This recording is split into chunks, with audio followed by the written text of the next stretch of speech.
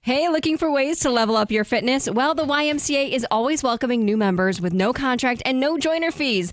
I'm loving the YMCA family membership with access to indoor pools, Les Mills group fitness, hundreds of machines, all with free child watch while you work out and for less than $3 a day. And today you can go and try the Y for free. Visit any of the 7 Metro Detroit locations and get a free guest pass. Learn more at ymcadetroit.org and find what moves you today.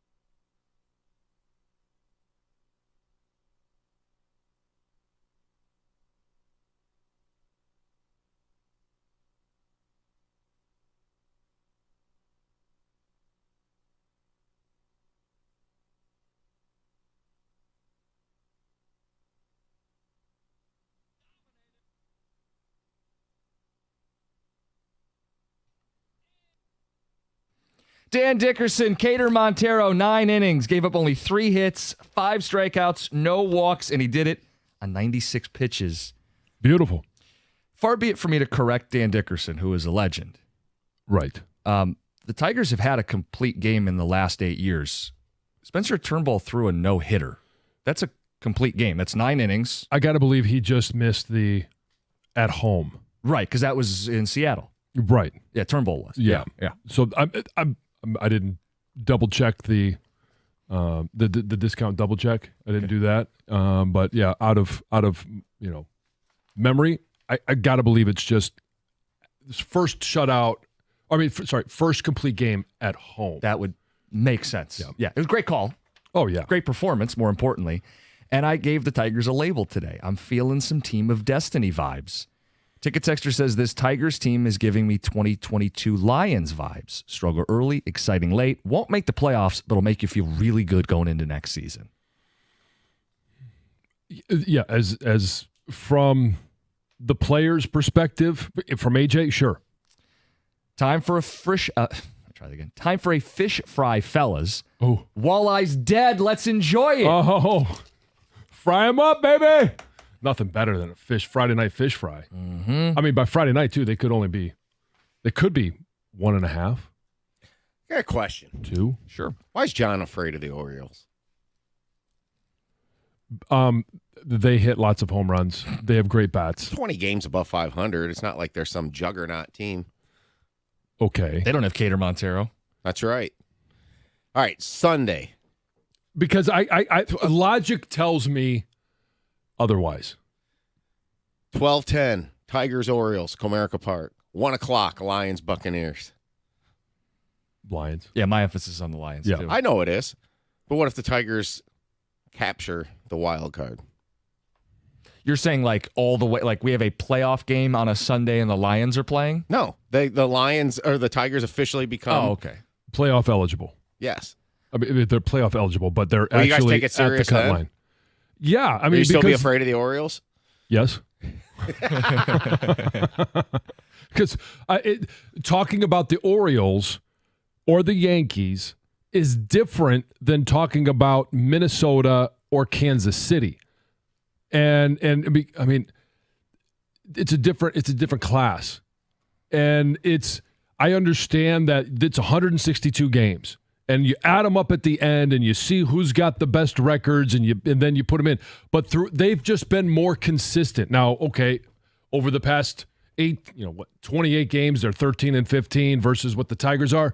I understand that, but that's also a small portion of the season. They have a longer track record of being better than the Tigers. So yeah, they worry me.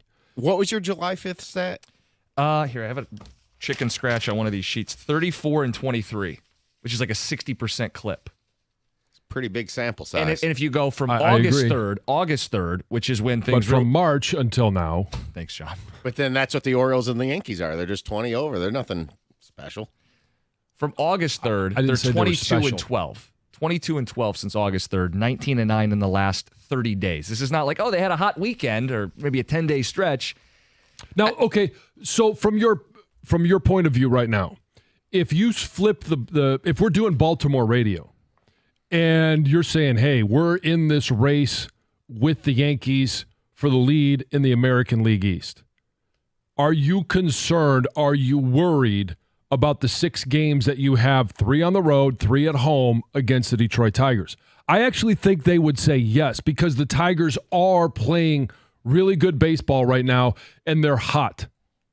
That would concern me versus what the Yankees are doing or facing. See, I think the perspective from the outside, from virtually everybody, is that this is just cute for the Tigers, that they're doing something for next year.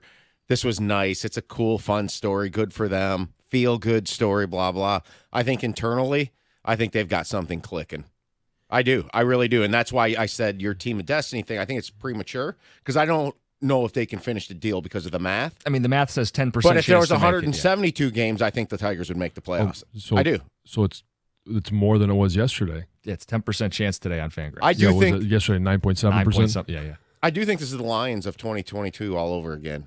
I'm not saying that the Tigers will necessarily take off next year potentially like that, but I think the Tigers are finishing like the Lions did that year. They've got something going on. This isn't like the Red Wings in the clubhouse. This isn't like the Red Wings who finished on the edge, losing a bunch of games. This is teams winning. Yeah. Like the Lions in 22, the Tigers right now. I'm just not in the same place you are. We'll get you there. Let's get to Heather in the news. Well, boys, 4 former Michigan football players, including Braylon Edwards and Denard Robinson, are suing the NCAA and Big Ten Network over money made off their name, image, and likeness. So they're seeking more than $50 million. And this is a class action lawsuit. It was filed on Tuesday morning on behalf of former U of M players who played prior to 2016. And the suit states that both the NCAA and Big Ten Network made money off of plays made by these 4 former players in commercials, in other promotional material, without their consent on financial compensation.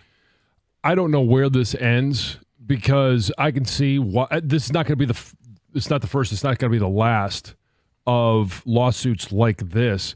I mean, how far back does it go? I mean, you're talking about right. Braylon was in 2001 was the earliest of this group of 4 former players. I mean, does Charles Woodson get in on something like this? Because obviously NCAA, Big Ten made money off of what he did. What about you, John? Well, they didn't make as much, but my point is if they show a game from my point is if they show a game from 97 and that's the season people want to replay. No, I agree. Yeah, and do you feel like you're owed money?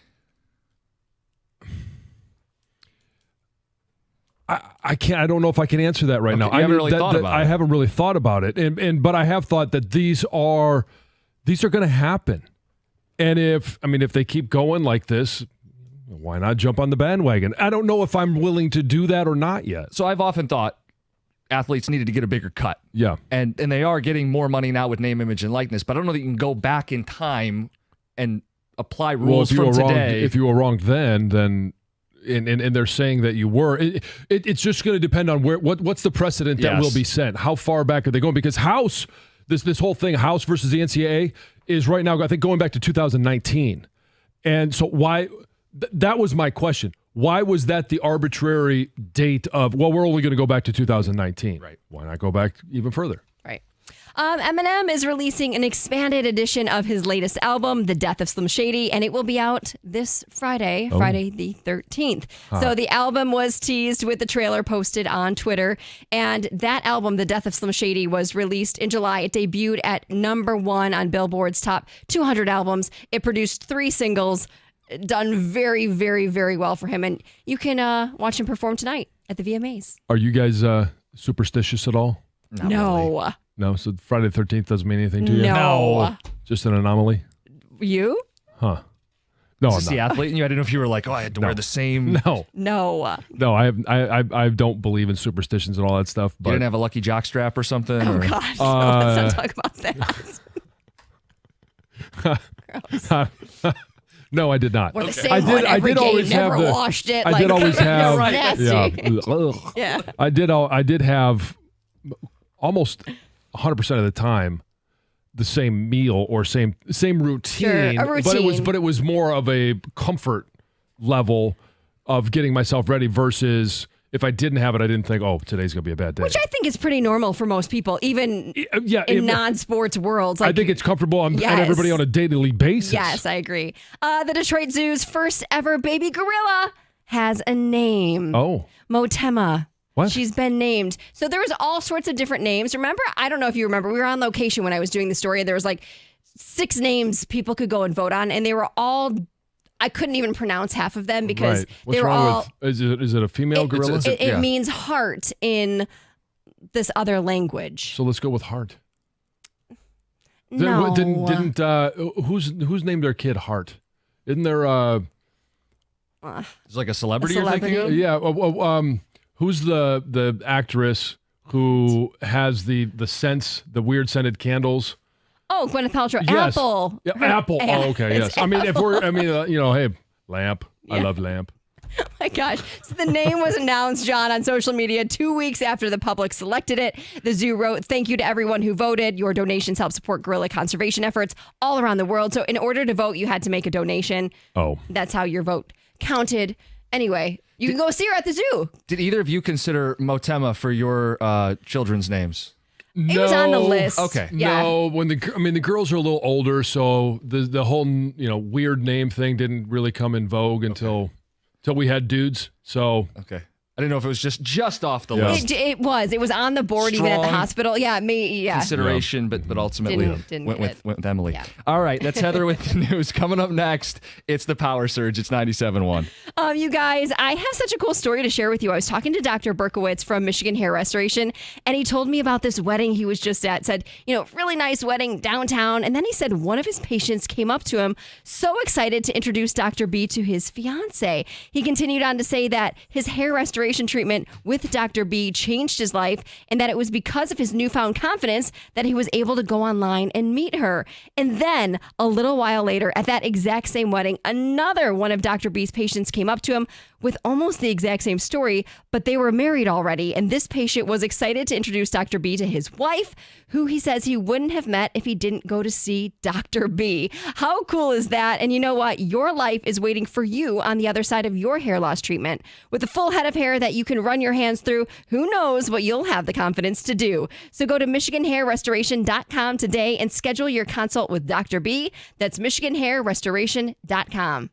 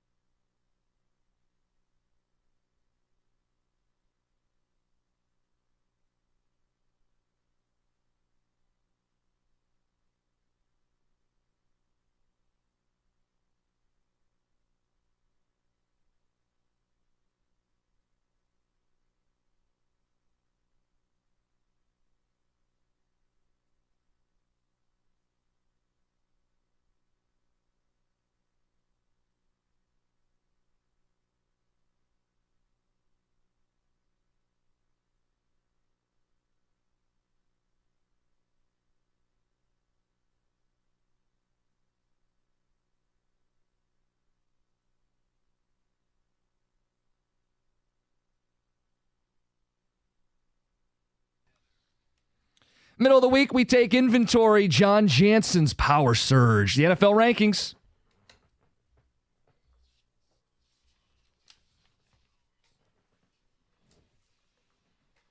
This music, I love when it kicks in. Oh, yeah. Dunna, dunna.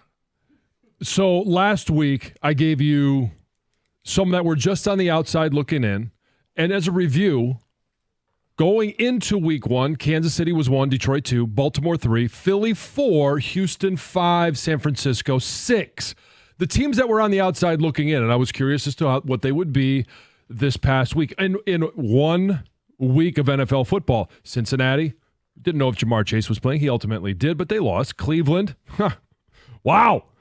Green Bay, Atlanta, and the Rams were all on the outside looking in. So this week, we do have some movement in the top 6, but I'll when I'm done, I'll say some of the teams that are just on the outside looking in. But number 6 for me is Dallas. Oh, wow. They make their first appearance because it was a dominant performance, but it is in-season Dak. It was against Deshaun Watson. Okay, fine. But I do have respect for Cleveland's offensive line. I think it's well put together. I think they had a couple injuries. So they were banged up. But I can't trust Dak, so I don't know that they ever go any higher than 6. Dallas defense, to me, is legit. Sure. But I just don't know if I can trust them offensively. So I put them in at 6. And some of it is because some of the other teams have lost. And it's week 2, right? We only have one game to go off of. Number 5, Baltimore. They did lose, but they remain in my top 6. They fell down from number 3. And when I look at them, I see Lamar Jackson. He's really good, and he's a lot of fun.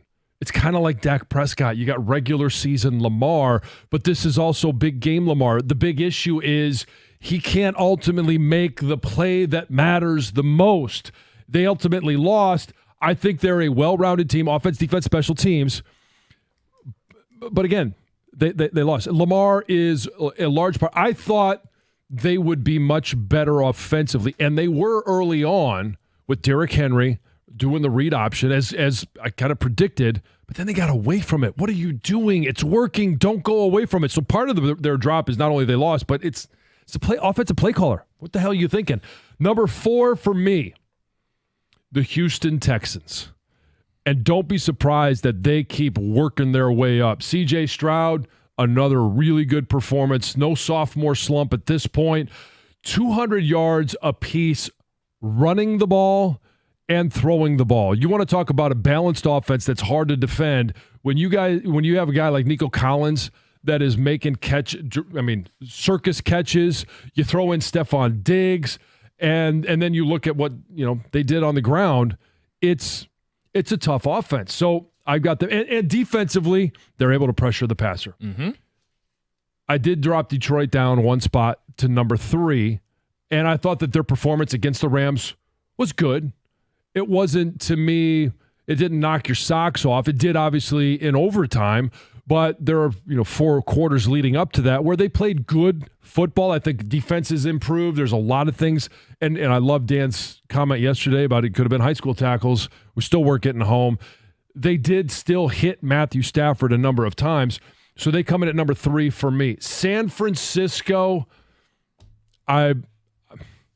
they're the ones that took the big jump for me because I was curious. Without Trent Williams and not being in football shape, now I don't think he played his best game. There were a couple of things in there, down in the red zone, down at the goal line, later in the game where I didn't like what he was doing, but still, obviously really good. I think he just got wore down. But no Christian McCaffrey. Ayuk coming in, only having 1 week of practice. Didn't really like how Brock Purdy played in the preseason. I liked how he played in that first regular season game. And they are, you want to talk about a team that's built offensively, defensively, and special teams, they're legit. So San Francisco comes in at number 2. And here's the other thing. Kyle Shanahan, I love how he is calling the plays. I love the sequencing. I love the motions. I love everything about his offense. Number 1, Kansas City, no surprise. They stay at number 1. They hit the ground running. Now, is it because, and Detroit at 3, did they fall off because they didn't play in the preseason, and maybe the passing game wasn't as crisp as it needed to be. That's part of it. Kansas City did play in the preseason, and they 100% hit the ground running. Chris Jones defensively, you can line him up anywhere, and they're not missing L'Jarius Sneed. I thought that was a heavyweight bout, and they were a team that just kind of felt like they were playing with Baltimore a little bit. So, and obviously Patrick Mahomes, I don't know if you've realized this, but he's good. I think he's very good. Some of the teams that are just on the outside looking in, I don't have Philadelphia. Yeah, that was the first team I wrote down. I know. Yep. So I know Hurts threw a couple interceptions, but Barkley's a difference maker. The Yep. defense is not as bad as it was a year ago. They dropped them. They had interceptions they left on the table. That's a surprise you left them out to me. Well, I left them out simply because Jalen Hurts last year, turnovers were an issue. He threw 2 interceptions, laid the ball on the ground 2 more times, recovered 1, but he turned the ball over himself 3 times. And I don't think Green Bay was able to take advantage. If they're playing another team, I don't know that they win that game, and they might have gotten blown out in the first quarter because all of those turnovers happened early. Are they fixable? Yes, but it's a cautionary tale. I caution Eagles fans, NFL fans. Jalen Hurts has had this going on for some time now. He's getting used to a new offense, new play caller, new center, which does matter, and we'll get a chance to see how he continues. The Chargers, I think injuries and the history of injuries. J.K. Dobbins, is he a guy that you can rely on for 17 weeks? I don't know. The offensive line, Bosa on defense, looked good in week 1. Obviously came away with the win, but it didn't look like a top 6 team in the NFL to me. Miami, surprised to see that they struggled with Jacksonville. 20-17, absolutely no run game. And last year they were able to generate some pretty good performances in the run game. Nothing on Sunday. So if you're one-dimensional, even though that dimension can be really good, I just don't know that you're a team that I'm going to trust. And defensively, I don't trust them right now either. Tua missed some throws in that game too. It had me thinking, this is the guy you paid? The team I'm shocked you didn't mention, John, and maybe they're the next team on your cut list here, the Buffalo Bills. Josh Allen, 4 touchdowns, new group of weapons, but they came roaring back and won the game. Yeah, Josh Allen with 4 touchdowns, but Josh Allen is going to have to do Josh Allen things, and we've seen in week 1, he's already, and on a short week, he's going to be playing with a bum left wrist. Now, it's not his throwing wrist, but I just don't know that we can trust them. I'm not ready to trust them week in, week out. The Lions and Niners, I would not have changed that. I think the Lions beat the better team by far. I don't buy the Jets. I'm not buying. I haven't seen the Jets do anything, and it's the respect of beating the Jets is. It was a matter of crispness and performance and depth. When you see a guy come in for CMC and just absolutely run run off 150 yards, to me that is the sign of a great play caller and a really good offensive line. And their guards, who I did not expect to play at the level that they played at. I mean, they might have found a gem. Was it the third round? Third round Kansas guard, Dominic Pooney. He looked really good. Yeah, and just Tom, that would be my point. I'm with John. I'll defend John's swap there.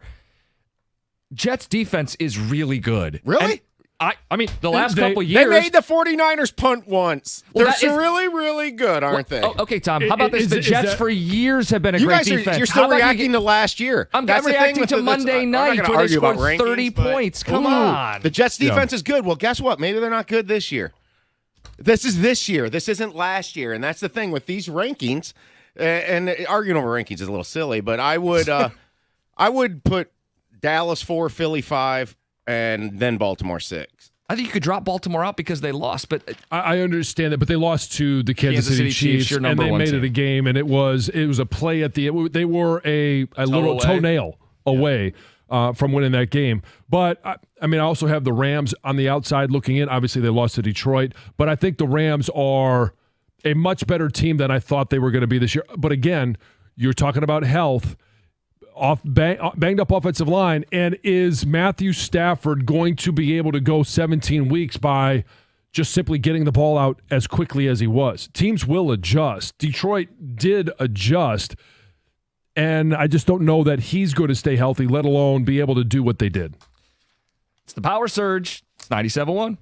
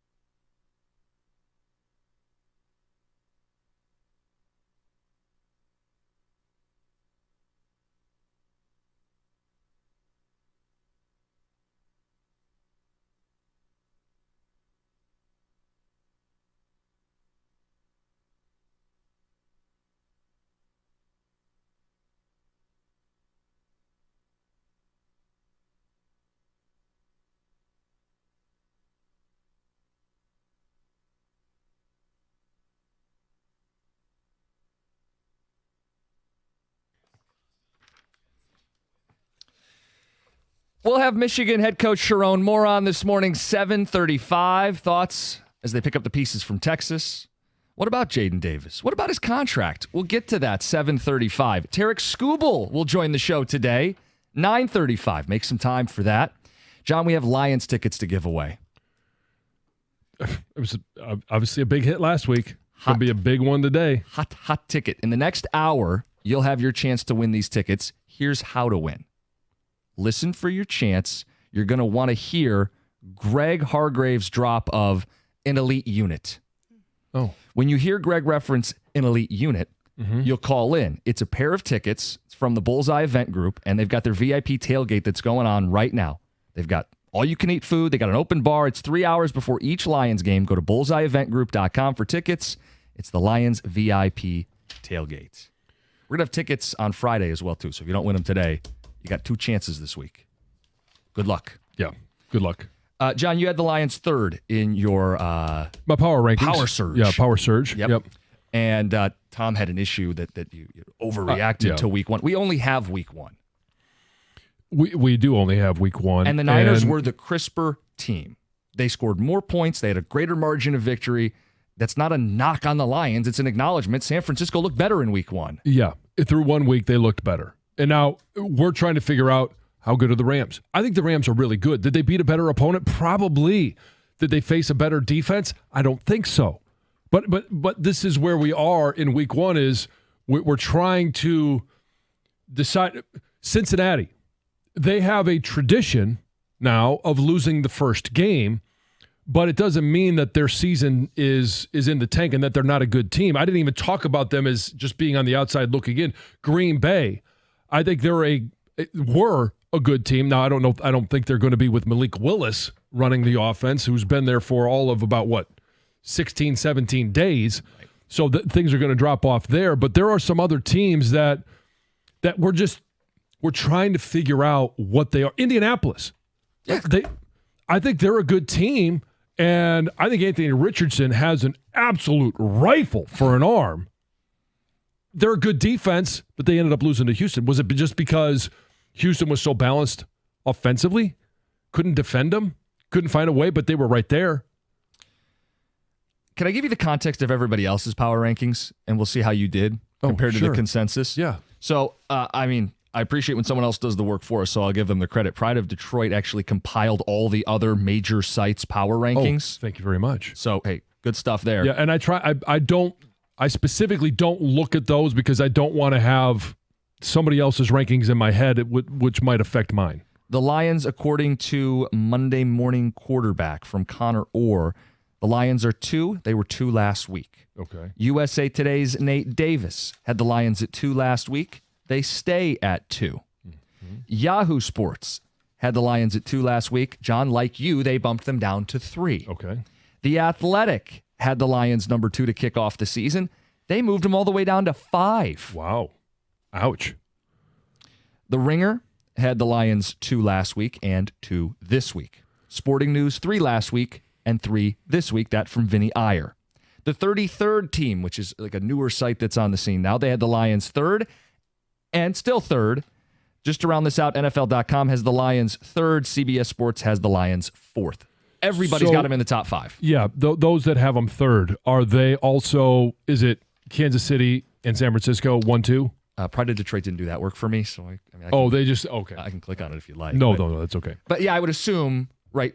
I mean, I don't know that they're the reigning NFC champs, and they looked good in week 1. Yeah, they're probably, if not the Lions, going to be the team ahead of them. And some of it to me was the fact that I had major questions. One, about the health of Christian McCaffrey, what that would mean for them offensively. Last year, he goes down. Now, I know they also lost Trent Williams, and I think it was Deebo Samuel at the same time. So you're talking about a major part of their offense.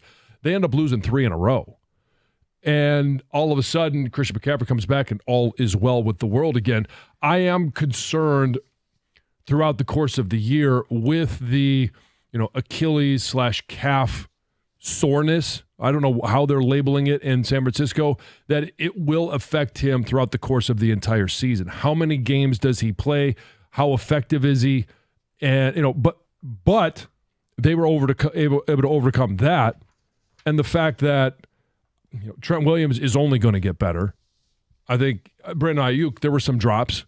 I think the more reps he gets, the more balls thrown to him, he's only going to continue to get better. So, yeah, I think this is a team in San Francisco that, quite honestly, hit the ground running I didn't think would. Let's get to the phones. John in Canton, you got a thought on this Lions team? Hey, good morning, guys. Yeah, I just wanted to say Zeitler, man, what an asset he is. I just watched the overtime over again last night, and that one play down by the goal line where they pushed that whole scrum, he was right in the middle down there. I mean, just, powering their way. I think him and Sewell together, they're going to be unstoppable. I think in the run game, you're exactly right. I was a little concerned. Now, it was only a couple of reps, and it does take some time to develop more chemistry with your, whether it's Frank at the middle or Sewell on the other side. The twist that the Rams ran to get the sack early in the game, I didn't like how he turned his shoulders. Now, it's one play. It raised a red flag for me that I'm not sure in the pass protection he's able to move his feet well enough to adjust off of some of those. The trade-off, though, him versus Jonah Jackson. I'll take Zeitler. Right. Yes, I think that's an upgrade. To his point, it's a great asset and a great upgrade. And I think, too, there's two levels of it. It's what he did for the Lions, and it's what the Rams missed on Thursday last week. They missed him.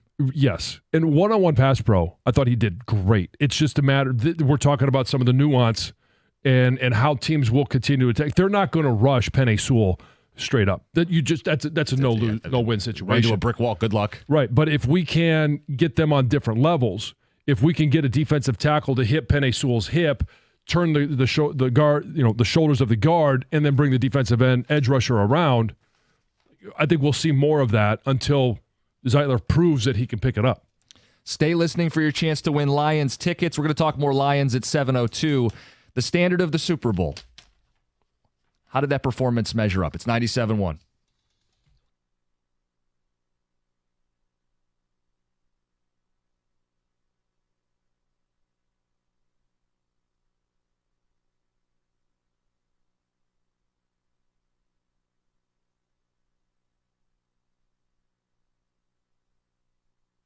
Brought to you by Beninati Pools. They call it a Maddox in the baseball world. Cater Montero, a rookie, pulled it off last night at Comerica Park. A complete game with fewer than 100 pitches. It was also a shutout facing the minimum number of batters, and that hasn't happened since JV in 2011. An incredible performance to help Detroit win 11-0. Cater said he realized he had something special brewing when he sat down after the bottom of the eighth and saw his pitch count. The Tigers remain 3 games back in the wild card race. Jared Goff is looking back at the Lions' offensive performance against the Rams from Sunday night, and he sees an opportunity to correct plenty of things moving forward.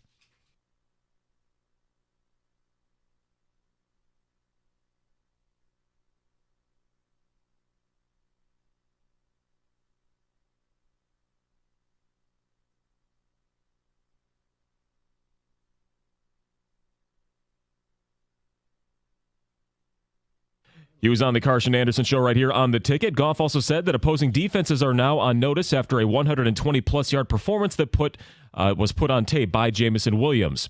The citation written for Tyreek Hill during that eventful traffic stop was revealed, written up for careless driving, doing 60 in a 40-mile-per-hour zone prior to being forcefully detained and put on the ground by Miami-Dade police. Hill is calling for the immediate termination of the officer, who he believes escalated the situation. From the Corewell Health Sports Desk, I'm Chris Villar. For more, go to 97.1 The Ticket and Odyssey.com.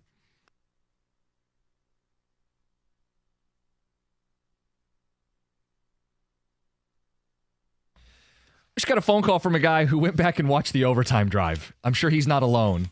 Oh, that is instant highlight, dreamy material. Put it on a loop. I mean, that's Detroit Lions football. It's the identity of the team. We asked Dan Campbell about it yesterday, and it's like, yeah, new season, but that's still there. Did you see? I know we had Brian Baldinger on Friday, and we're going to have him on every Friday. Yeah. I asked him about the offensive line, and he put together a little reel. I think it was on Monday. He actually launched it, talking about the black and blue division and that final drive by the Lions. It was, when you watch, I would actually encourage everybody to go back and watch that. Watch the end zone cut, and you can see absolute perfect footwork and technique by Penei Sewell. If you're a high school offensive line coach, if you're a college offensive line coach, hello, Ann Arbor, watch that footwork by Penei Sewell. It was textbook. It was unbelievable. It was so enjoyable to watch him, as it is a lot of times for those of us that nerd out on O-line play. He was perfect. The overtime drive to me was like chicken noodle soup for the soul. Like anything that was bothering you for the game, like that just hit right where it needed to. That was everything you needed to see. Because, John, if we're being honest, for the first 4 quarters of that game, they were not playing up to a Super Bowl standard. No. And I know they won the game. But, guys, we need to start having that conversation. That is the measuring stick all season long. Are you playing football at a Super Bowl caliber clip? There will be things to clean up, and I want to start the conversation there, John. You agree with me that that wasn't Super Bowl caliber? Correct. So what needs to improve the most from week 1 to week 2, or where are the areas that you want to see them improve? I want to see them be better in pass protection. I'm not happy with Jared Goff taking, 2 sacks and was 4 or 5 more hits. Jared Goff is the key to this offense. Jared Goff is the key to this team. If he gets hurt in any way, shape, or form, even dinged up a little bit, it affects this offense. And if we're going to sit here and claim them as the best offensive line in the NFL, it's not just one drive in overtime that you've got to be perfect on and look amazing, but you've got to be consistently good at protecting your quarterback in a number of different situations. And they were in a large part, but not expecting perfection. I'm just expecting something more than what we saw in pass protection. 17 unanswered points. That doesn't happen if you're winning a Super Bowl, right? That's got to be better as the season goes on. 17 unanswered is not just one side of the ball. 17 unanswered is both sides of the ball. It's the offense who couldn't convert third downs. Some of that's Goff, some of that's the receivers slipping, timing early in the season. I'm not panicking, but that wasn't Super Bowl caliber. And then defensively, I like that they were getting in Stafford's face, forcing him to be a tough son of a gun and forcing him to get the ball out in a hurry from these awkward arm angles. But ultimately, he did move the ball up and down the field without Puka Nacua and without 4 offensive linemen. John, that stretch to me was what I reflect back on and go, that can't happen. 17 unanswered. Do I have to remind people about 17 points in the NFC title game a year ago? No. They have time to improve, but I think that was most jarring to me. That can't happen. That's unacceptable for a team with Super Bowl aspirations. But to counter that, and you're right, that's not elite level play. I do think, as we all heard from Dan, we've heard this a number of times, they were getting the ball off real quick. But on the flip side, some of it is Aaron Glenn needs to adjust quicker how he is asking his corners, slot corners, his nickelbacks to play. You're going to have to play a little bit tighter coverage. Yes, it becomes risky, but that's a risk I'm willing to take if you have 3 backup offensive linemen and everybody playing out of place. You should be able to get home. There should not be enough time if you're playing press coverage, bump and run at the top of the route to be able to run anything of any depth. The Lions get up via J-Mo's 52-yard bomb play down the field. They're up 17-3. You're a football team built on running the ball, right? Game over. Shouldn't go to a coin toss in overtime. The Rams' next 3 drives, 11 plays, 70-yard touchdown. 7 plays, 76-yard field goal. 10 plays, 80 yards touchdown. What do you think? What did you see from the rebuilt secondary? I saw Branch miss some tackles, and he owned it right away after the game. Yeah. Came up to Dan Campbell, said it's not going to happen. The over pursuit on, it was the Johnson play. Yeah. Right? It was should have been like a 4 or 5 yard play. The guy's running down the sideline, over pursuit from Carlton Davis on that play. There was some issues tackling in the open field. They're going to get the ball out quick. Everybody knows it's going to Cooper Kupp. Can we bracket the guy? John, there's some, to your point about adjustments from Aaron Glenn. Everybody knows he's getting the ball. He got targeted 21 times. He caught, 14 balls? I know they're motioning him. It's easier said than done. It's a point TJ made on Monday, but but can you have trail coverage? Can you have high-low? Can you do something to keep him in a little box and force Matthew to scan the field? And if he's got to scan the field, John, that's when Dan Campbell's pass rush comes in and decapitates Matthew Stafford no matter how tough he is. Yeah, that's where I wanted to see some adjustments in the secondary. I thought for a brand new group, the secondary is very comparable to me to the offensive line on offense. You've got to be on the same page. You've got to know what everybody's doing without seeing. It's got to be a feel. And I think they are still feeling each other out. Understandable. And building trust amongst each other. Now, you put a 10-year vet in the offensive line like Zeitler, there's instant trust because you don't get to be a 10-year vet without doing things the right way. And I think Penei Sewell, Frank, they've all been able to develop that trust in Zeitler. Now you've got Carlton Davis along with Brian Branch, who's only in his second year, along with a rookie, Terrion Arnold, Amik Robinson. Like, you've got a lot of new parts and new components in a machine that needs to be well-oiled and all churning and doing things at the same time. That's where I thought they played good, but is there room for improvement? Yes. Yeah, and that's the key to this conversation. You think they're Super Bowl caliber. I think they're Super Bowl caliber. We got to hold them to the Super Bowl standard. So the question to Lions fans is, hey, better to have this conversation after a win. Where do they need to improve most week 1 to week 2 to be that Super Bowl caliber football team right now? 248-539-9797. Ticket Extra points out Kansas City lost the opener last year and still won the Super Bowl. Right. I mean, we've seen, we get it. Cincinnati started out 0-2. Yep. And they went on to play in the Super Bowl. Yeah. So that's become a tradition in Cincinnati to lose week 1. I don't like that tradition. I would not be a fan of it, but it is one that you can overcome. And thankfully, we don't have to worry about that. Ticket Texter says, what's impressive, this one says, my request may be unreasonable, but I want Terrion Arnold to get all his growing pains out before they play the Niners late in the season. And we've talked about that. The idea that Terrion Arnold is going to get a little bit of a baptism by fire. He's going to go out there and he's going to learn the speed of the NFL game, what he can get away with, try to avoid some of those calls while still playing aggressive because it's who he is and it's why they drafted him. And he's going to figure that out over the course of 4 or 5 weeks, 5-10 weeks. By the time they play the Niners late in the season, you hope he is not playing like a rookie corner. Here's one thing that I really liked about the defense, and that was the linebacker play. And you look at the tackle totals, Alex Anzalone is always at the top of the list because he's all over the place. He really did set the tone, especially with the 3 tackles for loss. But on that first play, he really did set the tone. I thought Jack Campbell is taking all the steps I thought he would take in year 2. But then you look and say, well, how come Carlton Davis, Terrion Arnold, Brian Branch, Kirby Joseph are all in the top 5 or 6? When you have a quarterback that throws the ball 49 times, then your leading tacklers are going to be your defensive backs. Yeah, I mean, that's just going to be if you looked at it and said, hey, they ran the ball 35 times and your leading tacklers were defensive backs, now you've got concern. That's an uh-oh. That's a yikes.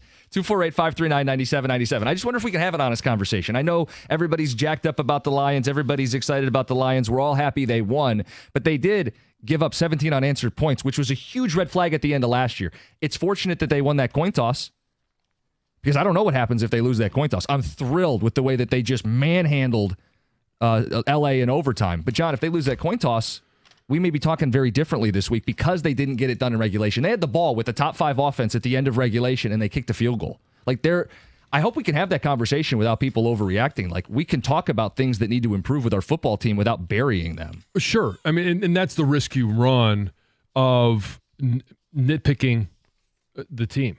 But we don't have a team that we were talking about in 19, in 20, in 21, where you're looking at the worst defense in the NFL. You're looking at the worst roster. You can't protect the quarterback. There's a lot of things to talk about in terms of what needs to be better from week to week, or hopefully you get there by the end of the year.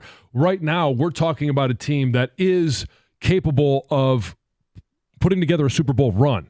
And we are trying to find ways. We're nitpicking because there's no drama off the field. Like, okay, what's the drama? Aleem McNeil doesn't have an extension.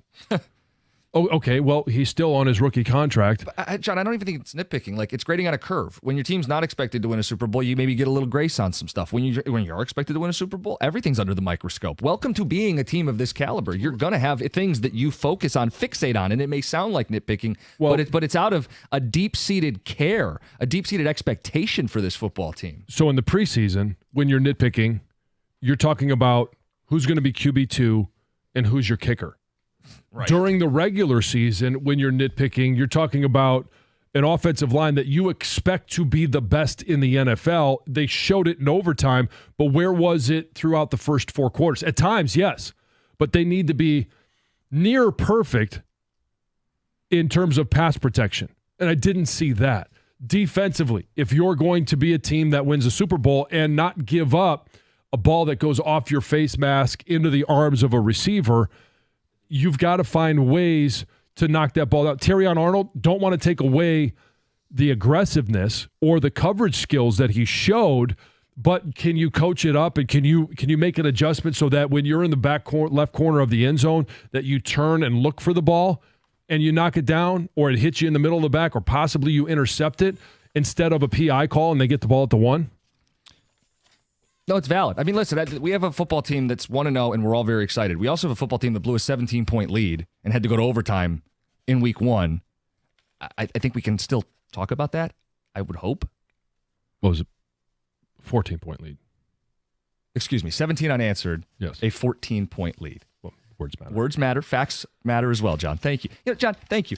Thank you for being real-time ticket text for me, because if you didn't do it was going to be flooded into the ticket text. We've got Sharon Moore coming up at 7:35 this morning. We'll talk a little Michigan State. What would the spread be if the two teams were playing this week? And, of course, we welcome Lions phone calls all morning long. It's 97.1. Talk to you about the place to watch all the best games, and we've seen it ourselves. It's Stadium Swim, the best pool in history. It's located at Serta Resort and Casino, where you can catch the biggest games at a viewing experience built for sports fans. 6 pools, 3 different levels, perfect view of a massive 40-foot tall high-definition screen. It's a sports fan's paradise. It's Stadium Swim, America's favorite place to watch football, with swim-up bars. Nothing better than a swim-up bar. You got a drink in your hand. You're watching your team play. Insta-ready selfie walls. It's a non-stop party. Score your perfect game day spot with the cozy day beds, the private cabanas. Grab a lounge at the center of the action and reserve your place today. 365 days of sports poolside. It's located at Serta Resort and Casino. It's downtown Las Vegas, Fremont Street. We're talking Stadium Swim. All sports, all seasons. Book your spot today. CircaLasVegas.com.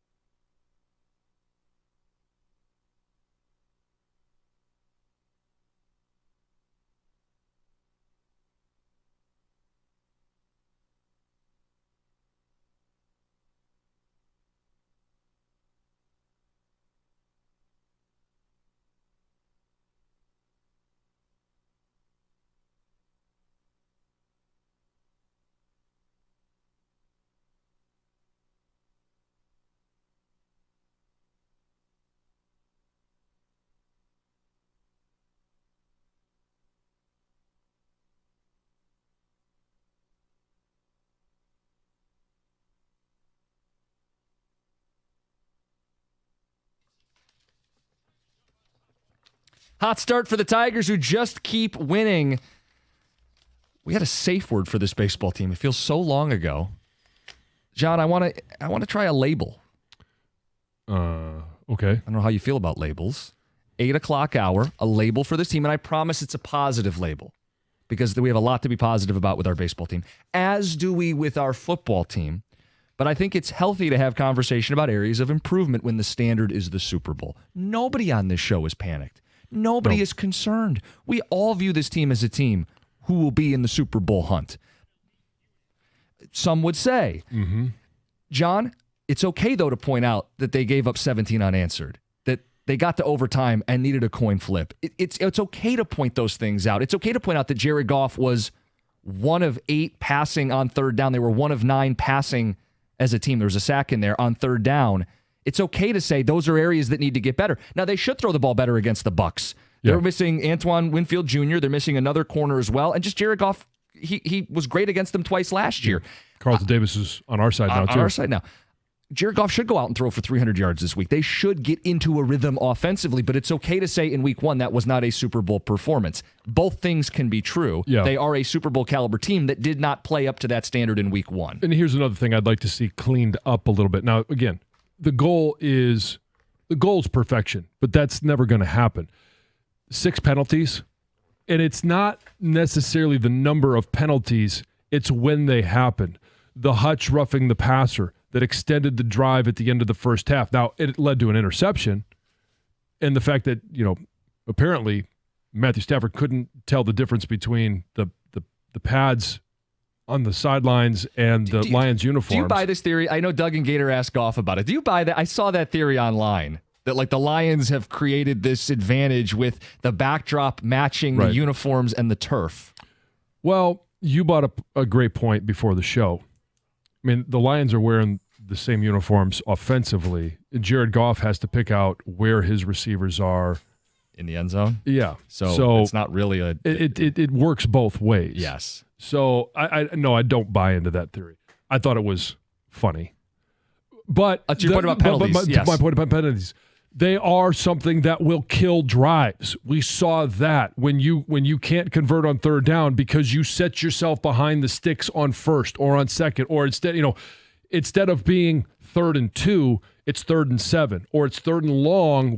Insert any number. Yeah, it's hard to overcome those in the NFL. Yeah, I think it's pretty obvious. We talked about it on Monday. They overcame a game where they didn't play their A game. It's okay to say they didn't play their A game, right? Right. Like, I wonder But what's allowed from Lions fans this year before being called negative. Like, I think this is a healthy conversation. I also think that's a huge positive. It is. You didn't play your A game, and you beat a good team while not playing your A game. A team that was in the playoffs last year, and I happen to believe the Rams will be a playoff team this year. So your B game or C+ game, whatever you call it, was better than what a good team was doing against you. Yeah. I think goals for week 2. Crisper passing game on third down. I'd like to see Baker hold the ball a little longer than Stafford. I'd like to see it show up not just in pressures. Pressures are great. I don't want to discount pressures. Pressures helped force the interception in the red zone. They helped force a penalty which kicked them back from the 1-yard line. I don't want to diminish pressures. But again, to win a Super Bowl, Patrick Mahomes' ass has to be on the ground because he'll keep the play alive. If you face Josh Allen or Lamar, if he ever gets it right in the playoffs, they're going to extend plays. Their ass needs to hit the turf. Otherwise, you're playing with fire. It doesn't have to be perfect by week 2, but that's an area I want to see get better. Them not just pressuring. They pressured the hell out of the ball last year. Get home and get sack totals. Because not everybody's going to be Stafford getting the ball out quick. Not everybody has Cooper Kupp, who's open for no reason all the time.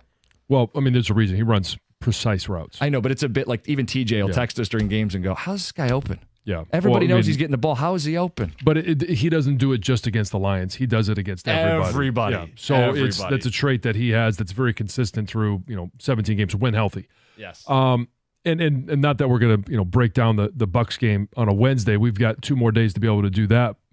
I do think Baker Mayfield will test the secondary a little bit more in this regard. Is he more mobile than Matthew Stafford? I wouldn't say he is, but I think he will be more apt to escape the pocket, extend some of those, plays, and then you're going to have to cover for longer down the field. He's not going to be a guy that the ball is in his hands, out of his hands right away. He doesn't have the ability to read a defense, process it, and execute it like Matthew Stafford does. So he will get outside the pocket, and it's a way to say, can we get home at a 7-step drop where a guy's not going to, and not let him outside the pocket? And when he does, because he will at times, are we able to hold up in the secondary on pass defense? We'll find out on Sunday, and so will Bruce in Dexter. He'll be at the game. He won the tickets. He heard Greg say an elite unit and called in. He won tickets and a VIP tailgate pass for the party at Eastern Market. It's from the Bullseye Event Group, and that tailgate is 3 hours before the game. All you can eat. It's got an open bar, and if you want to be there, you didn't win them, you'll have another chance on Friday, or you can go to bullseyeeventgroup.com. That's Lions tickets and the Lions VIP tailgate. Let's get to Heather's news. As you know, Lions fans are pumped for this season. They're geared up. They're wearing the gear. They're going to games. They're winning tickets right here. Going early to games, too. Oh, they're very going early. Very going early, yeah. Well, did you see? Weird way to phrase that. Fans, when the gates opened 3.5 hours before the game, they flooded in. They can't get enough of it. It's crazy. And, some of the fans are also writing their own hype songs. Oh. That's how pumped they are. There's one Lions fan, John Legarty, that wrote his own fight song. It's called All Grit, and he wrote it on the eve of the Lions season opener. Here's a little snippet.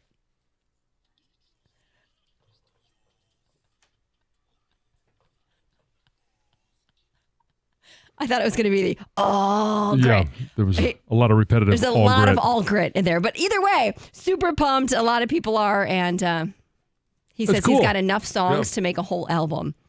When you're good, people will write songs, they'll write books, they'll do all that stuff. They sure will.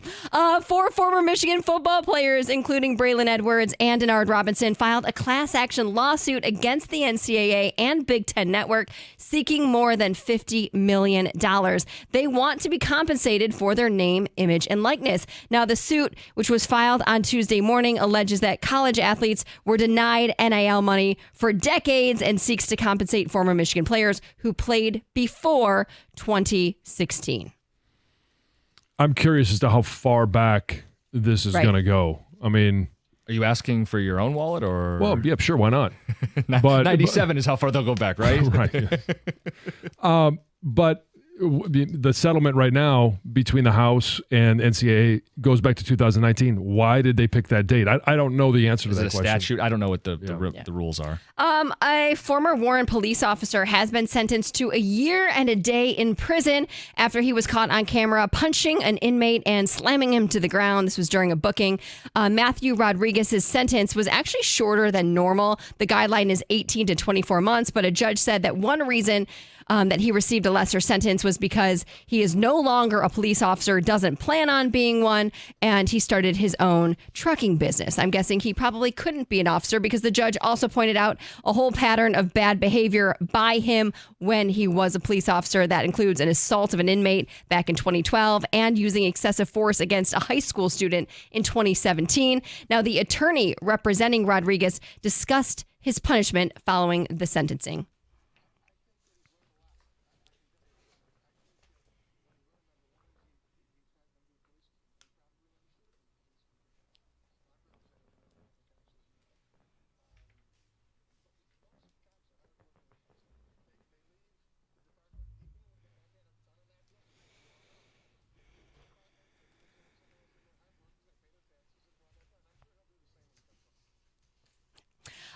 Did you hear this? Foo Fighters' Dave Grohl is hoping to regain his wife and his children's trust after he announced yesterday that he had a baby with somebody else.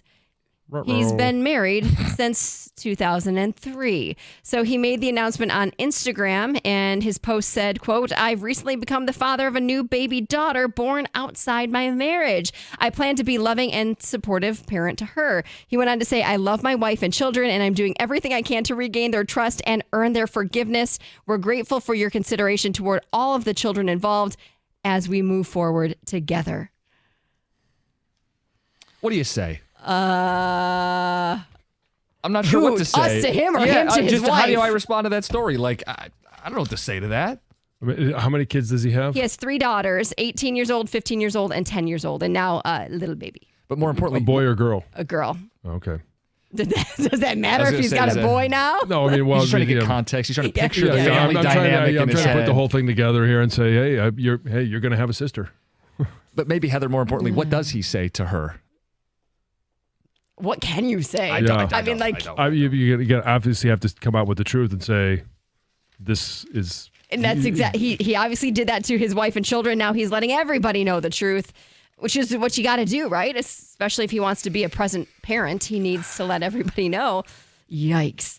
Also, yikes. 2 Delta planes collided on a taxiway at Atlanta's airport on Tuesday morning, and the larger of the 2 planes knocked over the tail of the smaller plane. No injuries were reported, but it sounds like it was pretty scary and terrifying for the people who were on board because they were both filled with passengers. One was going to Tokyo, the other was going to Louisiana. There was a meteorologist on the smaller plane that was going to Louisiana, and he said that it was terrifying. It was taxiing out for the flight from Atlanta to Louisiana, and another plane clipped the back of our plane. Very jarring, metal scraping sounds, and then loud bangs. He said, "We're fine, no fire or smoke." All the passengers were rebooked onto other flights. And that is Heather with the news. Michigan coach Sharon Moore is next. We'll give you a hypothetical. What should the spread be between Michigan and Michigan State? That's before the hour ends. And a positive label for the Tigers in the 8 o'clock. It's 97.1.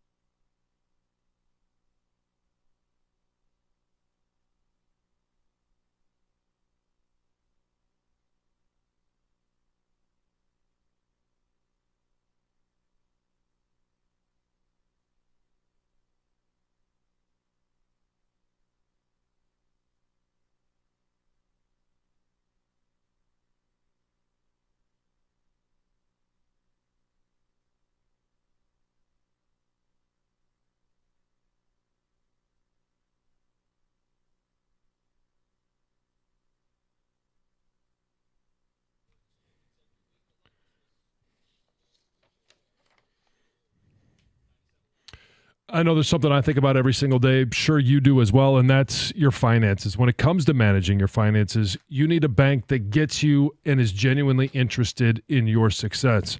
That's why I bank with First Merchants Bank. Whether it's your business banking or day-to-day personal banking, First Merchants Bank is 100% interested in helping you prosper. First Merchants bankers are attentive. They're going to take the time to get to know you, ask you questions, and find out what it is that you need from your bank.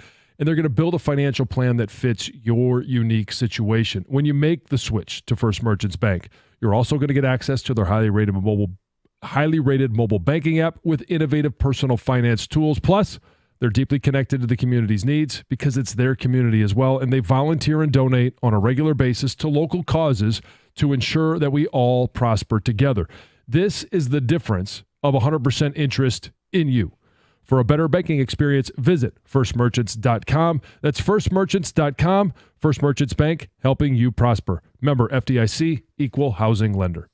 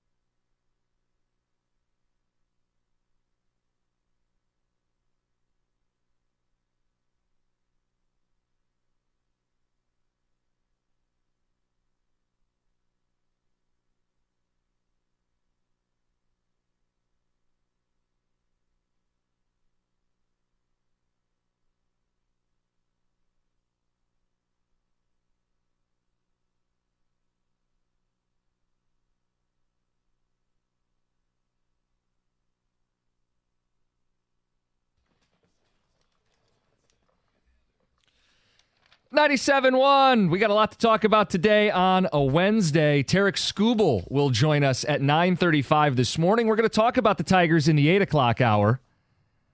I've got a label for this team. It's a positive label. I want to know if you guys agree with me. Win last night 11-0 against the Rockies. Still within 3 games of a playoff spot. We just got done talking to Sharon Moore. Mm-hmm. Michigan and Michigan State through 2 games this season. I think MSU's looked like there's a spark there. And with Michigan, a lot of the hope has already quickly faded. So I wonder right now what you would put for the point spread if those 2 teams were playing this Saturday. Do you know what it was prior to the season? Yeah, like it was 20 plus, 21, 22, 23, something like that. Yeah, I think that ship sailed. Yeah, you'd bet the Spartans all day at that line. What do you think separates the teams right now? How many points? I think you're probably looking at 10.5 for Michigan. And the reason I say that is Michigan State's offense, while I do believe they probably have the better quarterback,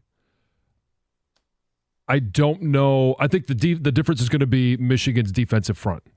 I don't think, at least I'm very hopeful, that what we saw on Saturday is not representative of this defense. However, Texas's offensive line, Texas's offense is much better than Michigan State's offensive line and offense. And so I think they will be able to get a number of stops. I don't know how much Michigan's able to score because I have no idea what they're going to do offensively, even this week. Still trying to, find an identity.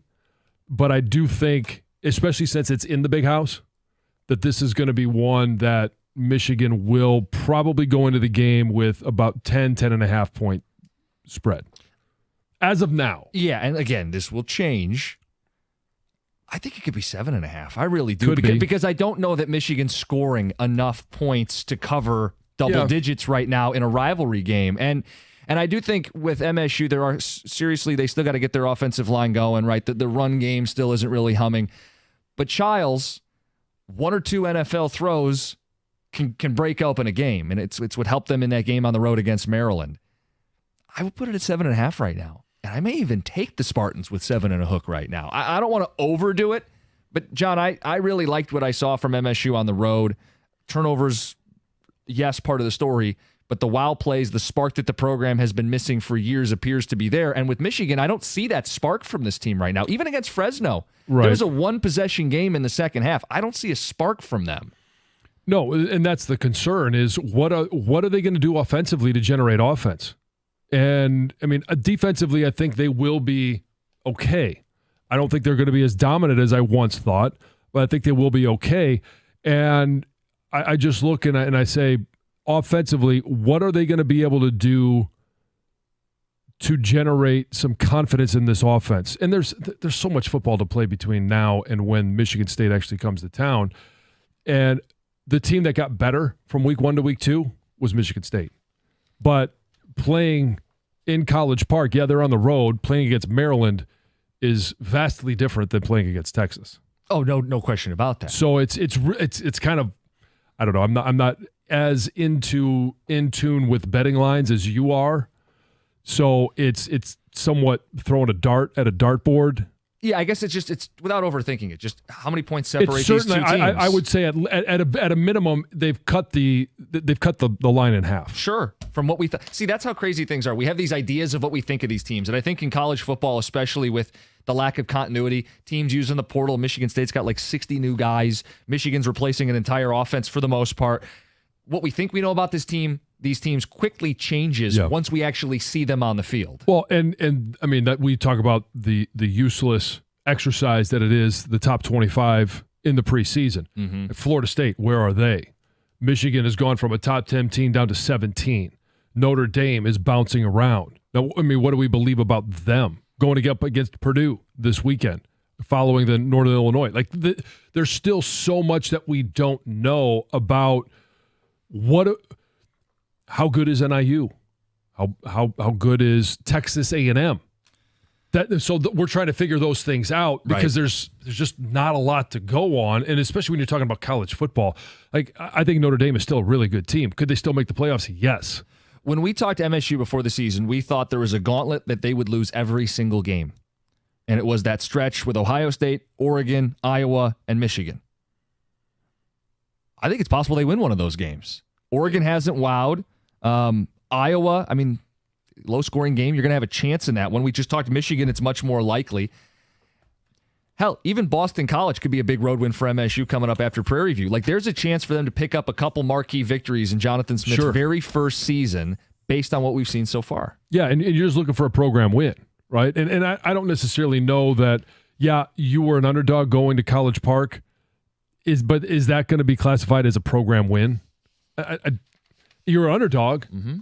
It's a Big Ten matchup. I think it was an important win if they're going to make a bowl game. It's an important win, but I don't know it's a program win. Boston College, it would be an important win. I don't know if it's a program win. So what's a program win for year one for MSU? Is it beating one of the big four in the middle of the schedule? Oh, yeah. I mean, if you're looking at teams of that stretch that are beatable, sorry, I don't think they beat Ohio State. Is it, could they beat Oregon? Are they as good as Boise State? Are they, could they be as good as, Idaho State? I mean, I don't know. So, and for Michigan, again, there is certainly no certainty that they're going to, that Michigan is going to just, walk all over them. Yeah, preseason, I would have thought Michigan will suffocate them. Yeah. I don't think they're running away with it. I think the defense is clearly good enough to win that game for Michigan. But it comes down to a matter of trust. How much of the defense do you trust? Exactly. And that trust has been, we could say, broken. It's certainly not what it was before the season. It's, I would say, eroded. Eroded is a good word, John. Thank you. 248-539-9797. Some of your responses. What would the spread be for Michigan and Michigan State if they played this week? We'll get to the Tigers in this 8 o'clock hour. It's 97.1.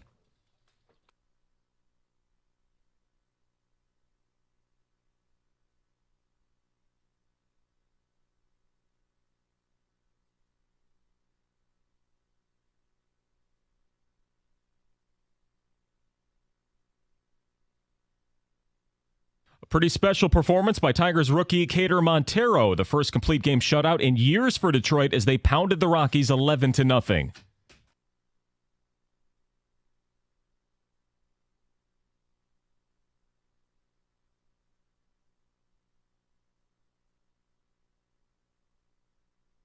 And Montero faced the minimum 27 batters, the first Tiger to do that since Verlander 13 years ago, giving up only 3 hits with no walks and was under 100 pitches for the game. Parker Meadows and Riley Green each had 3 RBIs as Meadows had his 7th homer to lead off the game. The Tigers remain 3 back of a wildcard spot as Minnesota snapped their 4-game losing streak. In the minors, Reese Olson completed another rehab start in Toledo, 3 scoreless innings with 5 strikeouts. Michigan State basketball releasing their non-conference schedule, set to play an exhibition against Northern Michigan in Marquette on October 13th. They'll open their season on November 4th versus Monmouth. A handful of former Wolverines are filing suit against the NCAA and Big Ten Network over name and image use. Braylon Edwards and Denard Robinson included in the litigation, seeking $50 million over the use of highlights from their careers at Michigan since NIL became profitable back in 2021. From the Corewell Health Sports Desk, I'm Chris Villar. For more, go to 97.1 The Ticket and Odyssey.com.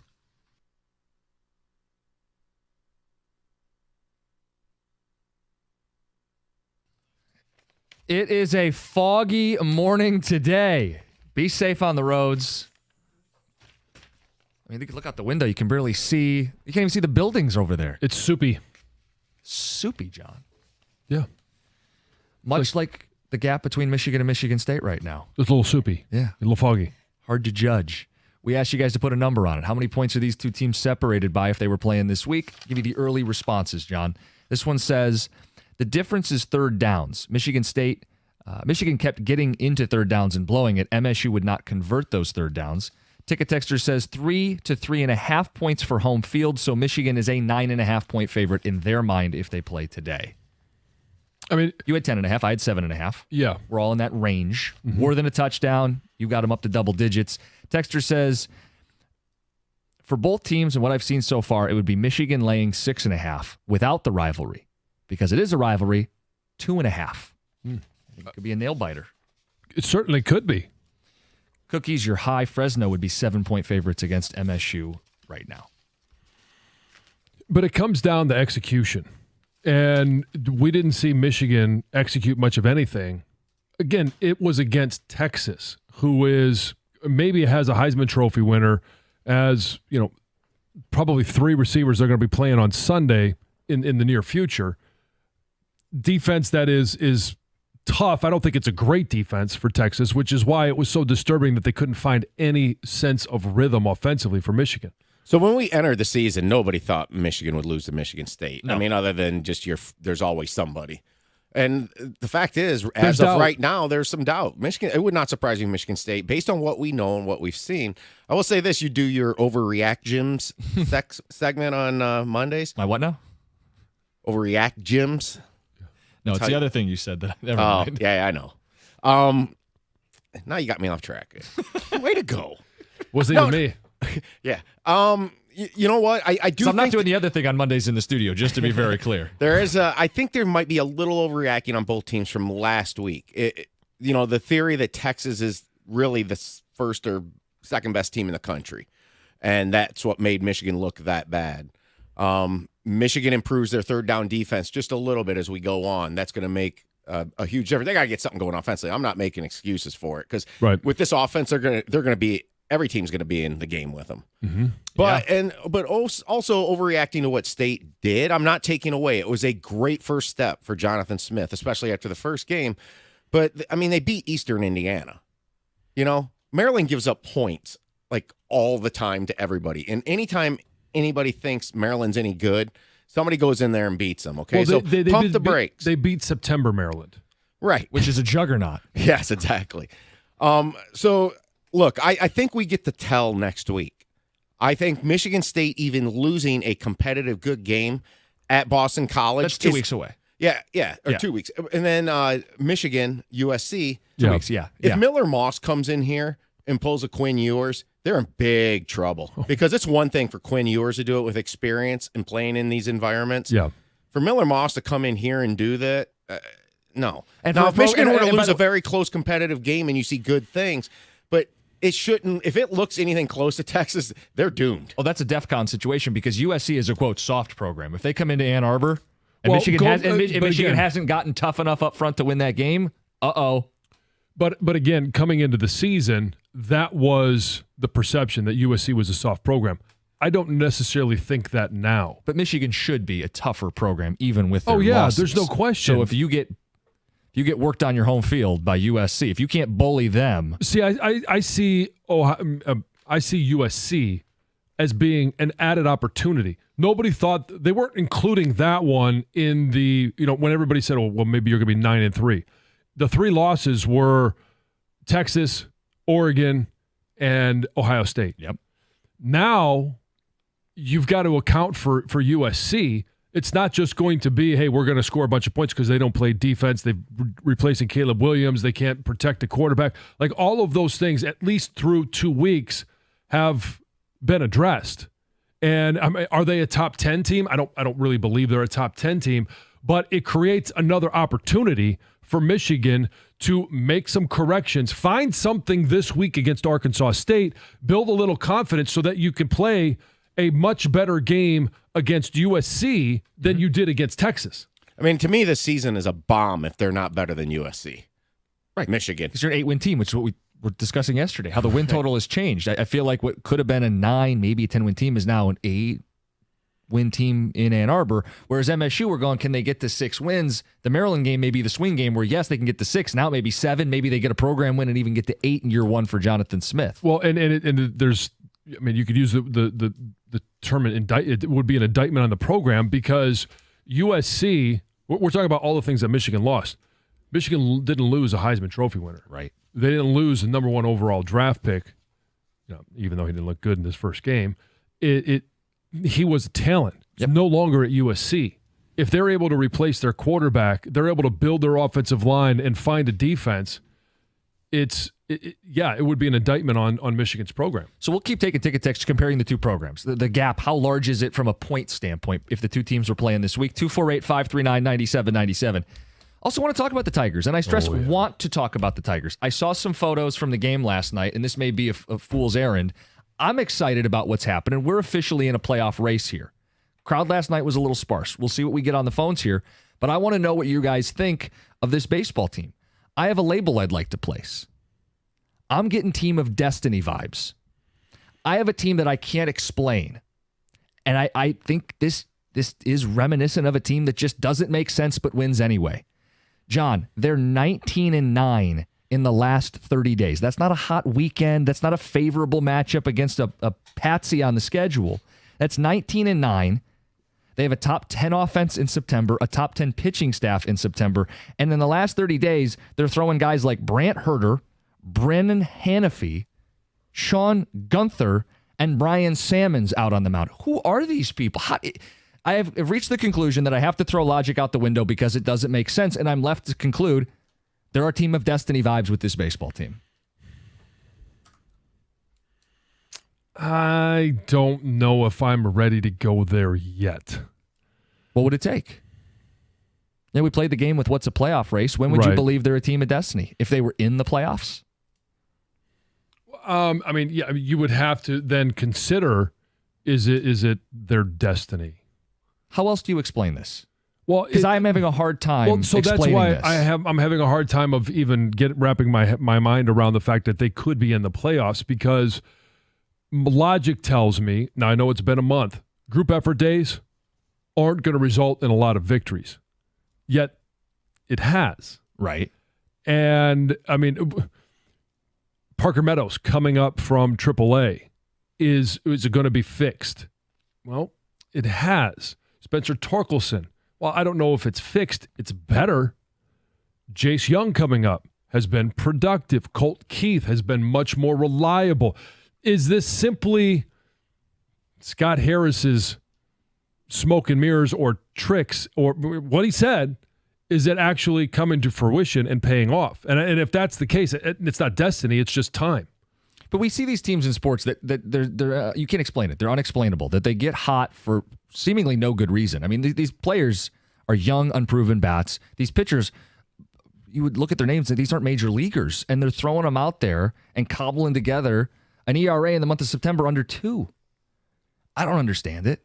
So I do have to conclude that there's just something at work here. That vibes have taken over. They just feel like a team that's willing themselves to victory most nights. I think it's a team that's young. They don't understand. They don't know that they're supposed to be losing, and they're just going out and playing. They're not playing with any pressure. Yeah. You know, I mean, if they miss the playoffs, they're supposed to miss the playoffs. They're a team that's going out and they're playing loose. That's why when you look at what they did at the end of last year with Spencer Torkelson, he was doing it because there was no pressure. At the beginning of the season, there was some pressure, and it all disappeared. Parker Meadows.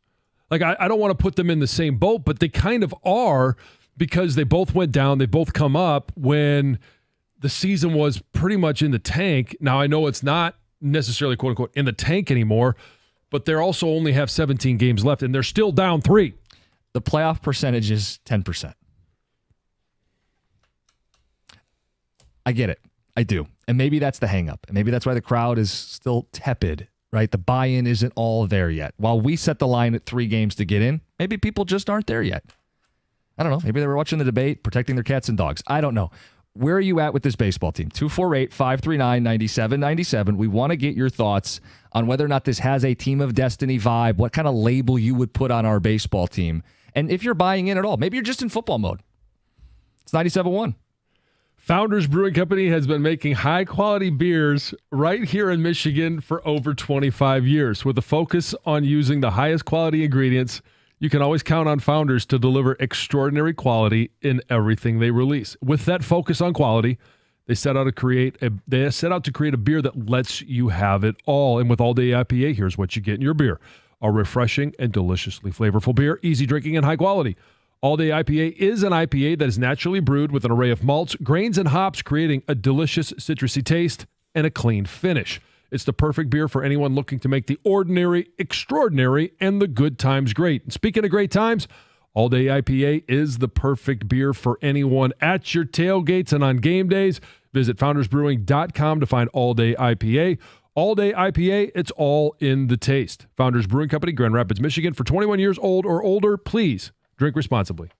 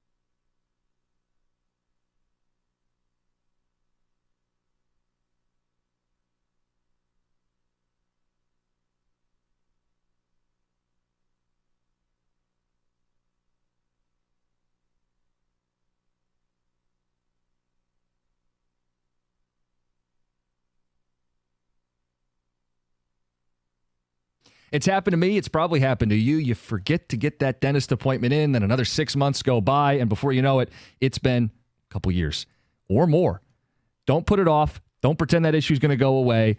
Get your appointment with Brightside Dental. That's their thing. No judgment. They're not going to judge you if it's been a few years, if you're not flossing every day, if your dental care isn't where you'd like it to be. They're going to work with you. They're going to get a plan together, get you back in a routine, and take care of you. Brightside Dental, no judgment. These are the dentists who are not going to give you a hard time. If you need a dental emergency same day, they can help you out. Brightside Dental with 8 offices in Metro Detroit. They got a $35 new patient special. That's a free exam and an x-ray to kick off your dental journey. Make the appointment. 1-800-PAINLESS. Check them out, brightsidedental.com. It's Brightside Dental. No judgment, just care.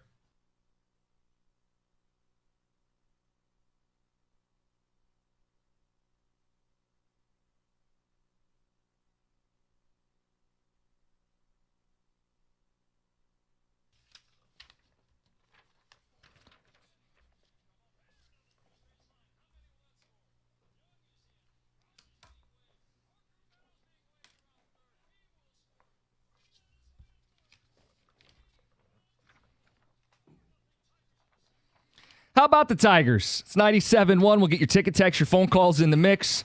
When you launch a show, it's kind of like a relationship. Yeah. And, John, we dabbled with a safe word in the summertime, and I want to put a label out there. I don't know where you stand on labels, but I said team of destiny. And some people are eating this stuff up on the ticket text. It just feels like the unexplainable is happening with our baseball team. When you're throwing out minor league relievers, and that's been the glue keeping this thing on the tracks. When you're 19-9 unexplainably the last 30 days, it doesn't feel like a flash in the pan. It feels like something else is going on here. There are team of destiny vibes with our baseball team.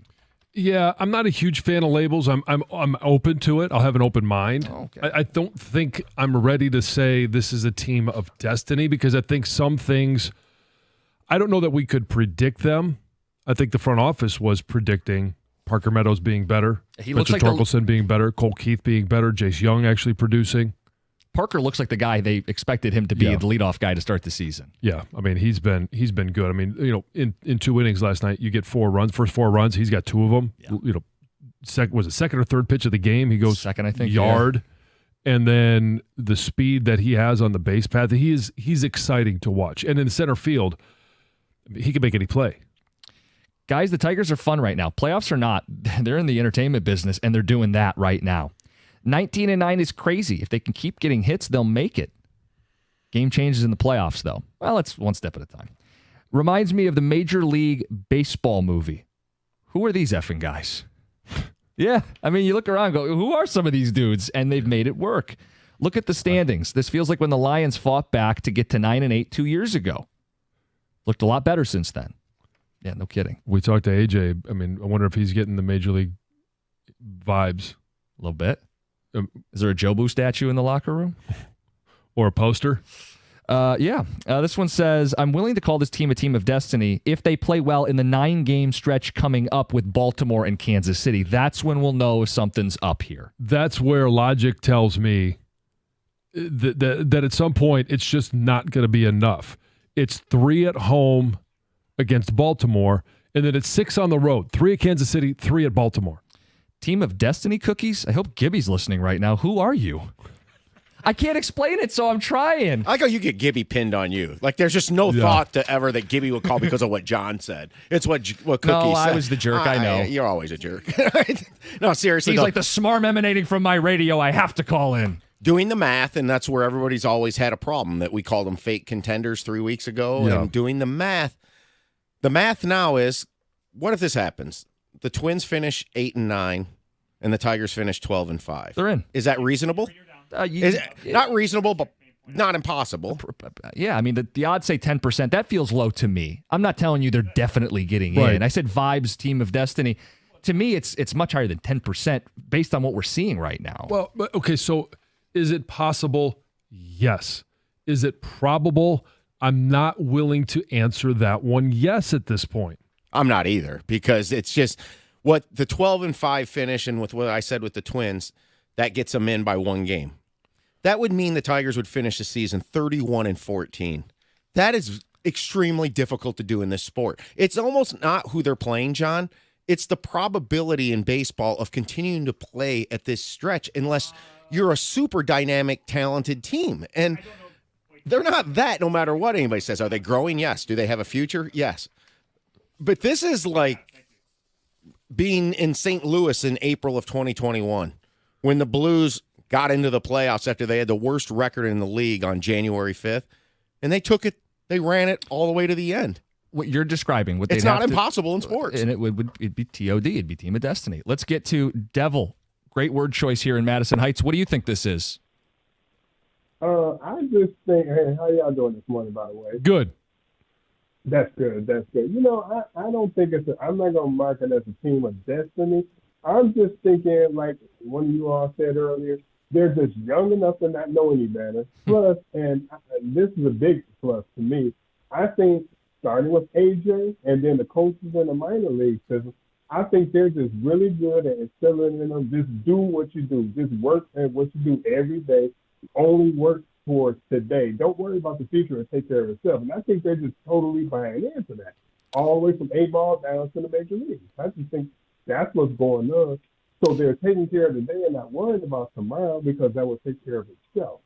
You know, because now me personally, once the trade deadline came, I looked at it then like, we're not going to do nothing this year. We're going to do it next year.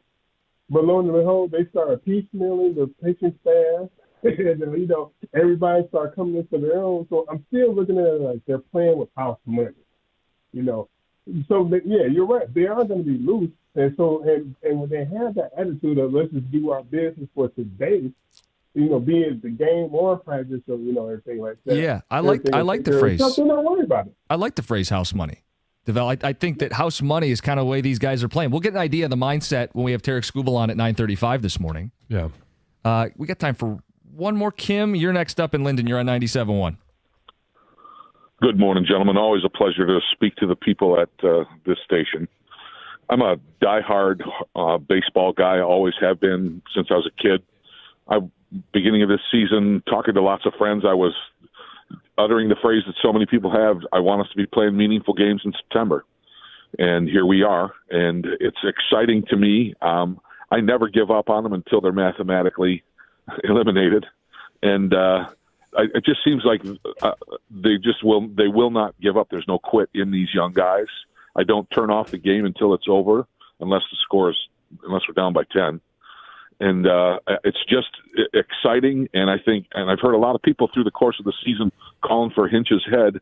I think he's been a master craftsman with this team. I mean, he seems like at times he's held it together with chicken wire and duct tape, and I feel like he's done a great job, and I'm just excited to be where we are right now. I don't know about destiny. I hope that's the case, but it's just an exciting time for a baseball fan in Detroit. It is, and to play meaningful baseball in September with what the Lions are doing, we're in a sweet spot right now. Now, obviously, we'd love to have them in the playoffs, but to have the race, have the chance, they're not mathematically eliminated, so there is a shot at something better than we thought this team was capable of doing. Again, part of the argument, I know it's only 10%, part of the argument for them getting in is you face the White Sox the final three. You're 3 back. You feel like you're really on the line right now. You've got the Rockies the next couple. Beat up on them. Make up a game here this week. Put yourself in a position to make the playoffs down the stretch. And they don't know any better. It does feel like it's kind of that young, dumb innocence of just go out and play baseball. So how about here's a label for you. Baby steps. You know, it's not as exciting as Team of Destiny, John. No, it's not. But if you're talking about, hey, in this series, can you make up one game? Sure. Can you just make up one? It's a baby step. Right? It's baby steps for this organization. If they win their next two against the Rockies, which I think they have to pull this off, and the Twins just lose tonight, we come in here Friday morning, they're a game and a half out of first place, or out of the wild card, which is just insane.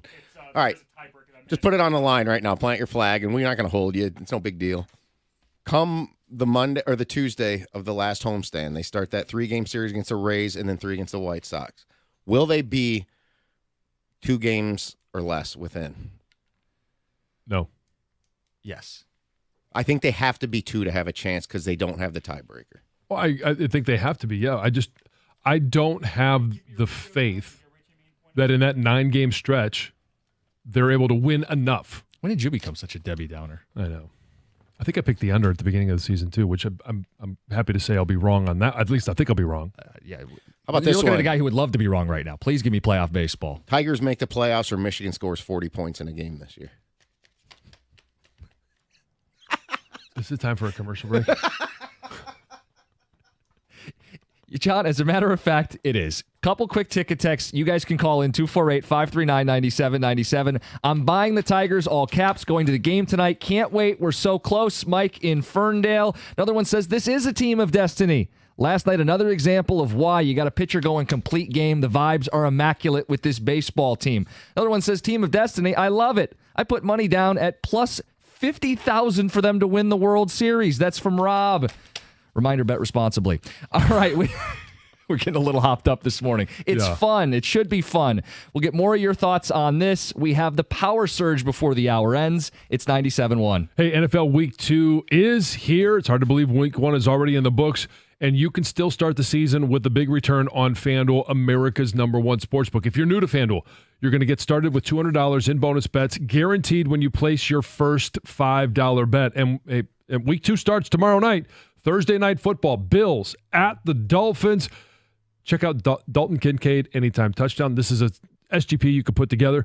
Tyreek Hill over receiving yards. He's on fire already. Josh Allen over passing yards. Probably not going to run a lot, so he's going to have to rely on his arm. Just visit FanDuel.com/Jansen to make every moment more this NFL season. FanDuel is an official sportsbook partner of the NFL. Must be 21 or over and present in Michigan. First online real money wager, only $5 first deposit required. Bonus issued as non-withdrawable bonus bets that expire 7 days after receipt. Restrictions apply. See terms at sportsbook.fanduel.com. Gambling problem? Call 1-800-GAMBLER.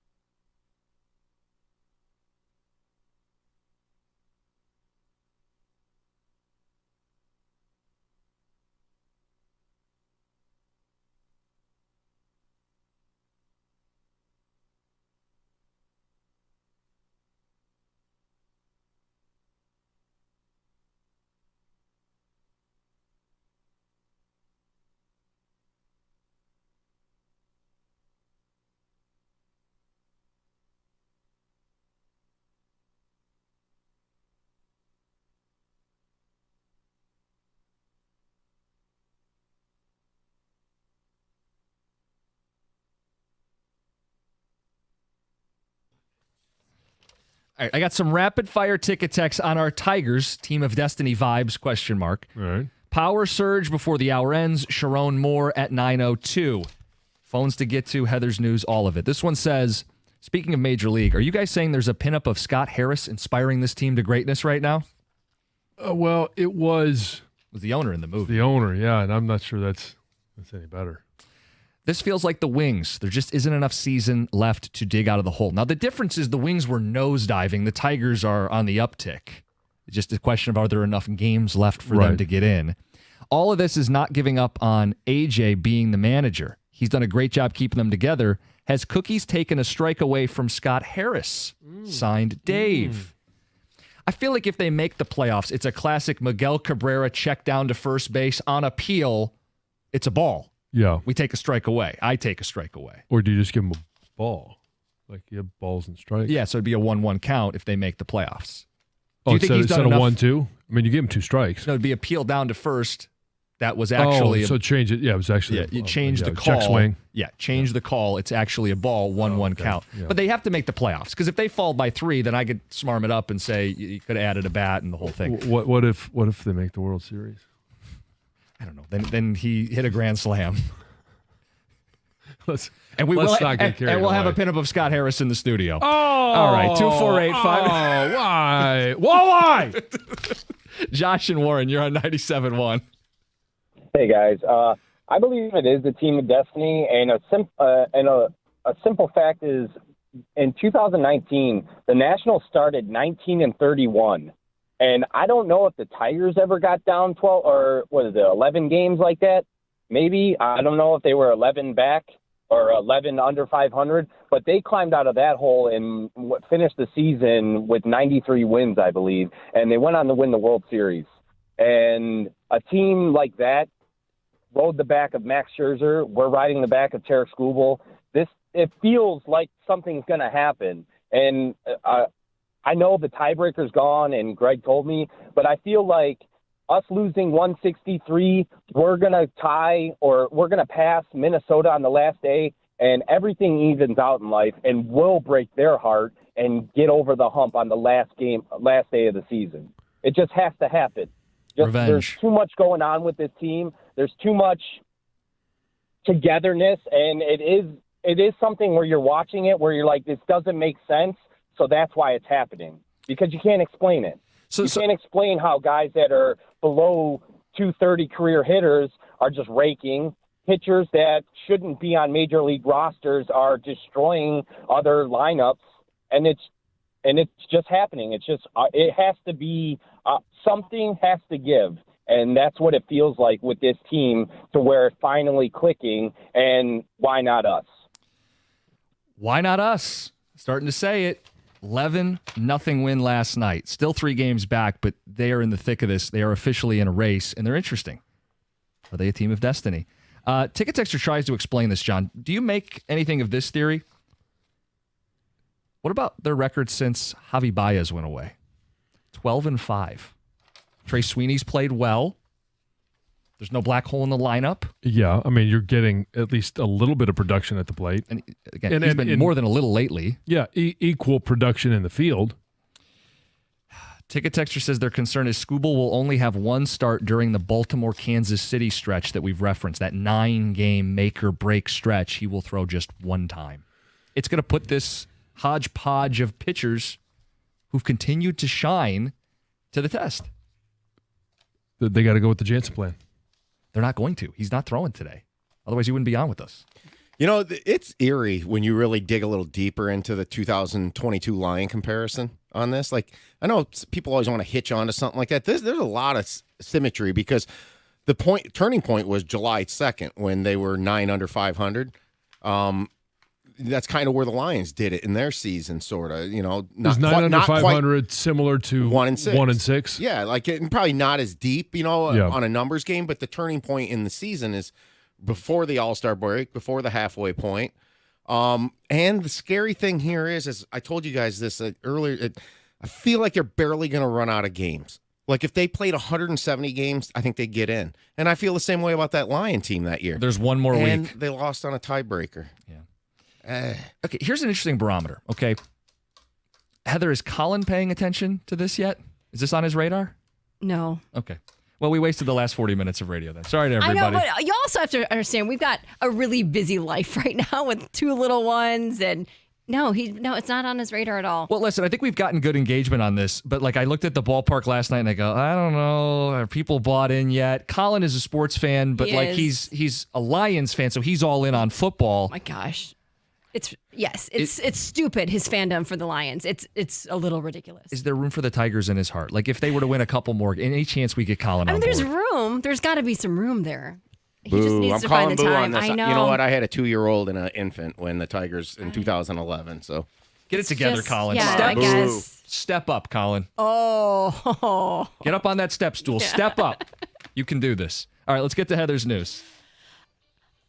So Tyreek Hill wants one of the officers involved in his detainment on Sunday to be fired. He released a statement. He made it through his lawyer, and he said that we are demanding for the immediate termination of the officer that was placed on administrative leave. We are of the opinion that the officer's use of force was excessive, escalating, and reckless. We are demanding that the officer be terminated effective immediately. Now, we have learned a little bit more about that officer. His name has been released. Danny Torres, 27 years in the force. So he's had that job for a very long time. Now, Hill's agent, Drew Rosenhaus, also called for the officer to be fired on the Dan Le Batard show on Tuesday.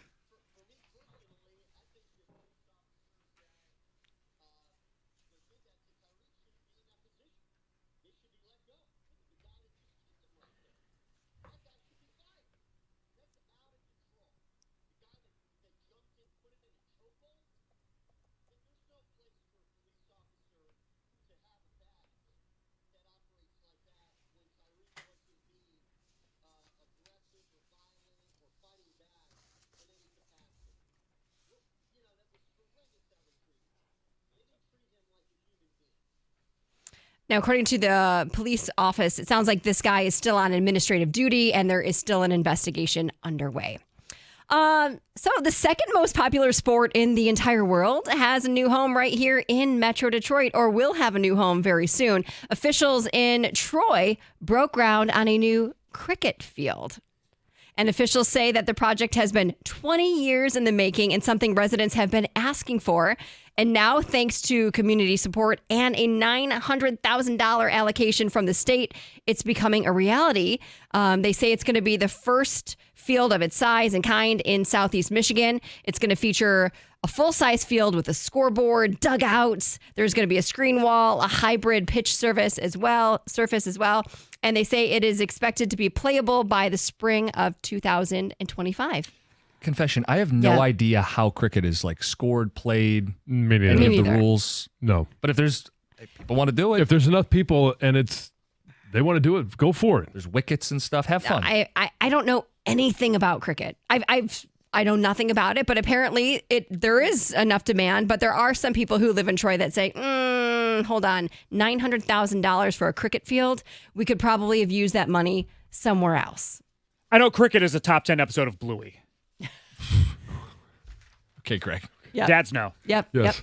Yep. Listen to this. A Purdue student started his junior year off with a bang after he won a free 2-year car lease in a field goal contest during the team's season opener, right? How cool is this, right? You go out there and he had the opportunity to win money and also this car lease. It was called Kicks for Cash. So he first had to make a 20-yard field goal, won some money for that, 30-yard field goal, won some money for that, and then he had the chance to do a 40-yard field goal. If he made that within the time allowed, he'd win this car lease. And he did it. He made this 40-yard field goal, but he got screwed out of the deal because the dealership pulled out on a technicality. Well, they emailed him and sent rules him are rules. video. The video, like multiple angles of his kick, showed that he was 0.05 seconds too late. Like the ball left his foot just So not even a second. I don't think it's a technicality, and I don't think he got screwed. 0.05 seconds, not even half a second. He took his time 0.05. to line up the kick. And he just took too much time. And the thing is he did walk away with a new lease because the dealership, it was more the insurance agency that kind of was like, we can't do this. The dealership said, no, we're not doing it. But a different car center came through and gave him a 2-year lease on a Chevy Blazer. So he's got one. Yeah. Somebody else is getting some publicity and kind of stepping forward. But John, you are such a God, that stickler. sucks. 0.05 seconds. Well, I mean, it's not a technicality. It is, if he hadn't taken his time to kick it, Greg? John, I generally agree with you. However, don't be the bad guy of your business. No, Just don't be the bad guy. I agree. And they let a competitor swoop Yes, in and and steal that's this guy what and happened. the PR. From a business standpoint, that's fine. But from the rules of the competition, But it's you not a imagine how technicality. much you're analyzing. You're watching all. I mean, Oh, yeah. 0.05 seconds. insurance companies do this all the time. Gosh. Here's what should have happened. They get the ref out and they get under the little review booth and they say it's too close to overturn. We got to keep it. Call in the field stands. We got reviews on sideshows. I'm imagining someone at the dealership doing the Leo meme during this. No, he was late. Doesn't count.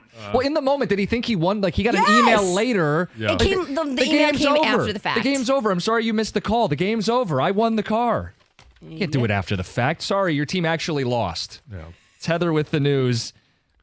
Power Surge is next, 97.1. You heard me talk about injury attorney David Feminino, and I've been talking about him for some time. Just listen to some of the results that David and his team have been able to get for injured clients. $3.5 million for one, $5 million for another, $11.5 million for a client.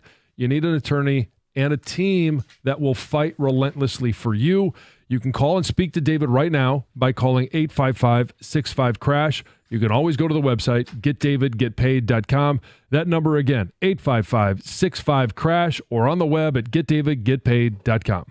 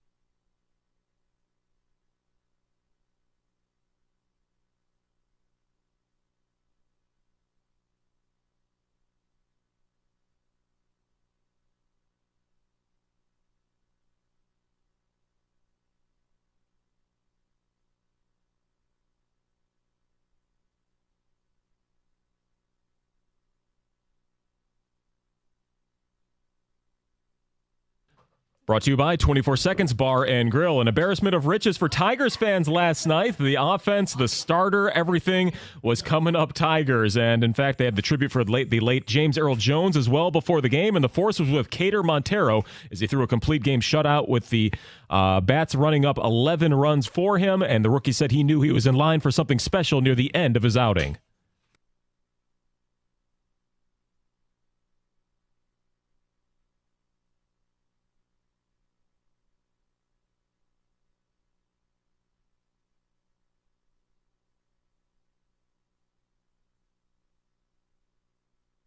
Greg Maddux would be proud. It took him less than 100 pitches, and he faced a minimum 27 batters. Detroit didn't gain any ground with the Twins winning their game, but they did go up a game on Boston and Seattle, who both lost. There's also an illness going around the Tigers clubhouse. Spencer Torkelson and Dylan Dingler were both scratches from the lineup prior to the game. Oakland players who played the Tigers over the weekend also dealing with sick players.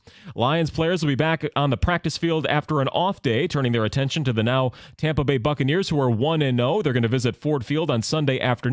New kicker Jake Bates hit both of his short field goals in Game 1, but Detroit did add a veteran to their practice squad this week who's familiar with the division. They signed Greg Joseph, who most recently kicked for 3 seasons with the Vikings and 1 with Green Bay. And former MSU quarterback and current Auburn quarterback Peyton Thorne says that he's been getting Venmo requests from bettors who want their money back from bets being made on his team. He said, ironically, nobody ever is sending him cash when they actually hit their parlays. From the Corewell Health Sports Desk, I'm Chris Villar. For more, go to 97.1 The Ticket and Odyssey.com.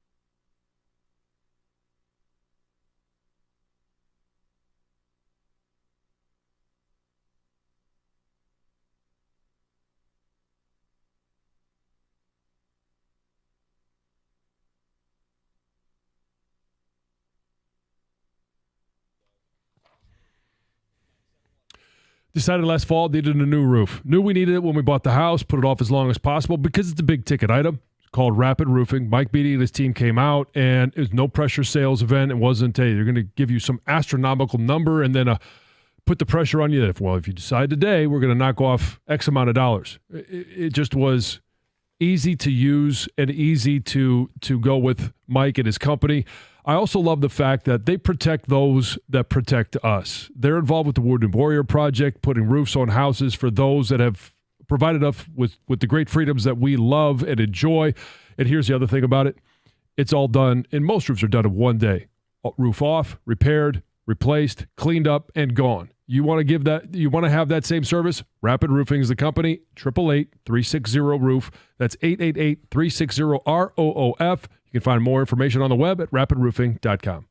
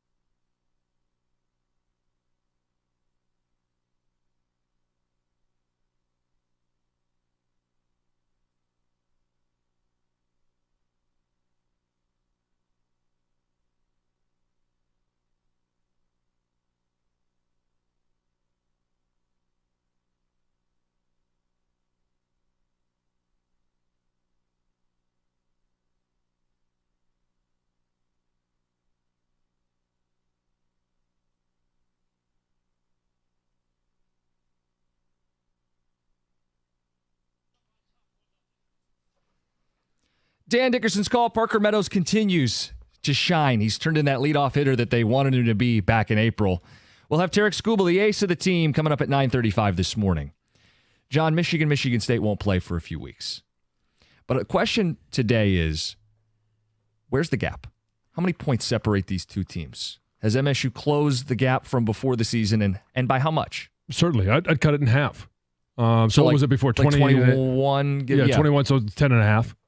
And there's still so much more football to be played, so much to learn about both of these teams moving forward. And they're going to have opportunities to see, is Michigan going to be able to fix things between now and USC? We're not going to learn a lot. At least I wouldn't think so.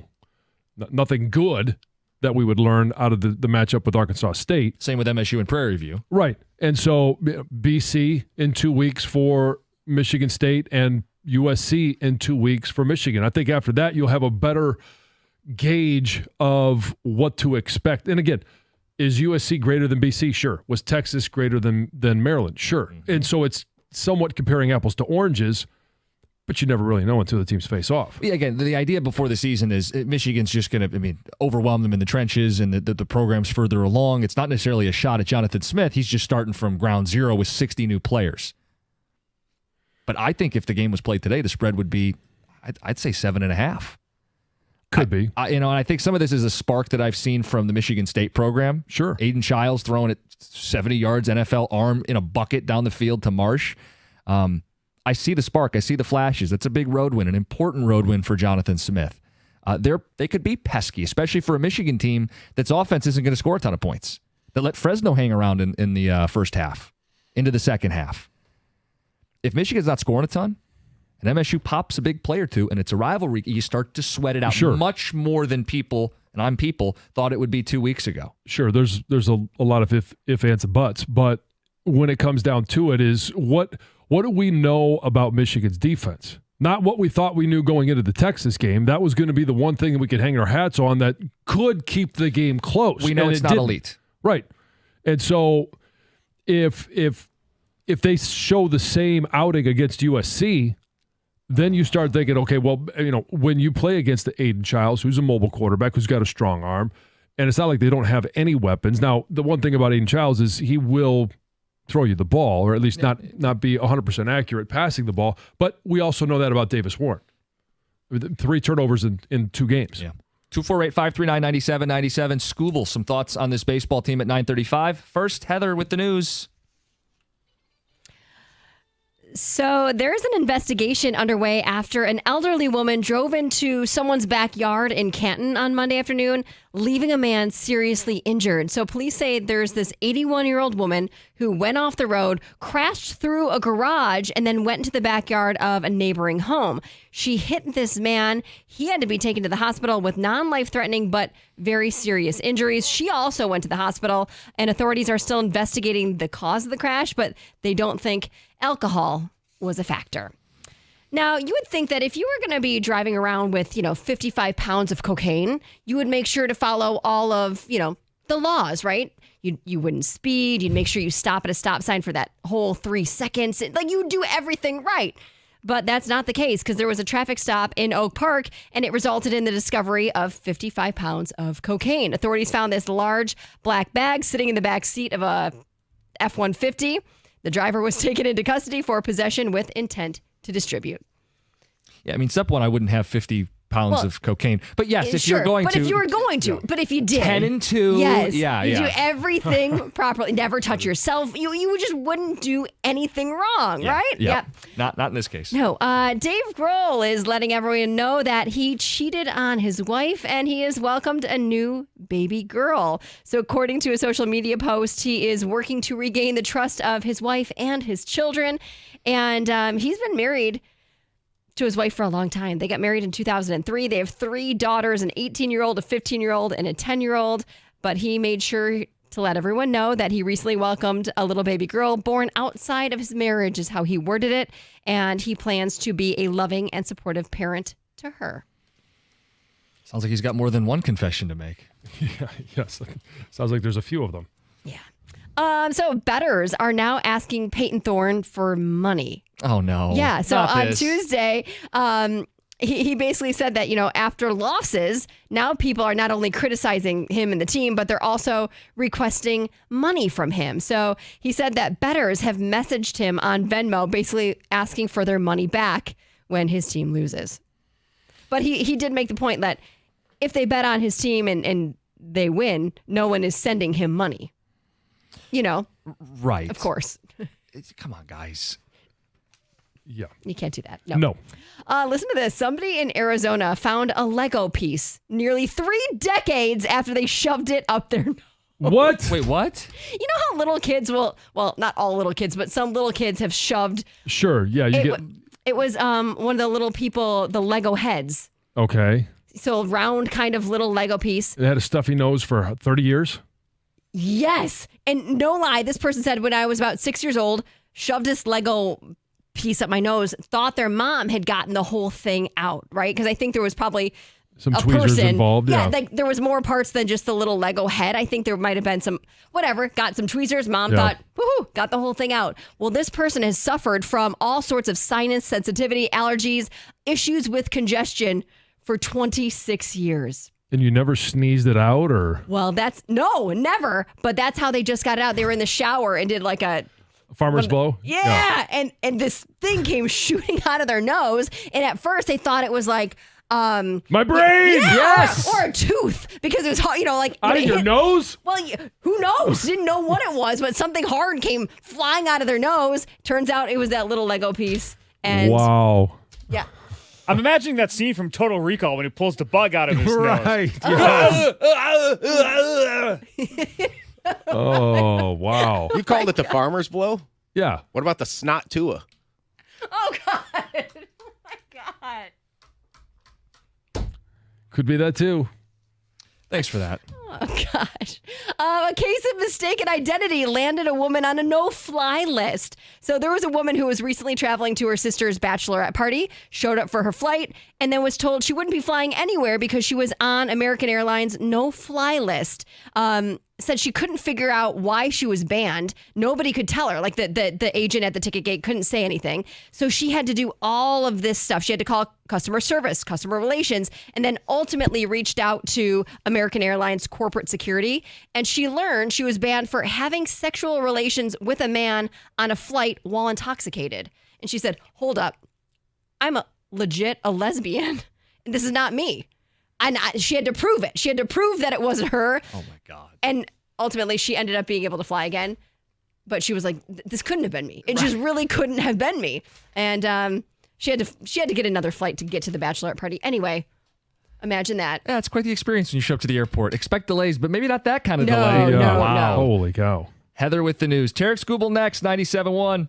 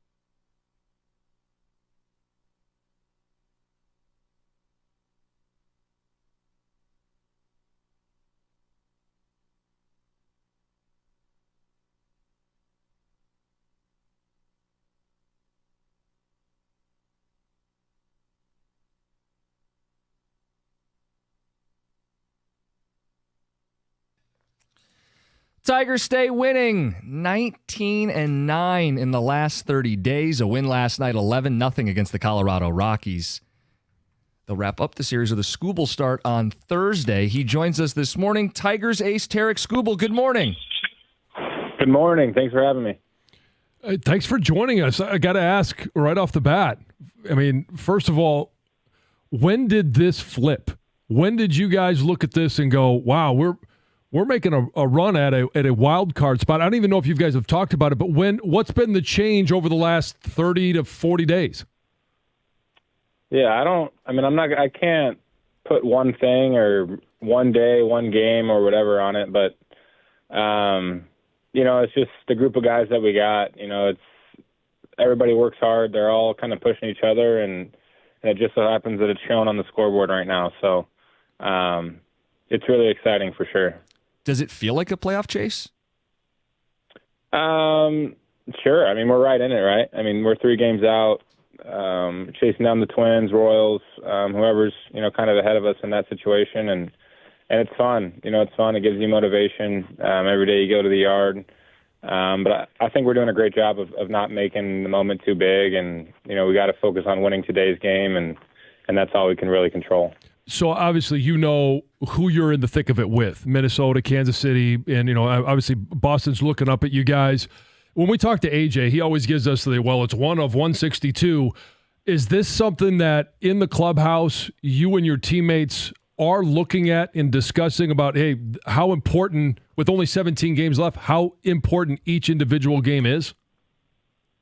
Yeah, I think we kind of know, we know how important it is. It's kind of unspoken, but at the same time, we have to just win today's game. We have to win the game. The day that we're playing, we just got to win that game. And if we can focus on that and do that a lot of times the rest of the year, we'll just let everything, take care of itself, and we'll see where we're at.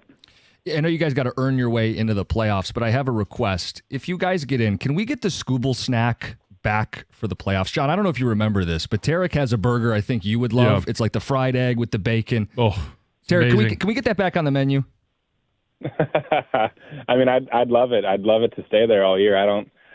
We can try and make that a permanent thing. I don't know who makes those decisions, but I'll see what I can do. I just know John and I both love a fried egg on a burger, yeah. And it was for anything, yeah. And it was for a great cause too. So, Tarek, as we look at, go ahead, plug what the cause was too, just for people out there. I'd love for people to give that a little more attention.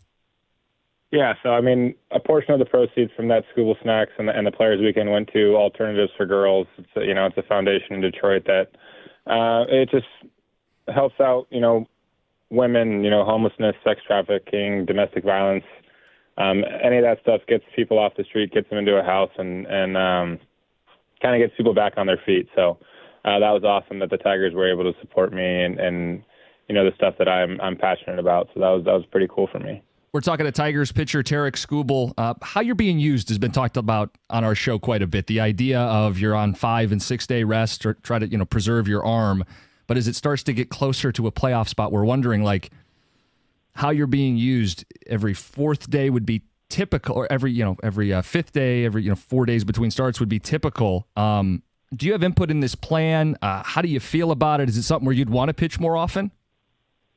Yeah, I mean, I'd love to, throw as many games, as many starts as I can, but obviously I understand, where it's coming from, the organization, all that kind of stuff. I get everything that's going on. I haven't been exactly healthy my entire career, and that's the goal of all this, is to just be healthy and I can make an impact when I'm on the field. I don't really have much of an impact when I'm off the field, so I totally get and totally understand what's going on. Obviously, it's probably not what fans want to hear or anything like that. But, I think it's important for me to stay on the field. I feel good right now, and that's the goal, is just to continue feeling good the rest of the year. I think for those that are, obviously, there's not many that are in your position, and you're talking about 150 to 200 innings in a year. How much different do you feel now than you did at the beginning of the season in terms of arm strength, whether you're tired, how different is it at this point of the season than when the season begins? Yeah, I mean, I think it's different for sure, physically, mentally. I think the grind of a season, all the travel, all that stuff kind of adds up. But, I think it's a credit to our organization, our trainers, strength coaches, pitching coaches, all that kind of stuff, that they do a great job. And, I still feel really good. I still feel really strong. The stuff coming out of my hand is probably the same, if not better than it was early in the season. So, it's a credit to a lot of people within this organization and all the feedback and work that goes in behind the scenes that nobody really sees. Is it as simple as you're finally fully healthy, or is there something with your game, I don't know, the changeup or something else that you've really seen take you to the next level this year?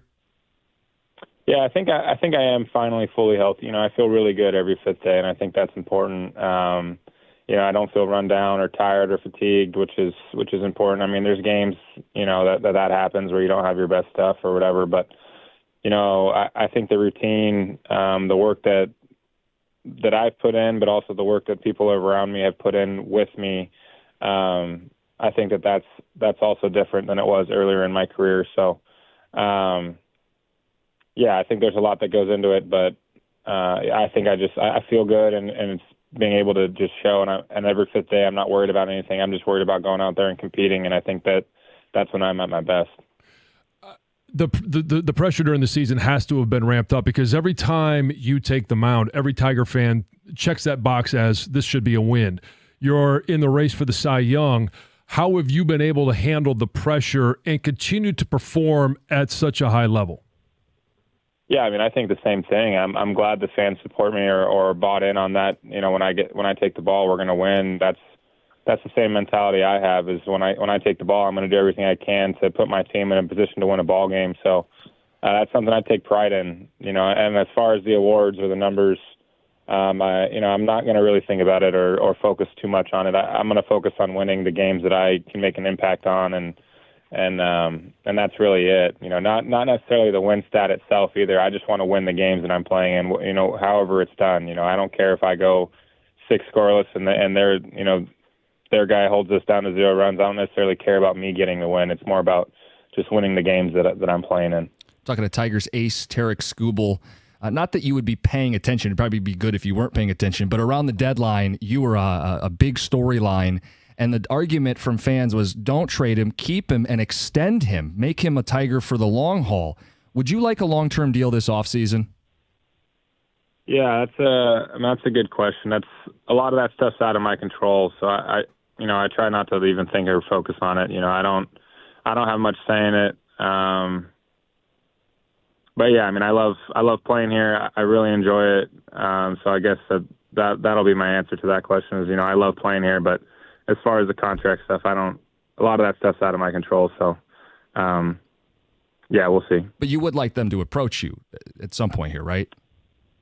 Yeah, I mean, again, I think it's important for me to focus on my, my day-to-day stuff and not really worry about that stuff too much right now.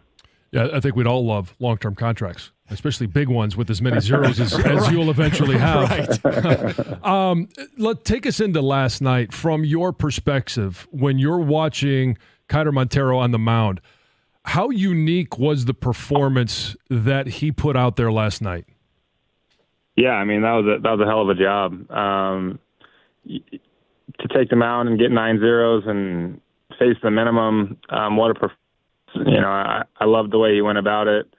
Our team's a little, something ran through and we got a little stomach bug and he kind of put the boys on his back, and that was a great performance. It's going to help us and put us in a really good spot today and tomorrow, for the rest of the series. So, great. I mean, great job. I can't say enough positive things about what he did last night.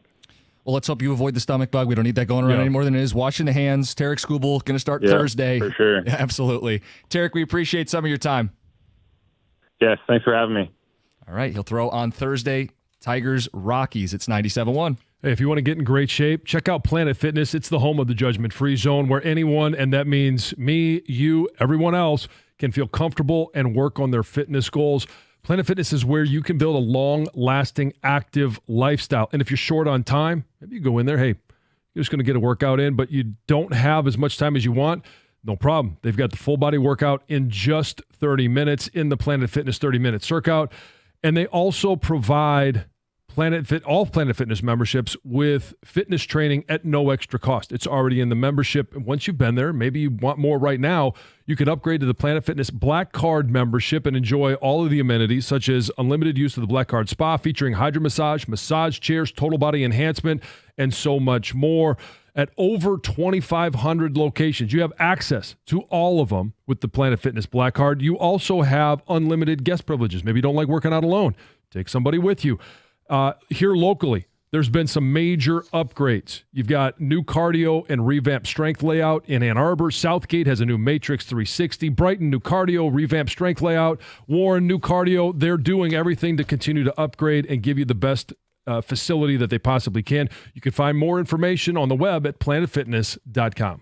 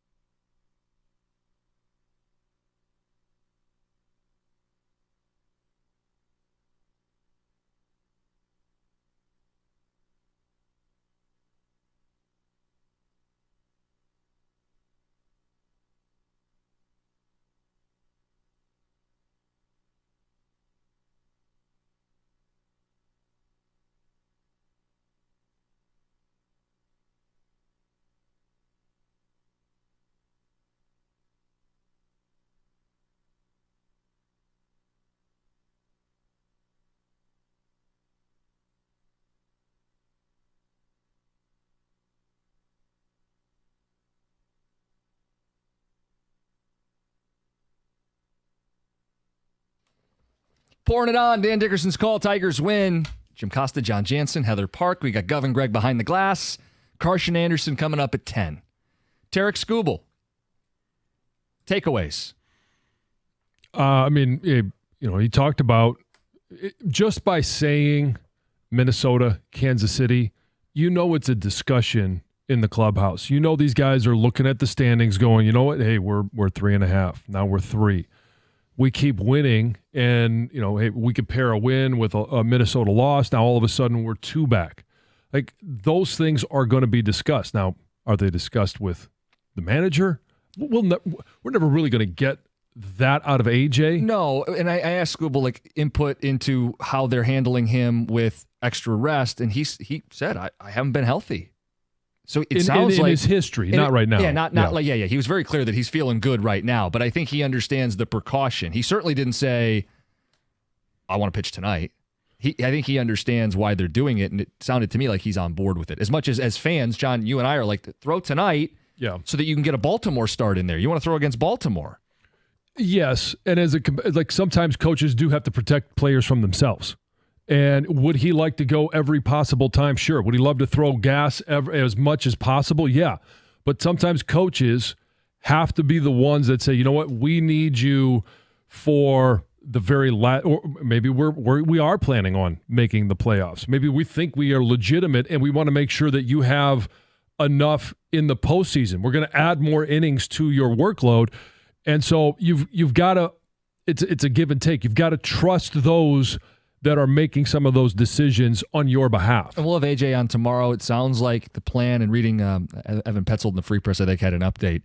The plan is to keep him on this extra rest. Skubal will throw Thursday.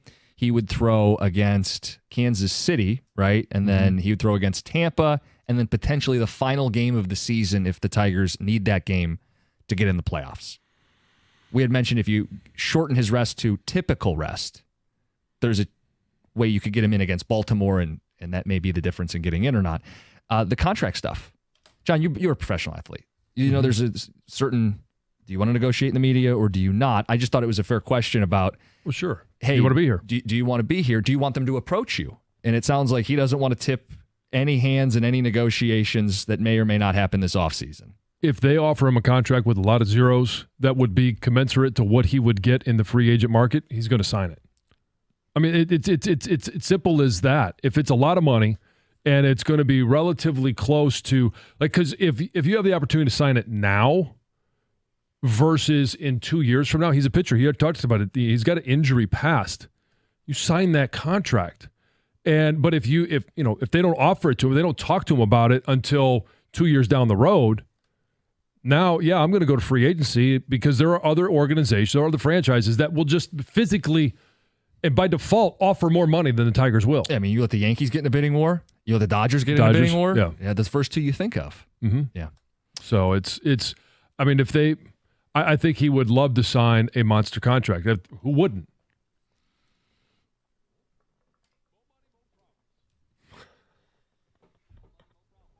Yeah, definitely sound whiter.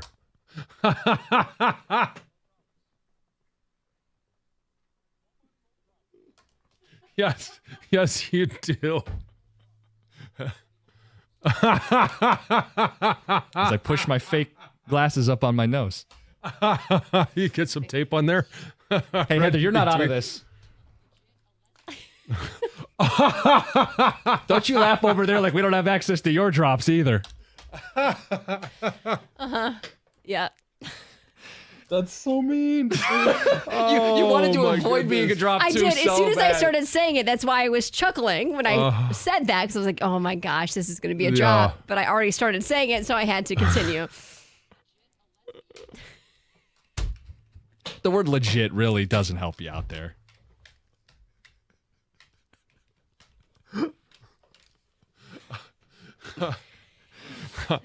Wow.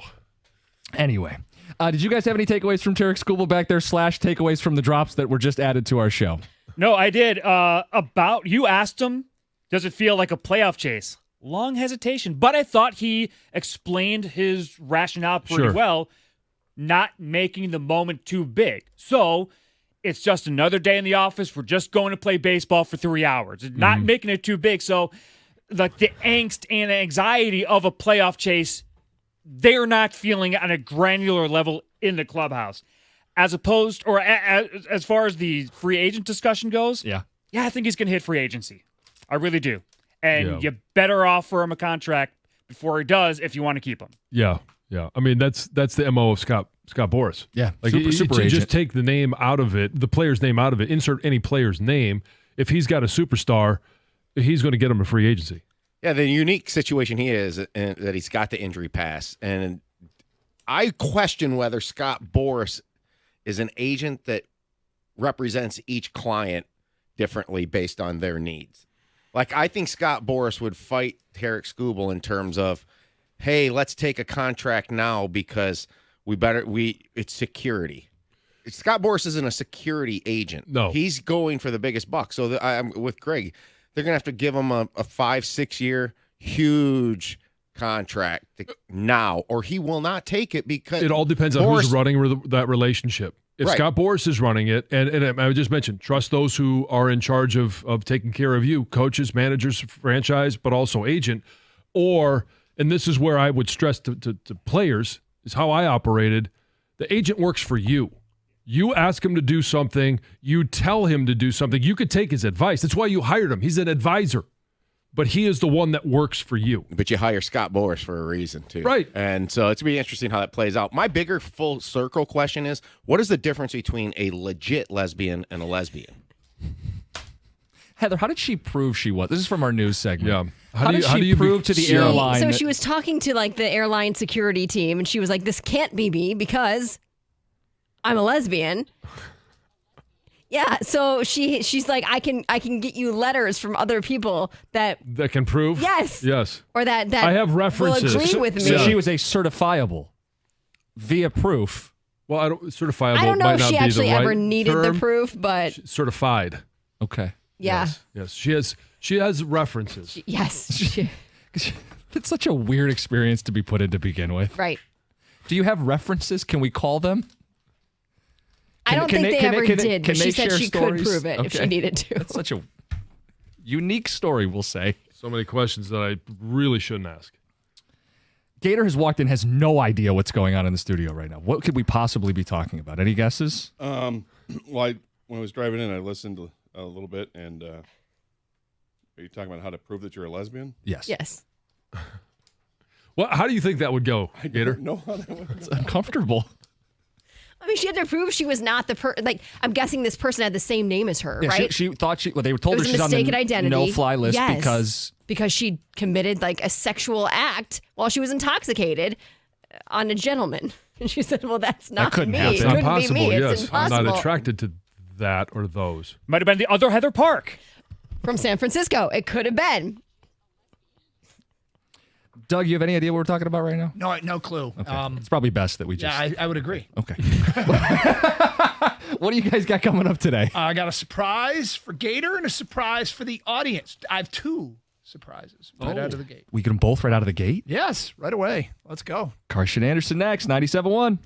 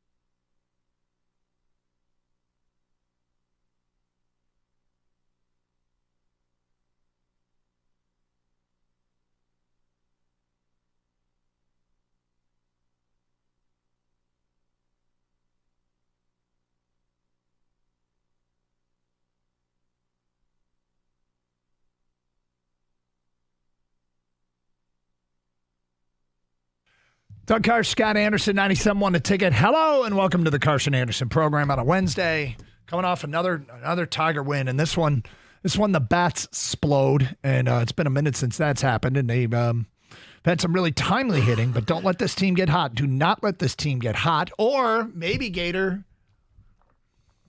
and here's the surprise, maybe it's time somebody else gets cold. Oh, you're calling to the big guns. So here's the question. What I'm showing Gator right now is a printed logo of the Minnesota Twins. And there's something here at the station that, unfortunately, it's not a laughing matter, but unfortunately there's a desk over there that it felt like whatever employee was at that desk didn't last very long. And we thought we were like... In terms of working here. Yes. They didn't meet a grim fate. No. I'm just saying they didn't. So one day we decided to put a logo of a team. I think it was in the NFL where it started. Oh, it was the Rams. We wanted the Rams to lose as much as possible so that the Lions, who own the Rams' first-round pick, would have as high a pick as possible. And it worked. The Rams kept losing and losing and losing. And we started calling it the Desk of Doom. So then the second time we used its powers was during the NBA draft lottery when Cade Cunningham was coming out into the league, and we put all the logos of all the other teams in the lottery on the Desk of Doom. And then lo and behold, Gator, as fate would have it. Lo and behold. Pistons won the draft lottery. It's been a while. Been a minute. Yep. And I think in between, we've had some false starts with the Desk of Doom. Yes. But I've got the Twins logo right here. I think it's been about a year and a half, maybe 2 full years that we've gone to the Desk of Doom and asked for his prowess to prevail in our favor. Mm-hmm. Do you think Desk of Doom is hungry enough? Like wants to get back at it? I don't know.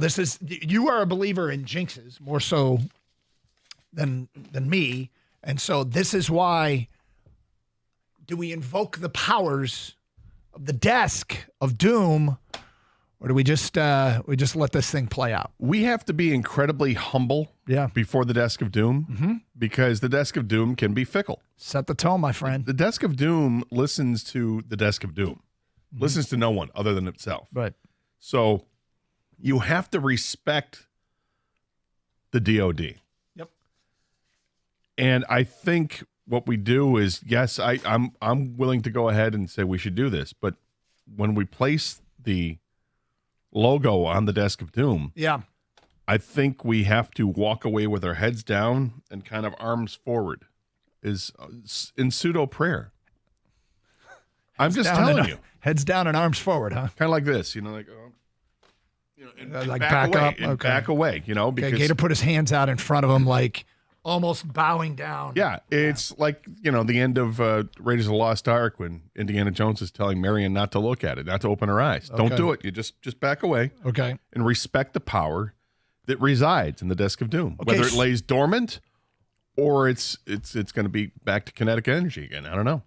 Okay. Well, I'm looking at the feedback coming in, and there's mixed reviews coming from those on Twitch. This one here, from Bear Slays. Let's think about this, gentlemen. I would rather need the Desk of Doom for the Lions or the Wings this year. I don't know if this is the right decision. Coy Boy 1, hold on. Let's not waste the powers of the Desk of Doom on baseball. Leave Jordan Love and Christian McCaffrey pictures on there. Who's to say we didn't already put him there? We didn't. I guess I'm to say. There you go. Yep. None special here now. Doug, you already cursed Skubal saying he would win every game. I just said something we need to count on. Gator said I didn't exactly jinx it. No, it wasn't a jinx. It wasn't a jinx. We were talking about these are things that would have to happen. So actually, it could work the other way where they get their despite. Yeah. If Skubal doesn't win again. All right, what do you think? Think about it. I mean, we don't have to make a decision right here, right now. We've got the logo ready to go if we decide to invoke the powers of the Desk of Doom. Kang, any thoughts? Real quick. Sorry, Kang. Was just getting ready to walk out of the control room. I don't want to use it yet personally, but I'm usually on board with what Gator feels about this stuff. His gut is usually on, and but I'm telling you right now, I'm leaning towards no. Okay. Well, I have a prodigious gut. That's why I usually go with it. Thank you. And there's enough gut here for the both of us, for the three of us, in fact.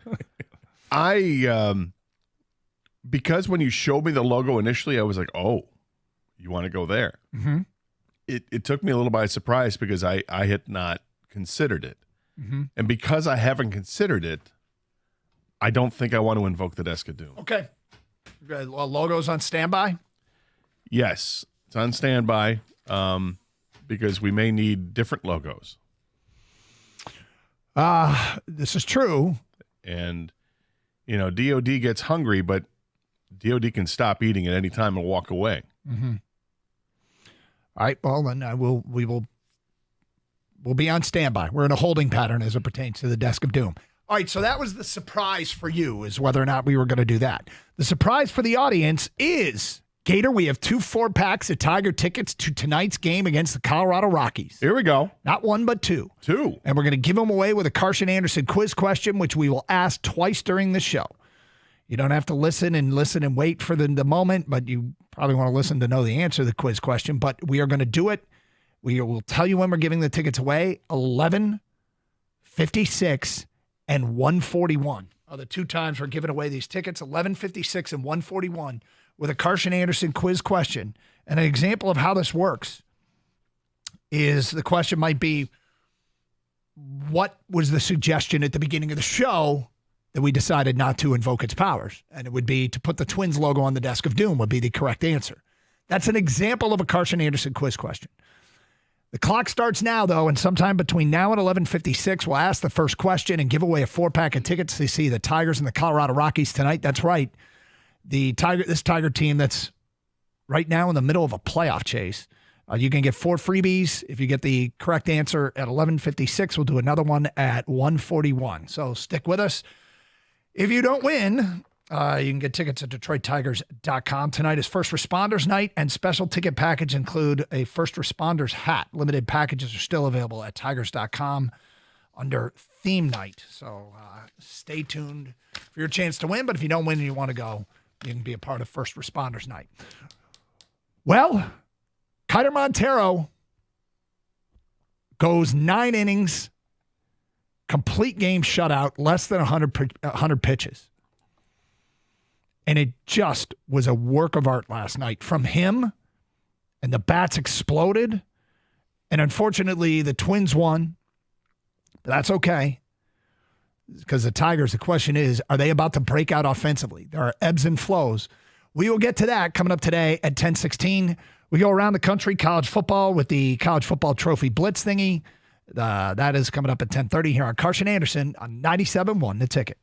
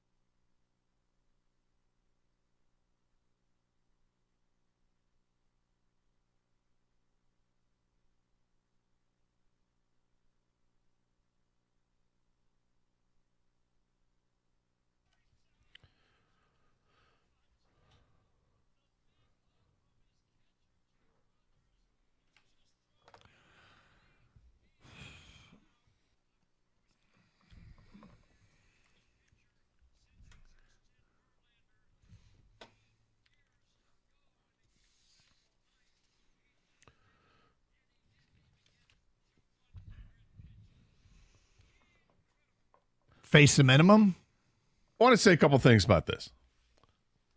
First of all, we are absolutely freaking spoiled here as Detroit Tiger fans to be able to listen to Dan Dickerson give a call of a game, or if you choose to watch on Bally's, to listen to Jason Benetti. And to me, it's more than listening to Benetti, it's watching Benetti. I absolutely love when they have the camera in the booth and they show Benetti talking with whomever, whether it's Gibby or Peaches or whomever is going to be in the booth with Andy Dirks or whoever, right? Yep. But there was a point last night where I was howling because Benetti was like, he was trying to annoy Gibby on purpose. Yes. And he's like poking him in the arm. He's like, is this getting to you? Is this getting to you? And I'm like, I'm dying. Like, does it have anything to do with baseball? Of course not. But it's just funny and it's entertaining. And what he's doing is he's getting the best out of Gibby. He's doing what Josh Lewin used to do years ago. And Josh Lewin and Kirk Gibson were my favorite. They were a great tandem. They were amazing. And, you know, when we, and now because of Benetti's schedule where he's doing everything on the weekends, you know, we got Dan Dickerson doing TV and Dan's great at TV too. Yep. But to listen to Dan's call, because you get to have more of a call when you do radio as opposed to TV, as you know, because you are the one that's setting the scene. You can't just let the crowd cheer. You have to say what just happened and give the literal play-by-play. And Dickerson does it better than, I don't even want to say better than most. It's more than that. Dan Dickerson is amazing. And that call is great because it sums it all up. He's really good. Beyond that. It's too bad he's not a very nice guy. Yeah, right. It's too bad he's such a jackass. This is sarcasm for people. No, Dan Dickerson is one of the nicest people you'll ever meet. He's awesome. But Cater Montero, he's coming off a horrible start where it was the first time this year that he hadn't gone 5 or 6 innings or whatever it was. And he got shelled. And he follows it up with a complete game shutout. Mm-hmm. He was as efficient as you can get through like the first 7 innings and then get easy 8th inning. And you're like, is he going to come out? And then he goes and starts warming up and stretching. He's going to come back out. And, you know, Carpenter has a long enough at bat while he's down in the bowels of Comerica Park doing whatever he's got to do. And then comes back out and gets the job done. It was quite a performance from Cater Montero. And you can't help but think, where did this come from? This guy had no pedigree like he was the next one. His numbers in the minors were not good. They weren't.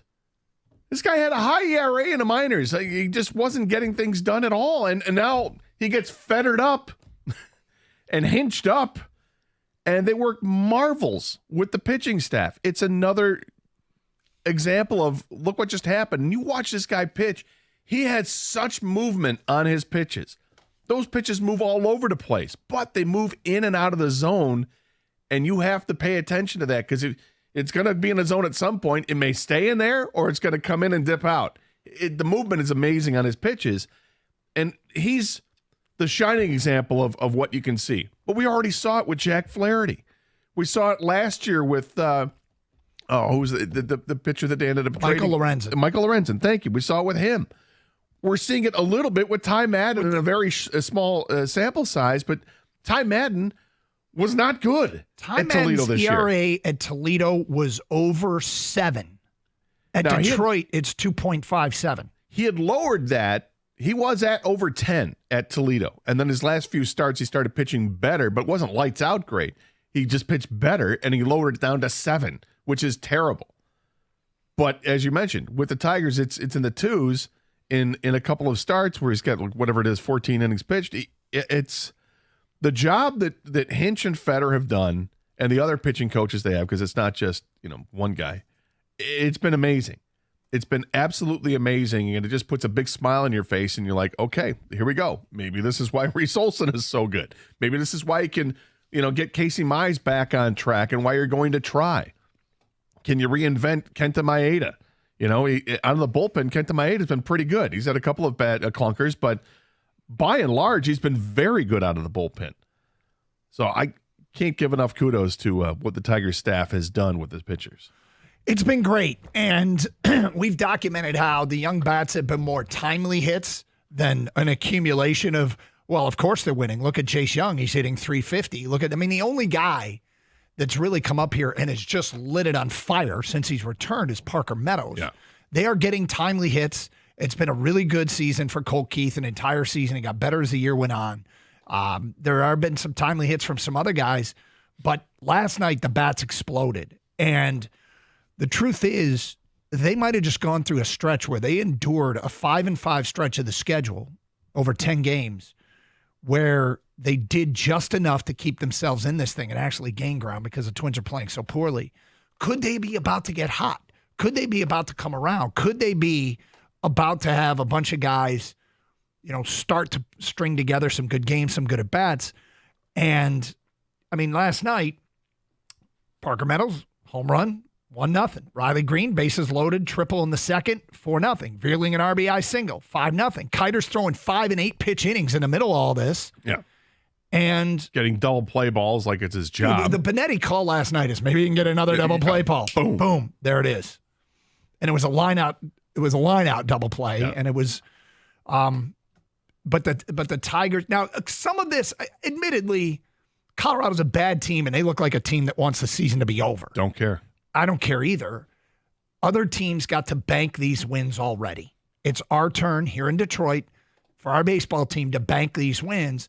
Got to take care of business. And dare I say, I don't even know if this is remotely debatable, but Casey Mize is about to have the biggest start of his Tigers career, because I say this all the time. You can get into the whole, it's not worth it, or this guy isn't worth that.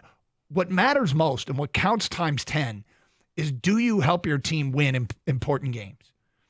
I went through that with the whole TJ Hawkinson thing when people said, it's not worth it, it's not worth it. And I said, well, take a tight end that high. I said, if he's making plays in playoff games to help you win the game, it's totally worth it.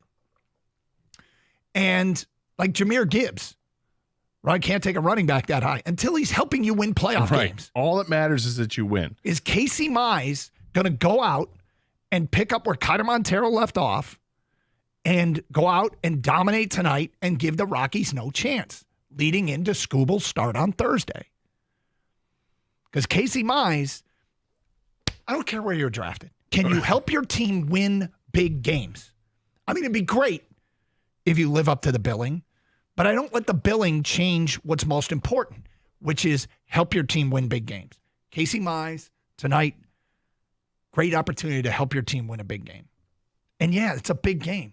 These are all big effing games. I don't know how much people heard Tarek Skubal this morning, but they're aware of it, and it's so funny because they're so compartmentalized. Like AJ Hinch has them totally programmed. Thinking about this stuff doesn't help us win today's game. We just got to win today's game. But whatever, this is working. It's working and it's fun, and I'm concerned there's a hiccup in the road. They've got 14 players in the roster that are dealing or have dealt with an illness that they picked up on the West Coast. It's why Torkelson wasn't in the lineup last night. Dingler wasn't in the lineup. He was supposed to start last night. And, please God, let this get through the clubhouse as quickly as possible and with as minimal of effect as you can see, because you do not want to be dealing with this when you've got a weekend series against a really good baseball team in Baltimore that could help to, really kind of flip things around here. So that's my concern. But, just wash your hands. Don't touch your face. Drink lots of OJ. Do all the things. Don't, no. How about the air high five? Whatever it is. Just, and stay away from each other. Yep. Hard to do when you're on a baseball team. Zinc. What is zinc? A lot of zinc. Start mainlining zinc down there. Zinc? Yeah. Zinc up, boys. Yeah. But that's, look, teams deal with that stuff. That happens all the time. You hear about it. And right now the Tigers are dealing with it. Hopefully it's not going to be too debilitating. But nice performance last night. And you mentioned that ended up getting a bunch of hits and a bunch of walks. They had 10 hits and they had 7 walks. It's a lot of base runners, and 11 of them come home. That's big. Every hit that the Rockies had, and it was only 3 of them, was answered by a double play. Crazy. No walks for Montero. And he's able to, and Skubal even talked about it. He's like, we got a great start from Montero. He's able to bail out the boys that need a day rest because of what's going around. So obviously it sounds like it's hit the bullpen a little bit, and those guys needed a day off. They got a day off. So let's see if Casey Mize can go out there and give 6-7 innings tonight. Well, yeah, and the bigger picture is, can they land this plane? I mean, they are right in this mix. 248-539-9797. We'll get to some Tiger stuff coming up. Also, the live animal mascot NIL transfer portal trophy game thingy is next. We swing on to country college football. We'll keep talking Tigers. Got some Lions stuff to get to. It's Carson Anderson. Don't forget, we got those Tiger tickets to give away today at 11:56 with a Carson Anderson quiz question. All that in the first half of the show. 4-pack of tickets for tonight's game. 97.1 The Ticket.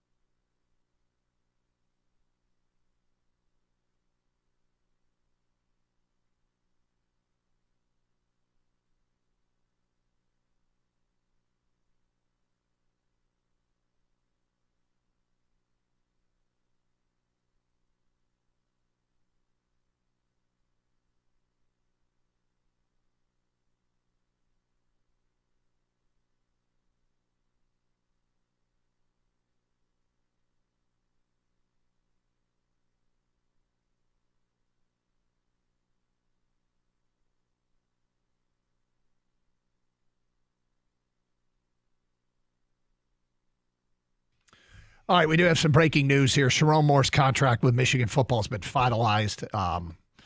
This thing had been caught up with lawyers and people wanting to sign off, cross T's, dot I's. But it is finally done. And they announced today that the Sharon Moore contract is finalized. So there you go. Speaking of college football, Gator, you ready to swing around the country? You betcha. Let's go.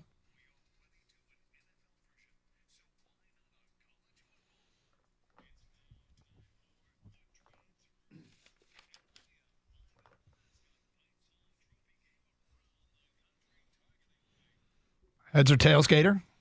Tails. Gator calls tails. Tails it is. Would you like to receive or defer? I'd like to receive.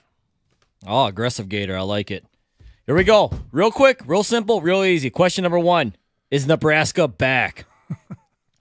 They're not all the way back, like national championship back, but they're back. They have an easier schedule in the Big Ten this year. The only ranked teams they play they play Ohio State and USC, and they're both on the road. This is a good Nebraska team.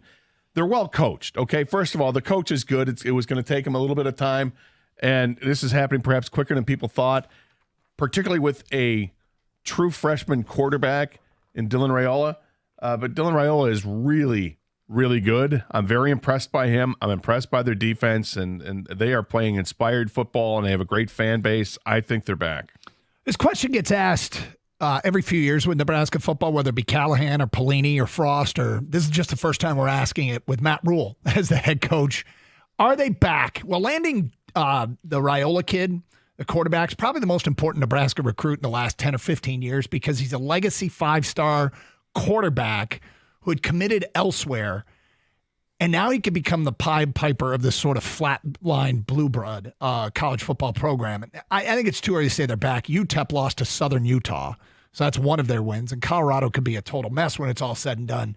But they got some program momentum, and Nebraska might be more than just a volleyball school. So I don't think they're back yet, but if I were a Nebraska fan, I'd be very encouraged. Yeah, it's too soon to say they're back. And to me, honestly, even it takes more than one class to say you're back. I mean, this is a great start. This cosplay Mahomes quarterback they got out there, he looks pretty good. Mm-hmm. So I thought actually Matt Rule would get it done a little earlier. Maybe my expectations are way high, but I'm a big fan of Matt Rule. But I think once he gets this rolling, and then we talk about the next class, then we can say they're back, but not quite yet. All right, following Auburn's loss to Cal last Saturday, quarterback Peyton Thorne was on the Next Road podcast, and he said that bettors have contacted him on Venmo, requesting him to refund money that they lost on their Auburn bets. Your thoughts on this? My first thought is, can I contact Major League Eating and Joey Chestnut and try and get some money because they? You want your hot dog back? I don't want. No, I'm really upset for them having me returned. This is absurd, okay? Blaming other people when you made the bet. Nobody forced you to make the bet. I mean, whose bad is it? Is it your bad judgment? I know, and Thorne had a good attitude. I went and watched the podcast. He had a good attitude about it. But this is it's crossing a line. It's crazy. People need to leave, especially college athletes alone, but you kind of really... I mean, I get it when you're in the stadium and you boo them and heckle them a little bit, but outside of that, they're people, man. Lay off. Yeah, I mean, this is the betting aspect. This is the ugly side of it, and one of the ugly sides you can see from it. I don't like this. It's another reason for me not to get Venmo. Because people are going to harass you, Gator? How do people get his account? I don't know how. I'm glad I don't know how it works, but I assume you have to give out your account for people to get your account. So somehow fans got his account. That's ridiculous. Fanatics suck. Okay, that's not good. They give fans a bad name. But the other thing in this, I wish he didn't address the betting aspect, like saying he said something to the effect of, whether it was joking or not, but he said that nobody gives me money when I win bets for them. Don't even mention that. Just stay away from that because that's the whole thing that people get upset and then they're like, oh, is there improprieties here? No, it was just It was a comment, like Aiden Childs shouldn't have made that comment a couple weeks ago. Don't make a comment about this at all. But this whole situation is ridiculous.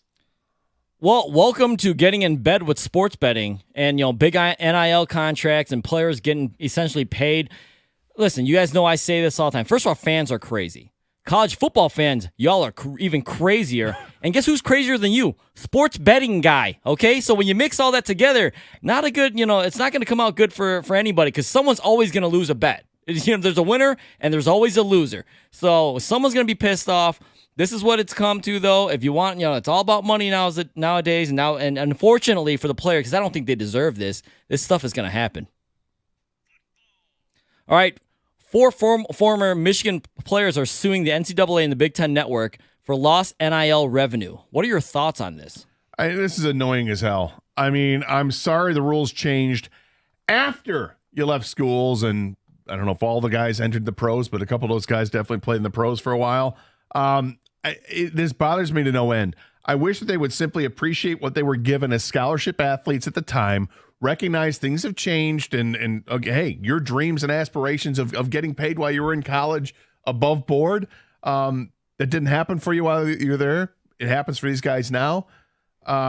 It's just the way it is, man. Let it go. You're not entitled to that money.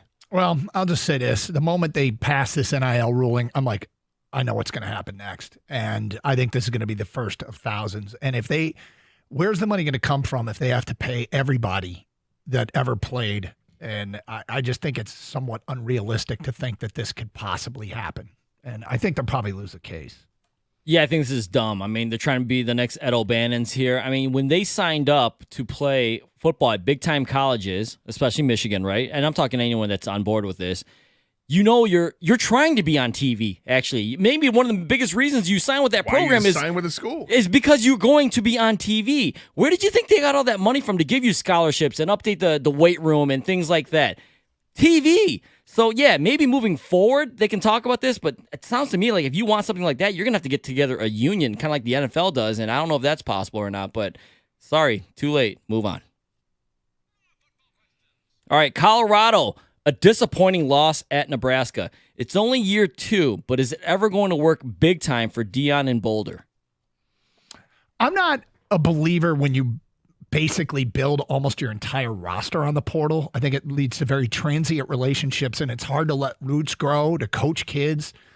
And I got to tell you, the way Deion sort of acts, I can't help but think the moment his sons are gone, he's gone. And so I would bet against it. The thing is, I've been rooting for him, and I like watching Colorado games because it feels like there's always something going on, whether good or bad. It's either a thing of beauty or disaster.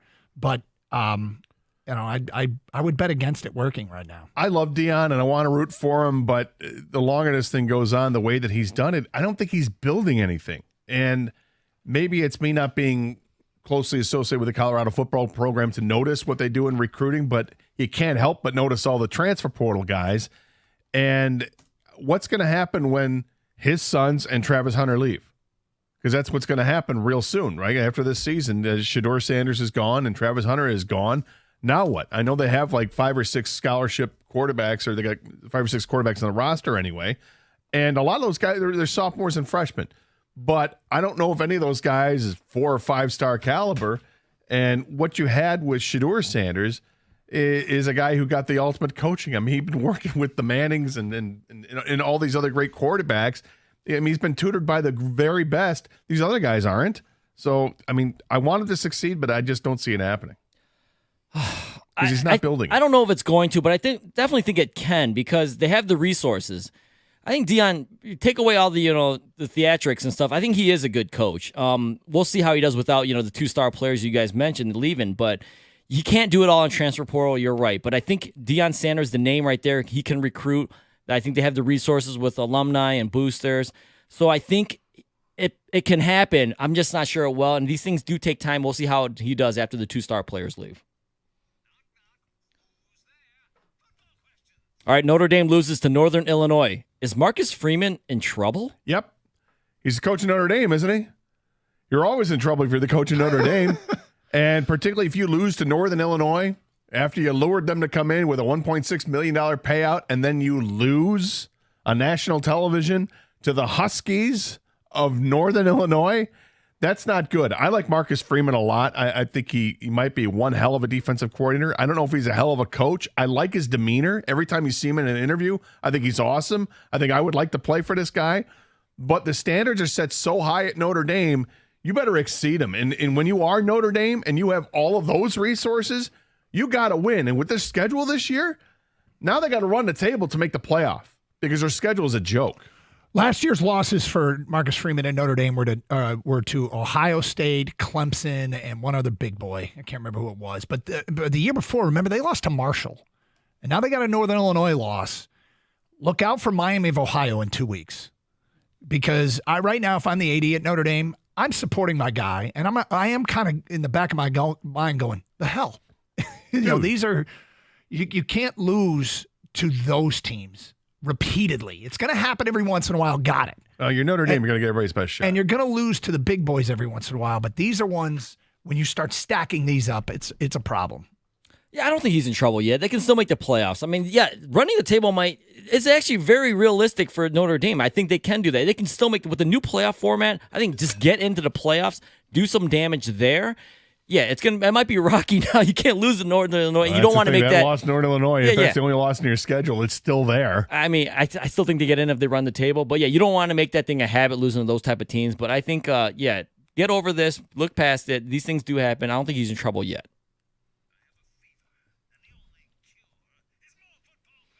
All right, last one. Wisconsin hosts Alabama this Saturday, big noon kickoff. Badgers, a 16-point underdog. Can they pull off the upset? I so want to say yes. And prior to the season, I wanted a bold-ass prediction, Wisconsin over Bama. It doesn't feel to me like a vintage Wisconsin team built on a great rushing attack. Ches Malusi continues to put up mediocre numbers.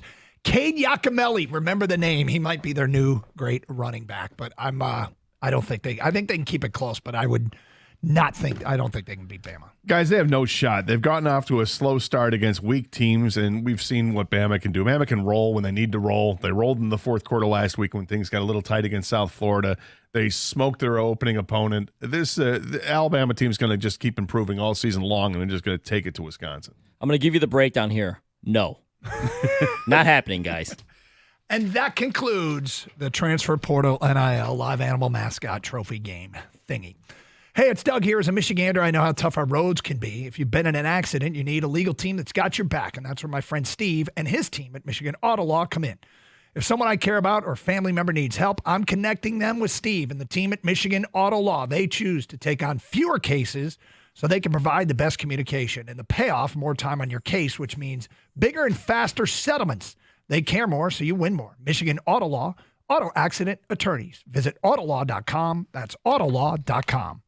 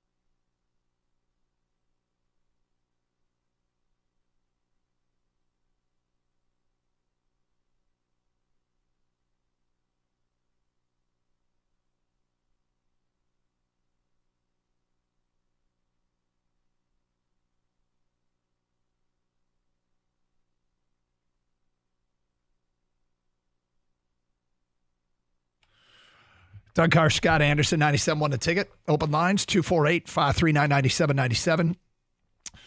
It's a Wednesday, turning the page on last weekend in football, looking ahead to next weekend. And, of course, Michigan and Michigan State both will be heavy favorites in their games against Arkansas State and Prairie View. And the Lions take it on Tampa. I got to tell you something funny. I wrote down on a show sheet, over the last couple days, I've noticed a bit of a change in Gator's demeanor. And Kang, you and I were talking about it. And then his show sheet pops in today. My man is 180'd on Baker Mayfield. You were not a Baker fan. No, I mean, I started off, I liked him in college. He was exciting in college. Then he got to the pros, and I thought he was cocky, and I didn't like him. Mm-hmm. And then he started doing the commercials, and I'm like, well, I kind of like those commercials. They're kind of funny. But then he get humbled, right? He ends up going to the Rams and was the backup there, and then they was thrust into the starting job because Stafford got hurt. And, you know, he goes to Tampa Bay, and he looks awful at Tampa Bay initially. But then he started picking himself back up and keeping his mouth shut and just trying to make plays, and got that team into the playoffs. And that was a tough out for the Lions. You know, they needed to get them out. And I guess it's kind of like a story of redemption for him, and I always like those stories. But when you win somebody over again, it's even more special. So I like Baker Mayfield. And I think your relationship status with Baker is complicated. It is complicated. It's been up and down, man. It's been up and down and up and down. I mean, 6 months, I mean, more than 6 months ago, but towards the end of last season, like in November, I mean, I was cracking wise on the guy. Like, dude, you were killing him. I'm like, he sucks. What are we worried about Baker Mayfield? Who is this guy? He's done nothing. Yeah. He's done absolutely nothing. And then at the time, too, I was like, Baker really doesn't like Baker Mayfield. I wasn't going to turn it into an issue. Like, what's your problem with Baker Mayfield? Yeah, But like I said, he got humbled, and I'm not too big to not recognize that and appreciate what he can do as a player. And hey, you know, good for Baker. A hell of a lot better than I was giving him credit for. He's turned himself around a bit because when he stepped in for the Rams, I think maybe that's part of it, Gator. We needed the Rams, I think, to win that game or something, right? And he played terribly. Like, he was just chucking the ball in the air. Like, what are you doing? I think that played a little role into you. Like, dude, Baker sucks. That probably did. Yeah, was he quarterback against Seattle? Yeah. It probably helped.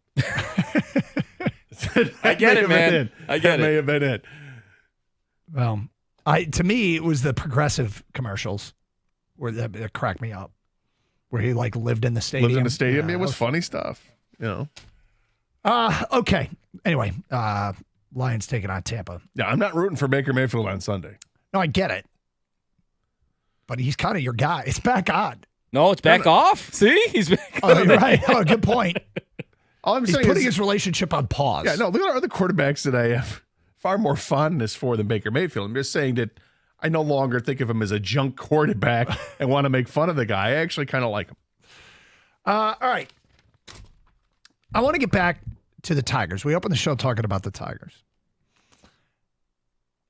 Gator, there's this what's going on down there is awesome and so unexplainable and so out of left field. And I still think there's an element of who the F are these guys. I mean, Kyler Montero just threw a complete game shutout in less than 100 pitches facing the minimum. Kyler Montero. That guy. Brendan Hannafy could walk his dog down your street and nobody would stop him, even though he's made 16 appearances as an ERA of like 1.5. Yep. Would you recognize Trey Sweeney if he asked you directions? Nope. This isn't Miguel Cabrera and JD Martinez and Justin Verlander.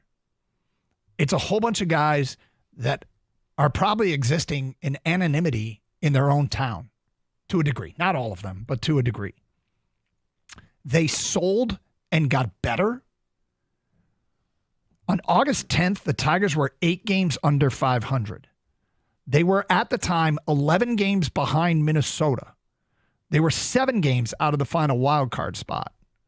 And they've chipped away, and they've chipped away, and they've chipped away. And they've done it with timely hitting and an absolute, there's some sort of pitching trigonometry to parade out these guys and keep getting it done. And I got to ask this question because there's this term in sports. And every once in a while, it happens. And I don't know if it's ever happened like this here. But is this Tiger team a team of destiny? Are they going to make the frickin' playoffs? And team of destiny, do you have to win a championship to be a team of destiny? Like, I think of that St. Louis Blues team that when the calendar flipped and they hit the new year, they were the worst team in hockey and they went on to win the Stanley Cup. And over the last few weeks, we've been asking the question about, and we have no idea, okay? We don't know the answer to this. But at some point, the Blues fan base probably did the old, I haven't been paying attention, but did you see we might make the playoffs? To, oh my God, we just won the Stanley Cup. And that was a worst to first in one season. And we've got a Tiger team that there's no way on paper that they can match up with the teams that they would play in the postseason. I don't know. There's a way on paper that they can survive 6 games with Baltimore coming up. And, when the guys asked Skubal on the morning show today, they said, when did you know that this was turning around? What was the moment? He's like, I don't know. It's like this. They're like completely oblivious to what's going on. Well, I think what happens is that nobody wants to look on the team, whether it's the coaches or the players. It's not pinpointing a certain moment. It's just, the hard work that they put in on a daily basis starts to pay off. Whether it's, hey, we won 2 out of 3, we won this series, or you had the big win against the Yankees in Williamsport, or wherever the case is. They don't want to look at it as one linchpin moment. It's just been a progression of, hey, we're maturing as players, we're getting better, we're putting in the work, and it's a day-by-day thing, and this is how it works. You talk about team of destiny, and you mentioned, St. Louis, who was in last place, and then all of a sudden they make the run and win the Stanley Cup. Baseball terms, I'm looking at like the 2007 Colorado Rockies. I don't say this to upset you because of what happened with San Diego, but they won like 14 out of their last 15 games. They won that season to propel them into the playoffs. They finished second in the NL West and won 90 games that year. Then they go on in the divisional series and sweep Philadelphia 3-0. They go on in the NLCS to play Arizona, and they sweep Arizona 4-0. And then they lose in the World Series. They got swept in the World Series by Boston, but that was an amazing Boston team with Manny Ramirez and all those guys, right? Yep. And Big Papi and the like. But it was, nonetheless, one hell of a season for Colorado to come out of nowhere and do what they did. Now, were they able to sustain that? No, they won 74 games the next year. This team, the Tigers, what they have going right now, whether they make the playoffs or not, I think we feel pretty confident that this team is heading in the right direction. And I don't want to use terms like destiny just yet, but let's see how this weekend works, right? Yeah. You got 2 more games against Colorado. Every game feels like it's must win against the teams that are lower than you. But the teams, when you play the games this weekend, it feels like it's a must win series. Take 2 out of 3 against Baltimore. You got them at home. Do the damage. I'm a little bit sick of comparing this Tiger team, to the St. Louis Blues. You brought it up. I know it's my fault. But who are they reminding you of? What local team? Are they reminding you of any local team? Have we ever had a team like this that on paper, this is a mismatch? Honestly, on paper, they shouldn't be doing this. It reminds me of the Tiger teams from the early 80s. The difference is that those teams didn't have the benefit of making the playoffs with wild cards. Like, you had to win the division. That was it. There were 4 teams out of 26 at the time, or wherever we were in baseball at that time, that made the playoffs. The 4 division winners, and that was it. Now there are so many teams that you can get there. But those teams in the early 80s, they competed. We're competing with Milwaukee to make it to the playoffs, but they just couldn't get there. They would, finish 3rd in the division, but with a really nice record, and they couldn't get it done. But there was a young team that was progressing forward, as you felt confident at some point they're going to put it together, and obviously they did in '84, and then they got back to the playoffs in '87 again when there were still just 4 teams that made the playoffs. But it was like that because they were so young. Well, if we do see October baseball, it will be one of the most stunning Detroit sports stories ever. And I think this town will absolutely lose their minds. In fact, they might lose their minds Sunday. If this team doesn't fade, Sunday the Tigers play Baltimore at home at noon. The Lions play at 1. Home. Mm-hmm. Downtown Detroit, I mean, good to be a bar this Sunday. Yeah. It's going to be a bar. 248-539-9797. It's Carson Anderson. We'll get to your phone calls and feedback next. 97.1.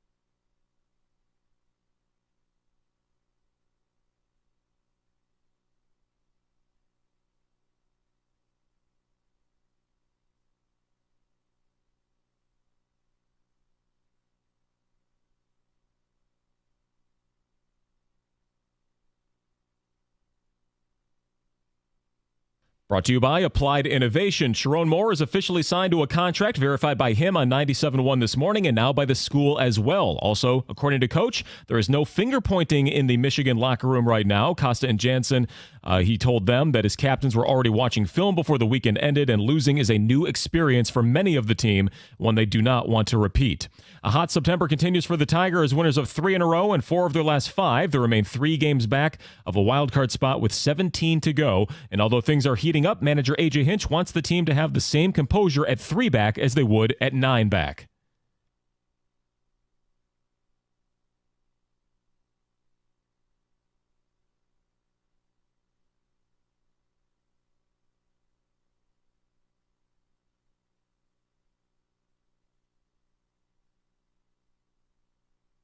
Well, after shutting out Colorado last night, they'll face the Rockies again with Casey Mize taking the mound. He went 5 1/3 with 3 runs against him versus the Padres in his last outing. Game time is at 6:40 at Comerica Park right here on 97.1. And back to work in Allen Park as players will take the field with Tampa Bay on their minds, ready to install their game plan for the week. Dan Campbell will give the latest just after noon. From the Coralwell Health Sports Desk, I'm Chris Villar. For more, go to 97.1 The Ticket and Odyssey.com.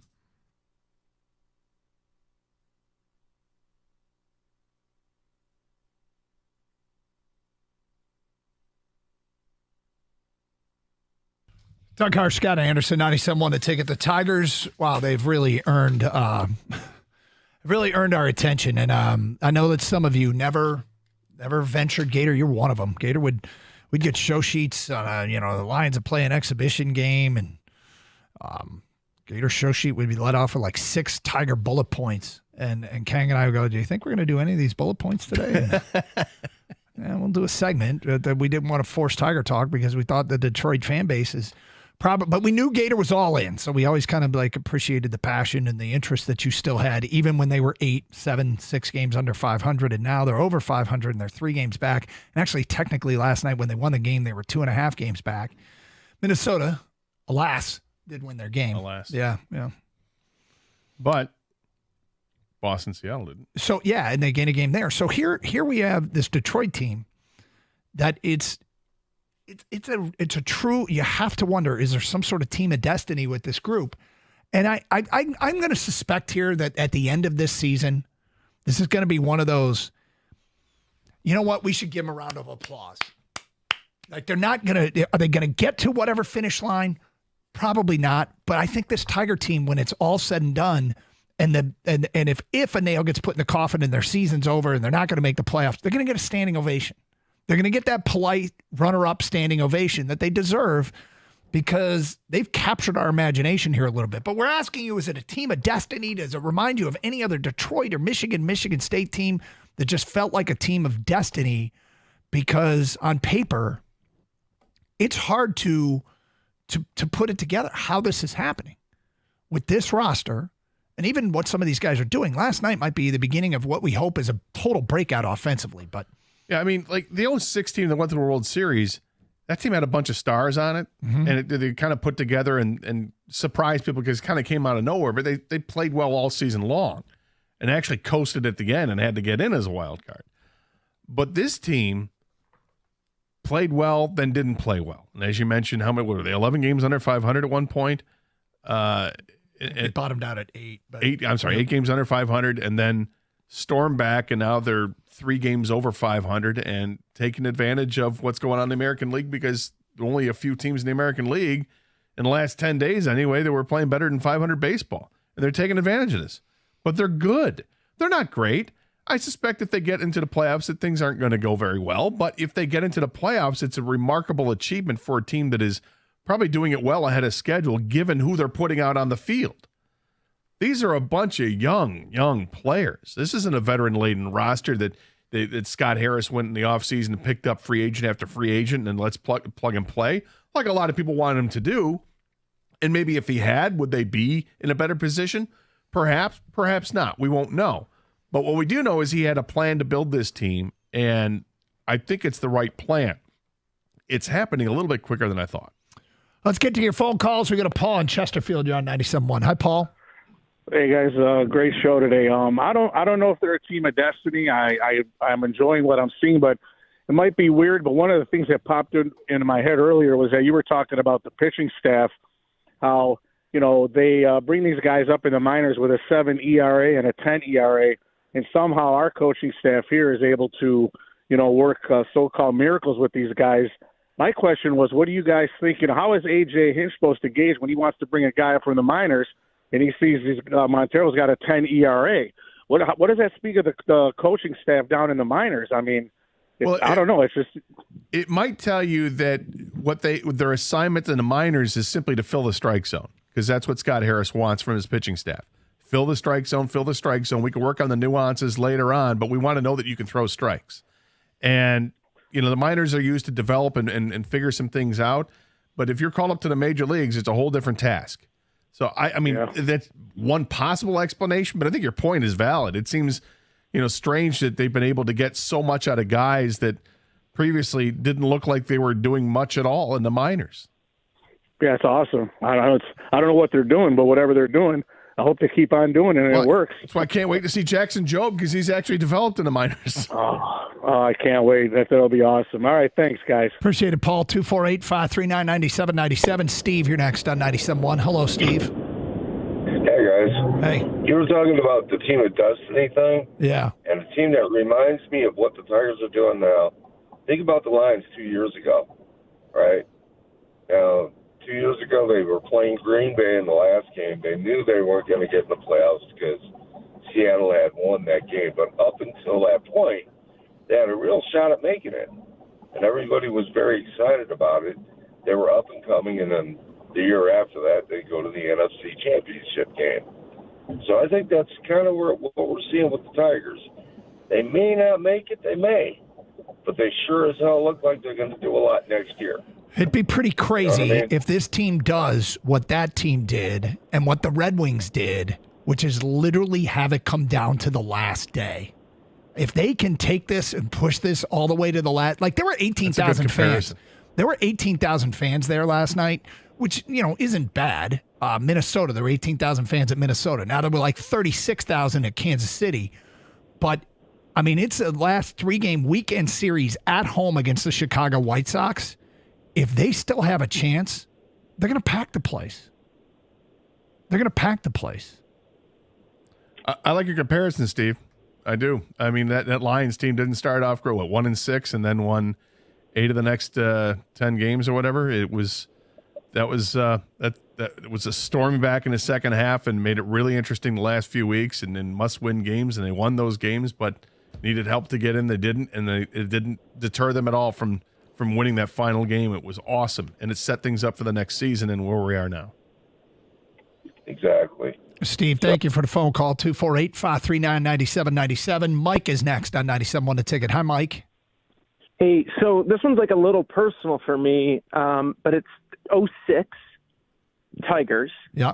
And it reminds me the moment I was actually a kid. My mom's boyfriend took me to the game, and I was a Yankees fan at the moment, and I made a deal with him if the Tigers came back in this April game against the Yankees, and they were down by like 5 runs, that I would never root for the Yankees. I'd only root for the Tigers again.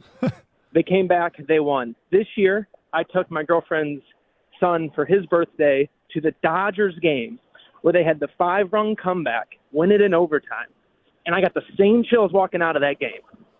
I'm just saying, I think it's the same kind of thing happening. 06 Tigers. It's so weird because the 06 Tigers had Pudge Rodriguez, they had Maglio, didn't they get Sean Casey late in the year? They had added pieces and veteran pieces that were going to make them a better team. Kenny Rogers. Yeah, this team purged veteran pieces a month and a half ago. They sold at the trade deadline, and it catapulted them into the race. And Trey Sweeney's contributing. Yeah. Now, would Trey Sweeney be contributing on another team? Maybe not, because the shortstop position here in Detroit was so bad from a production standpoint that anything looks better. But he's made a difference in a few games this year, and it's been great because it's a few games this year where other guys haven't.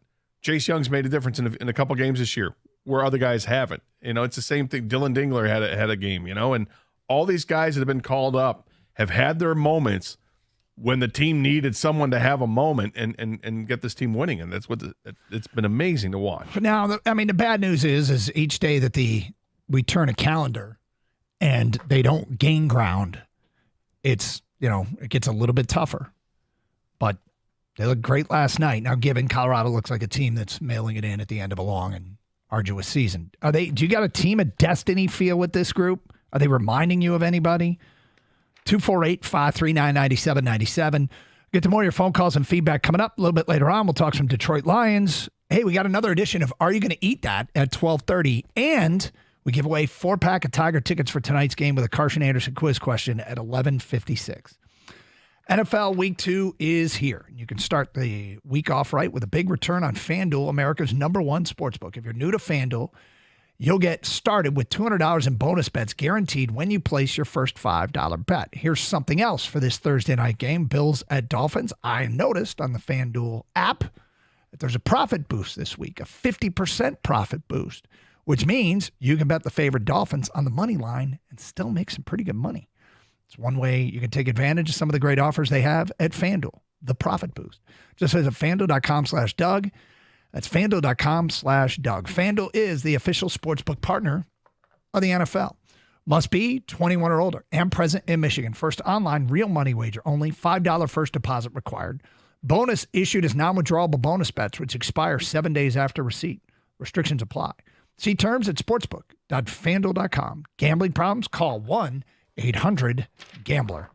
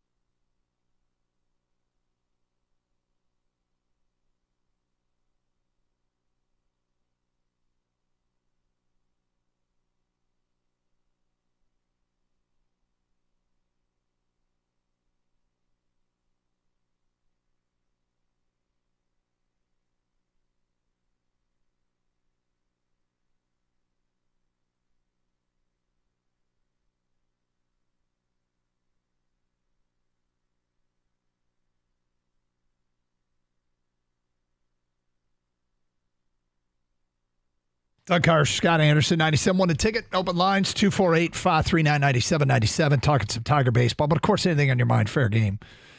We will get to some football stuff a little bit later on. But you set the tone, and a lot of people are getting excited about this Tiger team. And, you know, it might be – they might come up just short, and I don't want the, hey, we appreciate you standing ovation as the end of this story. But they've got a shot here. They've got a shot here. And a big win last night, 11-0. Kyler Montero going complete game, shutout, face the minimum, less than 100 pitches. Casey Mize, probably the biggest start of his career tonight. And the Tigers take on Colorado, and we're giving away a 4-pack of tickets today at 11:56. So stay tuned for that. For our Carson Anderson quiz question, let's get back to your phone calls. Steve is in Dearborn and next. Hello, Steve. Hi, how are you? Okay. I called a couple of weeks ago, and I think he may have shocked you by saying that I thought Baez, the shortstop, was a cancer on the Detroit Tigers. All I got to point out is this. Since he's on injured reserve, he's not on the team because of some kind of mysterious hip injury. He had The surgery. Tigers have been It's playing nothing mysterious better. about it. He had surgery on it. Okay, he had surgery. They're playing better. That's because, he was striking out 2, 3, 4 times a game.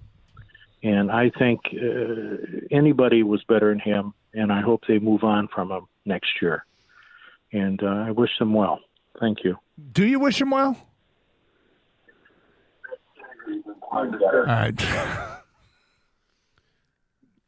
I don't think so. I don't think he does. I don't think he does. he does. But in fairness, I think there are a lot of Tiger fans that are like, good riddance. Let's move on and be done with it. And I don't think that there's any likelihood that they're gonna move on from him in the offseason because he had the surgery.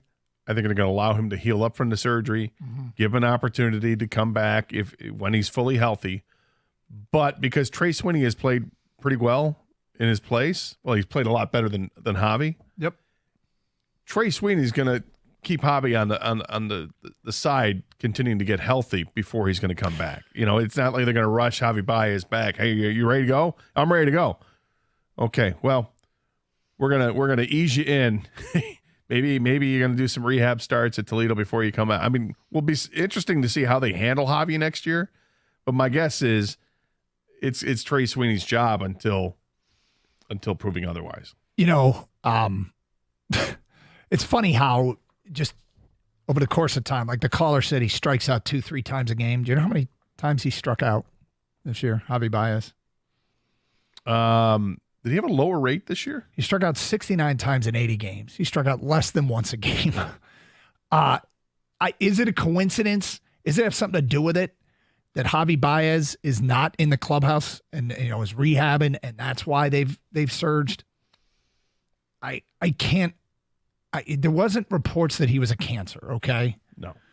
By the way, he's back with the team. Yeah. I wonder he is rehabbing at Comerica Park, and then apparently leaves before the team comes in. Do I think he will ever contribute to the Tigers in a meaningful way moving forward? No. Do I know that he will not be on the roster next year? No. And it's because he's owed $75 million after this season no matter what. They can negotiate some sort of buyout. Javi might say, I will sacrifice a significant amount of money to get a fresh start somewhere else.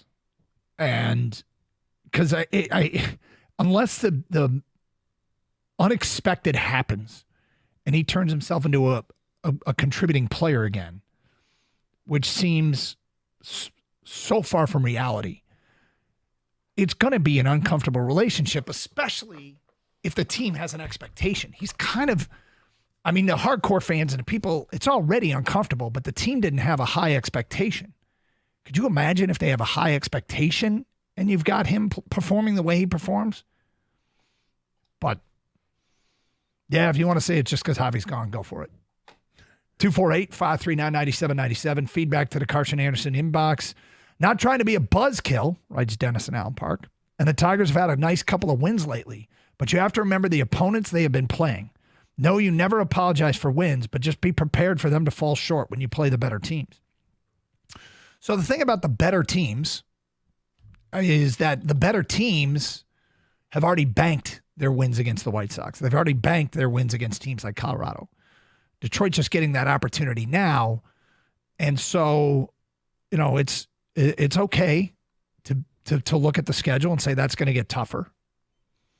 It would be really nice to take some sweep mojo into the Baltimore series. Oh, it'd be great. But they did take 2 out of 3 against Boston. Mm-hmm. They took 2 out of 3 against the Yankees.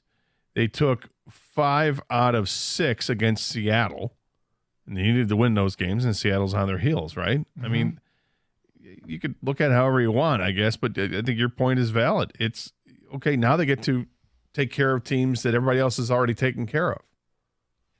So go do it. When they beat Seattle, I think there were 5.5 games behind Seattle when that series opened. 248-539-9797. But yes, the schedule's going to get tougher. This is a 9-game stretch, and you have to earn it. And the 9 game after Colorado, the 9-game stretch is 3 with Baltimore, 3 with Kansas City, 3 more with Baltimore. You have to earn it. In the American League, they took care of the East. They won 13. They went 13-10 against the East. In the Central, are we now saying the Central is a good division? Can we say that? Yeah. 24-22 in the Central, and that number is going to go up because they got games left against Chicago. Against the American League West, they played 500 baseball. The National League played 2 games below 500. This is a good, not great baseball team. It's okay.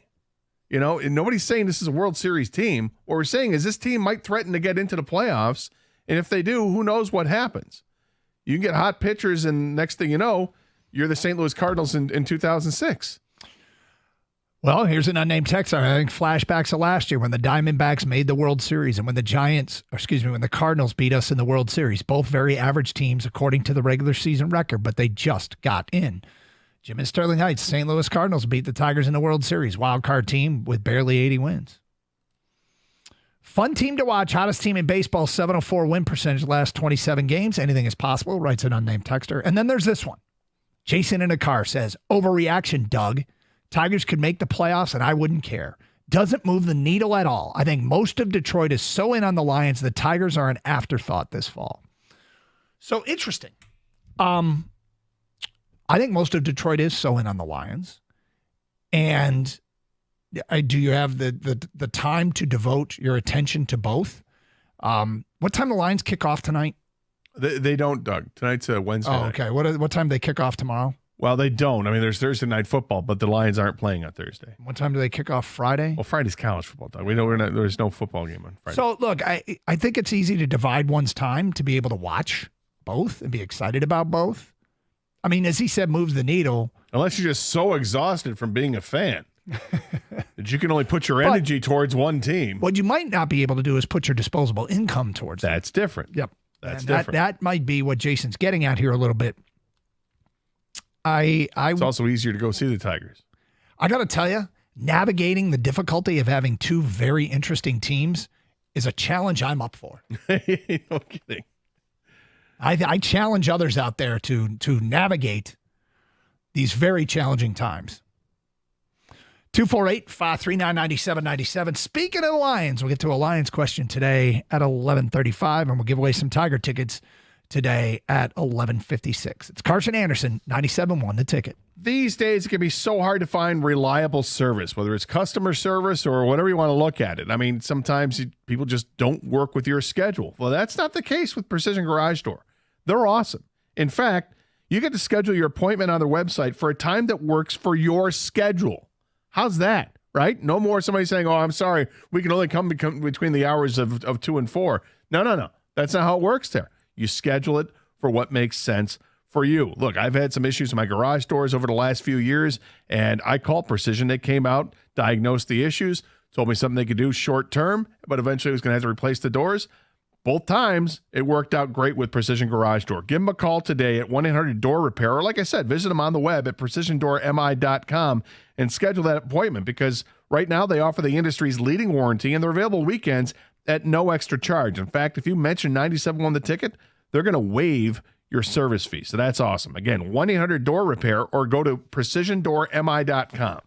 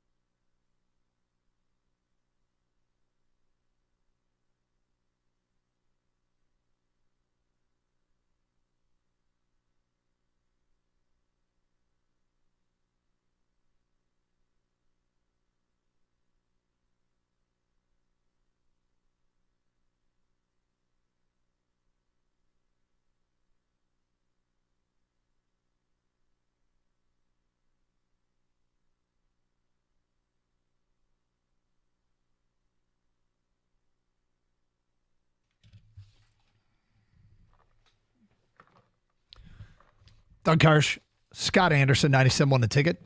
Tiger ticket giveaway, 11:56. Chance to win a 4-pack of tickets to see the Tigers tonight against Colorado Rockies, who got shut out, only sent 27 to the plate. But that's what happens when you face Kiter Montero. Said me for the first time ever. In the meantime, the Tigers put 11 runs on the board, and fortunately, the Twins and Royals both won, but so the Tigers still 3 games, and unfortunately, technically 4 games back. Wouldn't it be so same old Lions for the Tigers to not get in because of the tiebreaker and them getting rid of game 163 and that possibility? Like a new rule and we get screwed by it? Why do you bring that up? I don't know. When did they get rid of that? I don't know, but I don't like them getting rid of it. No. That was fun intrigue. Yes, it was. I mean, it was great when the Yankees played the Red Sox back in the day and Bucky Dent's home run, and it was great when the Tigers played the Twins, and you had that game where Brandon Inge got hit by the pitch, and they didn't call it hit by pitch because they didn't have replay. And he didn't bitch enough. That was another thing. The Yeah. fans are upset. I was upset that Brandon Inge didn't basically lie on the ground and say, I'm not leaving till you put me on first base because I got hit by a pitch. And the closer had to throw like 60 pitches or whatever. You have Fernando Rodney. You have to forgive us in Detroit for not knowing the baseball playoff tiebreaker rules, which were implemented in 2022. Sorry, hasn't been on the top of our agenda, but unfortunately, I did not know that they got rid of that, and it sucks. Let's go to Bruce. You're on 97 won a ticket. Hi, Bruce. Hey, I just wanted to say it reminds me of Michigan State back when no one expected anything out of them. And then they came out and won the Rose Bowl, did some research and realized that they went 13-1 in the year before, but didn't make the playoff. But just accept the fact that Detroit is a team of destiny. I'd like to. I mean, that term bothers me a little bit, just because it. Not it Bruce. Seems like Fire up, Bruce. No, I'm fired up. I'm fired up about the Tigers. I just don't like the team of destiny thing because it seems like, well, this isn't supposed to happen. It just God decided to say this is the year it happens, and that it kind of takes away from the effort that the players are putting forth. But I hear you. Okay, Captain Serious. I am. I have 4 boys that play baseball, so we bought Bally Sports, unfortunately, and we're watching every night now, and we're all on the edge of our seats now that we're 3 games out. Sounds like it must be wild. The household probably gets nuts. Yeah. Dwayne is next on 97 won a ticket. Hi, Dwayne. Oh my God, you guys make me laugh. It is. I'd like to go hang out with Bruce, man. I bet you we'd have a great party. Yeah, no doubt, eh? No, I was calling about the Bally Sports things. I think maybe the reason that Detroit is not as into the Tigers is because we lost so much viewing over the contract dispute, and I had streaming, so I was able to watch, and and I went through the ups and downs with them, and this is awesome to see the revitalization and that they're actually playing with a purpose, and I give AJ a lot of credit because he seems to be able to keep these guys focused on today's the only day that matters. I can't change yesterday. We can't play tomorrow. Let's just go out and play today, and I give him a lot of credit. I know he's taking a lot of heat when they weren't doing so well. And I'm also, second point on, I'm a little bit with Casey Mize getting a chance to pitch. I feel like he's just going through a tryout again, and he doesn't instill a lot of confidence. I like the bullpen days better than we had Casey on the bump every, third day or, fifth day or whatever it is. So anyways, that's my point. I just think with Bally Sports not being able to watch it, a lot of fans, they just kind of put on the Tigers. No, probably didn't help. And they're missing, right? Yeah, I mean, people sought alternatives. Obviously, there were some people that opted to, go all in and get the app or go to more games or whatever it is. But I think you're right. I think that probably had people kind of checking out, and it's hard to get it back. Well, listen, and I'm really excited about the Tigers. You guys are welcome to come to my house, and we'll party and watch. We'll watch the last 15 games. All right. I mean, and I'm not kidding you. It's going to be a party. All right. No, no Debbie Downers. We're doing this thing. All right. Cool. Thanks, guys. Have a great day. Way to go. Thank you. Well, anyway, They've made this thing interesting. Gonna be a party. They've made it interesting. You like parties? I do like parties. Okay, Gator. Let's talk a little Lions. So, question for you: Week 1 in the NFC North was fascinating. The Lions took care of business against an NFC contender in the LA Rams. The Packers lost Jordan Love for a period of time. The Bears had less than 150 total yards of offense. And the Vikings beat the Giants. Is it, okay, true or false, the Packers are no longer the biggest threat in the division? False. I mean, for this season. Yep. False. Packers are still the biggest threat. True or false, the Bears are going to suck.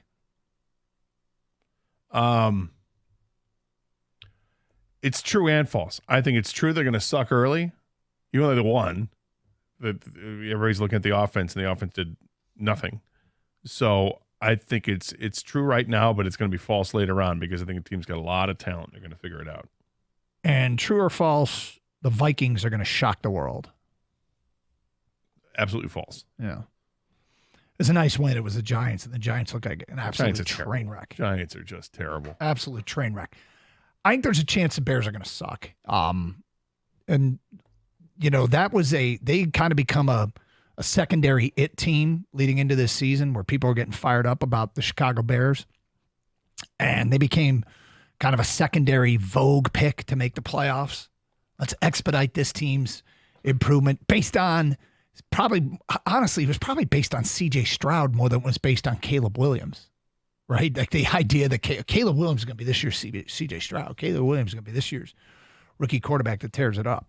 But I think there was a lot of expediting the learning curve with that group. Oh, yeah. Now, they might have a promising future, and he might be very good.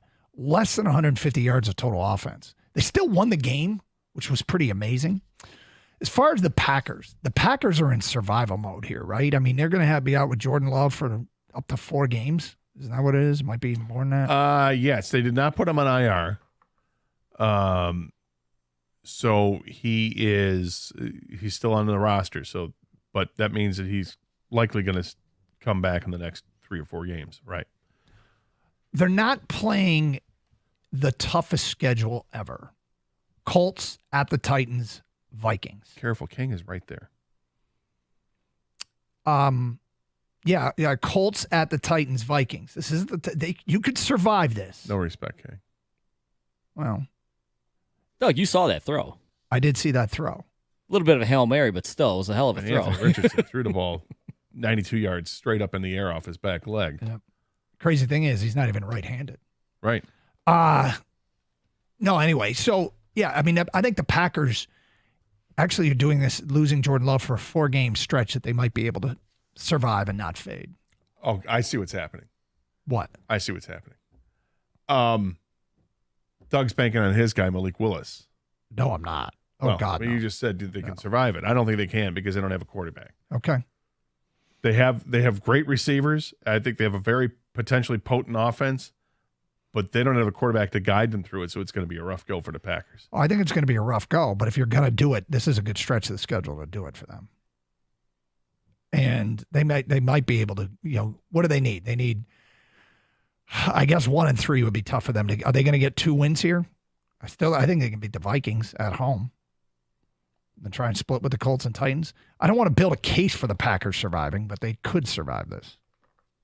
No, and then even if Jordan Love came back a game early, right? I mean, they just need your boy Malik Willis to keep him afloat a little. Get 1 win, maybe 2. It's so ironic that he ended up there. If he had got traded anywhere else, I'd be so stoked. He gets traded there. 248-539-9797. It's Carson Anderson, 97.1 The Ticket. Hey, as the weather begins to cool, there's still time to take advantage of a great offer from CGC Water. Save $1,000 or more when you bundle a Connecticut Premier Softener with a K5 Connecticut drinking water system. We got one. We love it. Just call 855-339-4242 or visit cgcwater.com. If you're not filtering your water, you're the filter. Don't be the filter. You can also save 10% off any residential job of over $500 when you let CGC Water Treatment and Plumbing take care of all your plumbing needs. CGC Water, your authorized independent Connecticut dealer, 855-339-4242.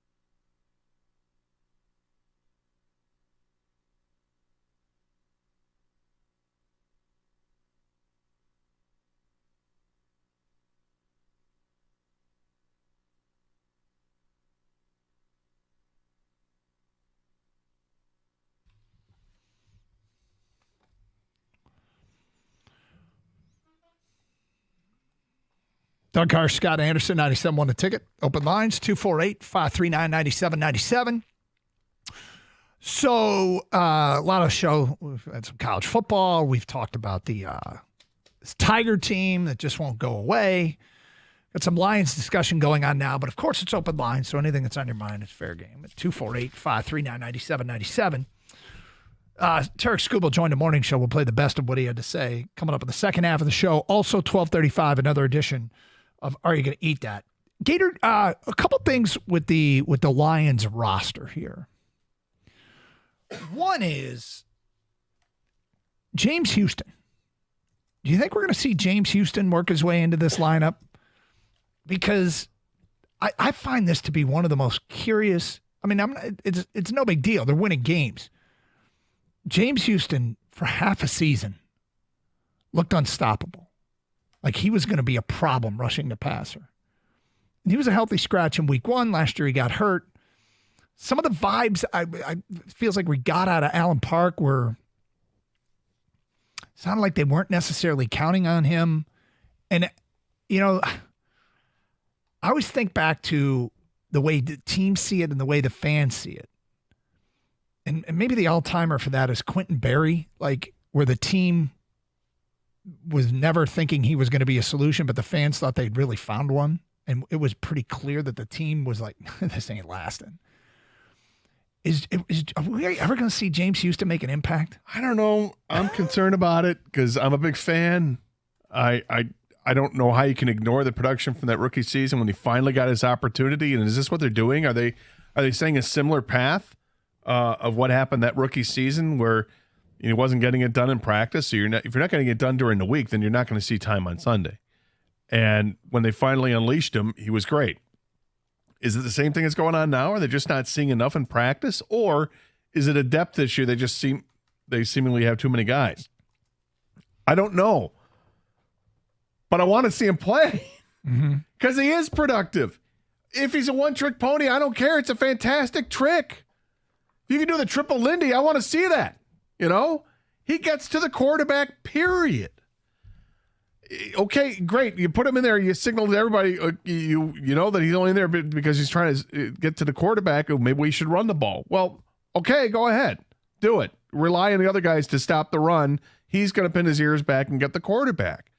But if he's not getting it done in practice, if he looks different, if he's hampered, these are things we don't know. And that they're not likely to let you know. But it is a question I would love to know from Dan Campbell. As to what's happening where James Houston is not seeing the field on Sundays, and I would imagine the first thing he would say is, "Well, we got a lot of guys. Yeah. We got a lot of guys, and they make so many correct calls." I'm not even saying they're screwing this up. They're doing something wrong.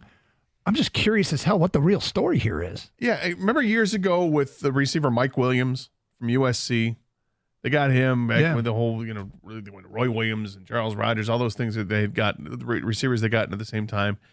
And Mike Williams could not see the field. And we're like, why is he not playing? Just, if he sucks, put him out there, let us know as fans that he sucks, right? Yep. The difference is those Lions teams were terrible. And, fans just wanted to see him play because they wanted to see him play. This Lions team is really good. And the coaching staff has earned enough cachet with the fans now that you kind of go, okay, I guess I trust the coach, but I still want to see him. But if they're not playing him, there's a reason. I think if you're a James Houston fan, Gator, like yourself, you should be really concerned. All right, he's a healthy scratch. They only dress 3 defensive ends: Aiden Hutchinson, Marcus Davenport, and Josh Paschal. You know who they rushed a lot from the edge? Derek Barnes. Okay.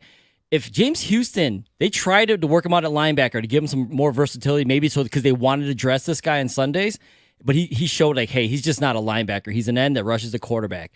Maybe it wasn't good enough for the coaching staff because when you only dress 3 guys, Hutch played a ton of snaps. Davenport was the second most, of course, and then Paschal was rotating in. And then when they needed someone else, it was Derek Barnes, and they dressed a bunch of linebackers.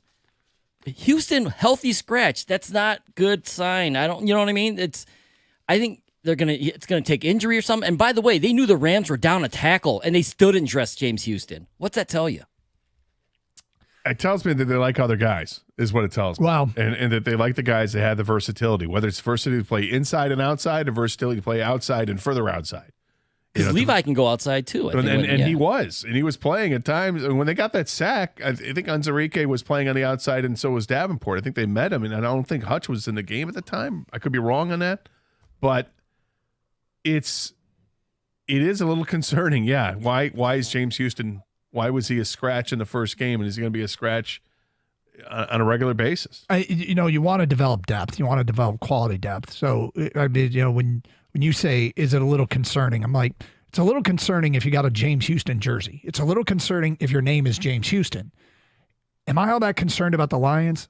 Not really. Yeah, I kind of agree with you. But and so I'm a fan, but I'm disappointed, but I get it. I just find it to be awfully curious to have one of the elite skill sets that every team is looking for, and basically, I got it last year. He got hurt. Maybe he's still getting over the injury. It seems like that shouldn't be the case. They were trying to repurpose him though in the preseason, and they admitted as much, and that seemed odd as well. Well, then they bailed on that. But it's kind of like, I mean, the difference, I guess, is this guy was already on the roster. But if you wanted to see Ennis Rakestraw play a lot more and he didn't play as much as you wanted to and you're disappointed about it, well, give it time. Yeah. He'll play plenty. I think the same thing probably holds true with Houston in that injuries happen. It's a part of the game. It's a brutal, violent sport. And at some point, he's going to have to be called up at the very least for that. Hopefully, he's called up instead because he's just dominating in practice when he's getting the opportunities. He has to make the most of his reps. The other thing that was interesting is they brought in a kicker. They brought in Greg Joseph to join the practice squad. What do you think that's about? I think it's a smart move that says, let's identify a kicker out there that in case Jake Bates gets hurt, that we can slide somebody in quickly before we have to scramble and find one, because, kickers do get hurt in the season. You see somebody you like, there it is. I don't think he's there to push Jake Bates. I don't think it shows any lack of confidence in Jake Bates. It's just as simple as, we need to have a guy on the practice squad as a kicker, period. Yeah, last year he made 24 of 30 field goals with Minnesota with a long of 54. He has hit a 61-yarder. That was 2 years ago. He signed with the Packers and made their initial 53-man roster, but then was released, and the Lions grabbed him. So you don't think this is pushing Jake Bates at all? This is just mere, we can park this guy in the practice squad, and now we got a kicker, an in case of emergency kicker. It's exactly what I think it is. Okay. Kang, you make anything of this?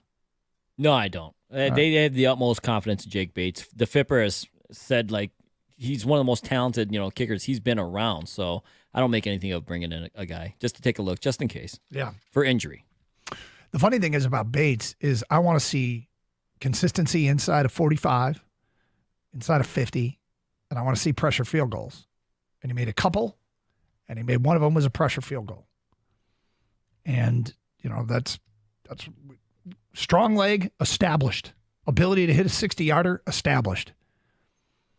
So got to hit a bunch inside of 50. Was that one of did you guys feel some kind of pressure, even though it was a short field goal, but it's Bates' first time in an NFL game? You know what I mean? The game, hey, you got to tie it. I felt it wasn't like a gimme. No, I think there were 65,000 fans in that stadium were going, all right, he's got this, right? I don't know. We trust you, Jake. I don't think anybody walked in there with the same feeling that when Jason Hansen was lining exactly. up. No, that was, yes, that's exactly what I was like. That's short. He's got this. I mean, he should. No issue, I don't think. It's like, can we go back 25 yards and really make it challenging, and then I could feel better if he misses it? I didn't go that far.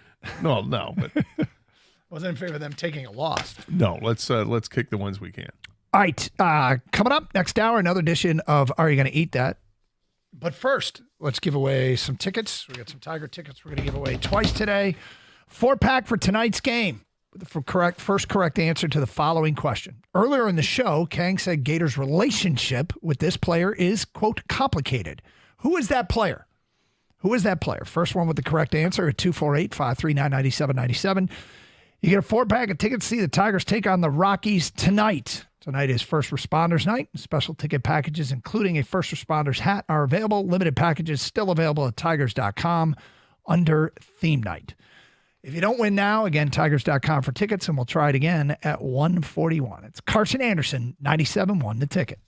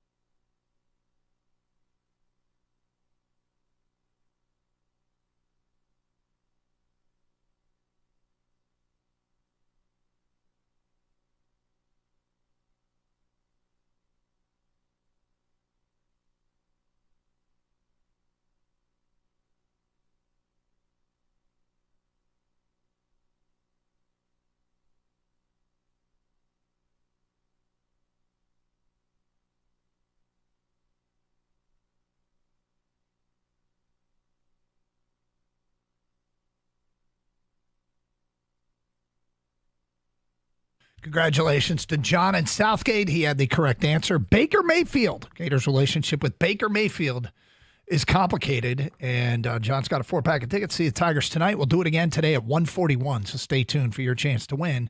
So we gave away another 4-pack for tonight's game. Tigers getting very interesting. Also, something you read me during the commercial break was interesting. We do this every once in a while because people will – what's the app? It's a Nextdoor app. So it's kind of crazy things that happen in people's neighborhoods and the stuff that people like to post about. Normally, it deals with dogs and dog excrement and people leaving the dog excrement on somebody's yard and they don't pick it up. Lots of dog stuff. Mm-hmm. People that have dogs that are unleashed and they're all over the house, or all over the streets. Coyote sightings are big. Some of it's wild what people think that everybody in the neighborhood needs to know about. Yes. Somebody knocked on my door this morning and should I call the police? Like, that stuff is. Right. But I saw this the other day, and I had to do a double take, and I was like, "What?" And as always, I don't say what city this is. But this is a local. This is one of our local suburbs, Metro Detroit. Okay. And the person who posts this is a mother, and she says, "This is the most difficult post I've had to make." Let me stop you right there. When I read that or hear that, I'm like, "Oh no, somebody died." Death in the family. Yeah, this sucks. And I think that's probably why I started to read it, because going with what I'm going through right now, it's okay. I was going to show some sympathy. And then it takes a wild turn, because it's got pictures and a short video. And it says, "These two individuals pulled right into our driveway this morning at around 11:30 a.m., then proceeded on the Ring video next to my child's basketball hoop to have intercourse. I can't post the entire video. I have human decency, but it would be very helpful if anyone sees this car or the people who performed this lewd act on private property to call the police. A child sadly saw this video because they thought that it was their toy delivery. I'm sick. I feel like we as a family have been violated, and I'm shocked that any civilized person could think this is okay." And there's more that goes on to say. And then there's an edit. It says, "A kind detective from the police department reached out to both her husband and her today, and that they are investigating it as of this morning. And thanks to everybody for the continued kind words." But nonetheless, what? Okay, I'm sorry. What happened at 11:30 in the morning? Well, let me start with this. Sorry for your loss. These people pulled into someone else's driveway to do it? Yeah. Isn't there a cul-de-sac somewhere? A dirt road? I don't know. A bedroom? Is this on the commute to work? Well, here's the other thing. Like, she's got these pictures she's posted of there, right? Yep. And she has a picture that encapsulates the license plate number. Oh. I mean, it's simple, right? Hey, police, here's the video of what I captured on my Ring camera. Here's the license plate number. What do you do? And I don't know if this violates laws or not. That's the other question about this whole thing is, like, is this against the law? This has to be. I mean, indecent exposure. Because it's literally in their driveway. And as she said, in front of her son's basketball hoop. I'm intrigued a little bit. I mean, that's a completely irrelevant fact, but I'm intrigued a little bit. Doug's a freak. He wants to see the video. No, I'm intrigued a little bit by where was the Ring camera that they had such a clear shot of. Like, I think about the cameras in our house. Somebody could pull into our driveway and they could have an orgy and we'd never know about it. Our cameras wouldn't pick any of that up. Uncensored. Yeah. Dirty Mike and the boys are here. But that's I mean, the camera must be out by the driveway. Yeah. And how many windows on this? Through the sunroof, could you see everything? Is it like an old AMC Pacer where the whole roof was glass? What are we talking about here? Appears to be a Toyota of some kind. I don't know. Is it? Yeah, I think so. I gotta go look. Well, here's that's. Wow. Yeah. It's a good view. And you got wait, they got out of the car? What? You could see the people too, Gator?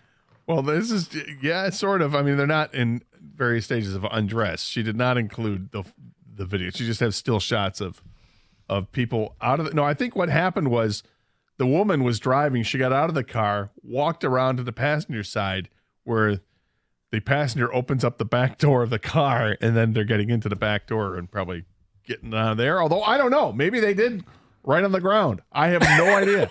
Okay, because they might have been outside the car.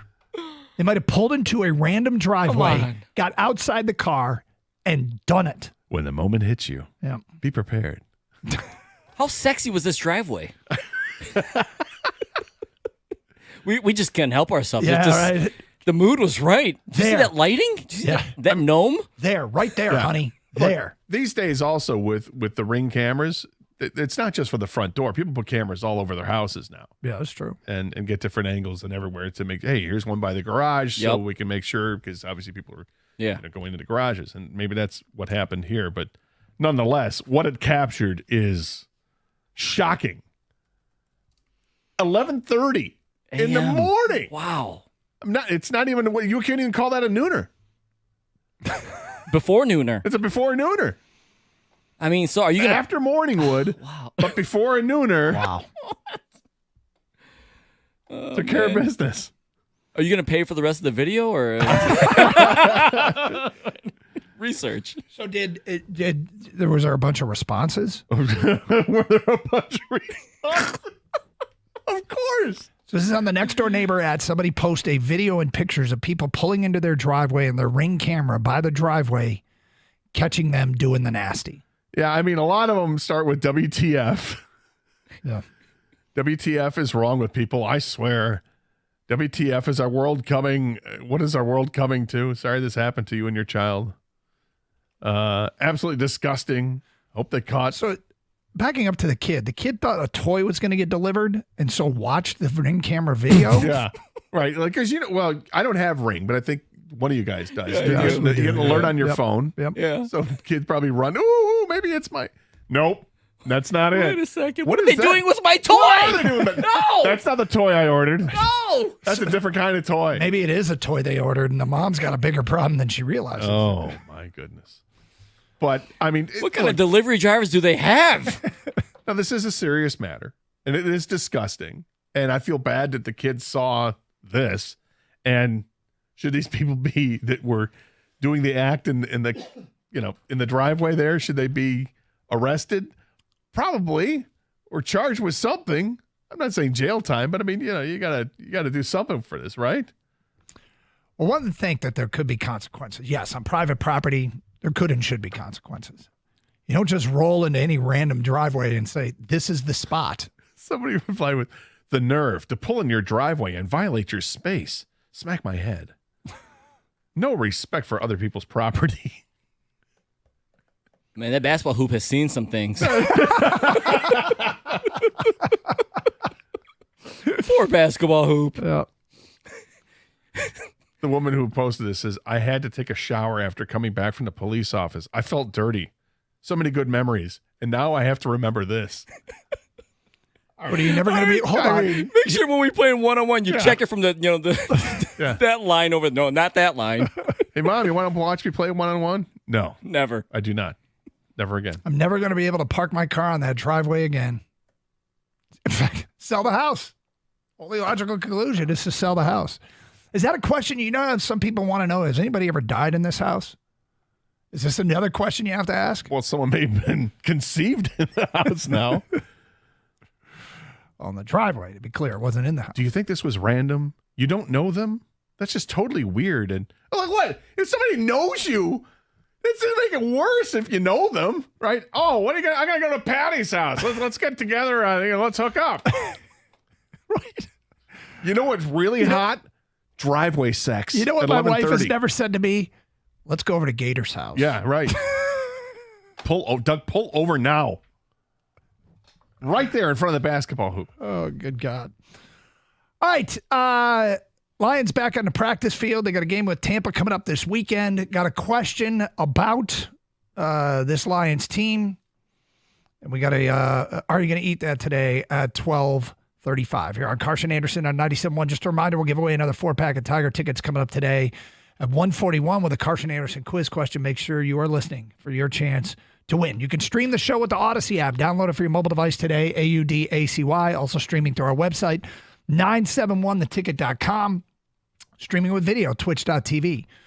Search up 971 The Ticket in the search bar when you get to twitch.tv. Same thing with YouTube. Both of those sites have streaming chat where you can participate with those fine communities. It's Carson Anderson, 97.1 The Ticket. Hey, Sarah Chevrolet Sterling Heights is ready to celebrate football fall and the best deals of all. Right now, you can get into a brand new 2025 Chevy Equinox for just $332 a month. With $19.99 down, that's a 2-year lease on Equinox LT front-wheel drive for just $332 a month. Unlock the savings through the GM employee discount. Current lease in your household. Equinox is redesigned for 2025 on the exterior and features a bold new dashboard with double digital displays. And Sarah has a huge selection on the ground to choose from. Call 87-SAY-SARAH. Go to saysarah.com. See dealer for details and get there fast. All offers end September 30th. Together, let's drive.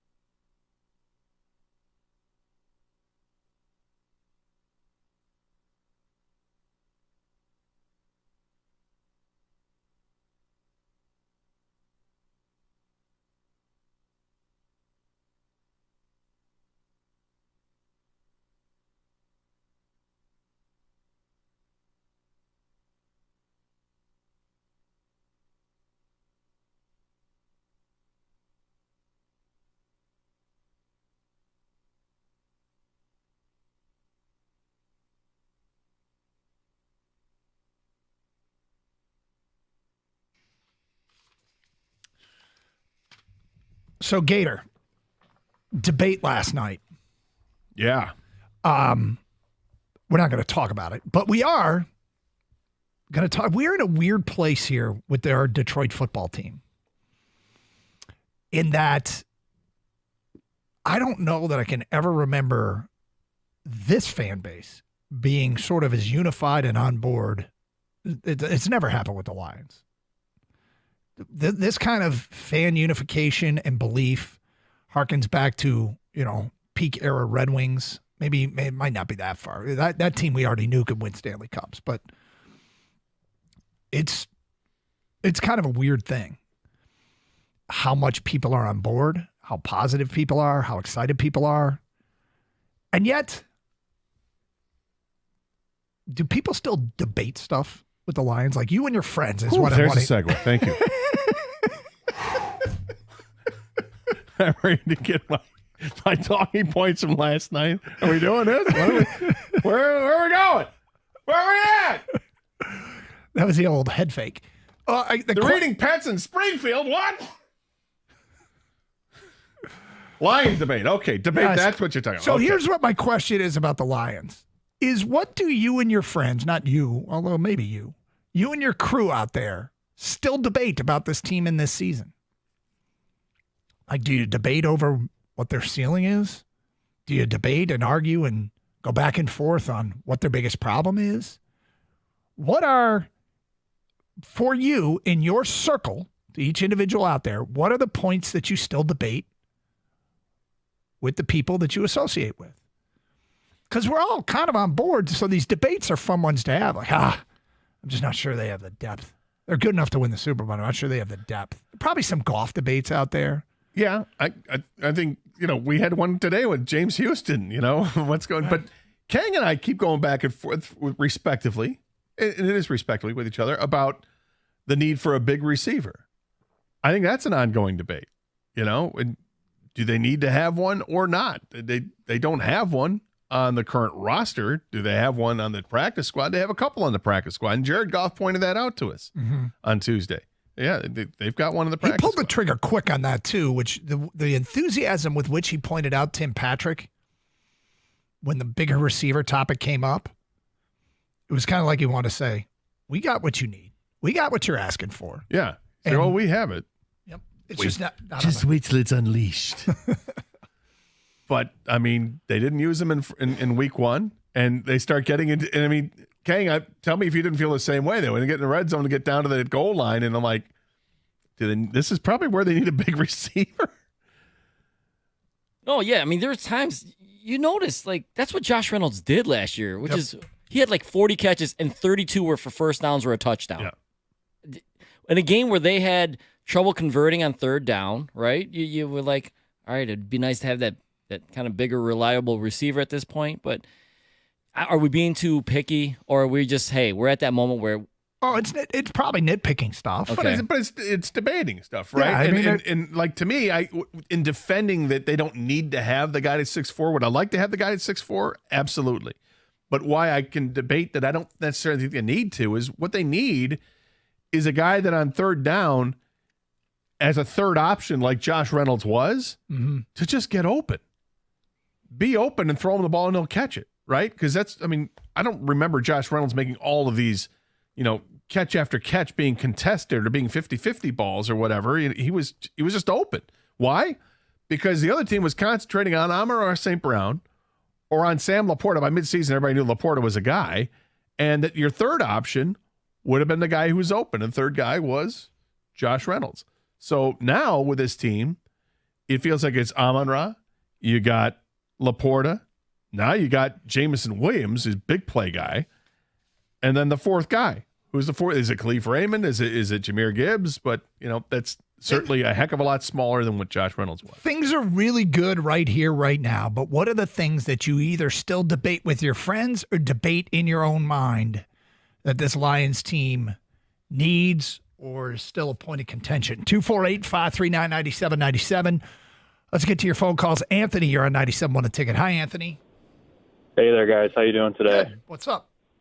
Good, man. Go Lions, go Lions. Hey, I think the biggest thing that I'm still kind of on the fence about, and I think this past Sunday really showed it, was just Terrion Arnold and where he stands. And those 2 penalties really put my nerves a little bit higher. So I'm curious to see what his ceiling is and where he goes. But I think we need to definitely be watching, and hopefully he's learning from some of the vets on the team and getting an idea of what it's like to be a pro, and hopefully turns it around. But those 2 penalties really don't sit well with me. I don't know about you guys, but they didn't bother me that much. I'm a rookie first start going up against that receiving core. The over-under on PIs probably would have been 1.5. I could see it totally being reasonable in his first start to get a person to get 1 PI. He obviously got 2. I think they're correctable. The first one, it was just kind of technique. It was a little handsy, right? And then the other one was he had his back to the play in the corner of the end zone. If he turns around, it's an interception. Yeah. So it's by stuff that no can be means learned. am I, not jumping ship on the guy. He's still our future, hopefully in our secondary. But just something to watch, something I picked up on, and hopefully week 2 he gets out there and gets after it. I suppose. I mean, the one thing about it is it's only the first game. If by the midpoint of the season he's got like 17 pass interference calls, we'll be like, oh, this is an issue. Yeah, and they go right back at it on Sunday, and they've got to face Godwin and Evans. That's a tough duo. Is it as tough as Nakua and Cooper Kupp? Maybe not, but they present different challenges. I mean, Mike Evans is a big receiver, and he catches everything that's thrown to him. 248-539-9797. What are the things that you and your friends still actually do debate as it pertains to our Detroit Lions, who are instilling about as much confidence as the Lions team ever has in Detroit? But it doesn't mean they're perfect. And it does mean there's some things that you might ask yourself, is this going to be good enough? Because I still do ask the question, is the secondary going to be good enough? That's the debate I have in my own head.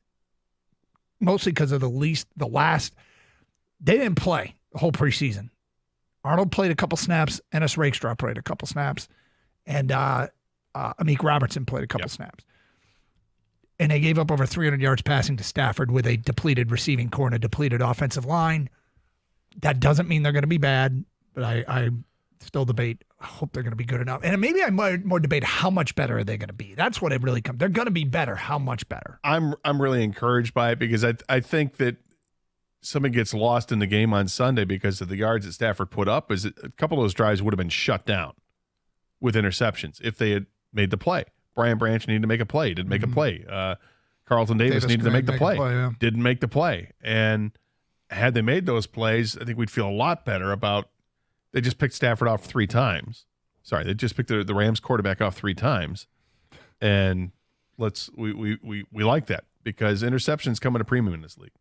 Tim in Mount Clemens, you're next on 97 on the ticket. Hello, Tim. Hey guys, my thing is I've had a problem for all last year, and then they didn't address it this year. Is overall team speed on defense.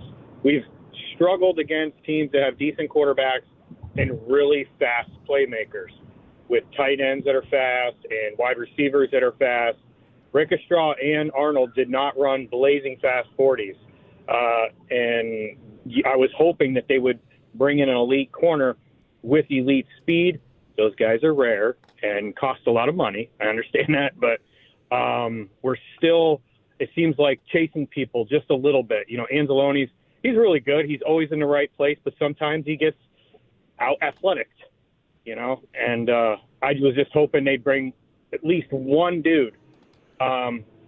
Anzalone had 3 tackles for loss in the first half of the game. Terrion Arnold was the second best defensive back available in the draft, and the Lions got him. I get what you're saying. In the offseason, could you have gone and gone after one of the top corners available? Could you've gotten that in free agency or made a trade for that? I get that, but you don't think that they have addressed the secondary because it's a total turnover. They definitely did, and I think they played pretty good, and I'm very, very happy. And I took back some of my words to all my buddies, and we're having these discussions like, look, these guys' 40s in the combine were not that great, so we didn't address the team speed. I guess time will tell, but I look at teams like Pittsburgh Steelers, they never had anybody on their team that was fast after Troy Polamalu, and they struggled and struggled and struggled. And they had to trade a first-round draft pick for Minka Fitzpatrick, and it changed everything for them. So I was hoping – I do like the move of Branch to safety. I think that gives them some more speed at safety because he wasn't a super fast corner, but he's a really fast safety. Thank you for the phone call, 248-539-9797. What are the debates you still have about our Lions? We'll get to more of your phone calls and feedback. Another edition of Are You Going to Eat That? Right around the corner as well. 97.1 The Ticket.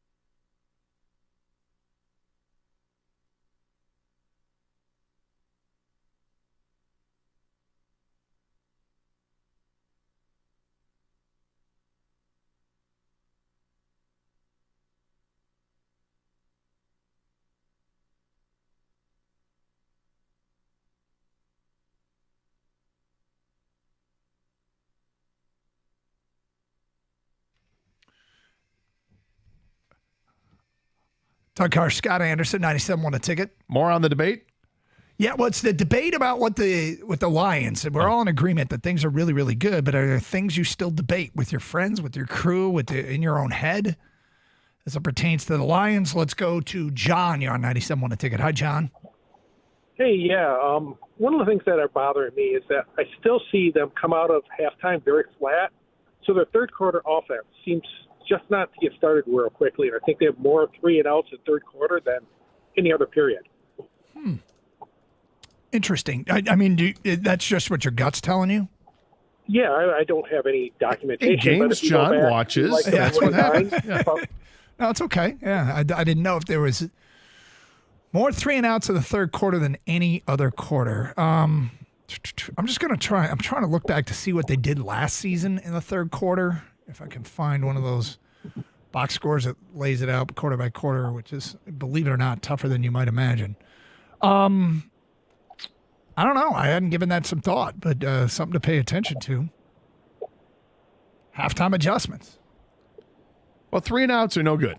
Nope. No matter when they happen, and they happen too often on Sunday, and yet they were able to overcome that and still win the game, get the defensive stop when they needed to get the defensive stop, and then just mash them in overtime, and it was great. How does that work out for the rest of the way? Is that a blueprint for success? Is this what the team's going to do the rest of the season? We'll see. But I'm curious as to how much we're going to see this team run, because it was so successful in the overtime. Now, maybe that was just right time, right place. You could see that the Rams were gassed, and David Montgomery, he was the one that really crushed their soul by himself by breaking tackle after tackle, spinning out of toe holds and getting down the field and continuing to do so, and the team carrying the team on his back while he's going from the 8 to the 1. These are things that you probably can't count on for an entire game, but at the right times, God, is it a lot of fun to watch. All right, you ready? Yes. All right, here we go.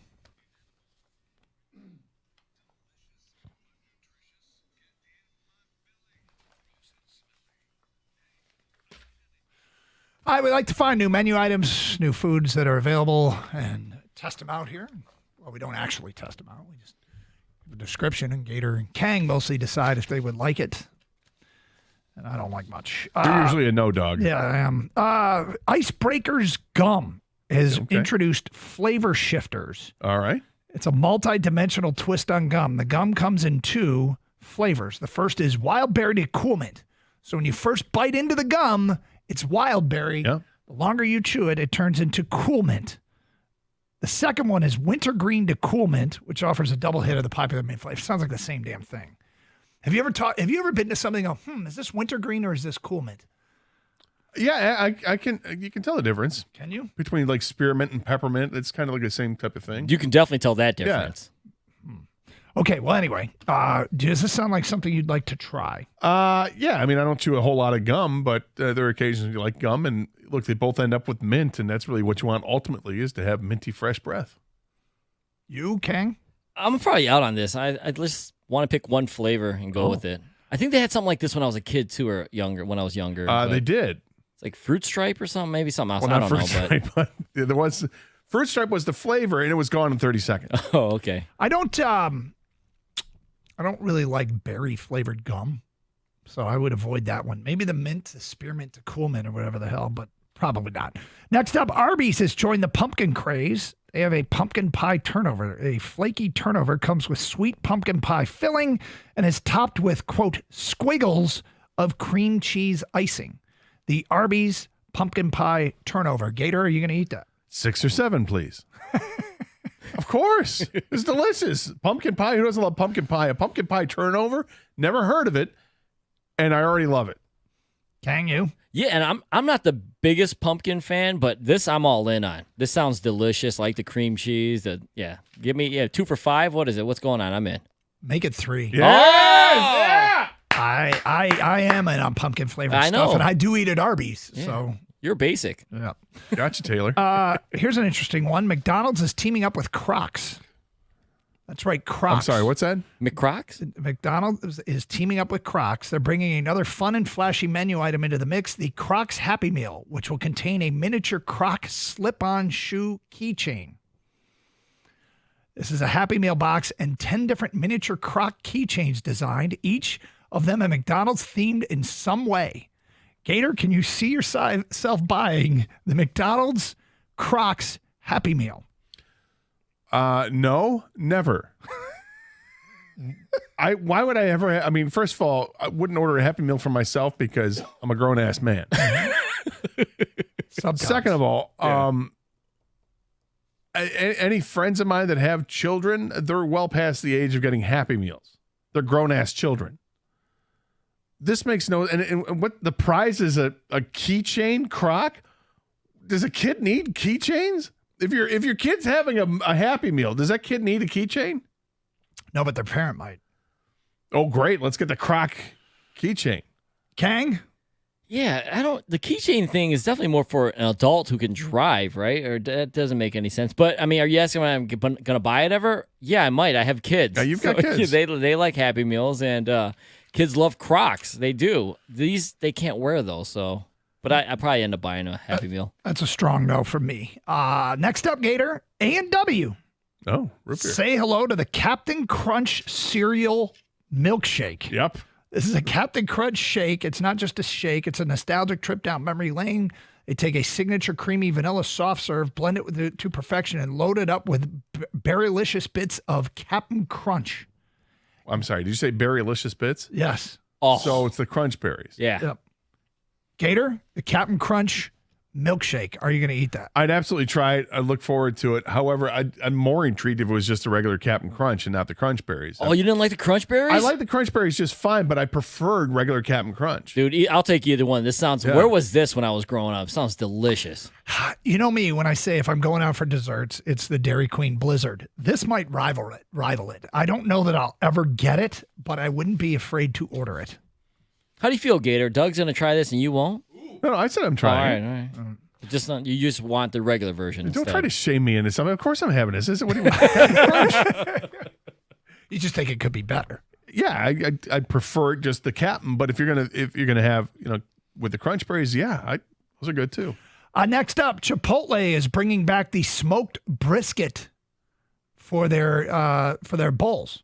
They announced the return of the top requested menu item available at participating restaurants in the United States and Canada, made with real beef. The brisket is served with seasons of spices, including smoked serrano chili pepper, a chipotle chili pepper, and according to the company, the brisket is then hand-chopped into juicy bits and finished in a savory brisket sauce made with smoky chili peppers. Gator, the chipotle brisket. Are you going to eat that? This is going to surprise you.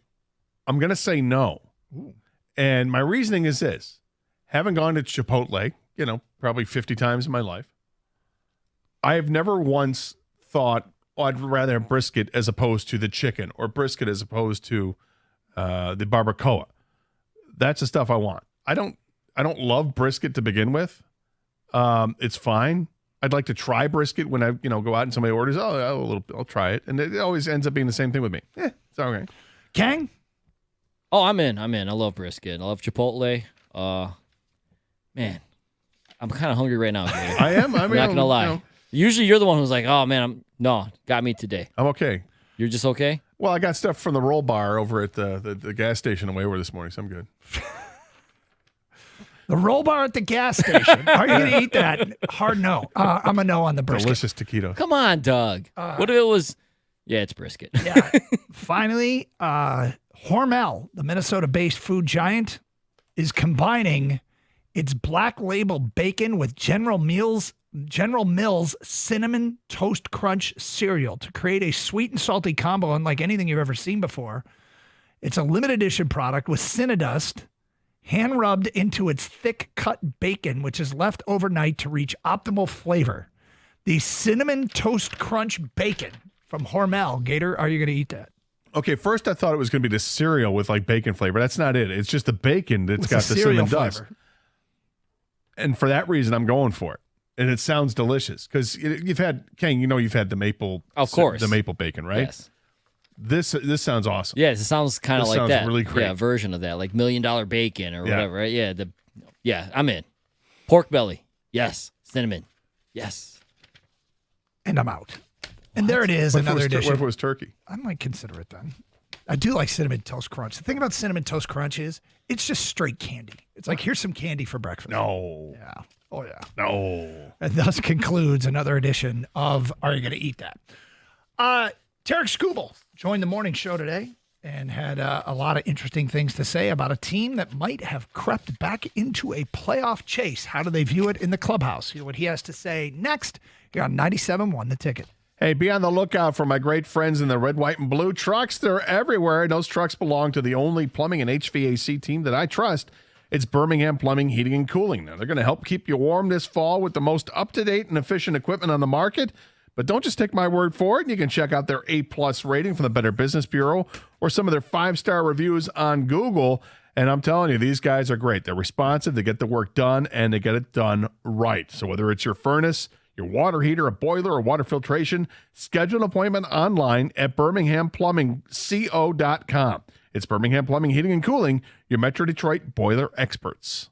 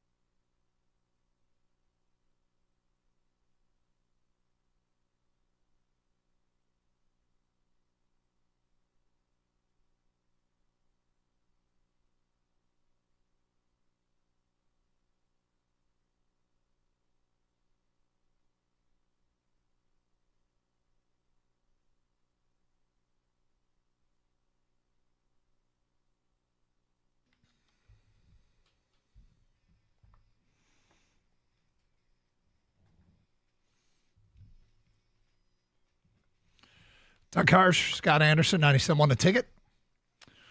Good to be with you on a Wednesday in Detroit. We got some Tiger tickets to give away today at 141. 141. Make sure you are listening. You don't say. Yeah, it's a Carson Anderson quiz question. Something said after the noon break will be the answer to the Carson Anderson quiz question. The first one with the correct answer. You get a 4-pack of tickets to see the Tigers take on the Colorado Rockies tonight. The Tiger team still 3 back after 11-0 win last night. Okay, so Tarek Skubal joined the morning show today. And, it's interesting. He's pretty level-headed. Guys ask some really, I think, questions we all kind of want to know the answer to. Like, right now, here they are, 3 games out of the playoffs, and really 4 games because of the damn tiebreaker, but whatever. Just keep clawing away. It seems like every few days they'll get a game closer without taking on a lot of water. But they're going to have to play well. There's no doubt they're going to have to play well. So the guys asked Tarek, does it feel like you are in a playoff chase?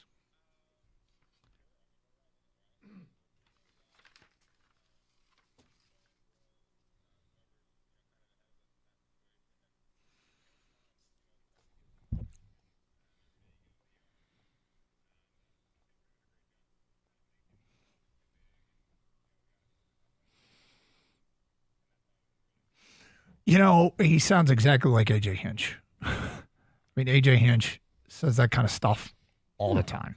And why do you think that is? Because A.J. Hinch has a malleable young team that does whatever he wants. Yeah, and they're seeing success now, and it's the vision. When the coach lays it out there, like, look, guys, this is how we got to do things, and literally say it's one game at a time or whatever, you're going to buy into it when you see the results. It's like Dan Campbell. When you go back to the Hard Knocks days, and their players were, probably not thrilled that they're having to pad up all the time. And he's like, trust me, it's going to pay off. We're going to see the payoff. And that first season was tough, but things started to pay off. And once they bought in, it was, sky's the limit of what you can do when you're buying in. All right. So what was the big change? When did the Tigers start to notice that things had turned around? Here's what Skubal had to say.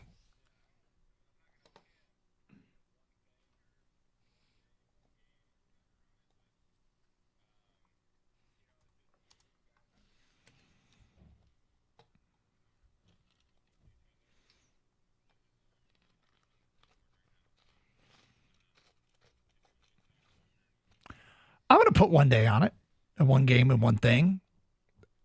It changed for me in the Little League Classic back in August. The Tigers got a run in the bottom of the ninth to tie the Yankees, and then scored in the top of the top of the ninth? No, bottom of the ninth, right? Bottom of the ninth to tie the Yankees, and then got a walk-off win in the 10th. That was the day it changed for me, and that was the day it feels like that jump-started them. Like there are wins, and then there are wins, as our friend George Blaha said. That was one of them, and the other one was the grand slam hit by Parker Meadows with a 3-2 pitch down 3-0 in San Diego. But I really, for me, it started to change that game. Sunday, August the 18th, Little League Classic. I think it started to change when Colt Keith started to hit. And when you see that, okay, the team invested in this kid, they gave him a contract before the season began, which is nearly unheard of, and he starts to deliver on that.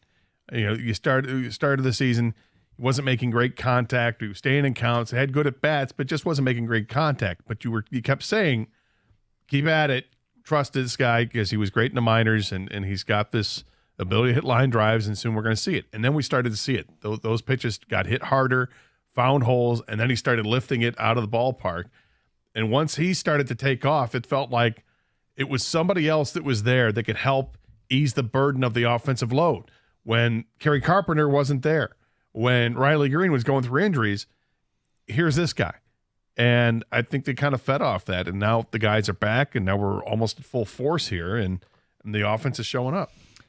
All right, more with Tarek Skubal. When you show up for work every day, can you tell the difference when you walk into that clubhouse, how important each game is?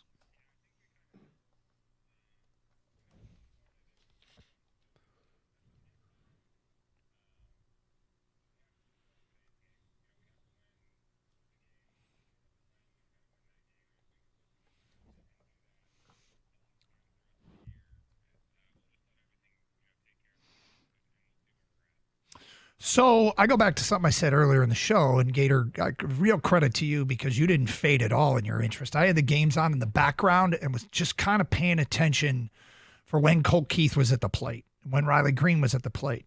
But you were watching intently all throughout. But you have to notice the difference. Even when you were watching intently all throughout, a month later, double and triple the intensity, right? Yeah, absolutely. This team is they're focused. They never feel like they're out of a game, and they aren't. They've got enough games under their belt where they've come back late in games to tie it and either win in walk-off fashion, win because they ended up taking the lead in the ninth inning, or take it to extra innings and get it done. I mentioned for me, it's when Colt Keith started to hit, and then they started to get healthy, like I mentioned before, because the two guys come back with Green and Carpenter. But more importantly, maybe most importantly, Parker Meadows is the guy. This team is 18 games above 500 or something like that when he plays. That was the stat they showed last night. When he starts, I think they're 16 games above 500. That's remarkable, and his numbers have been spectacular for a guy who was hitting .096 when he was sent down with an OPS of over 400. Is now hitting in the 230. I think he's hitting 235 with an OPS of 744. The 744 is well above league average, and this is for a guy, like I said, who started the first month going .096. It's an amazing turnaround for him. So then there's a question of how Tarek Skubal's being used. He's been getting an extra day's rest, says he feels great, but would you like to go on the standard 4-day rest to try and contribute more down the stretch?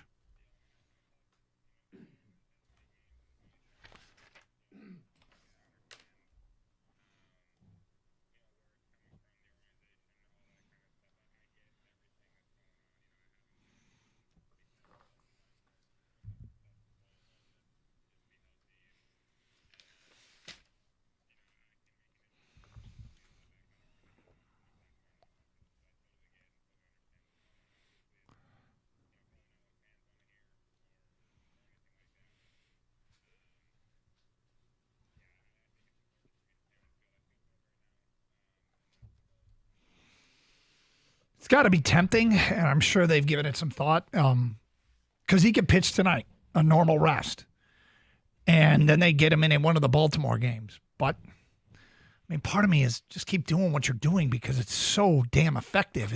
It's at some point you have to wonder, when does the clock strike midnight on the way they've been handling their pitchers? But, Kiter Montero threw a complete game shutout, faced the minimum in less than 100 pitches. There have only been 27 complete games this year in baseball. 27 in the entire league. And Kiter Montero has one of them. It's a shutout. Mm-hmm. He was spectacular last night. But I would disagree with Skubal on one thing. I'm glad to hear him say that, hey, he understands what's going on with how they're going to use him. But what I take issue with is when he says he doesn't make an impact when he's not on the field. I think he can, and I think he probably does, because you're still in the dugout and you're talking with the other pitchers, and you're probably talking pitching. And if you can just simply share what's working for you and what you're seeing in your approaches when you go up to the mound and you're going to face these batters, and here's why I see works, all that stuff does matter. And I think the pitching staff obviously respects what he's doing. He's having an incredible season and is, one of the front runners, if not the front runner for the Cy Young Award in the American League. And, how do you not want to seek out knowledge from the guy who's pitching that way? Yeah, he probably meant more of an impact on the field than off the field, right? If you're being, like real particular about it. But I honestly hated that last cut. And it's not like anything against Skubal or anything, but as a fan who wants to fully buy in on they're in a playoff chase here, we were this close to getting a wild card, they don't act like it from a position, like from a management point of view, because he's your best pitcher. And I don't care that it's ironic that the last pitcher that lost on the staff was Skubal, but he's your best pitcher. And Doug, I know you don't want to change things if they're working.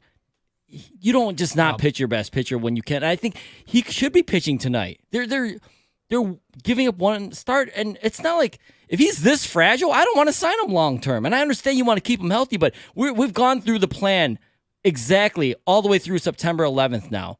Don't you think now you can, I don't even call it pushing it, but Can you avert from it a little bit because you're this close to the playoffs? Now, to be clear, I didn't say I don't want to change what's working. I said I understand why they're doing what's been working. Yeah, I mean, they could put the pedal down and go for this thing. This is, when I look at what they're trying to do, this is the difference between being a manager and being a coach. This is why they call them managers, because I suppose you could call coaches managers in football or whatever, but I mean, he literally has to manage a staff and try to figure out what's best for the staff, what's best for the team. And I think A.J. Hinch and Feder and all those involved, I think they earned the pass for what's going to be best and what they think they need to do. It's kind of like giving a pass to Dan Campbell. All right, you're going to choose not to play James Houston. I get it. I may not be thrilled with it either, Kang, and I'm not, because I want to see Tarek Skubal take on the team that could have traded for him and didn't, and throw it right back in their face and help vault the Tigers into the playoff picture because you're using your best pitcher. And I'd like to see that. But I also will defer to A.J. Hinch and company. Evan Petzold, the Free Press, has laid out the possible, Skubal outings, the next 3 outings. Basically, the last game of the year can be up for debate right now. And if the Tigers need to win that game to get in the wild card, I'll be absolutely livid if they don't start Skubal that game. And they can. And they can on normal rest. Well, if you look at his numbers, his career high in innings was prior to this season, was his second year with the Tigers. He threw 149. Then he went down to 117. Then last year it was down to 80. All right. He's dealt with some injuries. So now this year it's 174. So not only is it more than twice of what he did last year, it's almost 30 innings more than what he pitched in his career high. They do have to manage this because he has been injured in the past. They're trying to build that up. Now, to your point, King, about you don't want to sign a guy long term if he's fragile. All pitchers, I think, are fragile, and you have to be careful with how you handle it. And I think they want to feel better about it and make sure that they're building him up rather than setting him up to be knocked out. Dan Campbell has commented at this hour on James Houston and where he is at. We will get to that at 103 here on Carson Anderson on 97.1 The Ticket.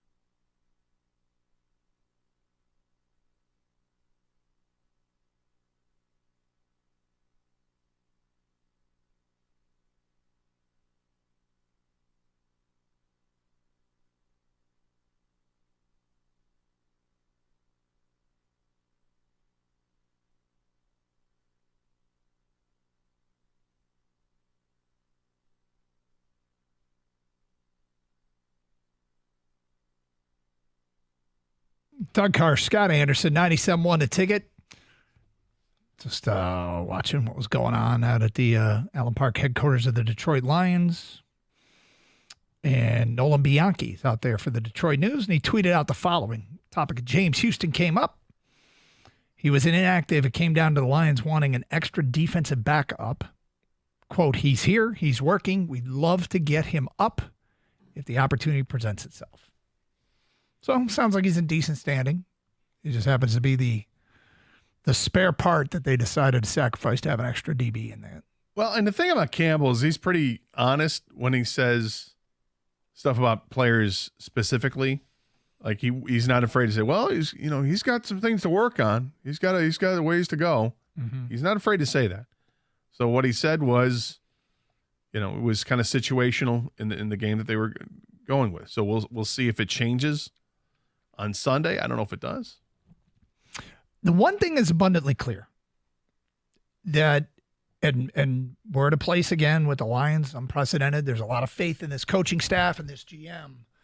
It's always interesting to me when you realize that the way people see it on the outside isn't at all the way it is seen and interpreted on the inside. I think that they love Marcus Davenport. Mm-hmm. And that when they signed Marcus Davenport, they believed, there it is. We have locked up the edge rusher opposite of Hutch. I don't think that's the way it's interpreted outside as much. And I mean, that doesn't mean some of you out there don't love the Marcus Davenport signing. But I think the masses in general don't appreciate that signing as much as the Lions. I feel like people think, I'll be happy if we get anything out of him. Where they are thinking he's going to make plays for them. Let's hope. Yep. But because of that, it just knocks James Houston down a peg as far as edge rusher. Yeah. I mean, and Davenport's the guy they expect to be there. And again, it's the versatility of the roster that they have. It's because Pass can play inside and outside. Hunzarika can play inside and outside. And these are reasons why he is further down that depth chart. It's because Barnes can play on the edge and he can also play as a linebacker. They tried that with Houston and they didn't like the success rate. So they view him strictly as a pass rusher. Yeah. Now, this week against Baker Mayfield, it's always important to pressure the quarterback. This guy's off to an awfully hot start. And if you missed it earlier in the show, Gators, you've done the full 360, I guess. You 180'd and you 180'd back. Yeah. You went from being a Baker Mayfield fan to not being a Baker Mayfield fan to being a bit of a Baker Mayfield fan again. Yeah. Yeah. And look, when you admit that you've changed or that you were wrong about something or whatever, you just own up to it. If you want to be accountable, and I want to be accountable. I liked him out of college. Didn't really like him too much in Cleveland outside of the commercials. I started to like him again because of the commercials. But as Kang pointed out, maybe it really went south because he was the quarterback for the Rams when we needed the Rams to beat Seattle, and they didn't get it done in the last game of the season. And I probably harbor ill will for that, and fair enough. In the first half of last year, he wasn't very good. The last several games of last season, he was very good, got his team into the playoffs. And I think that there's a bit of reclamation there and some humbling that's gone on. And I appreciate the way that he has grown. He's kind of kept his mouth shut too. And he's been a very good player since then. So you kind of like him again. Well, look, I mean, he won that division last year. He was on the team that won the division last year.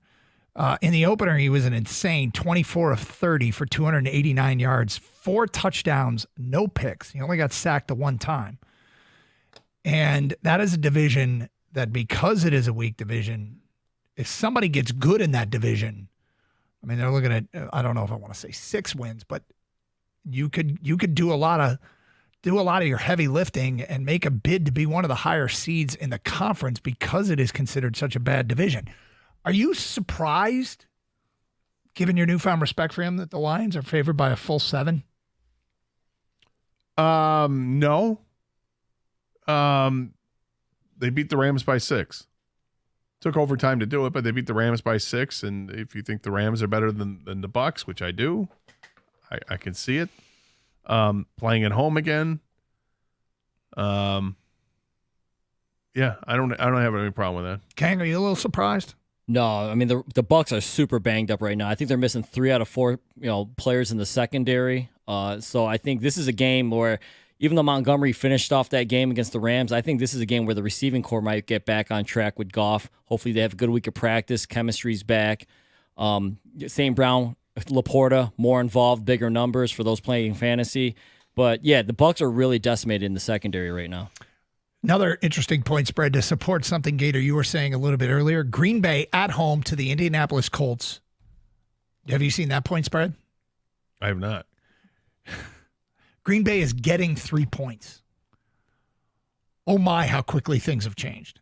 If Jordan Love were playing in that game, what do you think that point spread would be? It would probably be flipped, and it would be Green Bay by 3. I think it might even be more than that. Again, Kang, I don't want to have to defend your guy. Dude, it's hold on. You step up and no. It's a long shot. He's not sitting here saying Indy's going to win the Super Bowl. Well, he actually did bet that, but knowing it was a long shot. Knowing it was a long shot. Yeah, no, I agree with you, Gator. If Love were playing, I think it'd be Green Bay given 3, but since he's not, I think 3 is the appropriate number. Other interesting point spreads. The Minnesota Vikings, when they're opener, they come home to play San Francisco. And this is not going to. Yeah. You don't think Minnesota's carrying some momentum into this game? I don't think they're a favorite in this one. No. All right, what do you think it would be? I think it would be San Francisco minus 7.5. It's San Francisco minus 6. Well, I know where I'm betting. The Giants, after their opener. Who are they playing? They're at Washington. Oh, it's an interesting game. Yep. Yeah, I'll still go I'll say the Commanders are favored. And I would say that it's Washington minus 3.5. It's Washington minus 1. Oh. We're getting an early read on if I bet it. And the other one. I love the ones that are minus 1 because if you have a strong feeling one way or the other, Vegas is looking at it as a coin flip, and if you feel strongly, there you go. Cardinals lost the opener to Buffalo. The Rams lost in Detroit. The Cardinals are playing host to the Rams. What do you think the point spread is there? The funny thing is, who's the home team? Right. I mean, even if they play in LA or if they play in Arizona. Honest to God, right? They're both primed for takeovers, but they're both playing a team that they wouldn't take over the other team's stadium. Right. So Rams are so banged up, and Arizona just had a great first week, even though they didn't win. And they also got no contribution from Marvin Harrison Jr. No. And that's gotten a lot of noise over the weekend and into this week. So I think maybe that's going to change. I would imagine Arizona by 2. Can you agree with that? You had Arizona by 2? Yeah. Or getting 2? By 2. No, I think the Rams are favored. They're giving up 3. Arizona's a 1-point favorite. Wow. Yeah. Gator, we know where he's leaning again. Yeah. I don't know if I do that. I probably would. Really? Fork to my nose. Well, Arizona was up, I think 17-0 on the Bills. Yeah, they were. I mean, and they just completely collapsed, of course, but that's what they do. But the Rams are just so banged up. There's no. I know that's the thing. Yeah, I mean they were really banged up. But Stafford, man, maybe he only plays that well against the Lions. But how banged up is Stafford though? I mean, the guy's still probably in an ice bath. All right, straight ahead. Is this guy part of the core? And 1:30, we swing around the country, college football. And at 1:41, we give away some more Tiger tickets for tonight's game. 97.1 the ticket. If you need garage doors, there's only one company you need to talk about. It's Precision Garage Door. They're amazing. I've used them for service on my garage doors, and I had to get my garage doors replaced recently. I called Precision. They came out right away, worked on my schedule, and the guys were amazing. John, Jeff, the whole crew, so easy to work with, true professionals. We picked out the right doors for me. And believe me, picking out garage doors is not as easy as you might think. You got a bunch of different styles and textures and everything. It's great. And I was really, really pleased with the whole process. They made it so easy. They're available weekends at no extra charge. Precision Garage Door is there for you, right? You can schedule an appointment on their website for a time that works for your schedule. No need to call in. It's right there on the webpage. And if you mention 97.1 the ticket, they're going to waive your service fee. And if you do call, all calls are answered 24/7. Give them a call today, 1-800-DOOR-REPAIR, or visit precisiondoormi.com and schedule that appointment.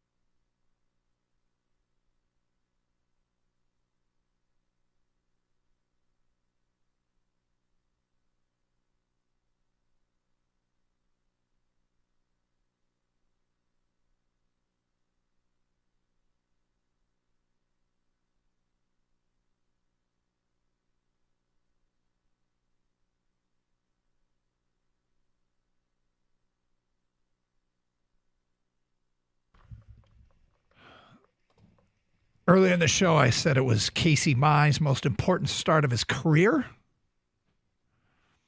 because he hasn't pitched in a lot of important games. This feels like an important game. Skubal goes tomorrow against the pitcher. It's 2-10 with a 4.96 ERA. Skubal was on our morning show, and look, I said last week, you got to think every Skubal start is a win, and then they went out and started a game and they didn't win it. But I reiterate, you have to think of them as a win, which makes this Mize start huge because it'd be great to take some sweep vibes into that Baltimore series. Gator, you asked a question on your show sheet. We've talked about him a little bit, about whether or not it's locked up. Parker Meadows is a core member of this team moving forward. And I said something a while ago. I want you to start your third year the way I want you to go 2 full years and then start a third year before I fully bought in. And I thought, man, that's a long time. But there are earlier calls that you're comfortable making more so than others. But maybe it's because of the Spencer Torkelson experience where it just felt like, I mean, go back to the beginning of the year. Kang was at 40. Was that the number of home runs everybody was bold-ass? The most popular bold-ass prediction was Spencer Torkelson, 40 home runs. Yeah, 40 torque bombs. So are you feeling chesty about Parker Meadows long-term? I am. I'm willing to take the leap. And normally I think I would be a little more cautious about players like that. You brought up a great example with Torque. Mm-hmm. But I am chesty about Parker Meadows. I think maybe mostly because of his defensive ability. I think that is something you can't ignore. And he's probably one of the top 5 center fielders in all of baseball. Maybe even number 1 in terms of his defensive ability. But offensively is where he had to work on because he wasn't this juggernaut of an offensive player in the minors, but he did improve. And he could not hit a lick through the first 30 games of the season. They sent him down in the minors. He was hitting 096 and got to work on it, man. Too much swing and miss and all that. And he worked on it. And he hit really well while he was at Toledo. Couldn't ignore it. You got to bring him up at some point. They brought him up, and now he's got his OPS is better than league average at 745. To go from 096 to now hitting 235. Look, hitting 235 is nothing special. But how well he's hit since he's come back, the batting average, think about how much higher that it has to be to raise it up to 235. He's hitting well over 300 during that stretch. He's only played in 65 games this year, hit his 7th home run last night. I love his swing from the left side of the plate. It looks like this is a guy who's going to hit 20 home runs this season. He could steal a bunch of bases if that's what you wanted him to do, and I'd like to see more of that. He's only got 9 on the season for the Tigers, but he's so fast. He's so good defensively, and now the offense is really taking shape with him as well. There's a lot to like. Yeah, there's a lot to like. It's flat out, there's a lot to love. As far as anybody else, if there's a guy who statistically it isn't quite reflected, but I think I would be close to penning him in, even though I don't know it's going to last. Like I said, the beginning of a third season test, he's nowhere close to it. I love Jace Young's swing. I think Jace Young's swing is going to be problematic for people when he hasn't hit a home run yet. I think he's going to hit a bunch. And I also like that he walks. His on-base percentage is 100, and he's 342 on-base percentage, and it's 116 points better than his batting averages. So to be clear, I'm not penning him in, but that's a guy I'm very, very optimistic about. I'll give you another guy who I think is part of this core, and it's unheralded. It's Matt Vierling. Yeah. Matt Vierling plays everywhere you need him to play. He's great as a third outfielder. If you throw him in right and you make Kerry Carpenter DH or whatever. Mm-hmm. He had key hits last night, and the swing was great because he's not trying to do too much. He was just trying to make contact, hit a line drive up the middle, and he did. He did it twice. One was to left field, one was to center field, but they were line drive hits and drove in runs. He just does all those little things, and I'd like to see him walk a little bit more, but again, another guy who's got well above average OPS with 745, and his position versatility will keep him on this team, hopefully for a while, because I think he's a catalyst on this team. Yeah. We'll get to some college football stuff coming up in a moment. Again, big Tiger game tonight. Tigers play an afternoon game tomorrow. As people are starting to, get all in with this team. They've got a bit of a weird team of destiny feel. Like, how are they possibly doing this? Because on paper, it just doesn't feel like they should be doing what they're doing. Gator, we'd be somewhat remiss if we didn't mention, of course, today being the anniversary of the September 11th attacks. We've all told the stories of where we have been, but it felt like in that time that it was going to change the country forever, and oddly, we are strangely divided, and things like last night, didn't probably help. Just it's interesting to get the reminder the next day after the debate that, hey, we are still all on the same team. Please keep that in the forefront of your thoughts. Yeah, and I don't normally like to talk about 9/11. I put that in my pad. It's obviously a dark part of American history here, and I refuse to watch any documentaries on it anymore, and I have this opinion for years. I just don't want to go back to there. But the one thing that I do love about 9/11, I hate to say it that way, but it's that it did bring this country together. And there's talk that they want to make 9/11 a national holiday. And my initial thought was, no, I don't want to celebrate tragedy. But if you're looking for silver linings out of it, it is that it was a galvanizing moment in American history.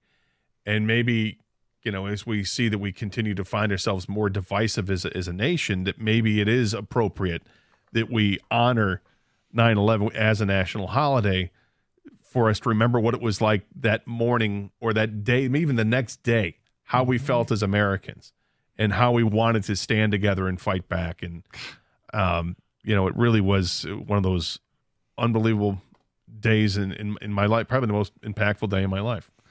I at that moment, I thought, talk about galvanizing a country, I thought it would last the rest of my life, but it sadly has not. All right, straight ahead, let's talk some college football. And don't forget, a Carson Anderson quiz question coming your way today at 1:41. We will give away a 4-pack of tickets to tonight's Tiger game with the Colorado Rockies. Tigers rolled last night. Can they do it again? Keep hanging around and chipping away. A big one tonight. We'll give away a 4-pack of tickets coming up in roughly 16 minutes. It's Carson Anderson, 97.1, The Ticket.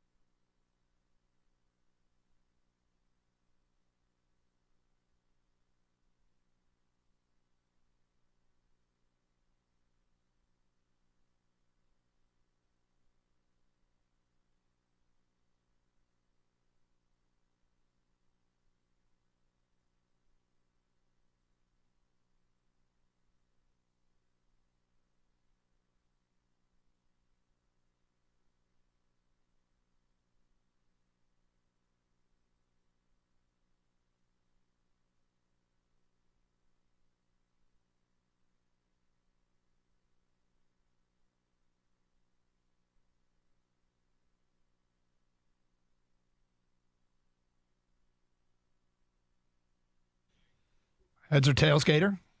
Tails. Gator calls tails. Tails it is. Would you like to receive or defer? I'd like to receive. Oh, aggressive Gator. I like it. Here we go. Real quick, real simple, real easy. Question number 1. Is Nebraska back?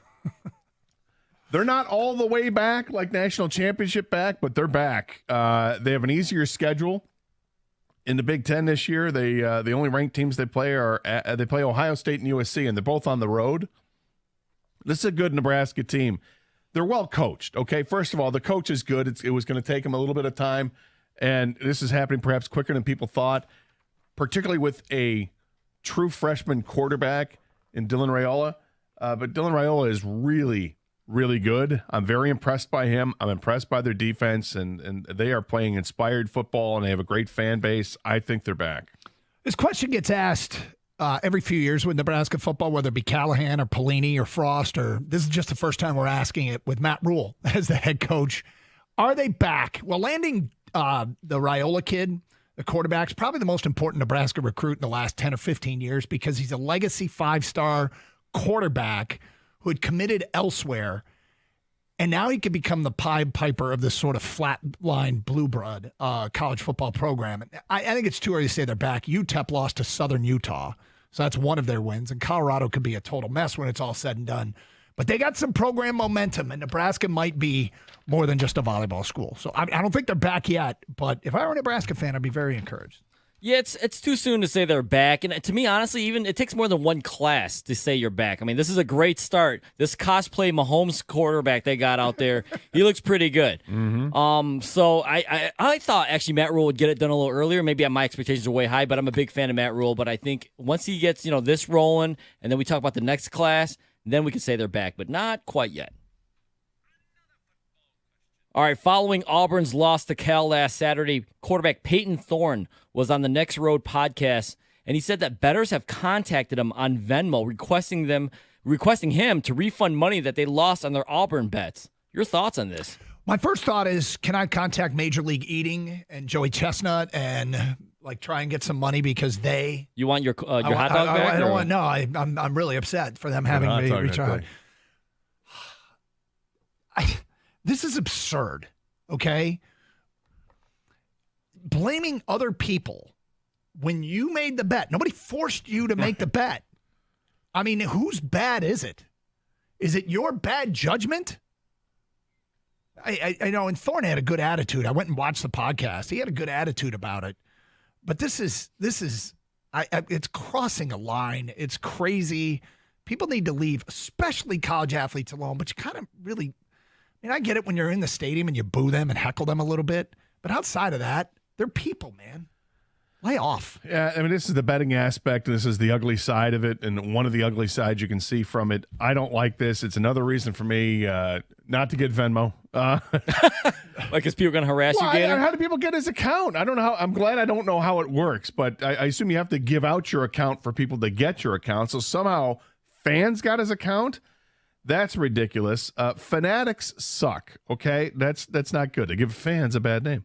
But the other thing in this, I wish he didn't address the betting aspect, like saying, he said something to the effect of, whether it was joking or not, but he said that, nobody gives me money when I win bets for them. Don't even mention that. Just stay away from that, because that's the whole thing that people get upset, and then they're like, oh, is there improprieties here? No, it was just It was a comment, like Aiden Childs shouldn't have made that comment a couple weeks ago. Don't make a comment about this at all. But this whole situation is ridiculous. Well, welcome to getting in bed with sports betting and, big NIL contracts and players getting essentially paid.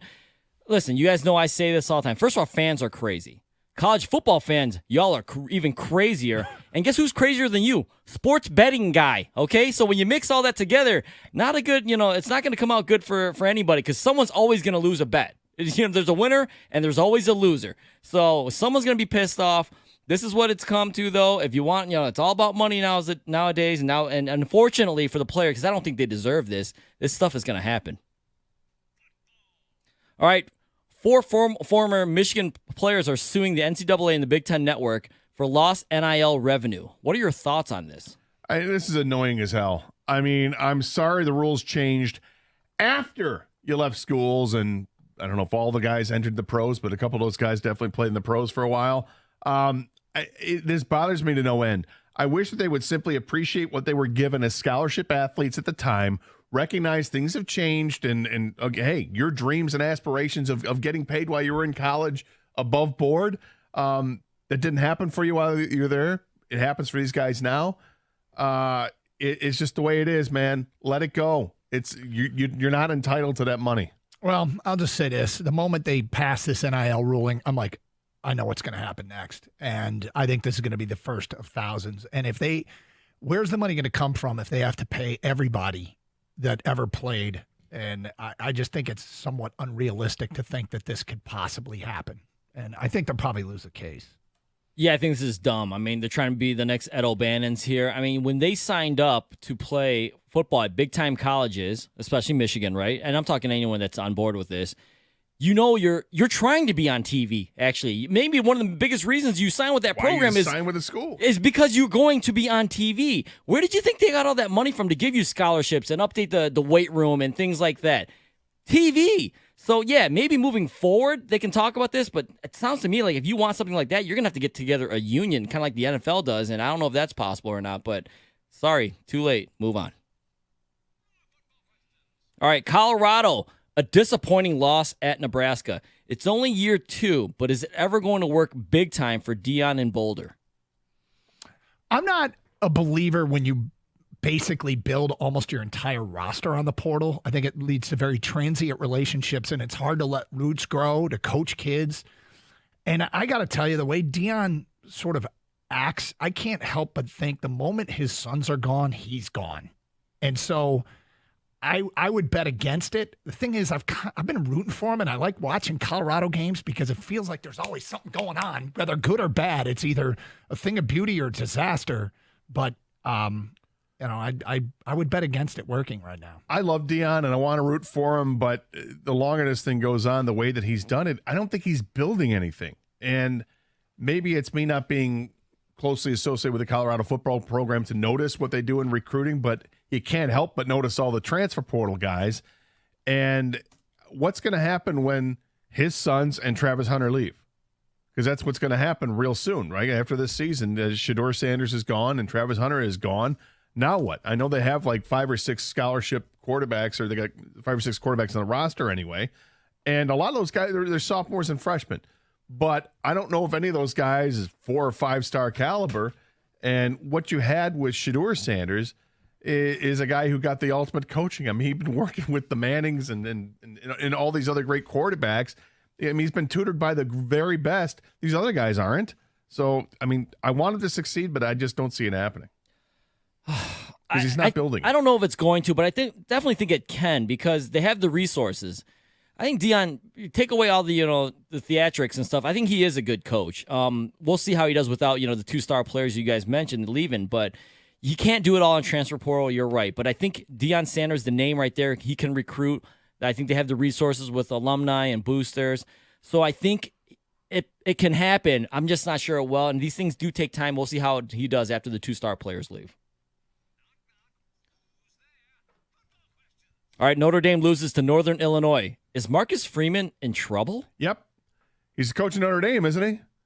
You're always in trouble if you're the coach of Notre Dame. And particularly if you lose to Northern Illinois after you lured them to come in with a $1.6 million payout and then you lose on national television to the Huskies of Northern Illinois. That's not good. I like Marcus Freeman a lot. I think he might be one hell of a defensive coordinator. I don't know if he's a hell of a coach. I like his demeanor. Every time you see him in an interview, I think he's awesome. I think I would like to play for this guy. But the standards are set so high at Notre Dame, you better exceed them. And when you are Notre Dame and you have all of those resources, you got to win. And with their schedule this year, now they got to run the table to make the playoff because their schedule is a joke. Last year's losses for Marcus Freeman and Notre Dame were to Ohio State, Clemson, and one other big boy. I can't remember who it was. But the year before, remember, they lost to Marshall. And now they got a Northern Illinois loss. Look out for Miami of Ohio in 2 weeks. Because right now, if I'm the AD at Notre Dame, I'm supporting my guy. And I am kind of in the back of my mind going, the hell? These are – you can't lose to those teams. repeatedly. It's going to happen every once in a while. Got it. You're Notre Dame. You're going to get everybody's best shot. And you're going to lose to the big boys every once in a while. But these are ones, when you start stacking these up, it's a problem. Yeah, I don't think he's in trouble yet. They can still make the playoffs. I mean, yeah, running the table it's actually very realistic for Notre Dame. I think they can do that. They can still make, with the new playoff format, I think just get into the playoffs, do some damage there. Yeah, it might be rocky now. You can't lose to Northern Illinois. You don't want to make that. Lost Northern Illinois. If that's the only loss in your schedule, it's still there. I mean, I still think they get in if they run the table. But yeah, you don't want to make that thing a habit, losing to those type of teams. But I think, get over this, look past it. These things do happen. I don't think he's in trouble yet.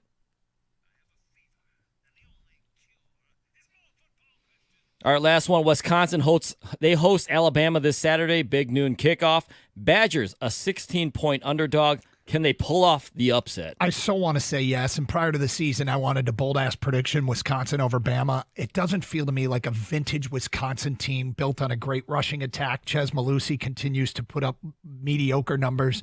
Cade Yakimelli, remember the name. He might be their new great running back. But I think they can keep it close, but I don't think they can beat Bama. Guys, they have no shot. They've gotten off to a slow start against weak teams, and we've seen what Bama can do. Bama can roll when they need to roll. They rolled in the fourth quarter last week when things got a little tight against South Florida. They smoked their opening opponent. The Alabama team's going to just keep improving all season long, and they're just going to take it to Wisconsin. I'm going to give you the breakdown here. No. Not happening, guys. And that concludes the Transfer Portal NIL Live Animal Mascot.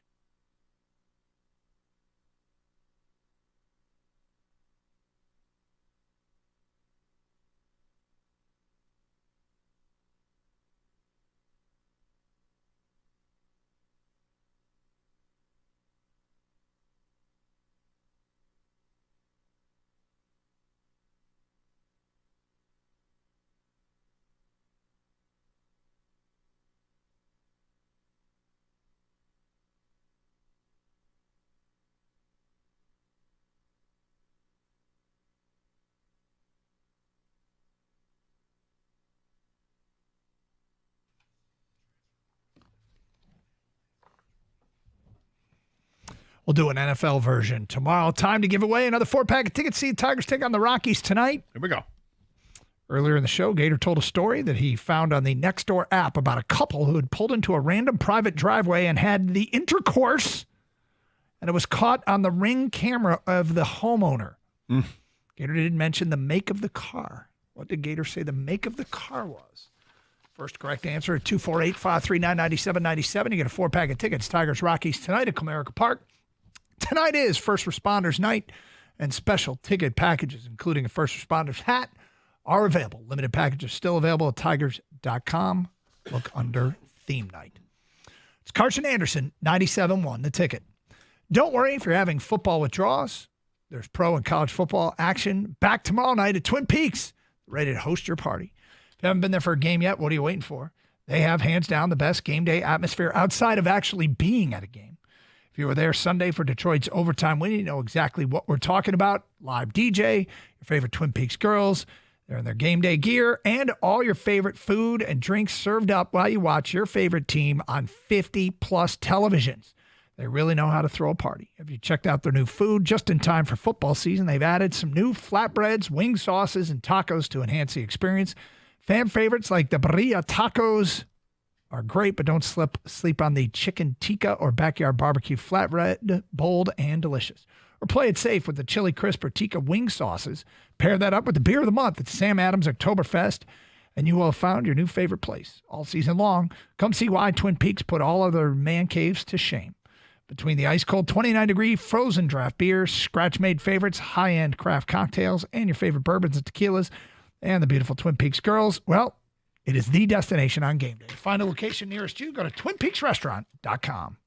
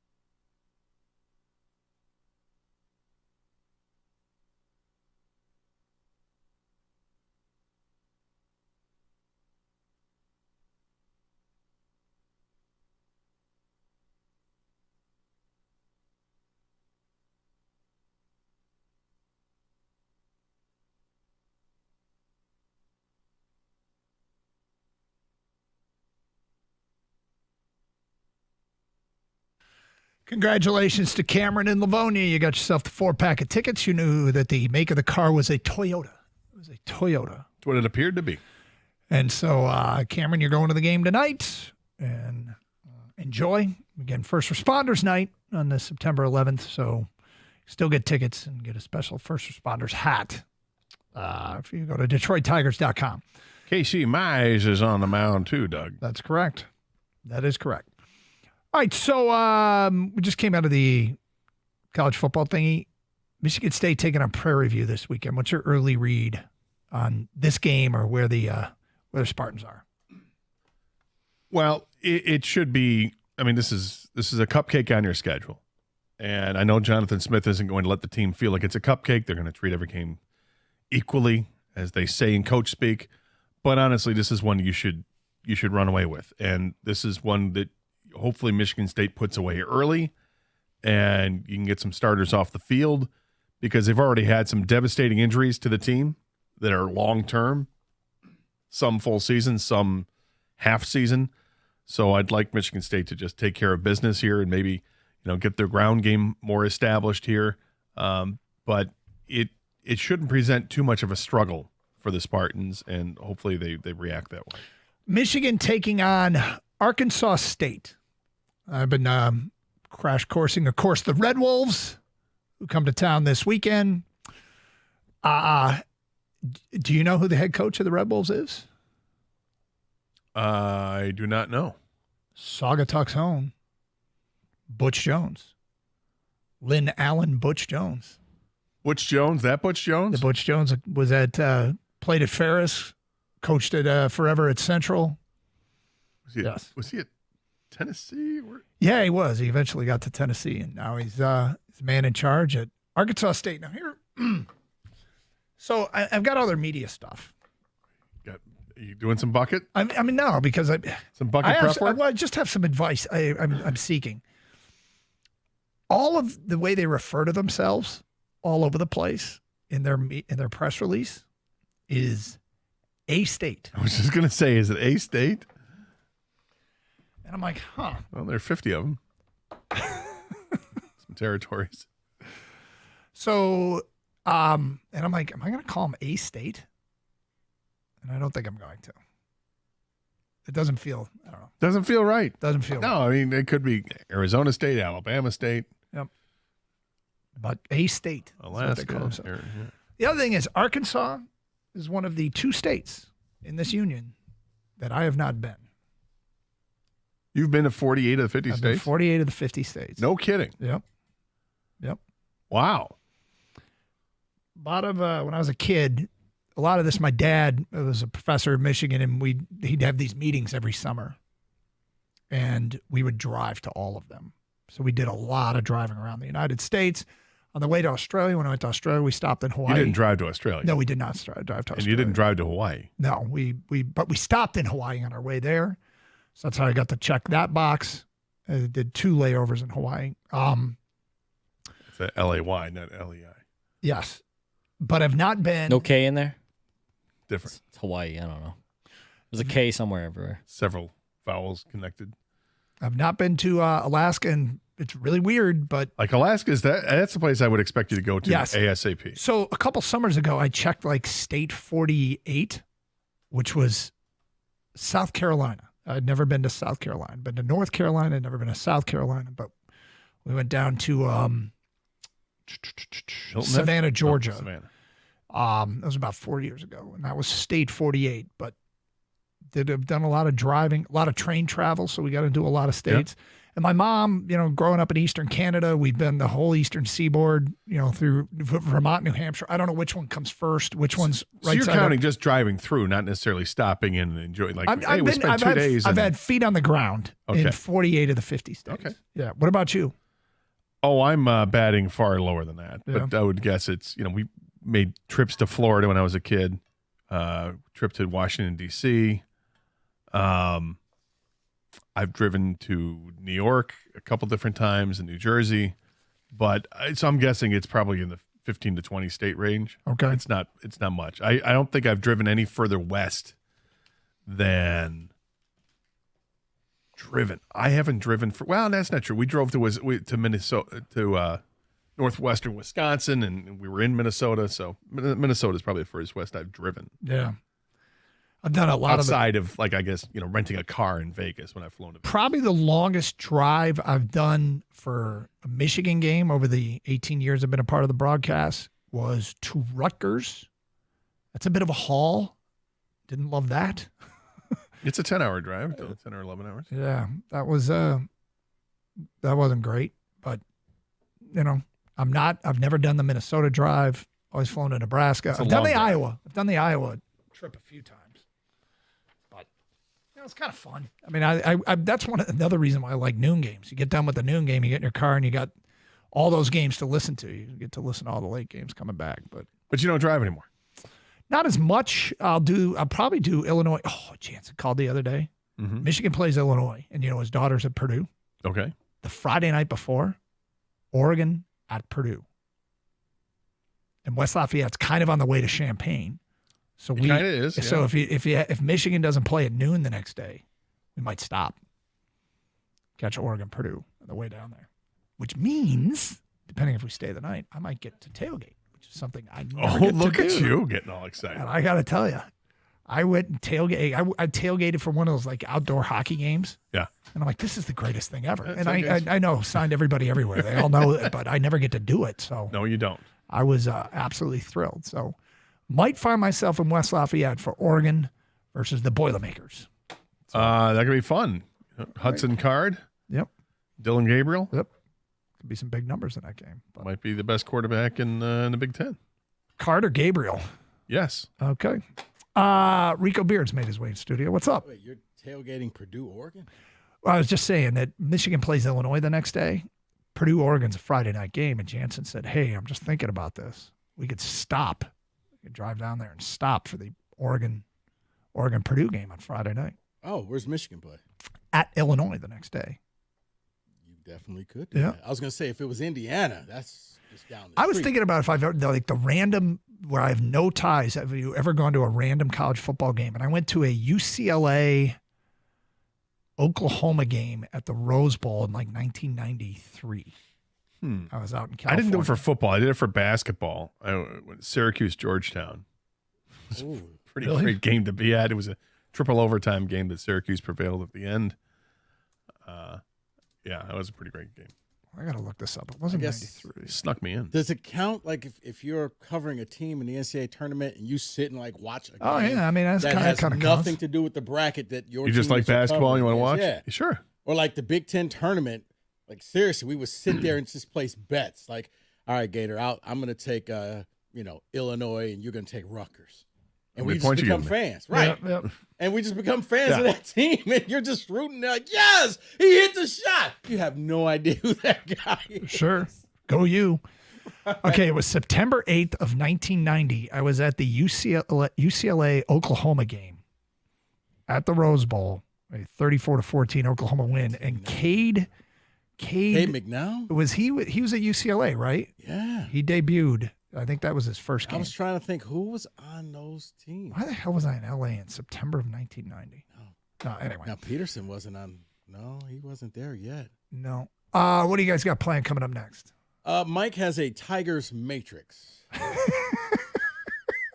He teased it yesterday, Tigers Matrix, that he wants to talk about. Of course he does. We got a little Lions talk in there, the good, the bad, the ugly. And you know what? I normally don't tease the blitzes, but in the words of the late, great Denny Green, you are what your record says you are. Mm-hmm. I'm going to do a little game. Are Okay. you really that good or are you really that bad after week one?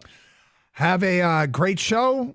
Thanks for listening, everybody. Go Tigers tonight. I'll talk to you tomorrow. Stay safe and treat each other with respect. 97.1.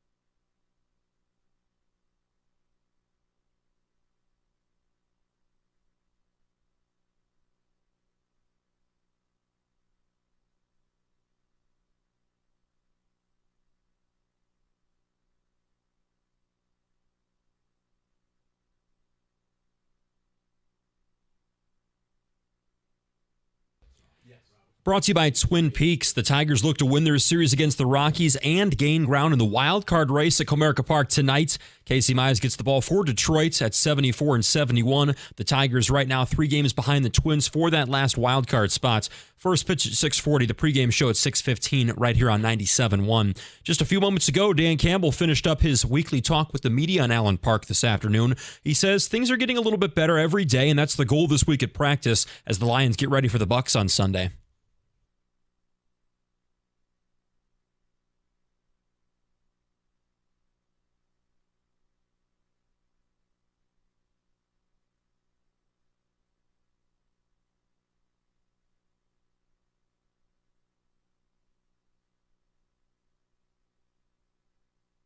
Couple of minor roster moves this afternoon for Detroit. They signed veteran defensive tackle Kyle Pecco to the active roster and kicker Greg Joseph to the practice squad. And Michigan head coach Sharon Moore has finally got a new contract. The 5-year deal will pay him $6 million annually. He had been working without a contract since getting hired to replace Jim Harbaugh in January. Moore does face potential NCAA punishment in the program's sign-stealing scandal.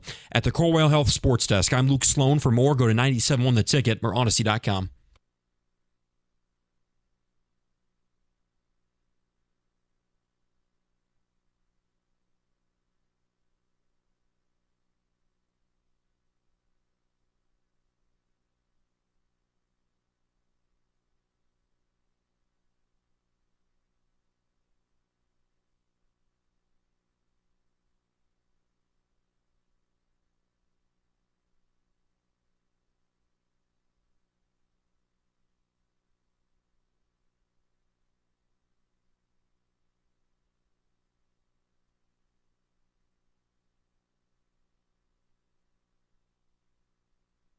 Nope. No. The answer's no. No. I ordered lunch from everybody. It's coming from Springfield. Just want to let you know. No. It's Kenny, no, you'll no enjoy this sandwich. We are. Okay. All right. If you want me to explain any of that last night, you got the wrong show. We'll find out how much Kenny loves sandwiches. 248. All right. That's sufficient. All right. We'll go from one inexplicable thing to another. Mm-hmm. Your Detroit Tigers.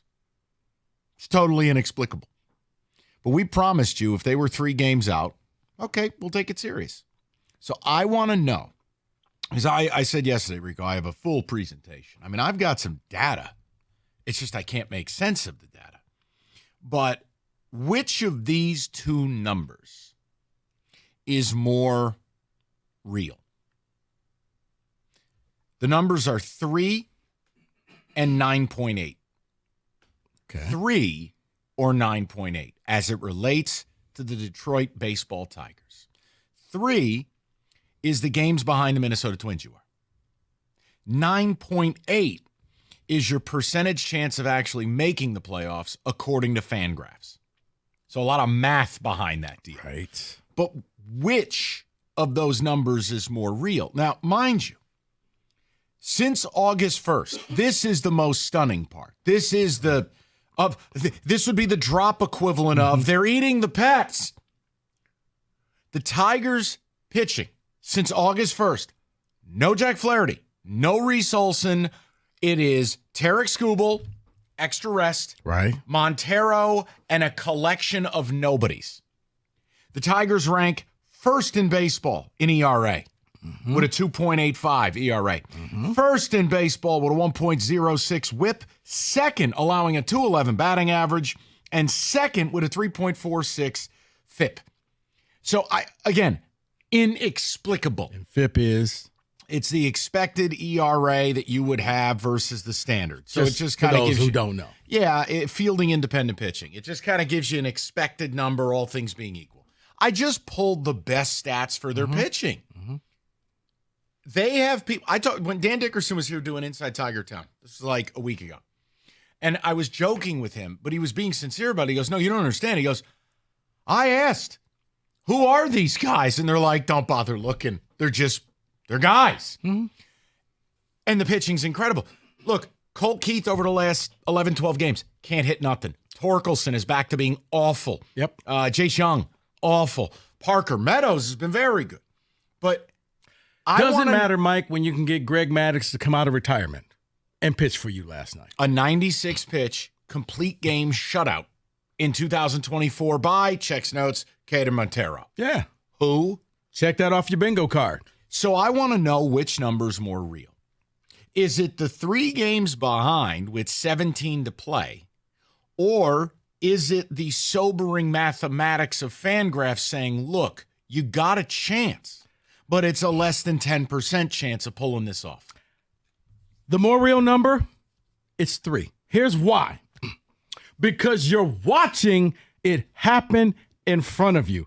And it's inexplicable. You don't understand it.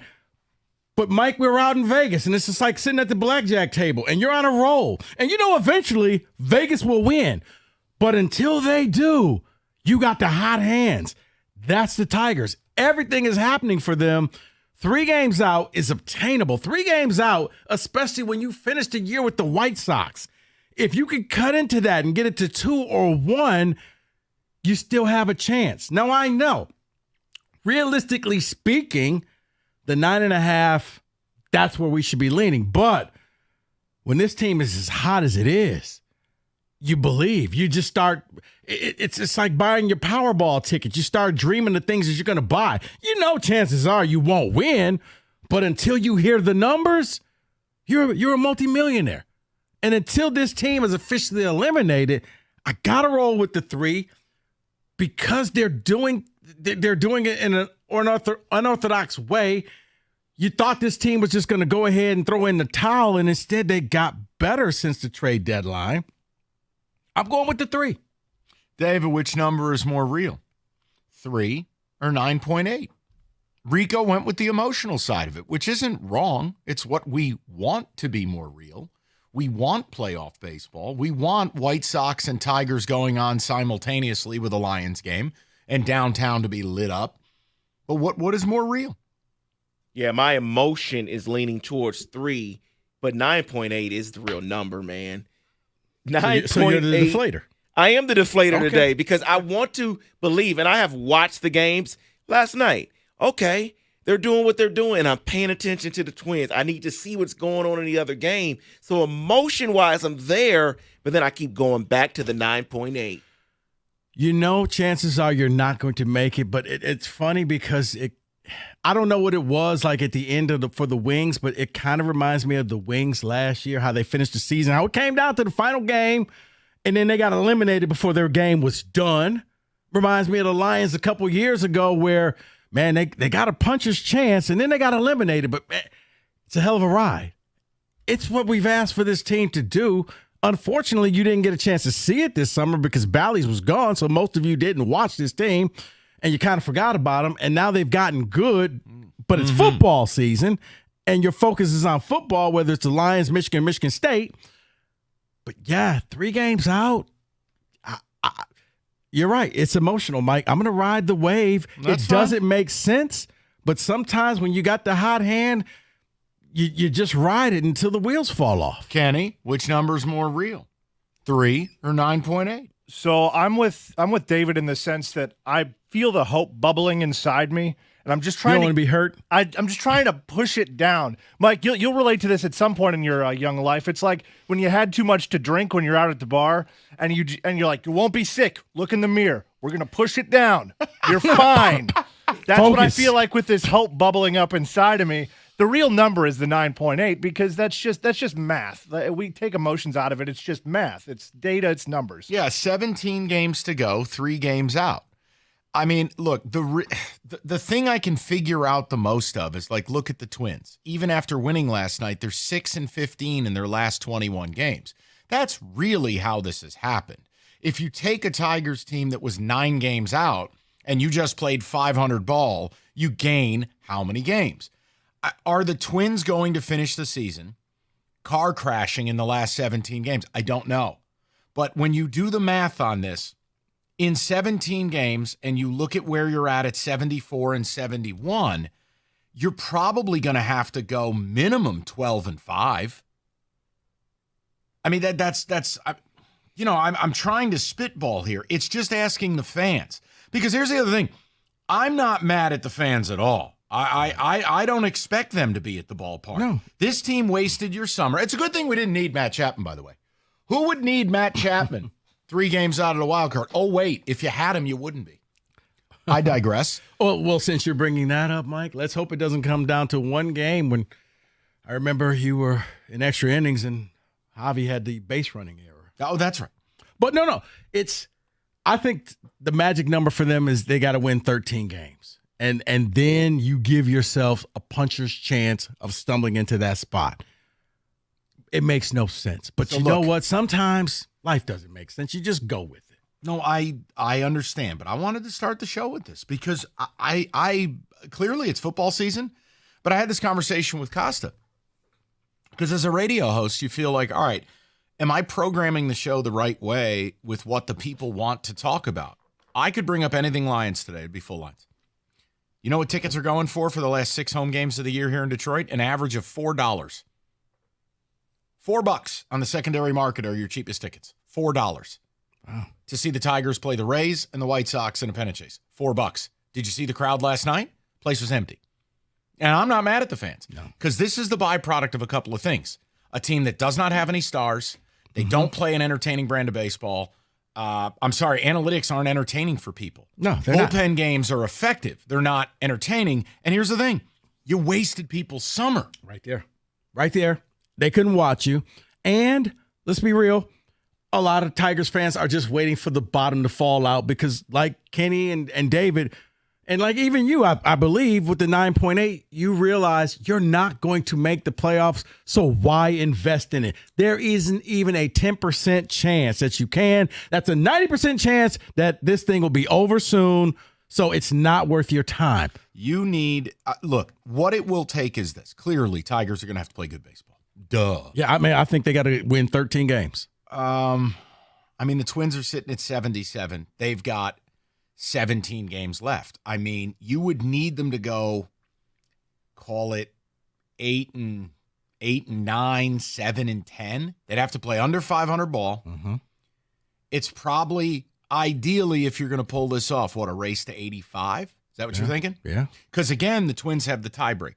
Right. So it's kind of like you're 4 games out. But and now here's the... Because they eliminated the one game 163. And this is the other thing that it irks me a little, and I don't want to make it a huge deal, but I actually really enjoyed listening to Jim and John. And John brought this up to his credit. The idea of why are we not manipulating Skubal's starts so that we can have Skubal against the tougher opponents versus what we deem to be free squares, such as the Rockies. Who are morbid, and the White Sox. Look, I understood they were being careful with Skubal.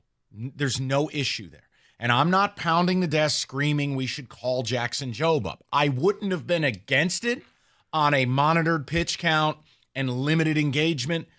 But the team, this is where I will stick up for fans not going or not paying attention, because at no point has the team done anything that says they're trying. No, Mike, when they said we're going to reduce the amount of starts for Skubal, they were waving the beige flag. Not gonna say they were waving the white flag. It was beige. It was there. We're not quitting on the season, but if we happen to win, well, guess what? They happen to start winning. But you're right. At this point, maybe put him back into the rotation a little bit more to try to steal some games. But yeah, you don't have to pitch him against the Rockies. Well, it's the example of why pitch him against the Rocks, get him out there against the Orioles. Why pitch him against the White Sox, get him out there against the Rays? There are ways to, and again, I'm not yelling about any of this. Right. I told you, if they got the 3 games, we were going to treat it seriously. I am treating it serious. But I think the math is hard to overcome. Now, look, the math will change greatly if the Twins continue to careen off the rails. Then math takes a back seat. I can play a realistic clip of baseball. But I'd like to know from fans, what's more real? 3 games out or a 9.8% chance to make it? 248-539-9797. It truly is witchcraft what the Tigers have pulled off. You can't really explain it. The people that are supposed to be driving the bus are playing horrible. And the people that probably should upend this thing are pitching like Greg Maddux. collectively. It's remarkable. A complete game under 100 pitches. I'm saying in totality. Right. No, I'm just talking Who the about hell last is night. Pete Like, Salmons? Who are these people? 248-539-97. They got fettered. Chris Fetter deserves $100 million a year. Surprised he's not a manager somewhere. Unbelievable. 97-1. Planet Fitness, home of the judgment-free zone now through September 12th. All you need is $1. That's it. $1 down, and you can join Planet Fitness. You can find one. They're located all throughout Metro Detroit. Go check it out. And inside, you're going to find out a lot of them have renovated. They got a lot of new equipment in there, squeaky clean gyms, fun environment, knowledgeable staff. And you're probably saying, what if I don't have enough time, Rico, to do this? Yes, you do. You got 30 minutes to invest in yourself. You can get a full body workout in just 30 minutes in the Planet Fitness 30-minute circuit. $1 down now through September 12th. That's all you need is $1 down. And then afterwards, it is $15 a month. You can cancel at any time. And oh, by the way, you know what? You could also get free fitness training while you're there. Just go up and talk to one of the members of the staff. Planet Fitness, what are you waiting for? $1 down, $15 a month. You can cancel at any time. They're located all throughout the Metro Detroit area.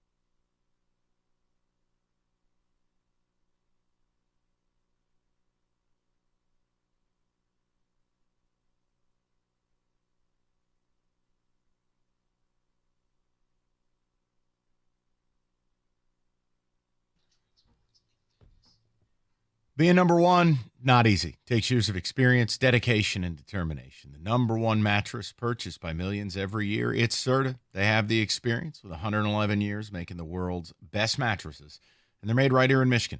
This fall, you deserve a great night's rest on a cool, comfortable Serta mattress. Just go to Serta.com. Find a retailer near you. That's Serta.com.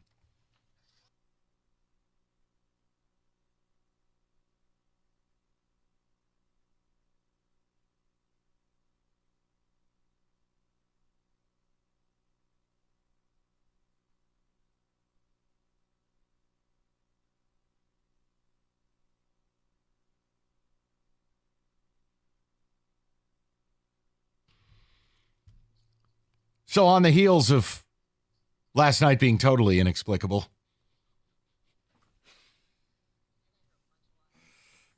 oh, be quiet. Listen, the other thing you can't explain is your Tigers. Cole Keats been terrible the last 12 games. Young's been terrible. Torkelson's been terrible. The pitching's been the best in the league, and you don't even have a staff. I mean, last night, Montero's been a pleasant surprise. That's a far cry from a 96-pitch complete game shutout in 2024. You're 3 games out, but yet FanGraphs says you have a 9.8% chance at the playoffs. The one note in here is you don't have the tiebreaker, so there won't be a game 163. You're really 4 games out. Is it doable? Yes. I think the problem is I don't doubt the Tigers' ability to play good baseball down the stretch. You have, look, Rockies and White Sox alone brings you to 6 wins, right, in 17 games. Right. You're going to get a couple here or there. You could play around 500 ball. You could play slightly above. It really does, to me, come down to the Twins. Do the Twins continue? Look, they just got done with a 6-15 run. Horrific. And already lost one to the Angels. They were terrible. I don't know. What's more real? It's very hard for me as someone who's pretty pragmatic, but I do think the 3 feels pretty damn real, bro. Yeah. The 3 games, as you say, 5.5, this close to the end of the season, yeah, you're not going to make it. You're in a whole lot of trouble with these new drops now. But no, I would 3 games it just seems like, yeah, your team is hot. But the math is the math. That's the math is the math. It's a juxtaposition. But it's, Mike, it's sports, and sometimes sports doesn't make sense, and you get you defy the odds, and you only got a less than 10% chance. It doesn't matter. You still made the playoffs. Correct. I mean, you heard when we were in Vegas, and Derek Stevens was like, yeah, the Tigers is actually one of the most bet things. Well, because their odds to win the World Series are literally 50,000 to 1, and you can, if they make the playoffs, just begin hammering against them to hedge out. Yeah. That's all that is. That's a grift. Right. But still, I'm not mad if anybody thinks they're getting in. Hell, there's a part of me that thinks they will. Can you explain it? Absolutely not. Just like I can't explain NIU beating Notre Dame. To Rico's point, it's sports. Not relevant. All right, David. The FanGraphs percentage is dumb. Oh, my God. They could be tied by the end of the weekend, and their percentage will be close to 50% then. Hold on. See, this is what I mean. Why are we extrapolating games that haven't taken place or assuming auto law? Can we please? See, and that's what I'm saying is 3 games out. Oh, they could be this. They could be that. You know what you could do? Here, I don't care. Tarek Skubal could blow out tomorrow. You want to play this game? No, we don't want to play this game. No, I'm making a point. We don't need to play pretend. I asked you a straight effing question. Answer it. I don't need an abacus. This is what I can't stand about people. Oh, well, we could do that. You know what? The Twins could go 0-17. That's not the topic. The real number is 3. The Tigers play the White Sox 3 times. The Twins play them 0 times. So I'm going with the number being 3. All right. The Twins play the Marlins. Mm-hmm. I don't know. Yeah. And here's the other thing. I hate to break it to you. At the end of the year, if you think the White Sox are going to lay down and die and let you walk into the playoffs, that's not how baseball works. It's not how sports works. Right. Do you remember when all the Colts and Jags, all the Jags had to do was win as 14-point favorites against Indy to make the playoffs? And what happened? They didn't. Guys, you know what? F it. They're in. They're actually going to cruise in. What was the point of asking the question, I guess? That's just one person, Mike. That's just one. Everybody else is playing ball. It's actually 2. You guys are playing. Well, he answered the question. He said 3. The 9.8 is way more real. I'd have it lower, though. This is a bad team on a hot streak. It's meaningless. I don't think you get to call them bad. I don't think they've ever been horrible.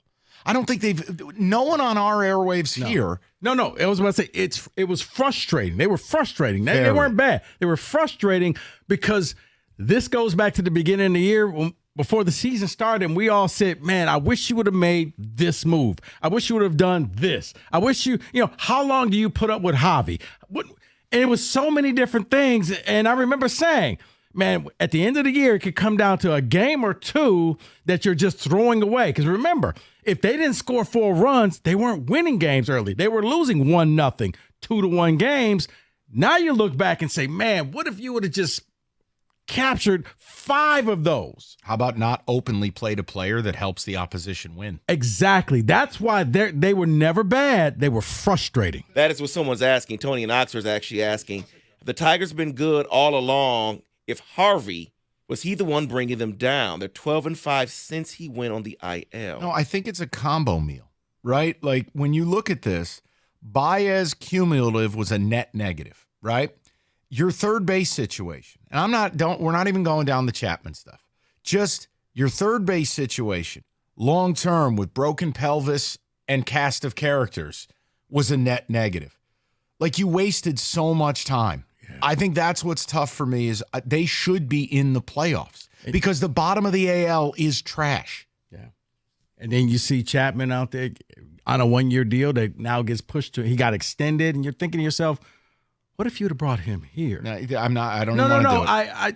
I'm not playing the what if game, but it's like early in the year. That's what frustrated you because you wanted them to make probably 1 or 2 moves, and I think it would have helped this team. And I wasn't pounding the pavement for any one particular player. I just said bat in general. I just try to defend my guys. Like Rieger and Costa have taken a beating for wanting the Matt Chapman thing. And it's like, no, they deserve it because they deserve some roses here. They were ahead of the curve. They planted a flag and said, no, I don't want anybody. I want this guy. Make a call to this guy. Make him say no. They'd be in the playoffs. I'm convinced of it. Yeah. But they can still get in. But this is going to take a lot. Yeah, Kenny, go ahead. I was just going to remind you, Mike, that Wyatt Langford has a WAR of 2, OPS 100, average ball player in this league. Who? No. Who, Kenny? No. I'm not. Who, Kenny, who was that? I said in my good ear. I think it was Wyatt Langford, this guy that we've never heard about this guy, have we? Yeah, where does he come from? Wait, Guys. didn't he just get drafted? Was he playing for A-ball? I'm not taking the bait on this. Leave it alone. Max Clark's going to be amazing in 2027. Just please. Don't. Come on. I will get to the phone calls next. I don't want to hear from you. I don't have the drop, but I don't want to hear from you. There it is. I also have this. That too. Got lots of them. 248-539-9797. What number's more real? 3 games out of the wild card or a 9.8% chance to actually get in? You guys cast your vote. We'll get to the phones next. Northville Lumber, oldest company in the state, largest Trex decking outlet in the country. Nobody stocks more or sells more Trex than Northville. And in last year, contractors, homeowners, they bought enough Trex from Northville to cover 26 football fields. You buy it, you build it, you save money. Some of it as low as $1.59 a foot, and they will intro you to a Trex certified pro. You want to be sitting outside enjoying your deck today? Get down to Northville Lumber. Call them or go to northvillelumber.com. That's northvillelumber.com.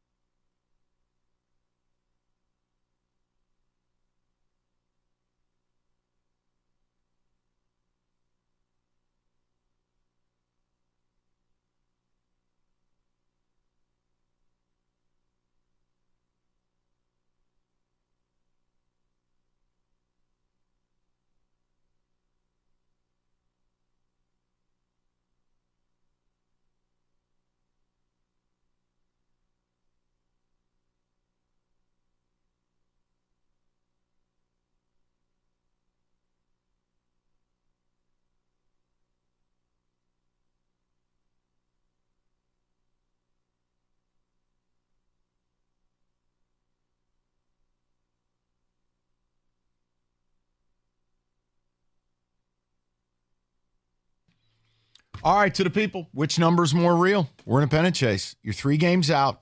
You don't have the tiebreaker, so you will need to go essentially 4. But FanGraphs only gives you a 9.8% chance of getting in. Which is more real? We go to the people. We've hit the ticket text. Derek will bat leadoff today, 97.1. What's up, Derek? Hey, guys. Hey. Thanks for taking my call. I love the show.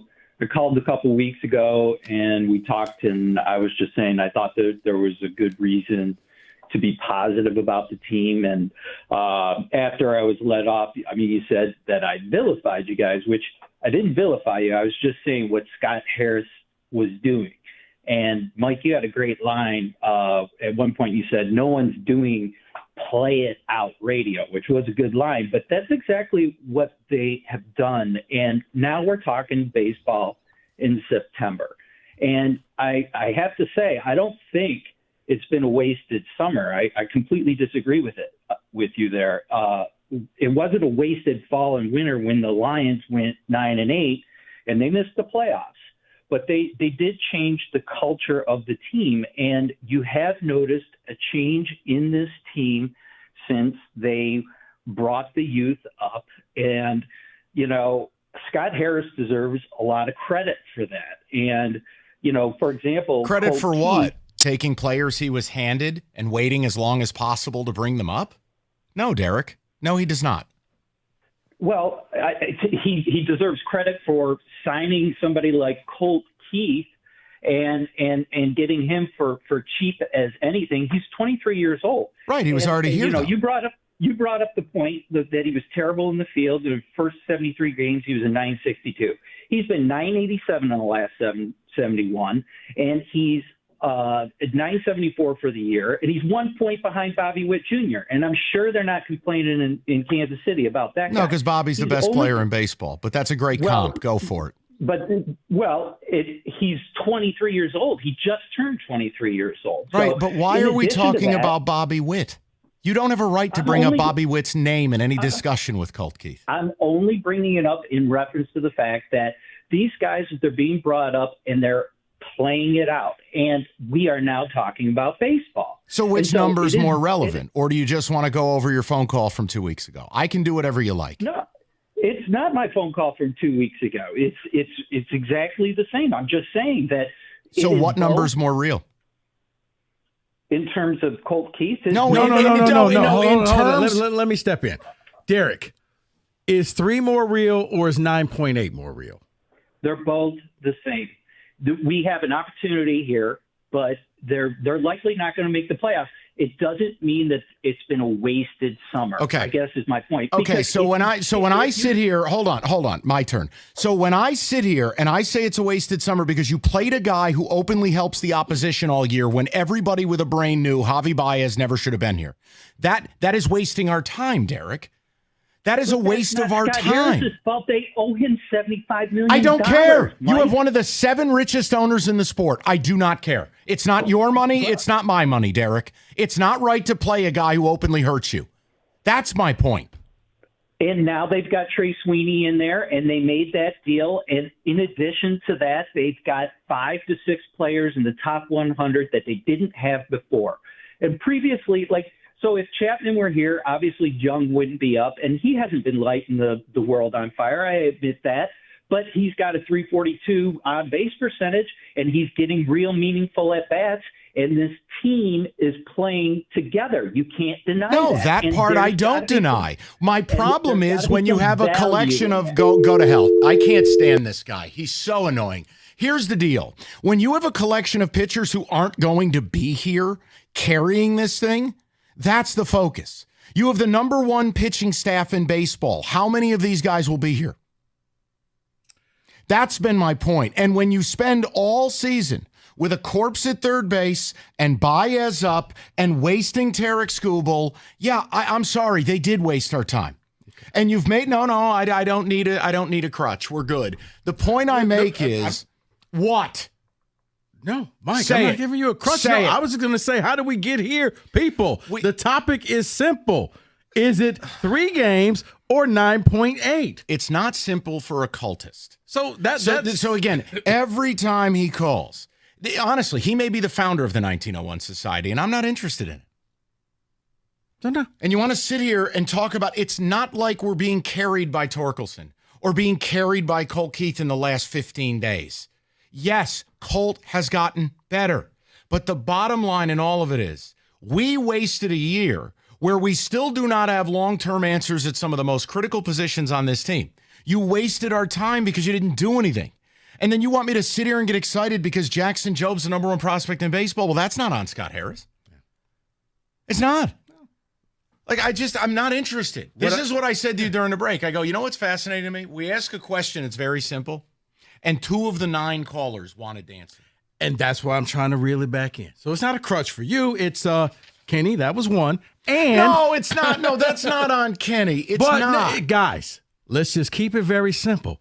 Is it 3 games out, or is it your fan graph? They have a 9.8 chance of making the playoffs. Guys like that do not want to accept the fact that this team didn't try last offseason.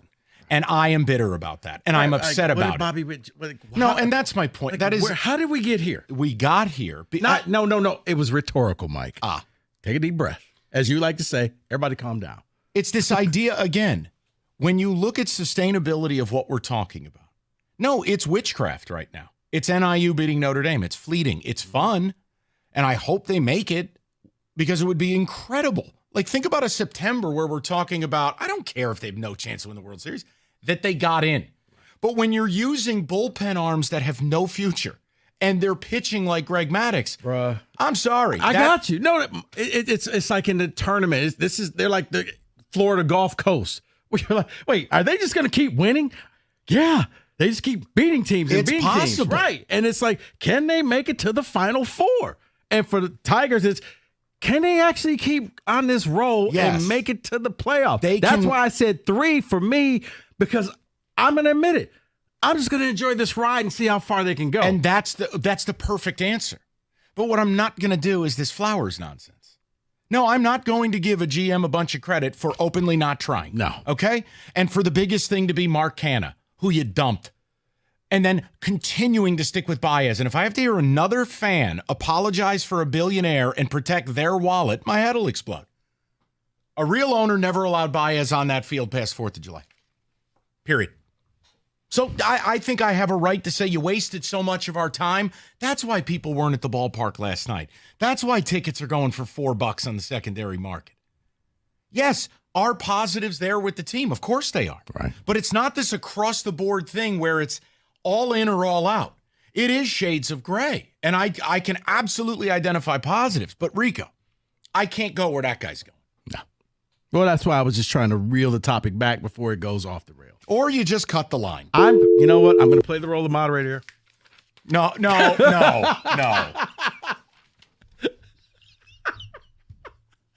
Amazing. David, you're the one who put them in the system. Don't blame me. All right. Do we need both versions? Poor cookies. Hide the cat. David, I lean towards Rico on this. I do. I lean to the 3 games being real because I'm not convinced the Twins are going to turn it around because they're pitching. So that's the thing. It isn't even about the Tigers. It's about the Twins is why you believe in the 3. Yeah. That's crazy. No, for me, it's actually about the Tigers because they're winning and they should not be winning like this. It doesn't make sense. But occasionally in sports, as you said, it's a game that happens that you're like, this is never going to happen again. And this run may be something that they do a 30 for 30. Maybe, some sports writer writes a book about it 10 years from now saying, hey, remember that are you witnessing history? You don't know. But this is a fun ride because there's 0 expectations. Everybody wrote this team off. They just wouldn't die. They're like cockroaches. They just keep coming back. No, you're right, because I gave up personally after the Padres series. I'm like, well, we kind of needed to win that. We didn't. It's over. That grand slam by Parker Meadows didn't bring you back? Down 3-0 in the 9th, 2 outs. Grand slam to win the game. No, because I keep looking at the FanGraphs number. No. Okay. See, I can't. I'm just watching and I said if they get to 3, they got a shot. And that's why we led the show with it. Huh? I mean, I'm not writing it off. It's just, I had them at 85 wins for the season. It's going to really hurt if they finish like 2 games out of And, this. and I think we have smart listeners. We're going to get back on topic. All right, Dad. I will turn this car around. Football season is here. Moran Buick GMC, where you lease the new 24 GMC Sierra 1500. $239 a month, $999 down. Or the 24 Buick Envista, $249 a month, $1999 down. There's no discount required. New stock arriving daily. They have Yukon Denali's in stock as well. And if something's wrong with the current vehicle, don't screw around.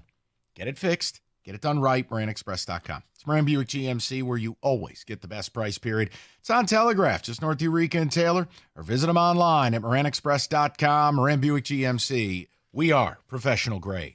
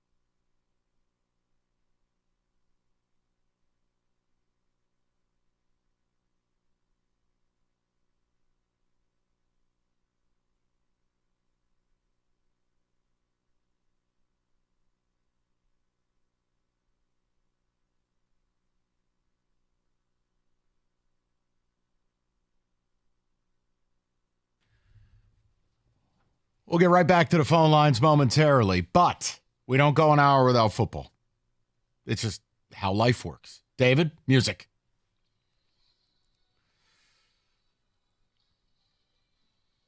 All right, what do you got? We are in week 3 already, guys. Okay. 25% of the way. It's going too fast here. So we're going to do best bets of week 3. There's some big games here, but I want to focus on these. Over. Ole Miss, Wake Forest, 63.5. Arizona State -2.5 at Texas State. The play, Texas State at +2.5. It's just, if you just blind bet it and you go, that looks ratty and fishy and scary, you just go San Marcos, you go Texas State. Look, man, I watched a little A-State. They can't really throw it. Levitt's only completing like 50% of his passes. I don't know nothing about Texas State. I think Finley, the Auburn kid, is their quarterback. That's all I got for you. Yeah, it's on the road, but you would figure that San Marcos. You figured that wouldn't be a problem, but yeah, when you see this line, it just looks scary. I was just like, yeah, did Cookies did is promised. Levitt die? I gave Jim a homework assignment. I said, you have one thing this week. You come up with a pick for this Thursday night game because I am petrified of that thing. That is a tough one here. UCLA, you go +3 versus Indiana? I wouldn't. Look, Cignetti's a psychopath. I love the hire. It made sense. He brought over a ton of kids from JMU, which was a winning program. He got the best quarterback in the MAC with the Maple Leaf Missile, Curtis Rourke. My problem is, what's the last time a middling Big Ten team went to the West Coast and won? That's really hard to do. Right there, as much as Mike said, it makes sense to say Indiana, but David, this is one where you probably stay away. I'm going to go either stay away or I'm going to go with history and go with UCLA. You know, we're from Los Angeles, us and USC. These next two games here, okay? You got Troy going to Iowa. You got Toledo hosting Mississippi State. I would go +12.5 for Toledo, +23 at Iowa for Troy. I wouldn't bother with either of these games, okay, but thank you for playing. No, look, I mean, the Iowa thing, how do I lay 22 points with a team that might not score 22 points? A week after getting their guts ripped out against Iowa State. See, I would take Iowa in the points just for one, they're angry. Two, when they played I forgot who they played the first week, but they scored 40 points. They scored, 19 points. So it's not like this is the Brian Ferentz Hawkeye offense. They're actually scoring. Leicester has them putting up points. They know the touchdown play. They may not like it, but they run it occasionally. I would take Iowa, but yeah, this is not one that I would put anything down on. And you're saying Miss State is going to the Glass Bowl? No, Mississippi State is hosting Toledo. Oh, then I'm out. Yeah. No, thank you. I'd like to make a quick trip down to the Glass Bowl? I'd like to avoid both of those. No. So what do you do with this one? I don't know really what to do with this one, but I want to put these on the board here. You have Washington State going to Washington and Oregon at Oregon State, and we all know the rivalries there, and they've left the conference. So what do you do with those games? Washington State, by the way, is +4, Oregon -15.5. I'd probably take Wazoo in the points. Oregon, I don't know if I can get there having them lay points anymore, but Oregon State is not good. They got completely gutted. If Oregon is any good, they drop a bomb here. Enough's enough. See, I would take Washington State in the points, David, and I would take Oregon State in the points. Why? Because they felt left behind. This game is personal for both teams. You left us in the pack too. You all left, and nobody fought to take us with us to the Big Ten. This is the game that they've been practicing all summer for. You know, everybody has that one game that if your team only wins one, you can't be mad at them if they go 1-11. This is the game for both Washington State and Oregon State. I would take both in the points. And then one more lesser game before I get to the two that I love. You got West Virginia going to Pittsburgh, -2 West Virginia. Do you dare go Pitt? No, absolutely not. The backyard brawl is a great rivalry that largely has gotten killed. I don't think either of these teams is any good. No value in the spread there for me. That's a complete stay away for me. So then you have Alabama -15 at Wisconsin. You go Bama. Yep. Here. Yeah, Tyler Van Dyke stinks.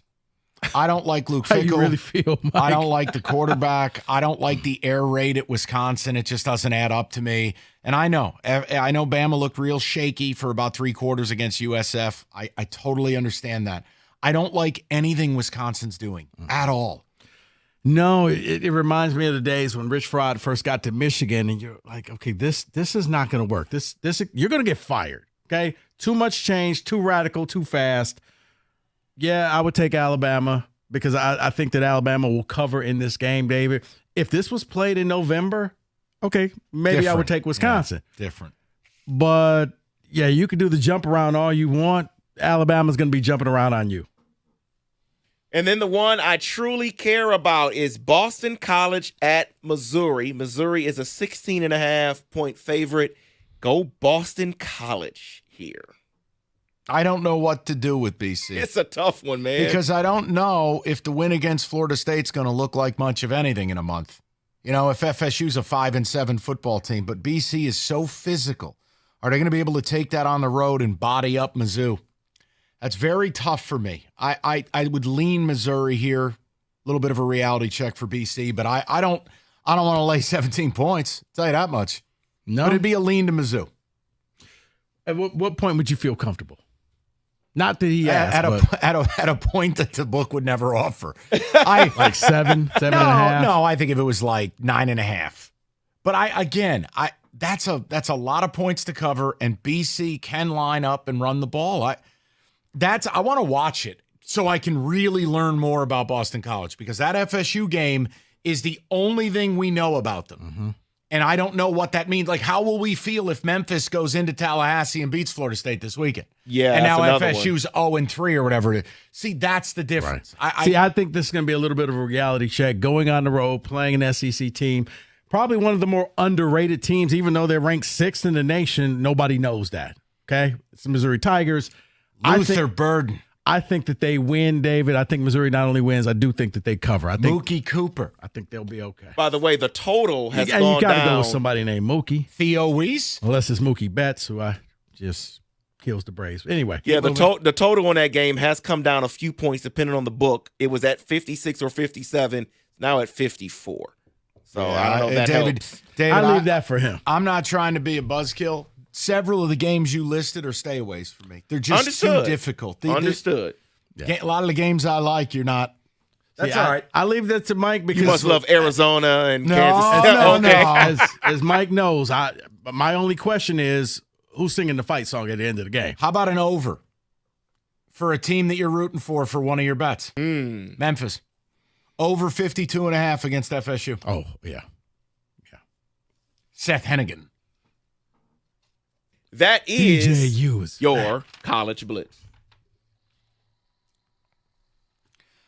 All right, NFL Week 2, it is here. You start the week tomorrow night with Miami and Buffalo, but FanDuel has you covered with another offer. $200 bonus bets guaranteed when you place your first $5 wager. All right, tomorrow night, you know Tyreek Hill's going to score because that's all he does. And maybe Dalton Kincaid bounces back because he was useless in week 1. Whatever you choose to do, don't be a dingling. Just visit FanDuel.com/ticket. Make every moment more. It's FanDuel, the official sportsbook partner of the NFL.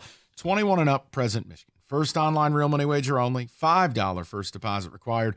Bonus issued. Non-withdrawable bonus bets that expire 7 days after receipt. Restrictions do apply. See terms, sportsbook.fanduel.com. You got a gambling problem? Call 1-800-GAMBLER.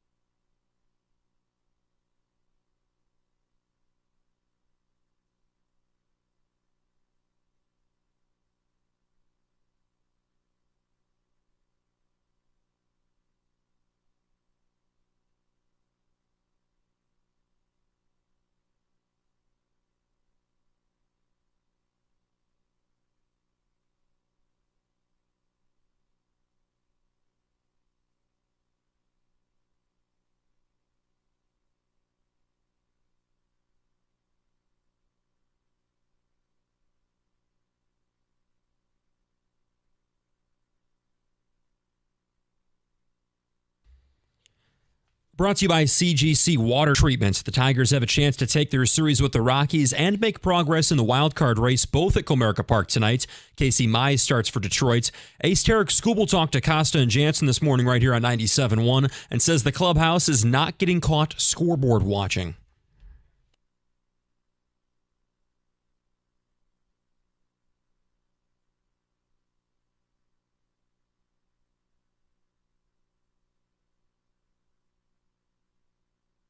The Tigers are 74-71, 3 games behind the Twins for that last wild card spot. First pitch at 6:40, pregame show at 6:15, right here on 97.1. Lions with a couple of roster moves this afternoon. They've signed veteran defensive tackle Kyle Pecco to the active roster and kicker Greg Joseph to the practice squad. Detroit a 7-point favorite in Sunday's playoff rematch against Tampa Bay. Wolverines head coach Sharon Moore at last has signed a contract. The 5-year deal is going to pay him $6 million annually. He had been without a contract since being hired to replace Jim Harbaugh in January. Also, some midweek odds for both Michigan and Michigan State. The Wolverines 22.5-point favorites over Arkansas State at the Big House. Up in East Lansing, the Spartans favored by 40.5 over Prairie View A&M. At their Coral Health Sports Desk, I'm Luke Sloan. For more, go to 97.1 The Ticket or Odyssey.com.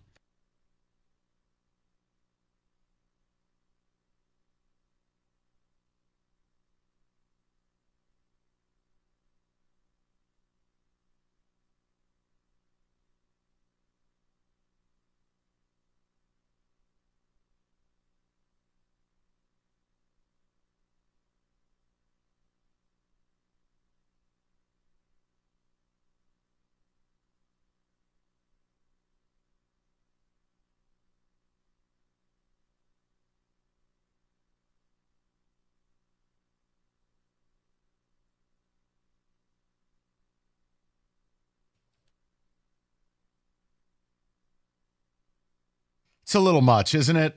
Towards the end there, the extended mix. 3 o'clock. Good to have you guys with us. We are talking baseball. I did not stutter. We said it. If you got the 3 games, we would bring them back into the topic rotation. And it's something I talked to Jim Costa about. How much of the Tigers should we do? Because it doesn't feel like anyone's really paying attention. But they are 3 games out of a wild card. Their pitching staff, which is Tarek Skubal and a collection of nobodies. Number 1 in baseball in several categories since August 1st. 2.85 ERA, best in the sport. 1.06 whip, best in the sport. A 2.12 average allowed, second best in the sport. I mean, dominance. Total witchcraft. Chris Fetter, give him ownership in the team. The lineup, there was a phase of their come up where it was like, all right, Colquitt's on fire. Now the last 12, 15 games, he ain't hitting.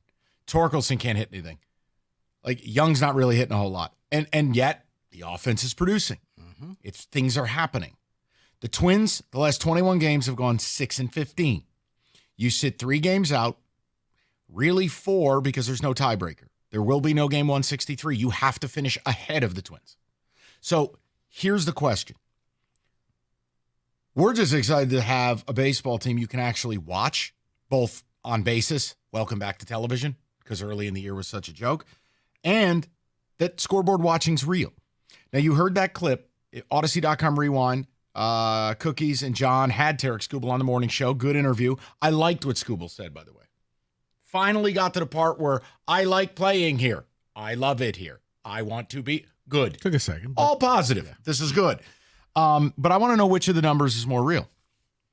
The number the standings tell you, 3 games out of the wild card, or the number that the math tells you, Fangraphs, 9.8% chance of getting in. I lean towards what Rico said. I lean towards the 3 because I don't think the math is really factoring in how bad the Twins have been. And I wonder if the Twins just turn it around. I don't know.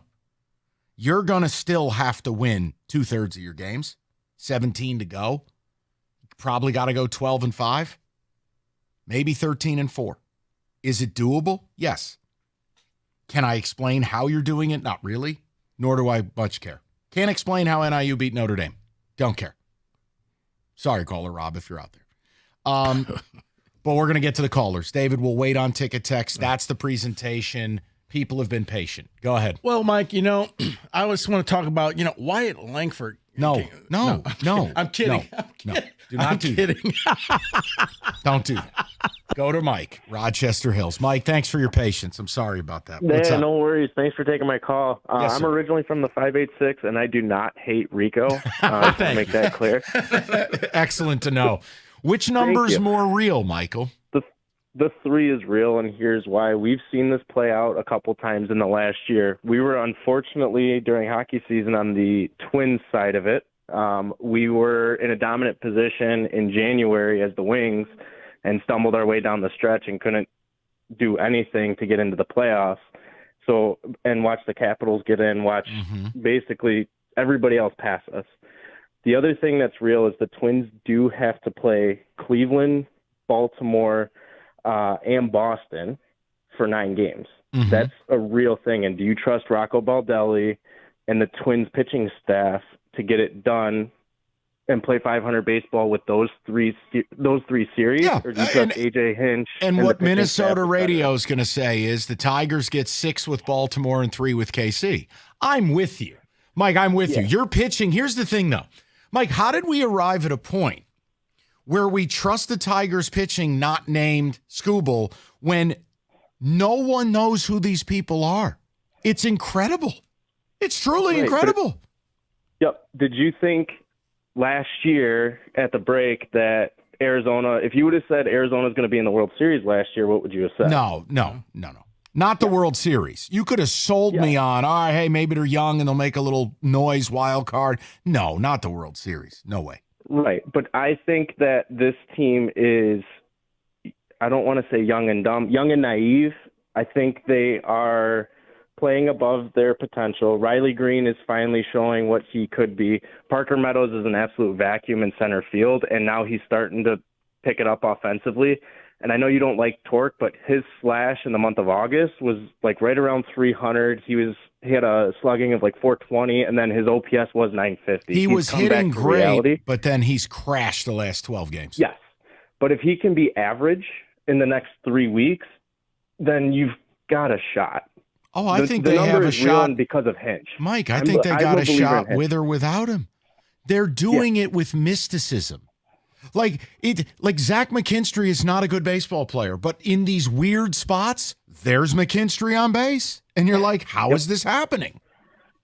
Yep, Veerling too. I mean, Veerling will be a usable piece. Yeah, get it right. Get it right. Morning show bit, face of the franchise, Matt Veerling. Yes, the second coming of Brandon Inch. That's right, the face of the franchise, the FOF, Matt Veerling. No, Mike, I lean your direction and Rico's direction. I'm usually very like ice cold with the calculus of stuff. I'm not here because I don't think the math is factoring in how bad the Twins have been. Mm-hmm.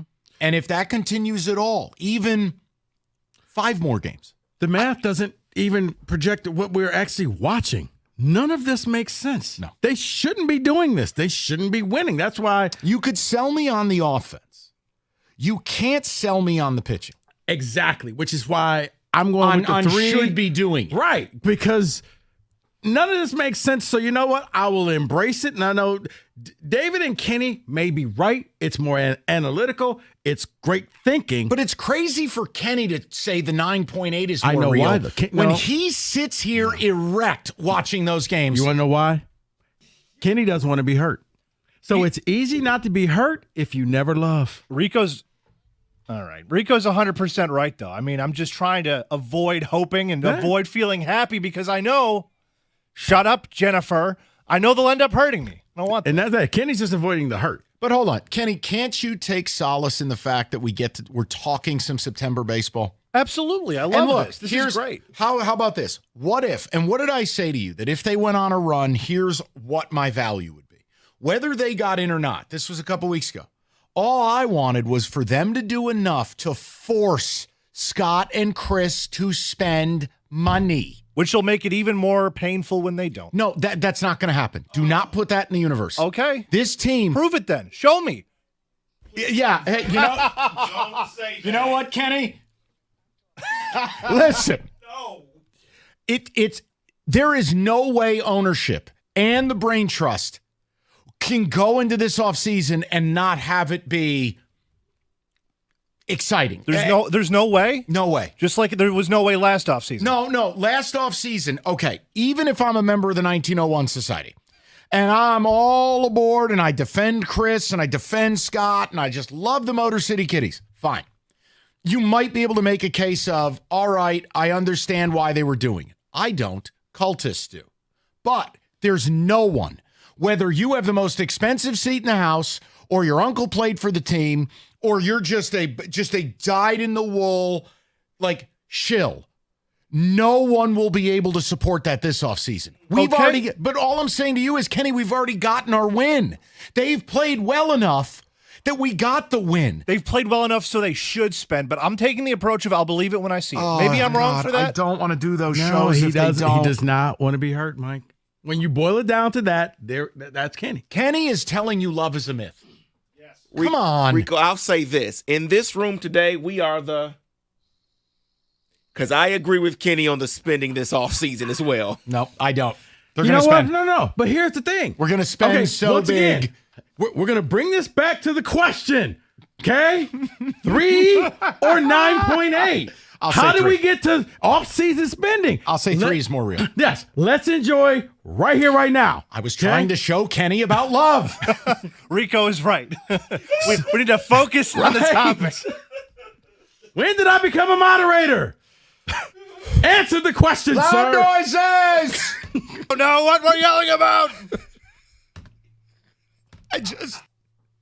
I just feel like that was my win. They've won enough that we don't have to do any angry winter meeting shows. We'll talk winter meetings when it happens. All right, Garrett's up next, 97.1. Hi, Garrett. Michael, Rico. There he is. What's going on, buddy? Hey, not too much, gentlemen. It's actually nice to be talking September baseball, and Mike, that way now it makes, adds even more to your plate, which is awesome. And actually, I'll say this much. You convinced me, my friend. Originally, I was going to say that 9.8 was where I was at. I don't think the Twins have pitched well enough where they have a collection of Zebby Matthews, a guy who probably was bagging groceries and Meyer pitching for them tonight. I'm sorry. I think the 3 is more realistic. To me, it seems as if for whatever reason this team has really rallied around a couple things. I think, one, getting that timely pitching, like you said. I mean, like you said, Chris Fetter's a wizard, somehow some pitching wizard from a different planet or universe or something, but it's amazing that he's with the Tigers. But I really think it's this collective of guys have gotten hot at the right time, and now you're seeing that the nothing burgers of Gio Urshela and Mark Canha are gone, and the nothing burgers of Carson Kelly are gone. Harvey. I looked it up, Mike, by the way, when I was on hold. Those guys are hitting a collective 650 OPS, basically, since they've been traded with their respective teams, so not a shocker. So I think when you actually give these guys a young chance, especially in baseball, I mean, there's enough sample size and enough runway where you can let those guys run and do it, and they're proving that to us. Now, do I expect all these guys to be able to keep it up for 162 next year? Absolutely not. I don't even expect maybe a Trey Sweeney to be even on the roster next year, but I mean, I think that the fact of the matter is that it's fun, it's exciting to see that, and it makes you almost kind of think that, well, if Scott and them, and to be fair, when they decided the deadline, I got it because they were so far out of it, Mike, that it made sense. But you just think about what would have happened. We talk about the collection of these young arms, and it's imagine if they had Jack Flaherty and didn't even try and trade him. But hold on. Here's the problem. How would you improve upon, since August 1st, a 2.85 collective ERA, first in the league, a 1.06 WHIP, first in the league? Garrett, it wouldn't have been better. These numbers are mystifying pitching-wise. And you could argue that maybe could he have helped you maybe win a couple of those games where, sure, you blew a 5-run lead against the Padres, maybe. But even then, I mean, it's one of those things where you're still in that situation, right? When you're a team like the Wings was last year, right? You controlled your own destiny, and they faltered down the stretch. Maybe this is payback for Kenny's failure with the Wings, Garrett. This is payback that the Wings are actually the Twins and the Tigers are actually the Capitals. That might be the case, and I couldn't be, you know what, Mike, we might have to wish that into existence, my friend. It might happen. Plus, Minnesota owes us a couple anyways, considering that, they ruined our lives here in 2009, right, with the, being up 7 and then playing 163, and I forever hate Carlos Gomez with a fiery passion. It's all lining up, my friend. This is and I will say this is one where none of this makes sense. Just enjoy the ride, except for you two. You're not allowed to. That's right. Everybody else, none of it. Don't try to make sense of this. Rico put you two in the back seat. Rico and I are in the front seat. We're in control of the snacks. You two sit there on your tablets.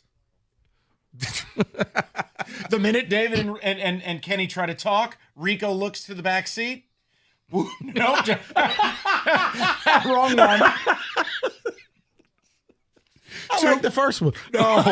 248-539-9797. Rico, tell him. Specs at LTU. Hey, you want a career in radio, TV, you're a graphics design artist, Specs at LTU can get you started on your new career path. It's very simple. You just need to be curious. Go visit that website, ltu.edu/specs. You're going to learn more about the broadcast media arts, digital media arts, and graphics communications program taught through Specs at LTU right here in Southfield on the campus of Lawrence Tech. You're going to be taught by people like myself who work in the business. What does that mean? It means you're going to learn from day one everything it takes to make it in your new career. Specs at LTU can help you achieve that. And with the hands-on approach and expert faculty, you're going to learn the practical skills you need to succeed in today's media industry. So once again, what are you waiting for? Be curious. Go visit the website, ltu.edu/specs to learn more. Then make magic by enrolling in Specs at LTU certificate program today.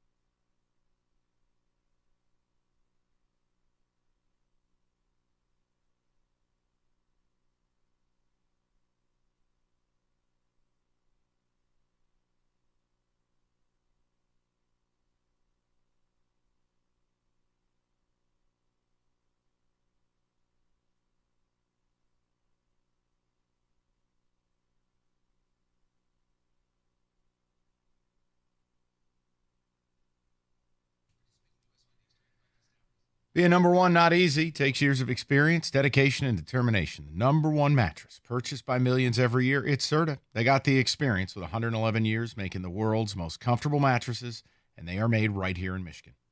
This fall, get a great night's rest on a Serta mattress. Go to Serta.com. Find a retailer near you. That's Serta.com.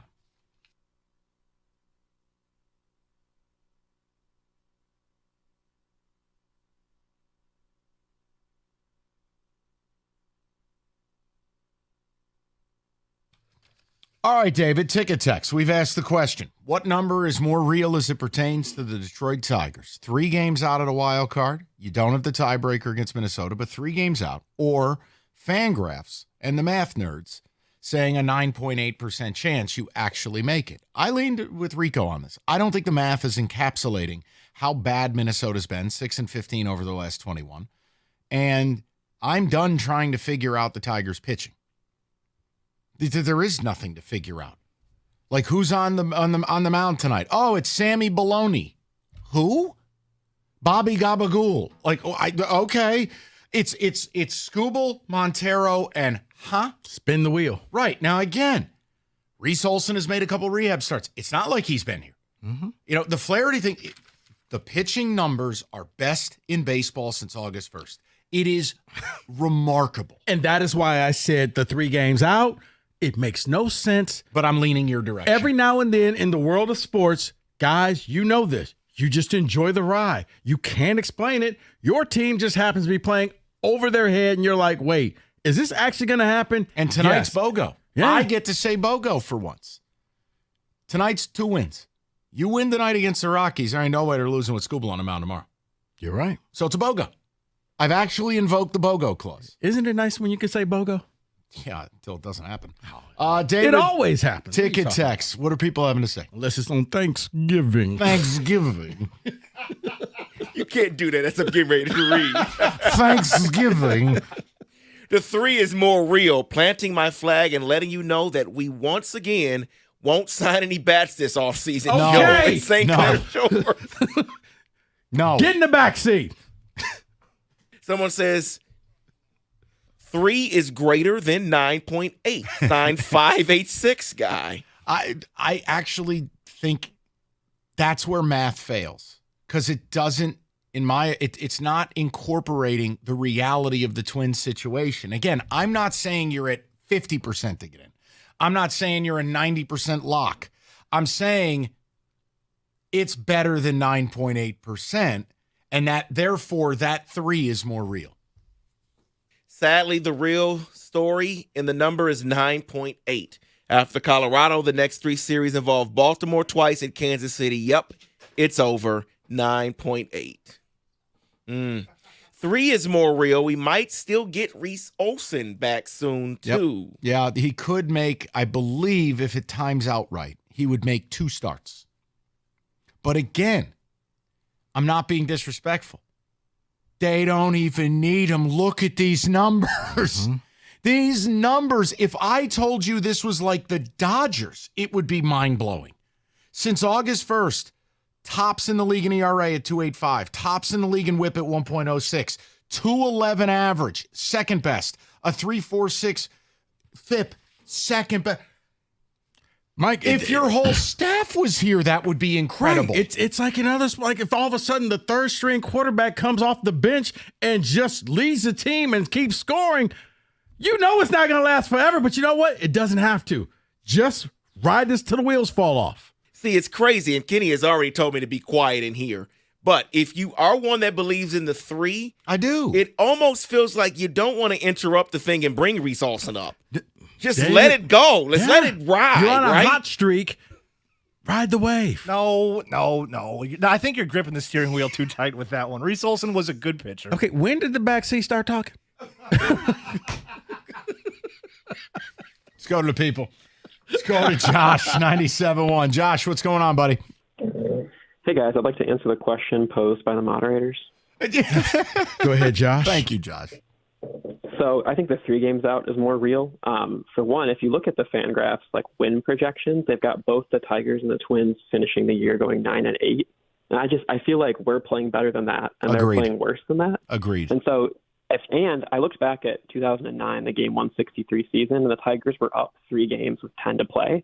And so to me, it feels, you're asking for a lot of help from the baseball gods, but we've got, 16 to play, and so I'm asking for what we're like there's owed, plenty of Josh. time. We are owed this because Kenny and his rancid Red Wings ruined the spring. We're going to own the fall. We're owed this.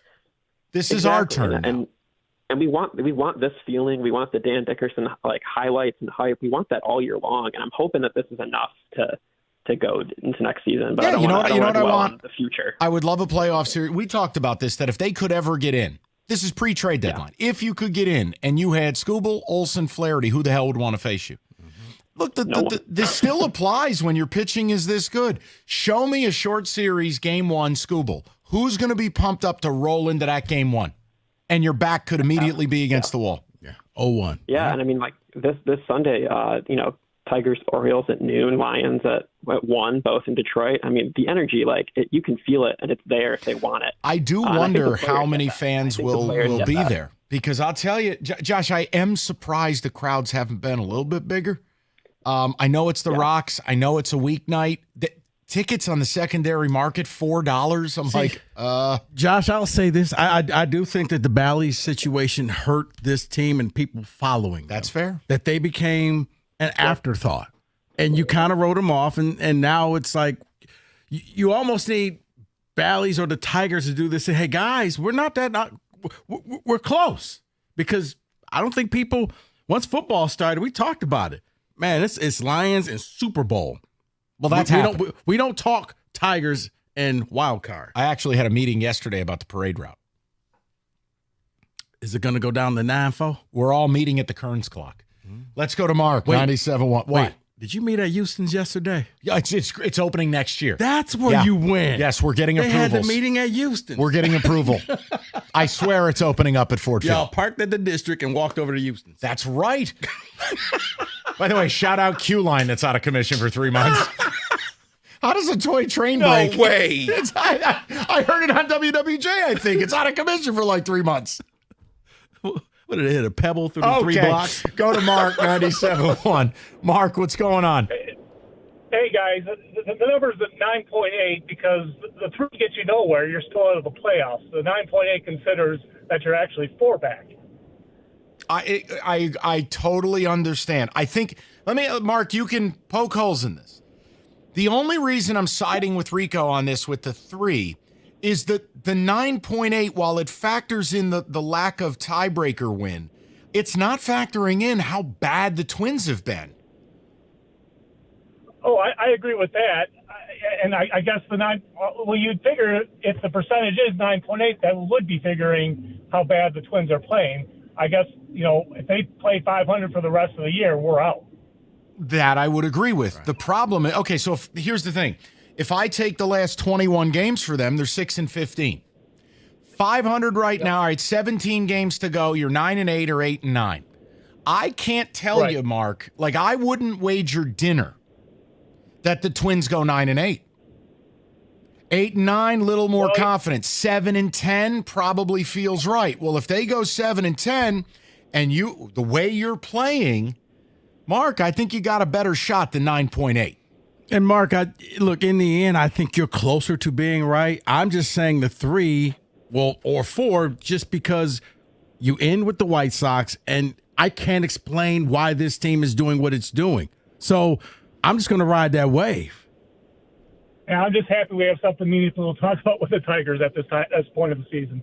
Listen, we're owed this in this town. It's what we've always talked about. We went 10 years. Worst 4-sport city in America with a .375 winning percentage. We are owed this. We are owed a Super Bowl football team. We are owed a baseball team that, despite ownership's best efforts, could make the playoffs. We are owed.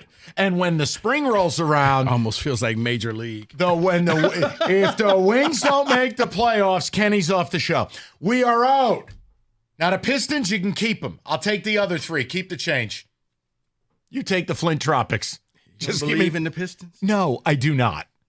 The Trey dynasty. It's going to happen. Okay. You know what? 248-539-9797. Well, I'm the one who believes in the 3. How am I negative? The Pistons. Oh, to hell with them. They're terrible. All right, Hungry Howie's got a deal for you. Whether it's pen and chase time or you're going to settle in for some football tomorrow night, Dolphins and Bills, Hungry Howie's has you covered. Any large 2-topping pizza. Choice of flavored crust, $9.99. It's the best deal of the year. Fresh dough made in-house, 100% real Mott's. Fresh ingredients, over 20 toppings to choose from. And, of course, their flavored crust, which they have made famous. So, pick the perfect pairing for that pizza, call tonight. $9.99. Any large 2-topping pizza from Hungry Howie's. Go to hungryhowies.com or download that app today and start your order now. Online carryout only at Hungry Howie's.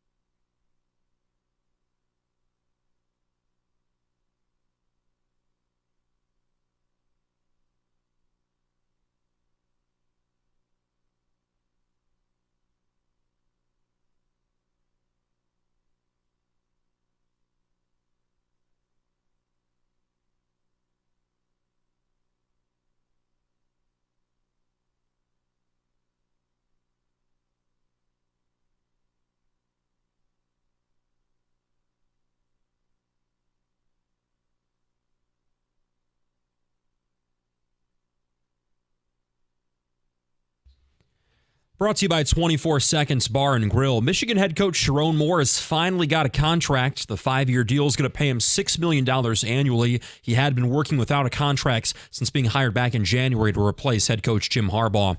Dan Campbell spoke to the media this afternoon in Allen Park. He says that getting a little bit better every day is the goal this week at practice as the Lions get ready for the Bucs on Sunday.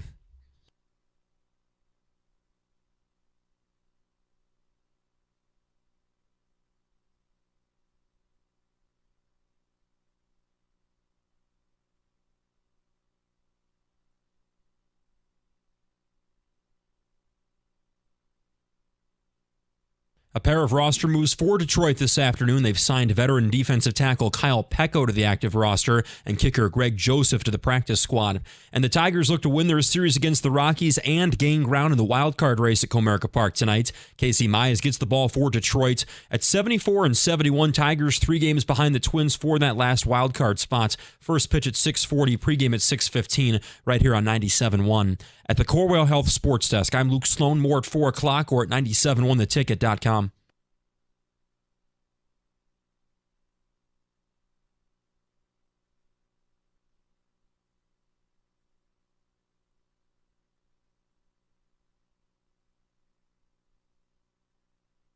Hey, one interesting note as we talk Tiger baseball. Odyssey.com rewind. You missed anything? And check out the morning show, the interview with Tarek Skubal. I liked what Skubal had to say. You got as much as you're going to get out of him. Loves it here, wants to be here. It's all I need to hear. The contract stuff, they better get it buttoned up because I do not want to do another year of Skubal shows. But is 3 or 9.8 the more real number? Rico and I say 3. 3 games out. No, they don't have the tiebreaker, but it feels way more real than, wait, we only have a 9.8% chance of getting in? Here's something to keep an eye on. And I'm only doing this because when we blindly throw out, well, here are the opponents each team plays, when you play them is important. So the Twins finished the year with 3 against Baltimore while you're playing the White Sox.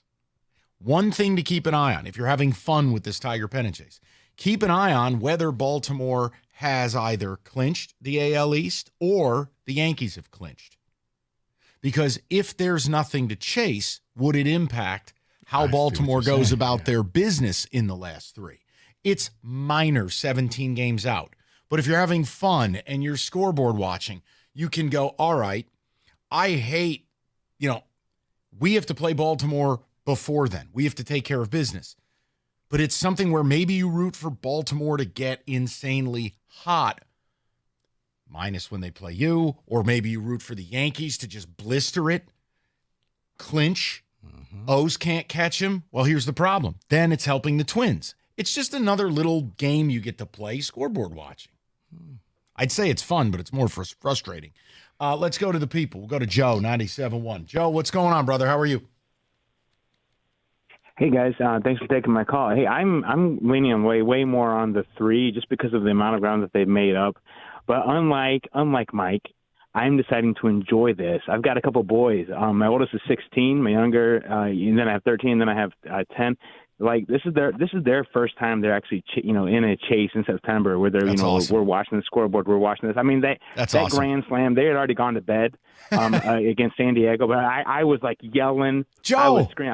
How did you let him stay up late? This is not over yet. How did you not give him the hall pass, Joe? Let's talk because about it. Because he thought the game was over, and he's like, boys, get to bed. 3. Yeah, I really did think it was over, man. I felt bad. I told about it in the morning. They're like, what? Awesome, But yeah, so that was.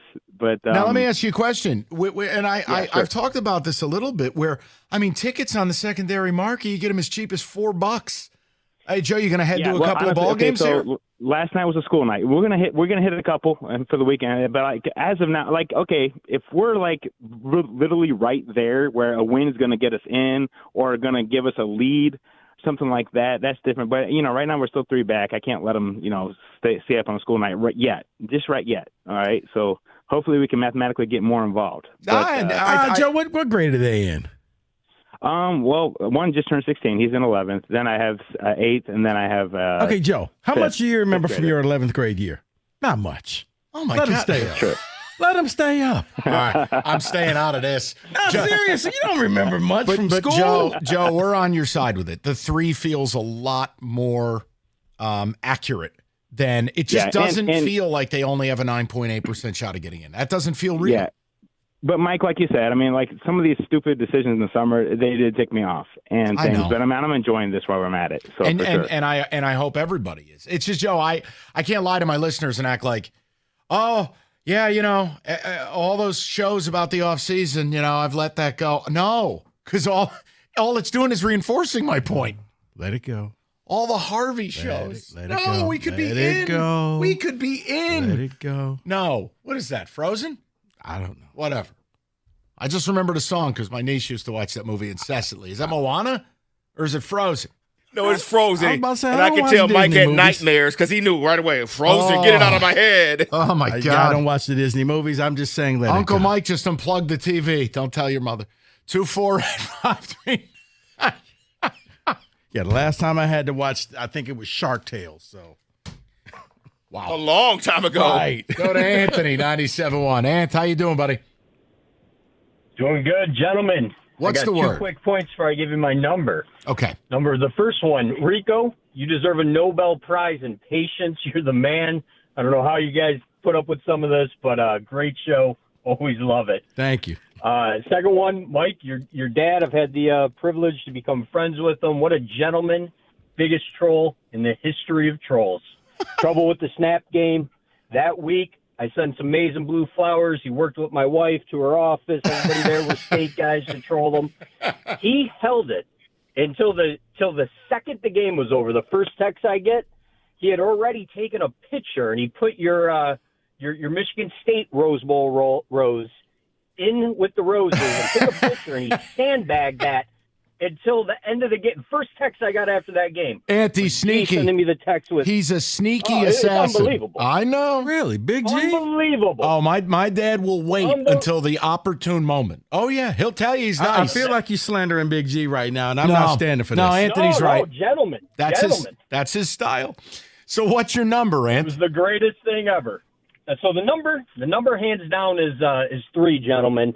And you want a BOGO, I'll give you one. Okay. What about KC, right? Mm-hmm. They're not out of this thing yet either. And, I'm more focused on those guys, right? We got the 3 with them. And as far as following the playoff tracker, I did that with the Wings. It burnt me up and down. It burnt me at the sports book. It burnt me everywhere. Forget that number. It's fake. I'm with you. Number's 3. Enjoy the ride. This is Major League. We got the worst owner in baseball. And somehow these kids are still doing it. Oh, man. Gentlemen, appreciate you. Love the show. Ant, appreciate you. Thank you for the kind words as well. You know what? Do you think they're doing the little rip-off thing, rip off a piece of clothing? It feels like Major League. They got like a Chris mannequin in there? All right, there's only one thing left to do. Win the whole effing thing. Maybe Tom Berenger is catching for this team. I can't explain it. I'm not even trying anymore. But the Twins clown carring down the stretch is what is enabled. Kenny's the guys out in the outfield not really believing until they have to. He sure as hell ain't Serrano. It's too high. What do you mean it's too high? That's definitely me in the outfield. No, Kenny's the pitcher who stole Joe Boo's rum. Eddie. 248-539-9797. We'll get more of your calls. We will mix in some football. Just more of the Super Bowl vibes for the Lions. I have another power stat. I'm telling you, you can just plan. You can plan the parade. Or at least to be 2-0. I got something good for you. We'll have some fun with it. Shout out Houston's. It's open. I swear it's opening. Shout out Q-Line. All right, FanDuel. Have a chance to win big every Thursday night. FanDuel Squares. Same as the Super Bowl squares people are addicted to. But this is different because you pick your numbers. And the odds are attached to it, but you pick beforehand. And what are you waiting on? FanDuel.com/ticket. You can bet on those squares. And if you're new to FanDuel, get $200 in bonus bets guaranteed when you place your first $5 bet. It's 21 and up, present Michigan. First online real money wager only, $5 first deposit required. Bonus issued. Non-withdrawable bonus bets that expire 7 days after receipt. Restrictions apply. See terms, sportsbook.fanduel.com. You got a gambling problem, call 1-800-GAMBLER.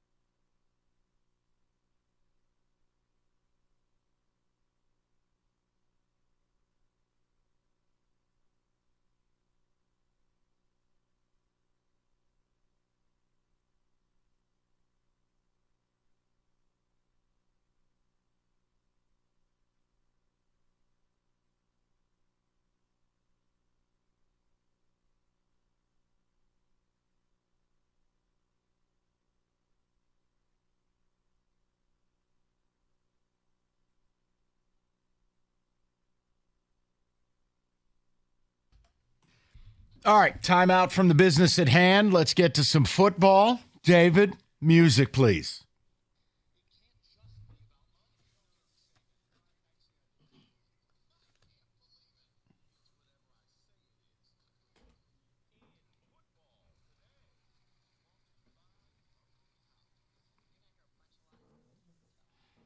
That's so mean and hurtful. Because I'm doing this. Oh, damn it. I thought that was directed at David. No, it was not. Okay, go ahead. And this is not receipts. Mike, this is week 1 NFL, more overreaction type of stuff. I'm all in. A little thing I like to say, David, if you would please. Danny, you want to put a crown on them? Then crown their asses. So we're going to look at some of the records. Yes, it's 1-0 or 0-1. Okay. But are they who they thought we were? Okay, let's start off very simple. The Patriots, 1-0. Bengals, 0-1. Are the Bengals, is this some indicative of what the Bengals are going to be? They had all the offseason controversy going on. Did we overhype the Bengals? No. I just think it's a wacky week 1 result. I can't give up the ship. I can't. And if you want me to say this is who the Patriots are, no way. You're out of your mind. You're not believing in the Patriots? No, I'll fight you on this one. Little Mayo magic? No. David? Yeah, New England's, they're trash. So, no, the Bengals are going to be better than that. Let's go to another game. Near and dear to your heart, David. Steelers, Falcons. Steelers did not score a touchdown. They are 1-0. Falcons are 0-1.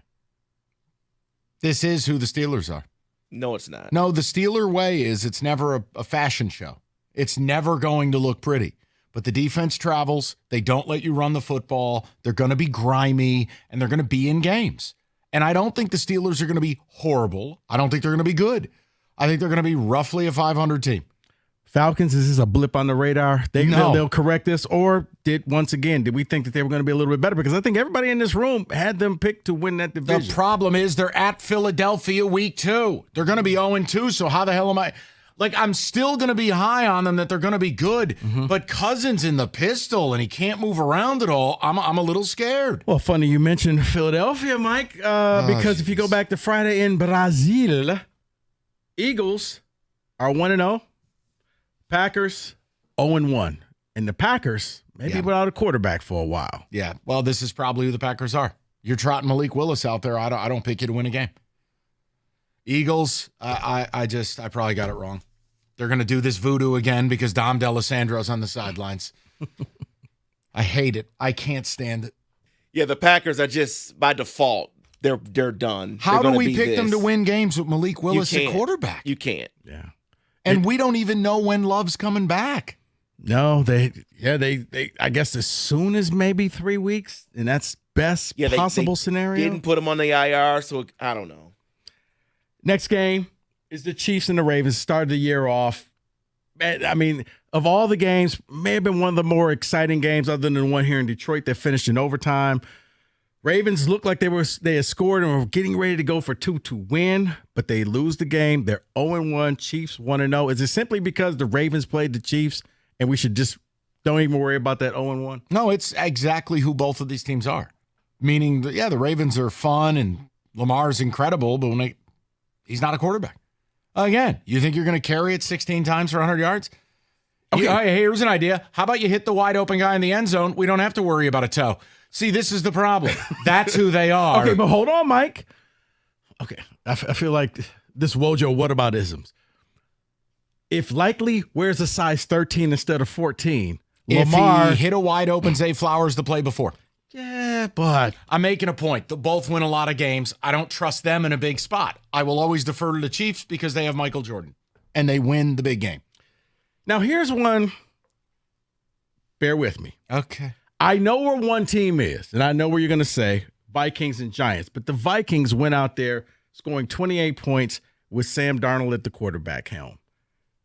Are the Vikings who we thought they are? No. It's an aberration. How about this? Neither of those teams is what they displayed. The Vikings aren't that good and the Giants aren't that bad. Namely, because if the Giants are that bad, they're going 0-17 and my dad will cease to exist. I'll fight you on both of those. Yeah, the Vikings are not going to be that. I think the even Vikings close. enjoy that win. They might lose their next 7. Look at their schedule. Who the hell they beaten?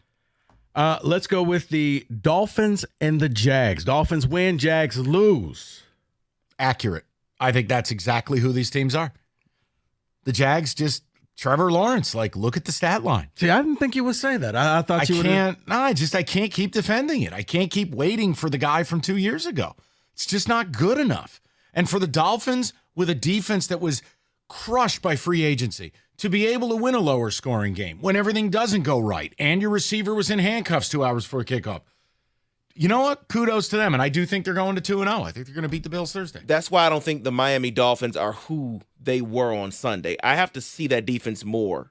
I have to see them do that more. It's just week 1, so we'll see. I just don't think they're going to be that. Buffalo Bills defeated. They came back to beat the Arizona Cardinals. Are they who we thought they are? Yes. Josh Allen, if he turns into Superman, they can beat anybody in football. I just don't think that's sustainable, and I don't think you're winning in the playoffs that way. But look at him. He's doing the no Sean Moreno, Air Jordan, jumping into the end zone. He's killing people. Good luck. You're not doing that for 17 weeks. But in any given week, he can be the single best player in the sport. For Arizona, yes, that's who they are. Because First half amazing, yes. Second half meltdown. That's what they did all last season. And that's all I heard in my head seeing that game, Rico, was you. They can't finish. They can't finish. By the way, I feel so bad for them. but did anyone see Kyler Murray's comment today about getting the ball to Marvin Harrison Jr.? No. Basically, that's not my job. If it goes there, it goes there. If it doesn't, it doesn't. I'm like, excuse me, sir. No, it is your job. You're the quarterback. Okay, You then. know what? Just when you think you turned the page on him. Okay, then. Yeah, go play another video game. Colts, Texans. Texans defeat the Colts 29-27. I think it's absolutely accurate for both teams in that I think the Colts are going to be better than people expect. It's why I hated all that Anthony Richardson slander preseason. They played a really credible game. For the Texans, I think it's going to be like this because they're not going to surprise anybody now. Now you get everyone's A game. So, yeah, I think that result very much, Denny Green, they are who we thought they were. See, the Colts played well in that game. They just happened to lose. They played really good. Somebody had to lose, though. Cowboys, Browns. I quit. I've never been more wrong about an NFL game in my life. You had the Browns? Yeah. Ooh. That was awful. Absolutely unforgivably bad. I don't even reserve a right to comment on this. Leave me out of this. The Browns can't be that. Oh, That's really? how I'll answer. They cannot be that the entire season. Well, when you have Black Danny Jones, yeah, they can. Because Deshaun can't process in the same way that Daniel Jones can't. He's back there like one of the magnetic football players, like just vibrating all over the place and then dead. I leave me out. Okay. I hate the Cowboys. I can't comment. Niners, Jets. Go to hell.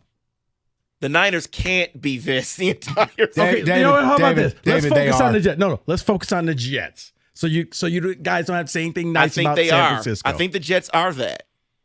They will have some good moments in games and win some, and they will look just like that in some others. I'll fight you for 1 week. Let me see the Jets week 2. Can I do that?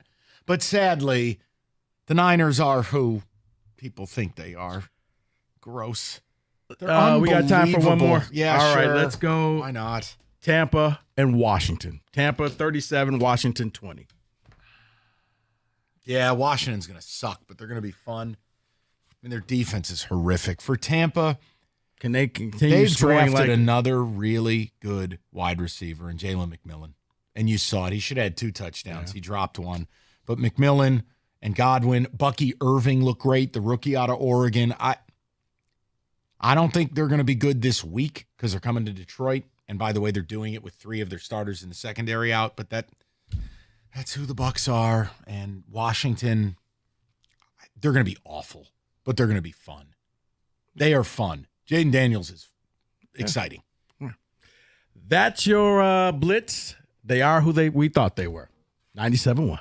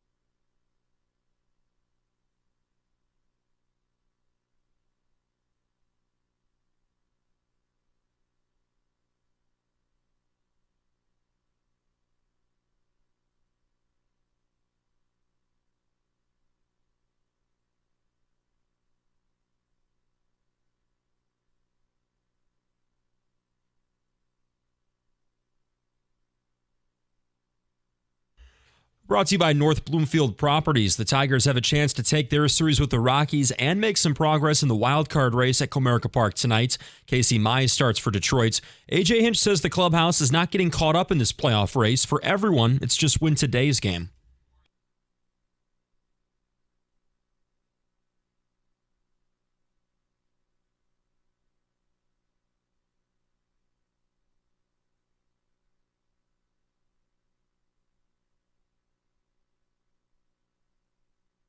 Tigers right now 74-71, 3 games behind the Twins for the last wildcard spot. First pitch tonight, 6:40. Pregame show at 6:15 right here on 97.1. Couple of roster moves for the Lions this afternoon. They've signed veteran defensive tackle Kyle Pecco to the active roster and kicker Greg Joseph to the practice squad. Detroit this Sunday, 7-point favorites in another playoff rematch, this time against Tampa Bay. Wolverines head coach Sharon Moore has at last signed a contract. The 5-year deal is going to pay him $6 million annually. He had been without a contract since being hired to replace Jim Harbaugh in January. And some midweek odds for both Michigan and Michigan State. The Wolverines 22.5-point favorites over Arkansas State at the Big House. Up in East Lansing, the Spartans favored by 40.5 over Prairie View A&M. At the Corwell Health Sports Desk, I'm Luke Sloan. For more, go to 97.1 The Ticket or Odyssey.com. 4 o'clock, good to have you. We have done about 2 hours of Tiger baseball. We're going to get back into it in the 5. Just a question of which number is more real. Odyssey.com rewind if you want it. Also, really nice interview with Tarek Skubal on the morning show. Liked what he had to say. We finally got a little bit of the sincerity we're hoping for. I like it here. I love playing here, etc. Good enough for me. I just need to hear you say it one time. Dealer's choice. And since there's 3 of you, there's going to be a vote. Okay. And how you guys vote determines what we do here and what we do in 10 minutes. Do you want the following? 1 segment, Sharon Moore contract, or Lions historical power stat? We're going to do both, but what do you want to do right now? Kenny, David, Rico, you get to vote. It's election season.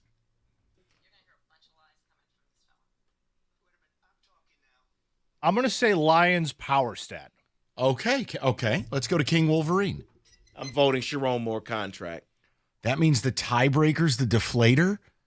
Oh, no, I'm not the deflator today. That's true. You and I are positive here with the Tigers wild card odds. These 2 are bleep canning it. What do you want to hit for 1 segment?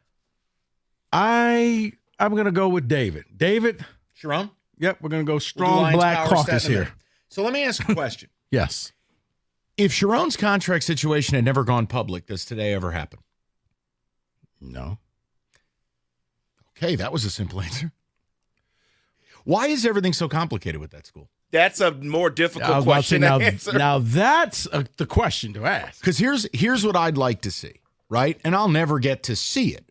Only if, like, the free press attacks it with an enthusiasm unknown to mankind like they did Mel Tucker's contract.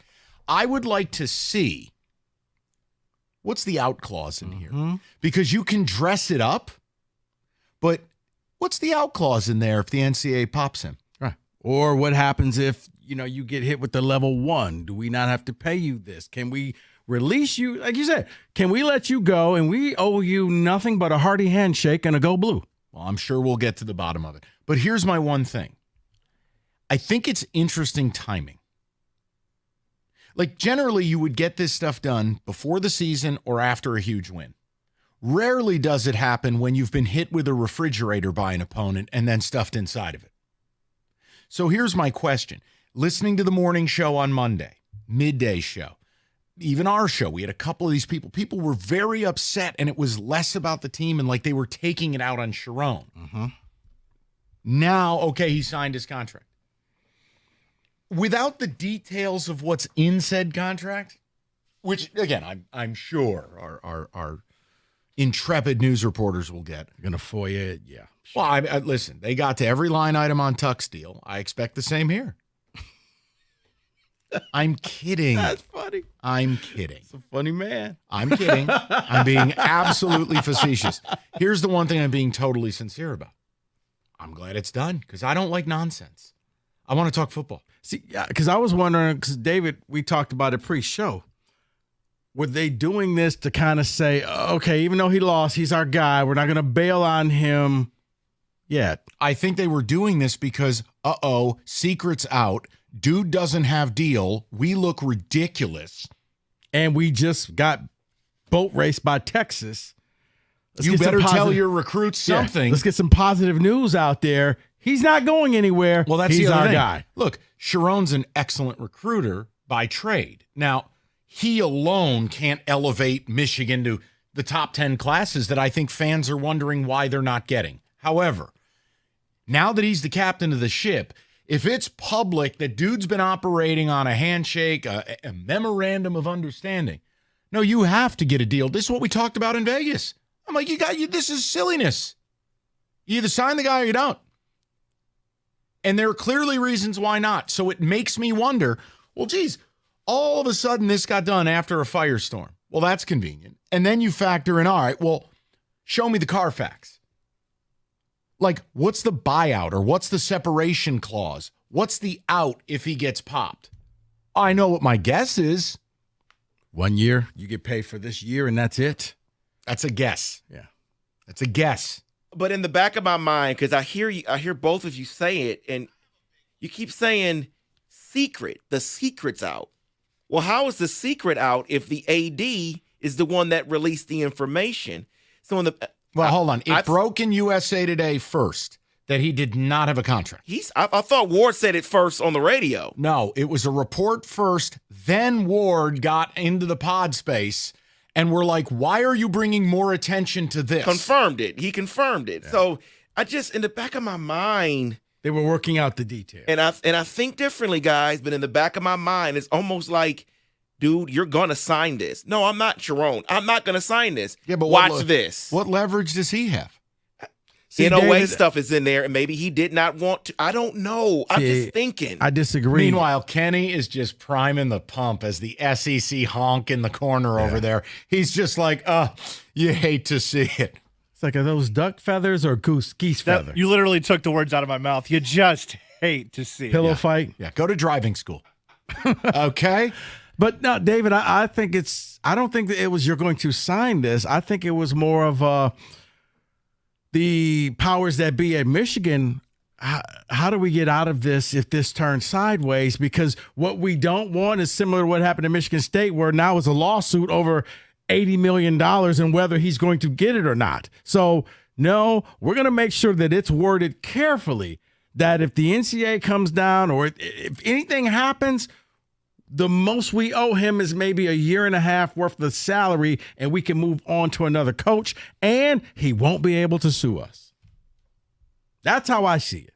I could be, because we don't have the details yet. No, it's all guesswork. And like I said, our intrepid news services will find it. The better question, Mike, was why does everything always have to be so difficult?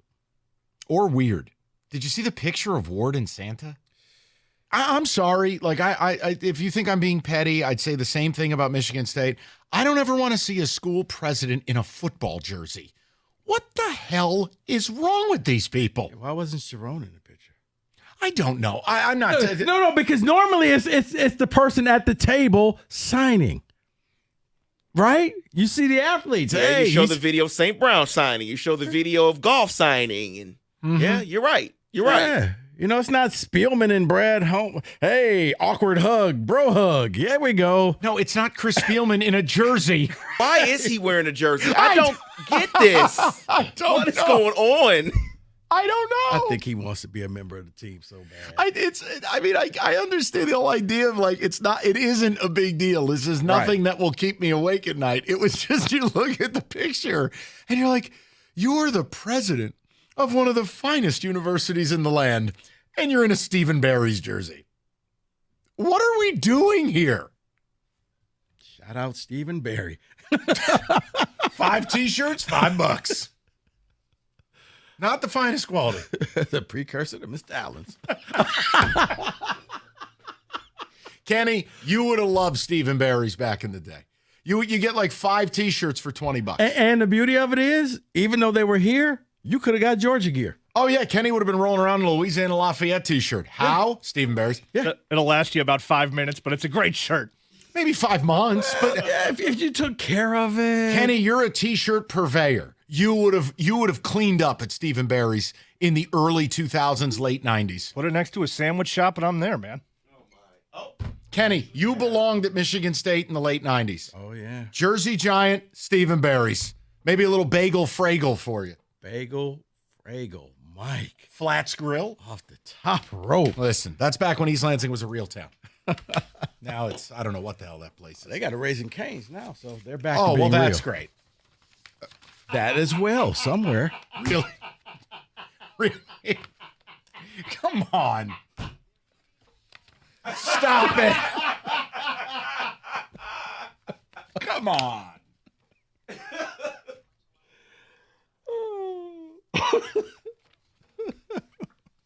You better read something. But no, I just wanted the one segment there. I do have the Lions power stat for you, though. Okay. We'll get to that next. It's going to be something or nothing. All right. Okay. 97.1.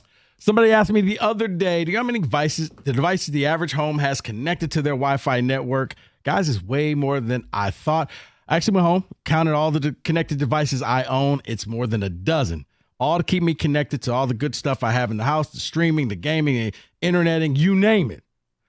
Xfinity knows the number of devices we have connected to our internet is growing by the year. That's why they've engineered their gateways to handle hundreds of connected devices. Hundreds, for real. Now through September 22nd, get 150 megabit Xfinity internet for just $30 a month for 12 months with a 1-year contract. Plus, get free Wi-Fi equipment included. Make sure your home Wi-Fi can handle everything you throw at it and then some. Switch today. Xfinity, bring on the good stuff. Restrictions apply. Requires paperless billing and auto pay with a stored bank account. Taxes and fees extra. After promo, regular rates apply. Actual speeds vary.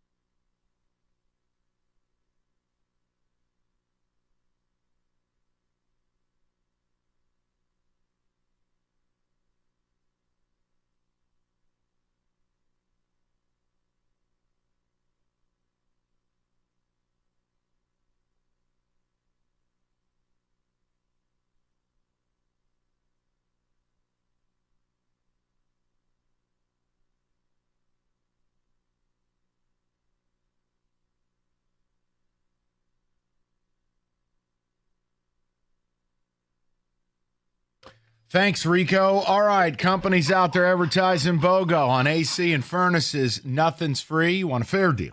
Mastercraft Heating, Cooling, Plumbing, and Electrical's got you covered 24/7.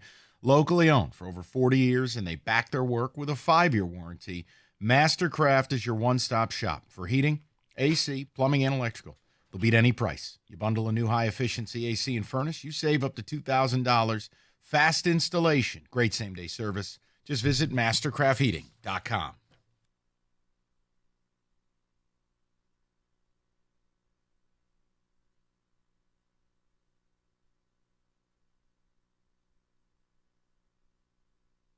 All right, Dave, a couple of ticket texts. I got an interesting Lions power stat. We'll get back to the Tigers at 5.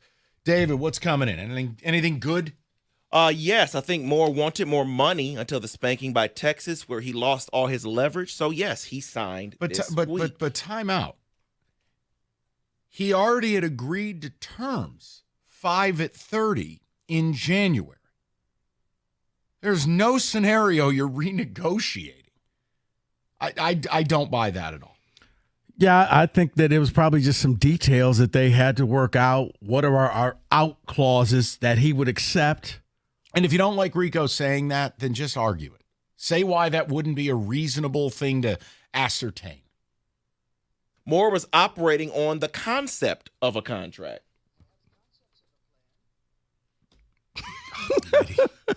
Wow. Someone else says. Ah, to hell with it. All right. Someone else says, I was listening to you guys and I forgot Santa was the name of the president. I'm like, WTF is the clause doing with the head coach of Michigan? What's wrong with Valenti? He's losing his mind. No, seriously. He was confused there. From the Reindeer District. From J-Dub, he says, the president can wear a jersey if he wants to. Who made y'all the wardrobe police? People. Oh, guys, you don't have to get that serious. Not even that serious. It's just the idea you're supposed to be above acting like a 12-year-old. And I honestly just haven't really seen that before. The photo's hilarious. And by the way, Ward looks miserable. Okay. Santa is smiling like he just won Homecoming King. Ward looks miserable. If you can't find humor in the photo, that's a you problem. Jersey Giant, love it. That is classic. East Lansing, love you, Mike. Love you, Rico. Johnny from Ipsy. Late 90s, Kenny belonged there. Now, he would have failed out after one semester. Who are we kidding? But you belong there. But every time I go up there, I try to I bring Kenny back so he can experience Jersey Giant. Someone's asking this question. Is the better question, why are they deciding now to sign him with the NOA? Would that imply Moore is cleared? Couldn't speak to it. I'm not so much going to go there as I would say maybe that this wasn't supposed to get out. Remember, the only thing Michigan wanted you to believe was that he was at a desk signing a piece of paper in ink, not crayon, in January. Then the story broke. Then Ward inexplicably went podcast mode. They were going to have to get something signed. If you asked me, okay, everything's all good, sign Johnny Porkfats, or here's our out clauses. It doesn't matter if it's good or not. Let's button this up. We look stupid right now. I'm always going to go choice B because I'm a cynical person. Doesn't mean I'm right. I'm just very self-aware. Would that out clause be called a Santa clause? Okay, you know what? You know what? I'm going to give it to That's him. not bad. It really isn't. Kenny, That's some of Kenny's finest work. Hercules. All right, here is your Lions power stat. Now, I said last Friday in Vegas, I think the Lions are winning the Super Bowl. Lions get out to a 1-0 start. I happen to believe you're going to beat the Bucs this week because the Bucs are coming up here where their whole secondary is injured, dead, including all-pro safety Antoine Winfield Jr. Rico, Kenny, David, and the listeners at large, is this something or nothing? That's all you need to do. Okay. Something or nothing. Per ESPN Stats and Research, the Lions are only the fourth team in NFL history to start with 2 playoff rematches from the previous season. The first 3 teams that opened their season with back-to-back playoff rematches from the year before, the 66 Packers, the 84 Niners, and the 07 Patriots. What do those teams have in common? They all went to the Super Bowl. Something or nothing. I'm Pac committed. We're going to the Super Bowl. But if I can find something that supports my mania and my ridiculous opinion, here it is.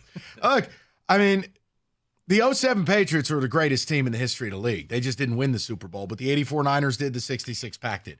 Something or nothing, just a little fun. Deflator.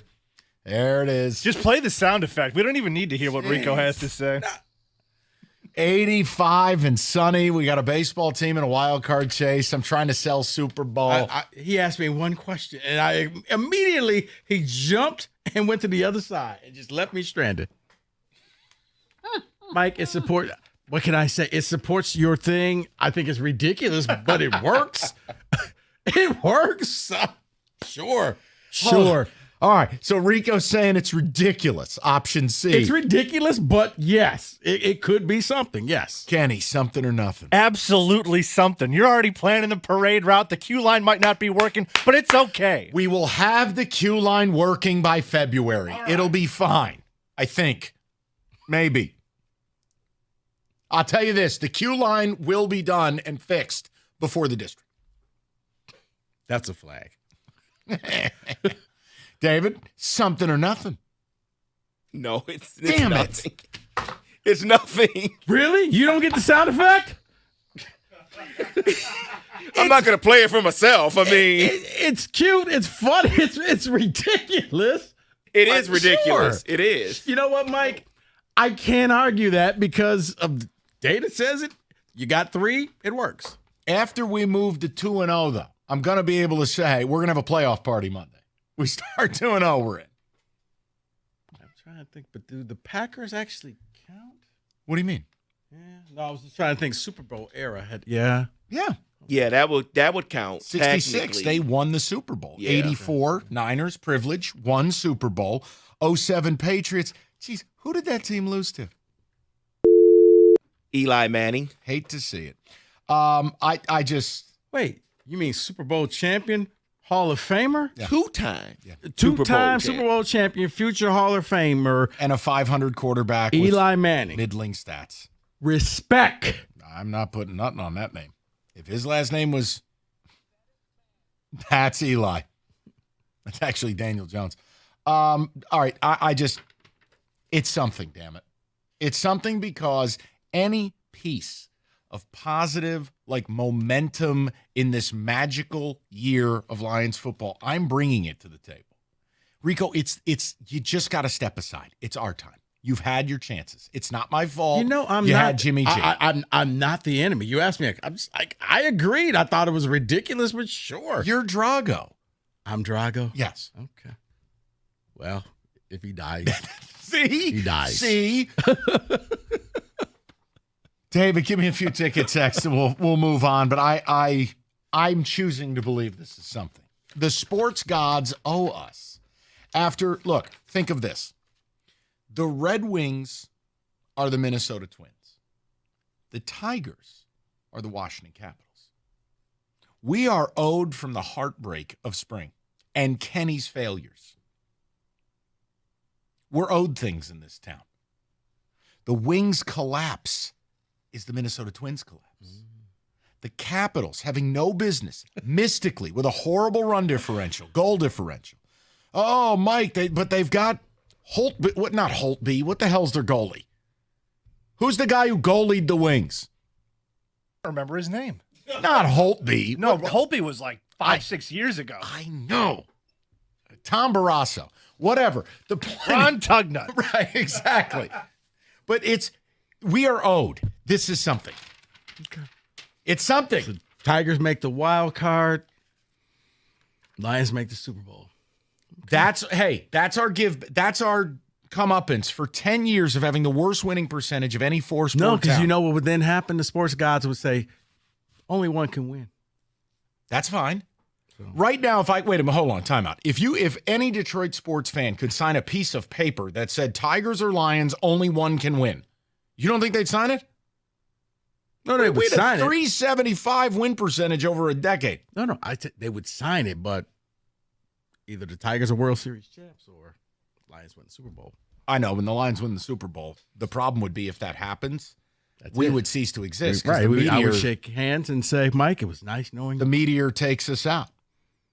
Yep, at that point, I would say, Mike, I normally don't do the cigar. Hey, let's just have a cigar. What would that be like? Like if they won the Super Bowl, can you? No. Kenny flipping a police cruiser? I was about to say, this isn't 84. At that point, man, shout out to all the law enforcement officers because, yeah, there is no off day. everybody's in, all hands on deck. Poor caller DJ. Forget it. And DJ would be on top of the city county statue. Hey, by the way, how did Ford Field accomplish fake LED roof and we never got the real one at LCA? You know what? Read something. It looked beautiful. Read something. Ford Field had a pretend LED roof. It looked great on Sunday night. Why can't we have a fake LED roof at LCA? It'll be there for the Pistons home opener. People won't. Hey, it's Old Nation Brewing Company. You've probably heard of them. If you haven't, now you have. Listen, it's very simple. They're one of the best craft brewers in America. They're in our backyard in Williamston, and they are the creators of the M43 Hazy IPA. They got the best beers in America, respectfully brewed right in your backyard. Limited releases, the variants of the M43, including the raspberry creamsicle. It's all there for you, ready for football season. Support local. Support independent. It's Old Nation Brewing Company, 21 and up, and please drink responsibly.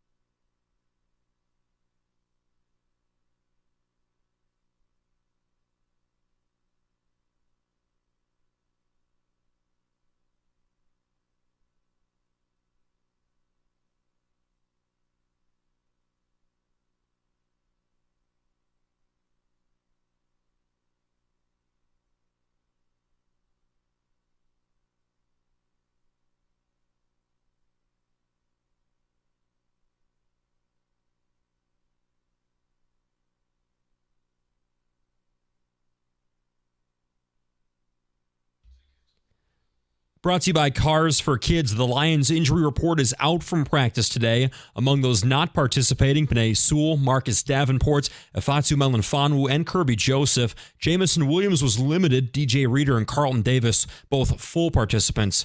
Meantime, Dan Campbell spoke to reporters this afternoon in Allen Park. He says the core of this team has been together for so long and they trust each other so much that all helped lead to the win on Sunday.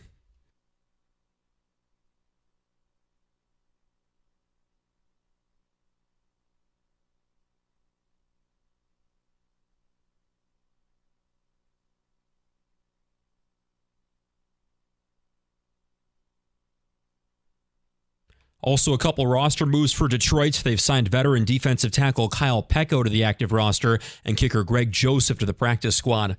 Tigers look to win their series against the Rockies and gain ground in the wild card race, both at Comerica Park tonight. Casey Mize gets the ball for Detroit at 74-71. The Tigers 3 games behind the Twins for that last wild card spot. First pitch at 6:40, pregame at 6:15, right here on 97.1. At the Corwell Health Sports Desk, I'm Luke Sloan. More at 5 o'clock or at 97onetheticket.com.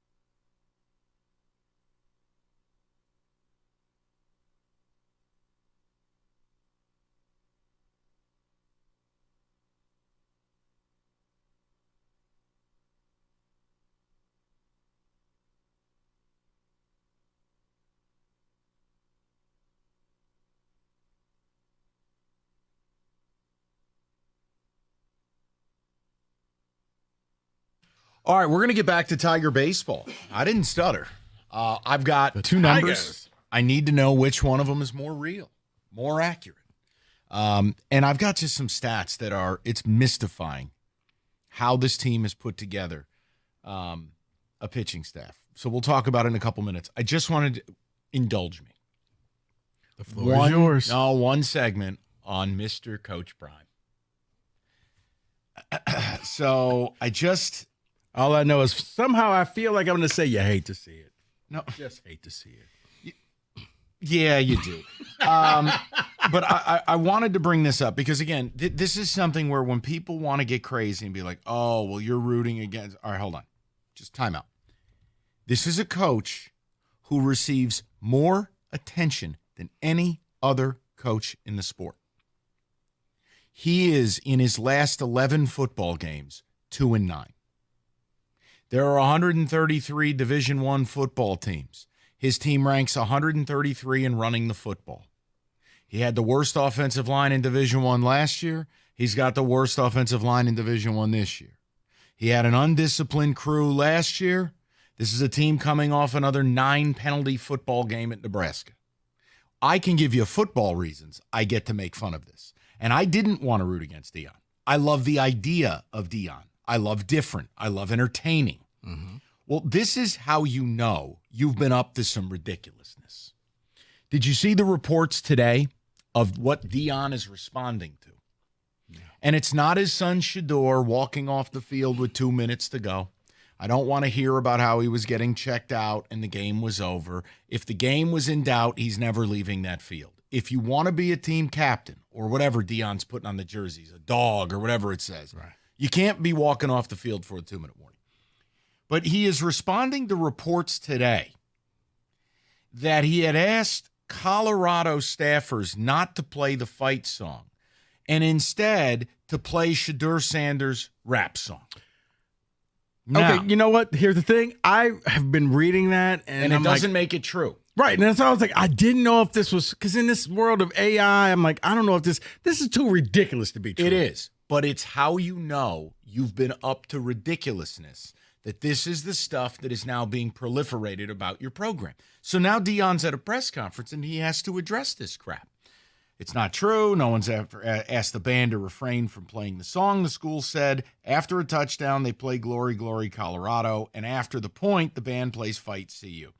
Well, Deion, when Shedeur Sanders scores, the band will wait a moment for a small snippet of Shedeur's song to play before going into the fight song. This is exactly what happened during the game at North Dakota State, the statement read, referring to Colorado's season-opening win.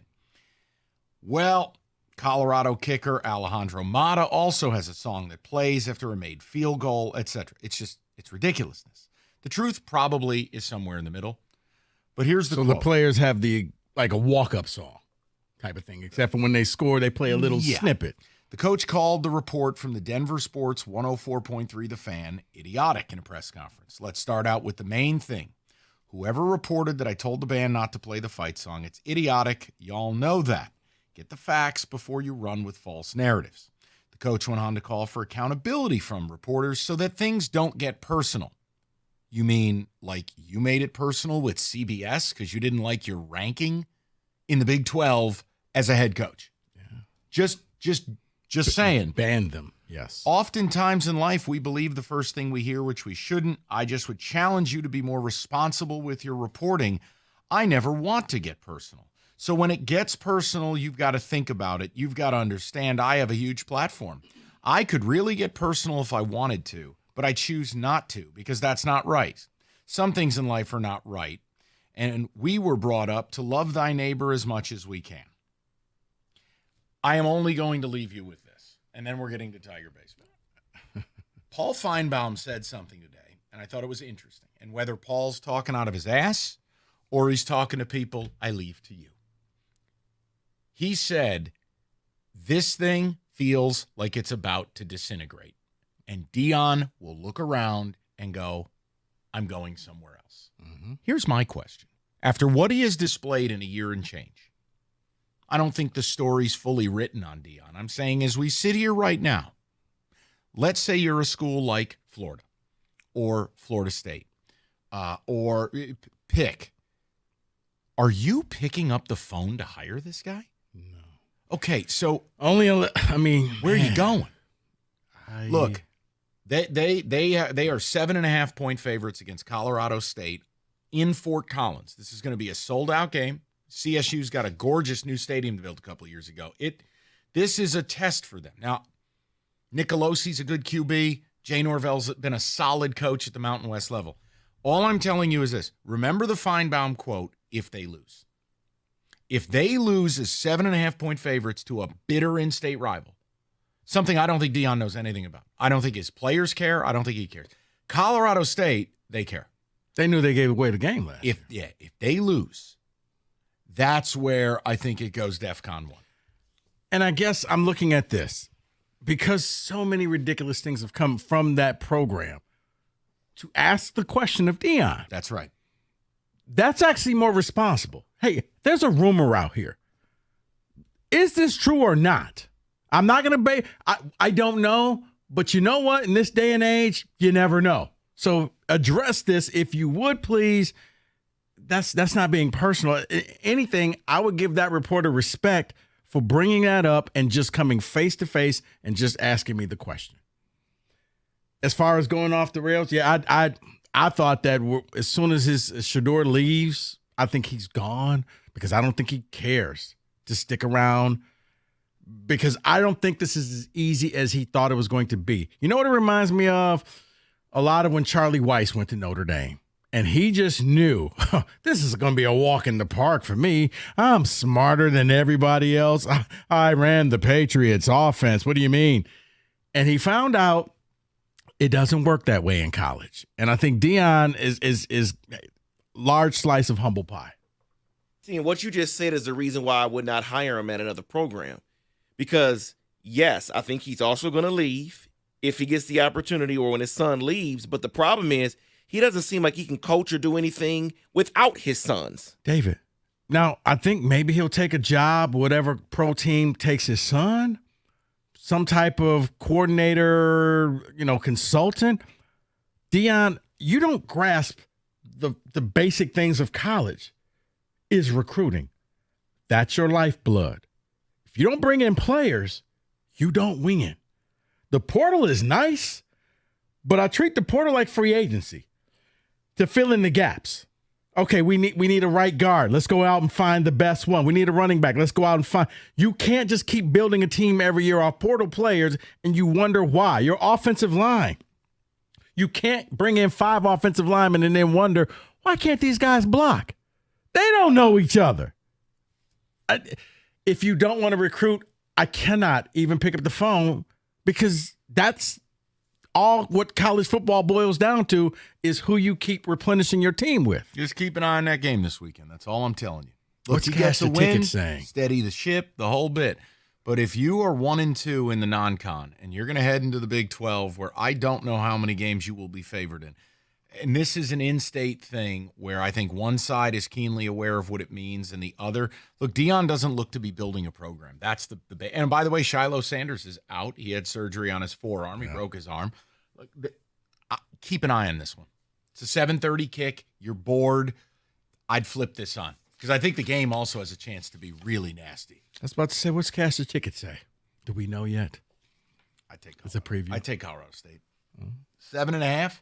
Colorado can't run the ball and they can't protect for their quarterback. How do you cover numbers as a team that way?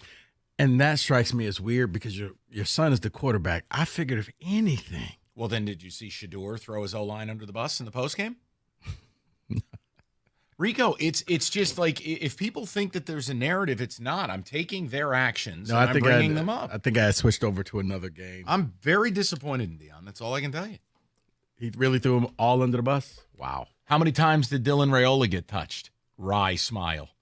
You're basically saying your O-line sucks. Now, how long is that going to work? Yeah. Wow. And by the way, you better be buying them all rollies. Well, I'll just put it like Shedeur, that. I got news for you. That ain't going to work when your O-line is grown-ass men and you walk into the NFL next year. That may not work now. It's like, oh, okay, you know what?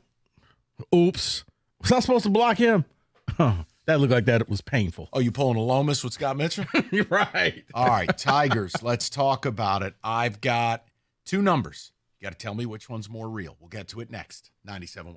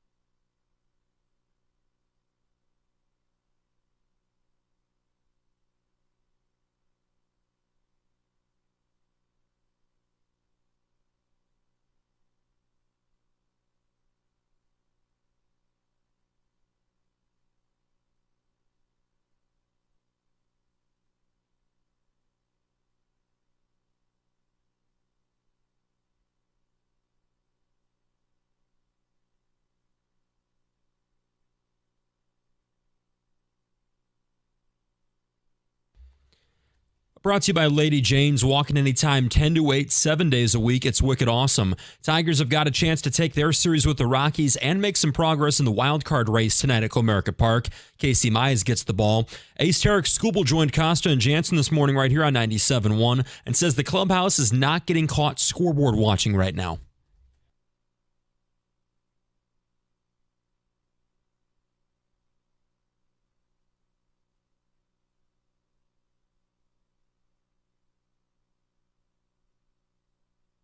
Tigers are 74 and 71, 3 games behind the Twins for the last wild card spot. First pitch at 6:40, pregame show at 6:15, right here on 97.1. The Lions injury report is out from practice today. Among those not participating, Panay Sewell, Marcus Davenport, Efatu Melanfanu, and Kirby Joseph. Jamison Williams limited. DJ Reader and Carlton Davis were both full participants. And also a couple of roster moves for Detroit today, signing veteran defensive tackle Kyle Pecco to the active roster and kicker Greg Joseph to the practice squad. Wolverines head coach Sharon Moore has at last signed a contract. The 5-year deal is going to pay him $6 million annually. He had been without a contract since being hired in January. At the Corewell Health Sports Desk, I'm Luke Sloan. For more, go to 97.1 The Ticket or Odyssey.com.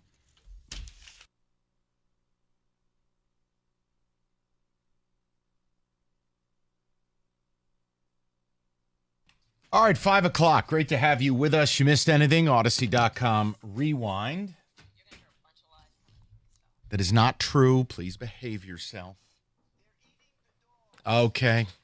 So listen, I have a baseball team that is 3 games out of the wild card. Yet, according to FanGraphs, is only given a 9.8% chance of making the wild card. I want to know which of the numbers is more real. Now think about it for a minute. As much as I am cynical and I try to be pragmatic and I like math, I don't think the FanGraphs number is fair to the Tigers because I don't think it's baking in how awful the Twins have been. 6-15 in their last 21. Even last night, they were well on their way to blowing a 6-0 lead. It was 6-4, and the Angels had 2 ducks on the pond. I mean, winning run was on base. Now, they extended, ended up winning 10-4. I'm saying nothing is easy for the Twins right now. 17 games to go. You're 3 games out. Here's the rub. The Twins hold the tiebreaker on you. So there won't be a game 163, meaning you can't just make up 3 games. You have to make up 4. 17 to go. Now, for reference, the Twins made up 3 games on you in the last 10 in 2009. But again, there's no game 163. Schedules, and you want to matrix it out. You play a couple of dog bleep teams. They play a couple of dog bleep teams. You play the Orioles 6 times, and the Royals, they play the Orioles. They play I think they play, I could pull it up. They play the Indians, the Guardians for 4. Look, I want to know which is more real. I mean, tonight, your heavy favorites over the Rock. You got Skubal on the mound tomorrow. It's as Rico puts it, it's a BOGO. Win the night, get 2 wins for free. But my question is, which of these is more real? I lean that the 3 games is more real. And here's what's interesting. And then Rico's taking you to 6. Here is the mysticism of this. Look, you have had this rotating cast of characters with the young players. Okay, we've had Colt Keith carry this team, and then Colt Keith the last 10 or 12, awful. You've had Torkelson get hot. Now Torque is Toledo Torque. It's every day it's something different, but the offense is producing. It is the pitching that is remarkable. There's got to be an ESPN 30 for 30 done on Chris Fetter. The Tigers since August 1st, no Reese Olson, no Flaherty. It's been Skubal, Montero, Kenny's plumber, David's mom, and Rico as your rotation. These are bullpen arms nobody knows. 2.85 ERA, tops in baseball. A 1.06 whip, tops in baseball. A 2.11 opponent average, second in baseball. Rico, you don't get to say, well, if we had Flaherty what? You think you're going to have a 2.65 ERA? Right. You've been lights out. Right. It's just the pitching is the story to me. So here's my question. What's more real? 3 or 9.8? The 3. 9.8 may be more realistic, but I'm going with the 3, Mike, because it doesn't make sense. Because sometimes in sports, we get wrapped up into the numbers and the data and the analytics. NIU, Notre Dame. Right. And you forget to tell the other team, you're not supposed to be winning. You're supposed to be getting killed. And that's what they waved the beige flag at the trade deadline and said, yeah, we're kind of done here. We're going to we're going to limit Skubal starts. And they said everything, but we're just going to go ahead and punt until next year. But then the team just started winning. Okay, fine. It's cute. You're 6.5. You took it from 6.5 to 5.5. Now you're at 3. And I don't know how you're doing this. The pitching. No, I mean, it's pitching, but you shouldn't be doing this, I guess is a better way of saying it. So I'm going to ride this wave.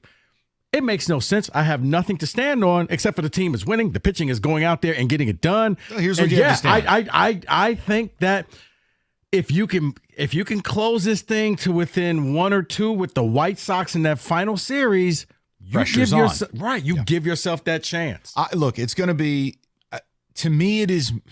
I'm not discrediting anything they're doing. I am saying factually, it's more about the team you're chasing going 6-15 over 21 games than it is you. Now, you've played much better. But for instance, like over your last 11 games, I think, what are you, 5-6 or 6-5? It's that the Twins are like 2-11. So you have to factor in, and this is what I don't think FanGraphs is doing. You have to factor in that the Twins are in free fall. Rico, they have a guy on the mound tonight. I don't know who he is, and he's got a 7 ERA. It's like the Nick Young meme. I'm like, oh. Yeah, but see, Mike, I think this is one where both things can be true. Because you are looking at what the Twins are doing, but I do wonder if Twins are looking at what the Tigers are doing. Guys, we got to pick this up because the Tigers are right on our heels. We wrote them off, and now you're pressing yourself because you're trying to keep them away. So I think both could be true in this situation.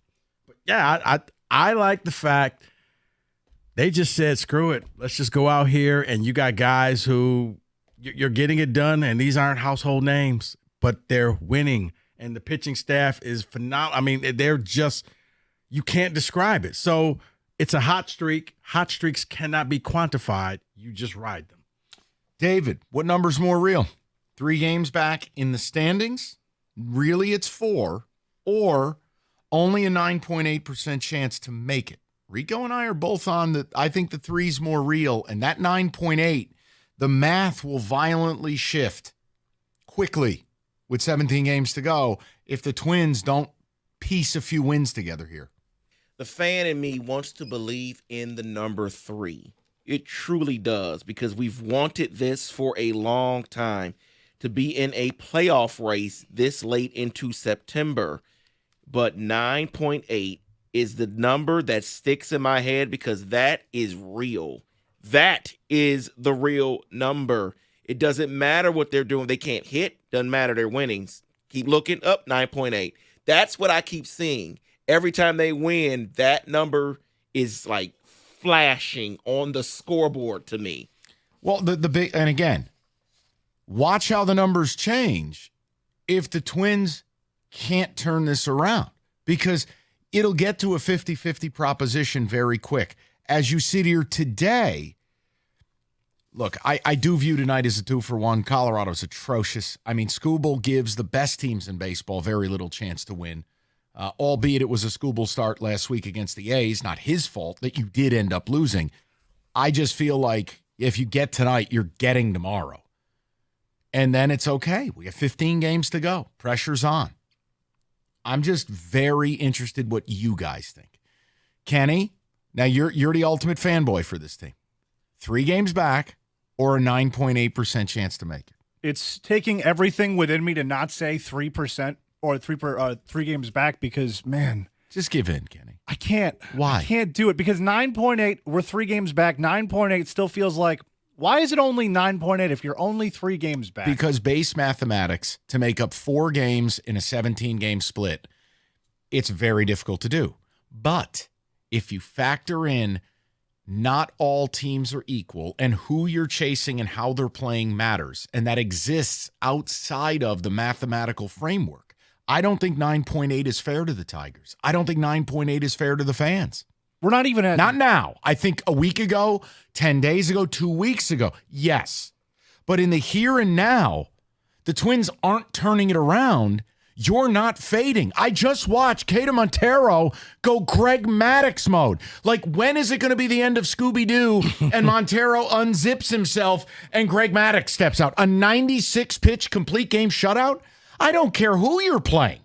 They're riding a wave of momentum, and it's only 9.8. Give me in the 20% range, and then I'll start to really latch on. Or if they're only a game and a half back, which they could be in a couple days from now, it's possible. Let me help you out. Translation. Underneath Kenny as he's talking, I don't want to be hurt. I don't want to be hurt. See? I'm tired of being, because you know what this is from? I know exactly what this is from. This is from the Red Wings last year. Thank you. No. One more? No, I'm good. That's it. That's out of my system. Oh. Hi, Kenny. Shut up, Jennifer. You're in love. Just say it. No, it's from the Red Wings. Is what's happened. Is the Red Wings broke my heart last year, and I don't want to go through it again. What if the sports gods are about to show you love is not a myth? What if the Twins are the Wings? What if the Tigers are the Caps? So this is the reverse of the reverse. This is the sports gods shining down upon us. Kenny, we're sorry. Look, the Wings had an 84% chance to make the playoffs at one point. Not bring them into this. Why? Then they stuffed themselves in a suitcase and got stuck on the conveyor belt. Yeah. What if this is the give back? This is what we receive for all that pain that we suffer. Well, think about it. It took mystical failure by the Wings. It's taking mystical winning by the Tigers. I'll go with it because it's really all we have right now besides Lions. I'll say it again to you. Dan Dickerson knows as much about baseball as anybody. The guy literally, and it wasn't an insult, goes, none of us can figure out how these guys are doing this on the pitching side. Not Skubal, and certainly, look, Montero's been a good story. They're calling up, Charlie Gabagool, and you're like, who the hell is this guy? Pete Salmon. Doesn't matter. 4 shutout. They're piecing this together with Rico in all of baseball. Mm-hmm. It's not the Yankees, not the Orioles, not the Dodgers. The best pitching staff in baseball. And that's why I'm going with the 3 gangs, because it doesn't make sense. Right. But they don't know that. And it's almost like, it's ignorance is bliss. So guys are not supposed to be this good. For you, the listener, which is more real? 3 games out in the standings or 9.8% chance of actually getting there? Which is more accurate? 248-539-9797. We'll get some ticket texts, get some callers as well. Rico, tell them about it. Let me tell you about Specs at LTU. You want a career in radio, TV, or you're a graphic design artist, Specs at LTU can be the first steps on your journey to your new career. It's very simple. You just need to be curious and go visit the website, ltu.edu/specs, to learn more about the broadcast, media arts, the digital media arts, and graphics communications program taught through Specs at LTU right here on the campus of Lawrence Tech in Southfield, Michigan. You're going to be taught by people like myself who work in the business. What does it mean? It means from day one, you're going to learn everything that you need to know to be successful in your new trade. So you need to be very curious. You need to go to the website, ltu.edu/specs. You will learn more. And look at this. With the hands-on approach and the expert faculty, you're going to learn the practical skills you need to succeed in today's media industry. ltu.edu/specs. Once you're there, enroll into the certificate program. Do that today.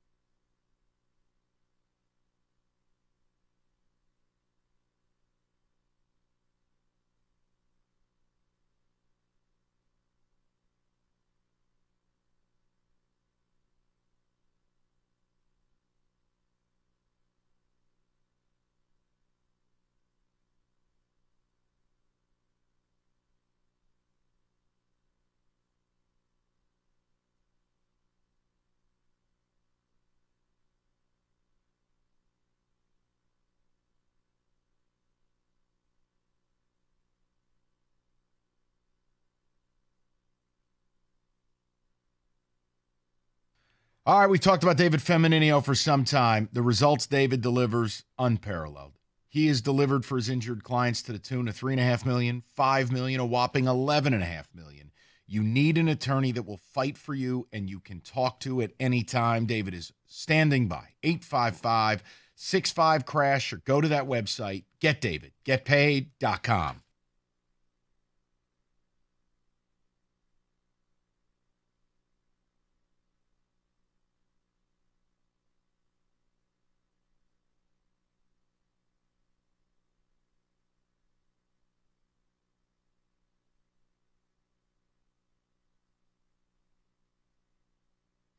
All right, we'll get to the people. A battle of numbers. As we said, if you got to 3 games out, I don't care how you do it. If you get to 3 games out, the pennant chase is on. So is the 3 games more accurate, more real to you? Or is it the mathematics of 9.8% chance of getting it done? I'm siding with Rico. I'm siding that 3 is more real. They can do this because I don't think the FanGraphs number is handicapping the team you're actually chasing being 6-15 in their last 21. And look, tonight, the Twins have a guy with a 7 ERA in him. I don't even know who the hell this guy is. Like, will it take a lot? Of course it will. But you're already doing a lot. Right? No, I'm saying it will take a lot because it's not just about you. Correct. Like you playing well, the Twins are going to have to continue to play poorly. If the Twins go game over, game under 500, you're probably dead. Yeah. But I don't know that they're going to be able to do that. The days of you controlling your own destiny ended a long time ago. So when you now, put Baez out there for 120 games. So I'm not trying to go backwards, but this is why you now need some help. But they're doing everything. They're doing their part. And so long as they keep doing their part, Mike, that league keeps shrinking. And I'm like, they stand a chance of actually pulling this off. Go to Nick, 97.1. What's up, Nick?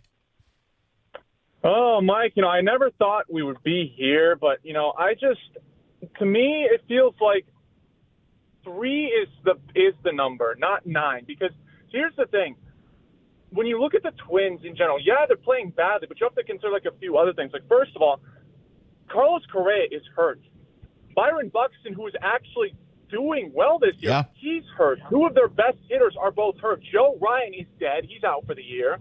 And then you got the X factor, Rocco Baldelli. Mike, let me tell you about this guy. So I'm in a fantasy pool, and I'm in second place right now. First place is $600 or something, and second place is $300. And I'm $8 out of first place right now. And September 7th, I got Bailey Ober pitching on the mound. He pitched a flawless game, 7 innings, and he's given up 1 hit against Toronto. He's cruising. And he's had 80 pitches. Now, Rocco Baldelli thinks, well, maybe I should take this guy out. I'm like, well, why would you do that? Because he's 80 pitches. He's cruising. Why would you take him out? Well, he thinks, I need to show everyone how big my brain is, takes him out at 80 pitches, and puts in Johan Duran, who over his last 6 outings before that one has given up 6 runs in 6 innings. Then, of course, he goes out there and gets up 6 runs and blows the wind. Okay, so how is this relevant? You're just saying Baldelli's an idiot? I don't disagree, because for years he wouldn't, and I think Nick's phone died. Why would you take him out there? No, it doesn't. Listen. No. It's a symptom in Major League Baseball. I don't think that's Baldelli alone. But your point about Baldelli, for years, it took him years to make Duran the closer. No. And he's one of the most dominant pitchers in the game, and he was busy futzing around, using him in the 7th. Well, exactly. If there's a battle between Baldelli and Hinch is winning it, clearly. Oh, yeah, no question. But the real issue, though, is that at this point, so if they win 8, they go 8-9, you got to win 12. If they win 9, you got to win 13. That tie in that tiebreaker series, it's a killer. Kills you. And, you look at the series this weekend. So they're playing Cincinnati after the Angels stink. They're probably going to win that game. Cincinnati, they stink. They're probably going to win that series. And then after that, they got Boston for 4 games. You're hoping that – or they got Boston. No, they got Cleveland for 4 games. You're hoping that they don't split that series. They drop that series. They drop the Boston series. They're going to beat Miami because they're terrible. Hell, they might even sweep them, which would kill you. Yeah, but see, I can't – Nick, I can't extrapolate wins for the Minnesota Twins when it's been the better part of a month that you've played good baseball. Even going 8-9. it Okay. doesn't seem like they're going to go. Nick, that's why Fangraphs is hitting you with 9.8%. But I'm just saying, I don't know that the Twins are going 8-9. And you've built a case. And look, you're right. The Angels do stink. 2 nights ago, Twins got their asses kicked. I don't look. If the Twins could sign up to go 8-9, I think they'd do it and leave it up to fate. I don't know that they're going 8-9. I don't know if they're winning tonight. They got a guy with a 7 ERA in him out. Meanwhile, you have the best pitching staff in baseball. How? No clue. I'm Michael Jordan's security guy flipping quarters. I have no idea. I got no clue. Oh, here comes Harry Holton out of the pen. Who? Steve Salmon. Great. It's just what's going on. Go to Andrew, 97.1. What's up, Andrew? How you doing, buddy? Good. How you guys doing this afternoon? Good. So I just think that the 9.8% is more likely. I mean, you got to look. The Twins would have to absolutely implode for the Tigers, even if the Tigers went, 3 games over 500, however many, the next 17 games. But then you also have to think that Boston and Seattle and maybe even Tampa Bay, they're chasing the Tigers down as well. I know Boston has Minnesota on the schedule, but hey, what if Boston goes and wins that series with Minnesota and then the Tigers, drop a couple games here and there? Then you're looking at that. Do I want the Tigers to win and make the playoffs? Absolutely, but you got to think about the teams around them and where they're at in the standings. So you're saying 9.8. So you don't believe in love, Andrew?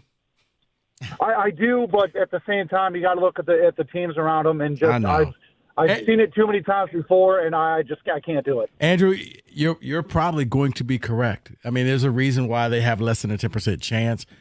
For me, it's just, man, it's a hot hand. I can't explain it. Let's just ride this thing and see how far we can go. Well, Andrew, also, you said if the Tigers drop a couple games here or there, if they drop a couple games here or there, chances are they're not going to make it. Yeah, it's over. Yeah. The thing is, of the two teams, Andrew, who's been more likely to drop inexplicable games here in the last month? It is the Minnesota Twins. I mean, I've just pulled this up. They got beat twice by the Rays, who are no good. They dropped a 15-0 game to Toronto, who's atrocious. They got swept out of Atlanta. They lost 2 out of 3 to the Cards. They lost 2 out of 3 to the Pods. I mean, this is a team. It has been a while since they played good baseball. So I'm leaning on that. Andrew, maybe I'm letting my desire for playoff baseball get in the way. I could be guilty. Well, we will see what happens. I just wanted to make my 2 cents. You guys have a good afternoon. Absolutely, man. And you're not wrong, Andrew. You're not. It's just, if you have the best, I can't believe this is real. If you have the best pitching staff in the game since August 1st, that's like defense in football. It travels. Yeah. Now, if you show me Mize giving up 7 earned tonight or Skubal inexplicably getting rocked tomorrow, look, it's not going to take much for you to be dead. But it's really about the Twins winning games. If the Twins aren't winning, the bar you have to clear is way lower. So it's just about, yes, every night that the Twins win, it's highly damaging. But that's what they're not doing. It's how you've clawed back. You can't claw back. If the Twins are playing 500 ball, you'd still be 7 out. The Twins went 6-15. Yeah, and I think that the Twins may be gripping, and I think this team is building confidence of saying it's almost that, and you hear it a lot in sports, why not us? And that's how they're playing. Guys, why not us? Why can't we do this? 539-9797. Northville Lumber, we talk about them all the time. Oldest company in the state, largest Trex decking outlet in the country. Nobody stocks or sells more Trex than Northville Lumber. Last year, contractors, homeowners, they bought enough Trex from Northville to cover 26 football fields. And look, there's a reason they can move the product. It's all in stock in their warehouse. Some of it as low as $1.59 a foot. Beautiful day like today, you could be sitting on your deck. You want to get it done. Northville will intro you to a Trex certified pro. Just call Northville Lumber today or go to northvillelumber.com. That's northvillelumber.com.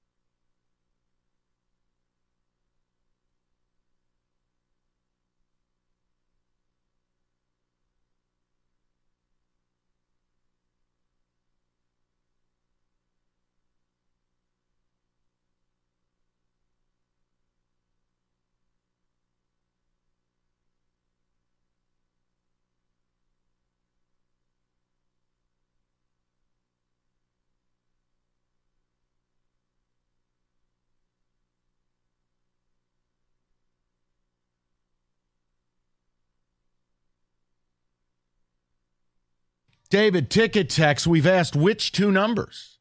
Is it the 3 games back, or is it the 9.8% chance of actually making it that is more accurate of where your mindset is with your Detroit baseball Tigers, the surging Tigers, as the Twins are playing the role of Red Wings in free fall? John in Canton says 3 is the number.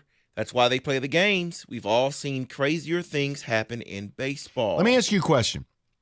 Open-ended to everybody in this room or you, the listeners. What would the comparative be to the Tigers pitching staff since August 1st? From the zany cosmos of inexplicable sports stuff.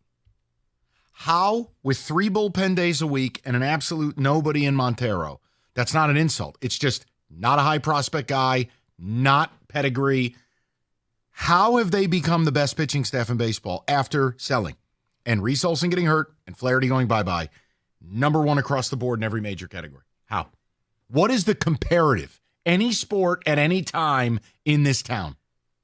They would have to win the whole thing, Mike, but to me, it kind of reminds me of Kurt Warner and the Rams, where it looked like their season was done, and he goes into the game and they win. Guy bagging groceries. Right. And or Brady when Mo Lewis assassinated Bledsoe. Yeah. But see, that's one position. But you know all what of I a mean? sudden, yeah, but they just kept winning. And What's it's the like, Detroit comparative? I don't have one. Completely inexplicable exceptionalism. What is it? People on the text have been bringing up, I guess, the 1987 Tigers, who were down 5 games with 7 games left, and they ended up making the playoffs. But I'm not talking about You mean like the making up staff. ground. Yeah. I'm talking about a team just shouldn't be winning. Where you're going, how are they doing this? But they're doing it. Specifically the pitching staff. I can't even figure it out because these are not people that are going to be here. Obviously, Skubal will be, we hope. Obviously, Montero's earned his way probably into the rotation. Outside of that, it's not like they called up Job. It's not like Reese Olson came back to save us. He may come back for a start or two. But my point is, the Salmons and Kenny Cott could take the mound. That's who they're calling upon. Kenny's not going to like this. What about the OU hoop team in the tournament? All right. Enough of that. No, seriously. What about them, Rico? Goki. Who knew about him? Nobody. And then he just caught fire. And you know who he is now? Nobody. I have an NHL one, but I mean, it's NHL, so it's super niche. But. Can we just pay Chris Fetter like $25 million a year? Maybe give him ownership in the queue line. He'll get it fixed. He's reached. If he can fix the Tigers' nobody pitchers, he can fix the queue line. He's reached Ben Johnson status. Yeah. He can fix a district, too. You just can't go anywhere. If Fetter can fix this pitching staff, he can fix the district. He's fixed it, Fetter. Yeah, he's Ben Johnson. Fetter. Keep him it's here. the Spider-Man meme. Yeah. Fetter is Johnson. Johnson is Fetter. It's hard to argue. He's awesome.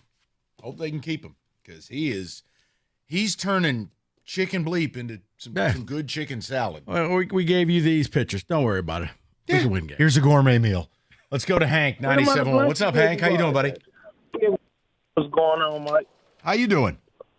Hey, man, I'm good. What's going on, fellas? What up, though? What number's more real? I think it's the 3, bro. Me too. Because AJ straight up got on the I think the morning show with cookies and wait for it to play out. He said, the bullpen days frustrate managers because the Yankees hitting coach said they can't set the lineup because they can just call it the bullpen day, and then when the lineup come out, it's over.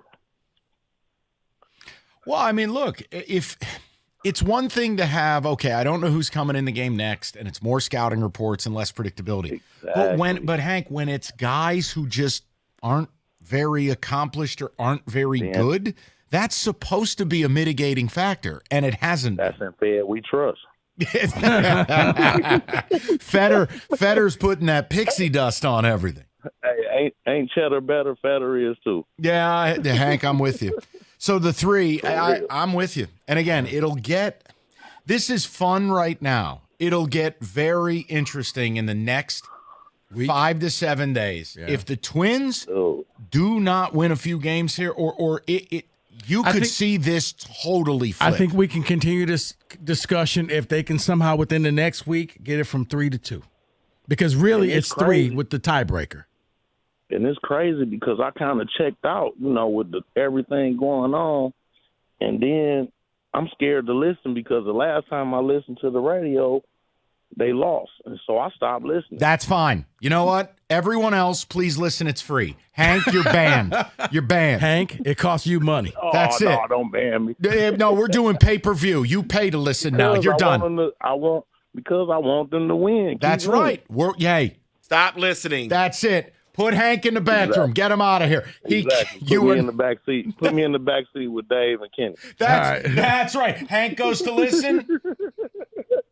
You're right. Hit me with the chair. Hank, have a good night. Appreciate it. No, but that's where I don't buy the Fangraphs thing. Not now. Right. A couple weeks ago, absolutely. Because you start to look at the big picture and you go, all right, the math on this doesn't make sense. And can this, if you've been this good for a month pitching, not a week, not a series, a month, 5 weeks, 6 weeks, I have to start to believe. No, and Mike, a week from now, you got to drop that you got to be 2 games out. If you want to keep this feeling going. They could be 2.5 tomorrow. Right. But I'm saying a week from now, they are 2. It's BOGO. That's when you're like, okay. Because that Fangraph number, I'm quite sure is going to change. Oh, yeah. You'll have to add a digit in front of the 9. Minimum. Let's go to Stan. Let me get Stan in here, David. Is that okay? Stan will get the last word before we do a blitz. Stan, thanks for your patience. What's up? All right. Hey, you kind of stole my thunder a little bit, but, I was just going to say it's 2 words to explain how the Tigers are doing it. And it's Chris Fetter. Mm-hmm. But, I turned it into a question. How are they doing it? You got a multiple choice question, and these are the answers. A, pitcher whisperer. B, Chris Fetter. C, boondoggle. D, all of the above. You take your choice. Where's Joe Boo's rum? I feel like we got some voodoo going on up in here. Well, we can have an E and an F if you want to add them. So you think the 3, but do you think the 3 is more accurate than the 9.8? Definitely, because it's right in front of you. It's got to be. I'm with you. It's right there. Stan, I am with you because Rico and I are not deflators. It's David and Kenny. I believe they can absolutely get this done. It's a hot hand, man, and you don't question it. You just ride the hot hand. And the Twins are a mess. Mm-hmm. A mess. They are, and if we can beat Minnesota, by 2 games or a half a game, it doesn't matter how we do it, as long as we do it. Yep. Well, listen, biggest thing, and I think AJ said it best. You focus on tonight, win tonight, and it's that simple. You've got some games against teams that are corpses. You got 2 more against the Rocks, 3 against the White Sox. Everybody else is fully capable of beating you. Everybody. Mm-hmm. Those teams, I hate saying this in baseball, but normally, hey, win every series, take 2 out of 3, the slow churn, an occasional 3 out of 4. You have to save these 5 games. You can't lose a single one of these 5 games because the math is going to be so unforgiving. Mm-hmm. Now, if in the last 17 games, Minnesota goes 5-12, well, you have all kinds of possibilities. You know what, Mike? Maybe we go back to you asked the question. Maybe it was the Lions from a couple of years ago because they were dead on the mat. They were 1-6 at one point. They just got blanked by Bailey Zappi. Looked like the season was over. And then everything started to fall into place. Hopefully this will be better results. Okay. 248-539-9797. We'll get some football next. If you look at reviews for roofing companies, you're going to see a lot of negative comments. Whether it's the timeline, the budget, the communication, or lack thereof. With Victor's, you don't worry about any of that because you have a project manager. Every roof they install. That manager is your concierge, in essence, and their job is to take care of you, keep the lines of communication open, and guarantee a perfect installation. Flawless. Bottom line with Victor's, you get the best experience in the industry. That's why they lead the industry in 5-star reviews on Google, and they have an A+ rating from the Better Business Bureau. It's simple. It's how Victor's offers a 50-year leak-free guarantee on every roof they install. Just call today. Set up your free 21-point roof inspection and estimate. 734-773-1100. That's 734-773-1100. Or book that appointment online at victors.com.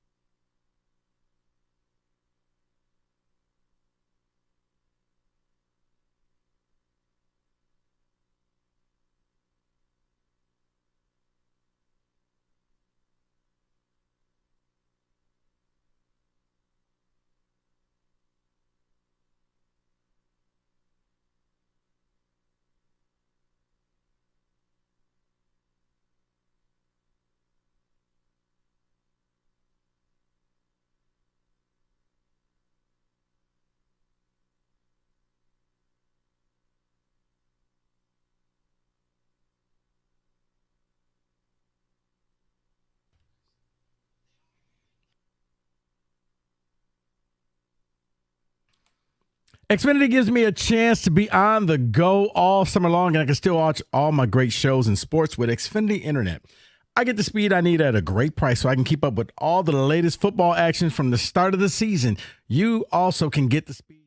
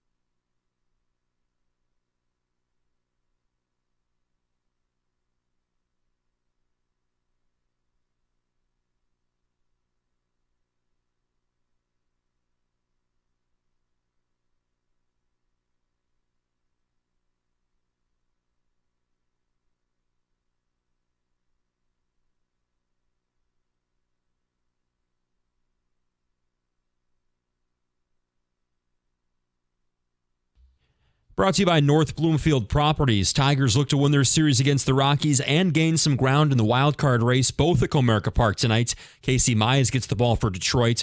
A.J. Hinch says the clubhouse is not getting caught up in this playoff race. For everybody, it's just win today's game.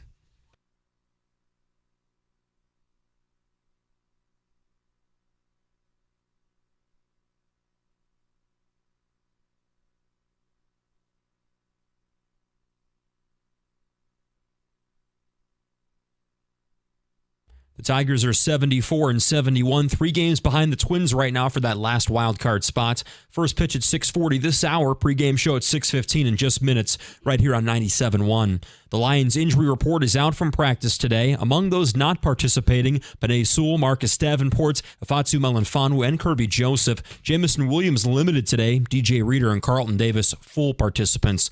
Plus a couple of roster moves of note for Detroit. They've signed veteran defensive tackle Kyle Pecco to the active roster and kicker Greg Joseph to the practice squad. And Wolverines head coach Sharon Moore has at last signed a contract. The 5-year deal is going to pay him $6 million annually. He had been without a contract since being hired back in January. at the Corewell Health Sports Desk. Thank you very much, Donald. I'm Luke Sloan. For more, go to 97.1 The Ticket or Odyssey.com.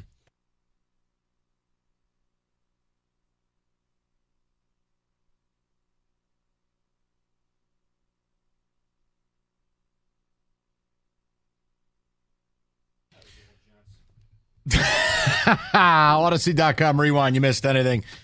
We talked about it all. We've said it all. We're in a playoff chase. To hell with Fangraphs. They can go straight to hell. I don't want to hear it. I want a Sunday that features Lions football, Tiger baseball, mutual victories, parades, joy, because we have to make up for what Kenny screwed us over with, what the Wings did to us. I don't know. Where would slick back hair Kenny be? Would you go to the Tigers game and then leave at the end and catch the second half of the Lions game? He'd be at the Lions game. He got the Lions all day. Yeah, he can't. All day. He can't lie. This is. But I mean, you can get daiquiried up across the street and then. You can get daiquiried up at the Lions game. They have daiquiris. Yeah. They sell daiquiris at the Lions game? I don't know, probably. Oh, you're just making an assumption. David, do you want to hit the music for the kerfuffle?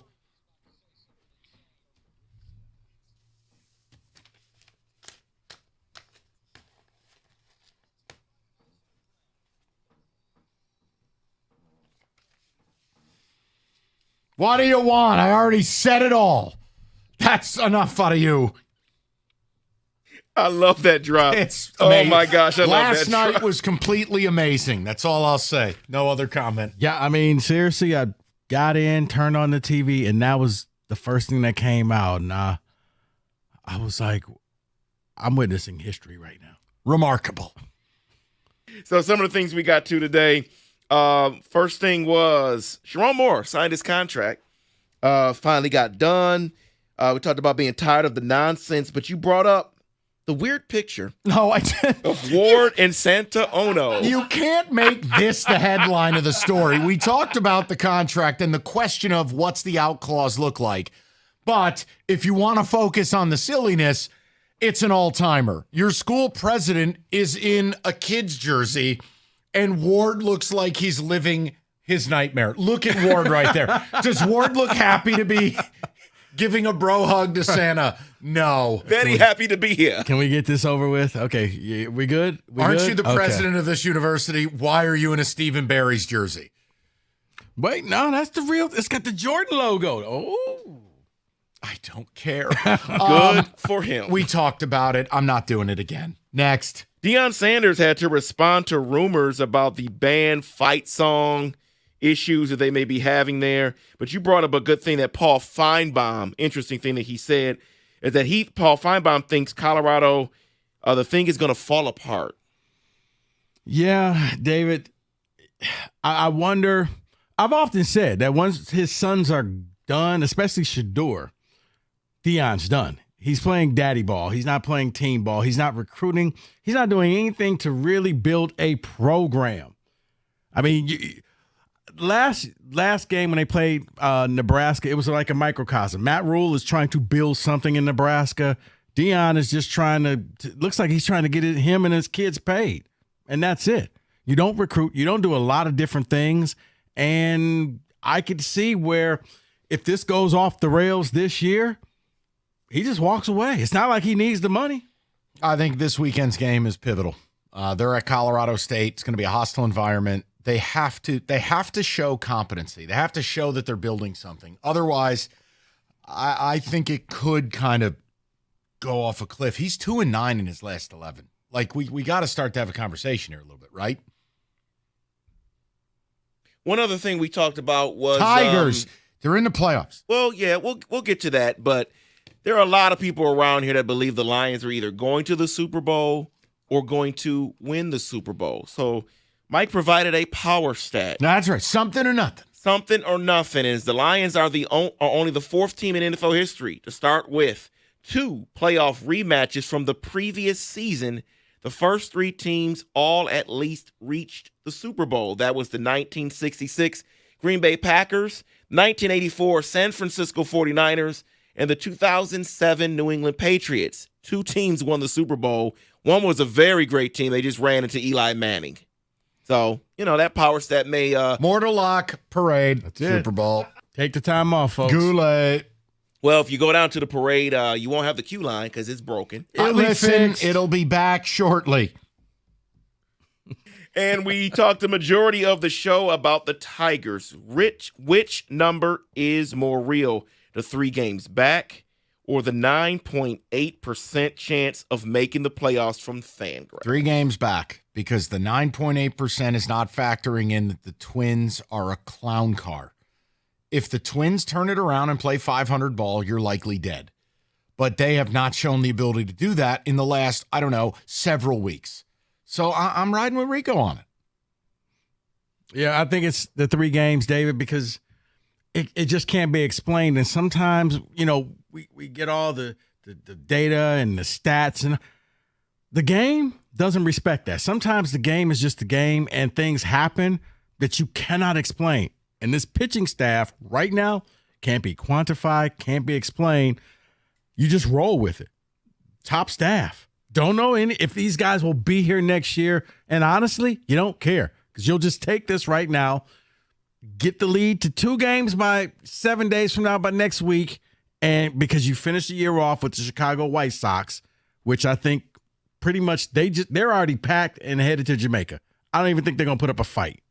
Well, Kenny and I played the role of deflator today. 9.8 is the real number. It's just difficult to stop looking at that number. I know the tiebreaker's what hurts. Yes. You're really 4 games out. But in the here and now, until or unless the Twins can string a few wins together, win 4 out of 5, stabilize, which they haven't done, let's have some fun with it. To hell with it. We deserve it, right? I mean, the Wings we do. fail. And after a decade of having the worst win percentage of any 4-sport town in America, yes, we do. Tiger baseball's next. Playoffs now.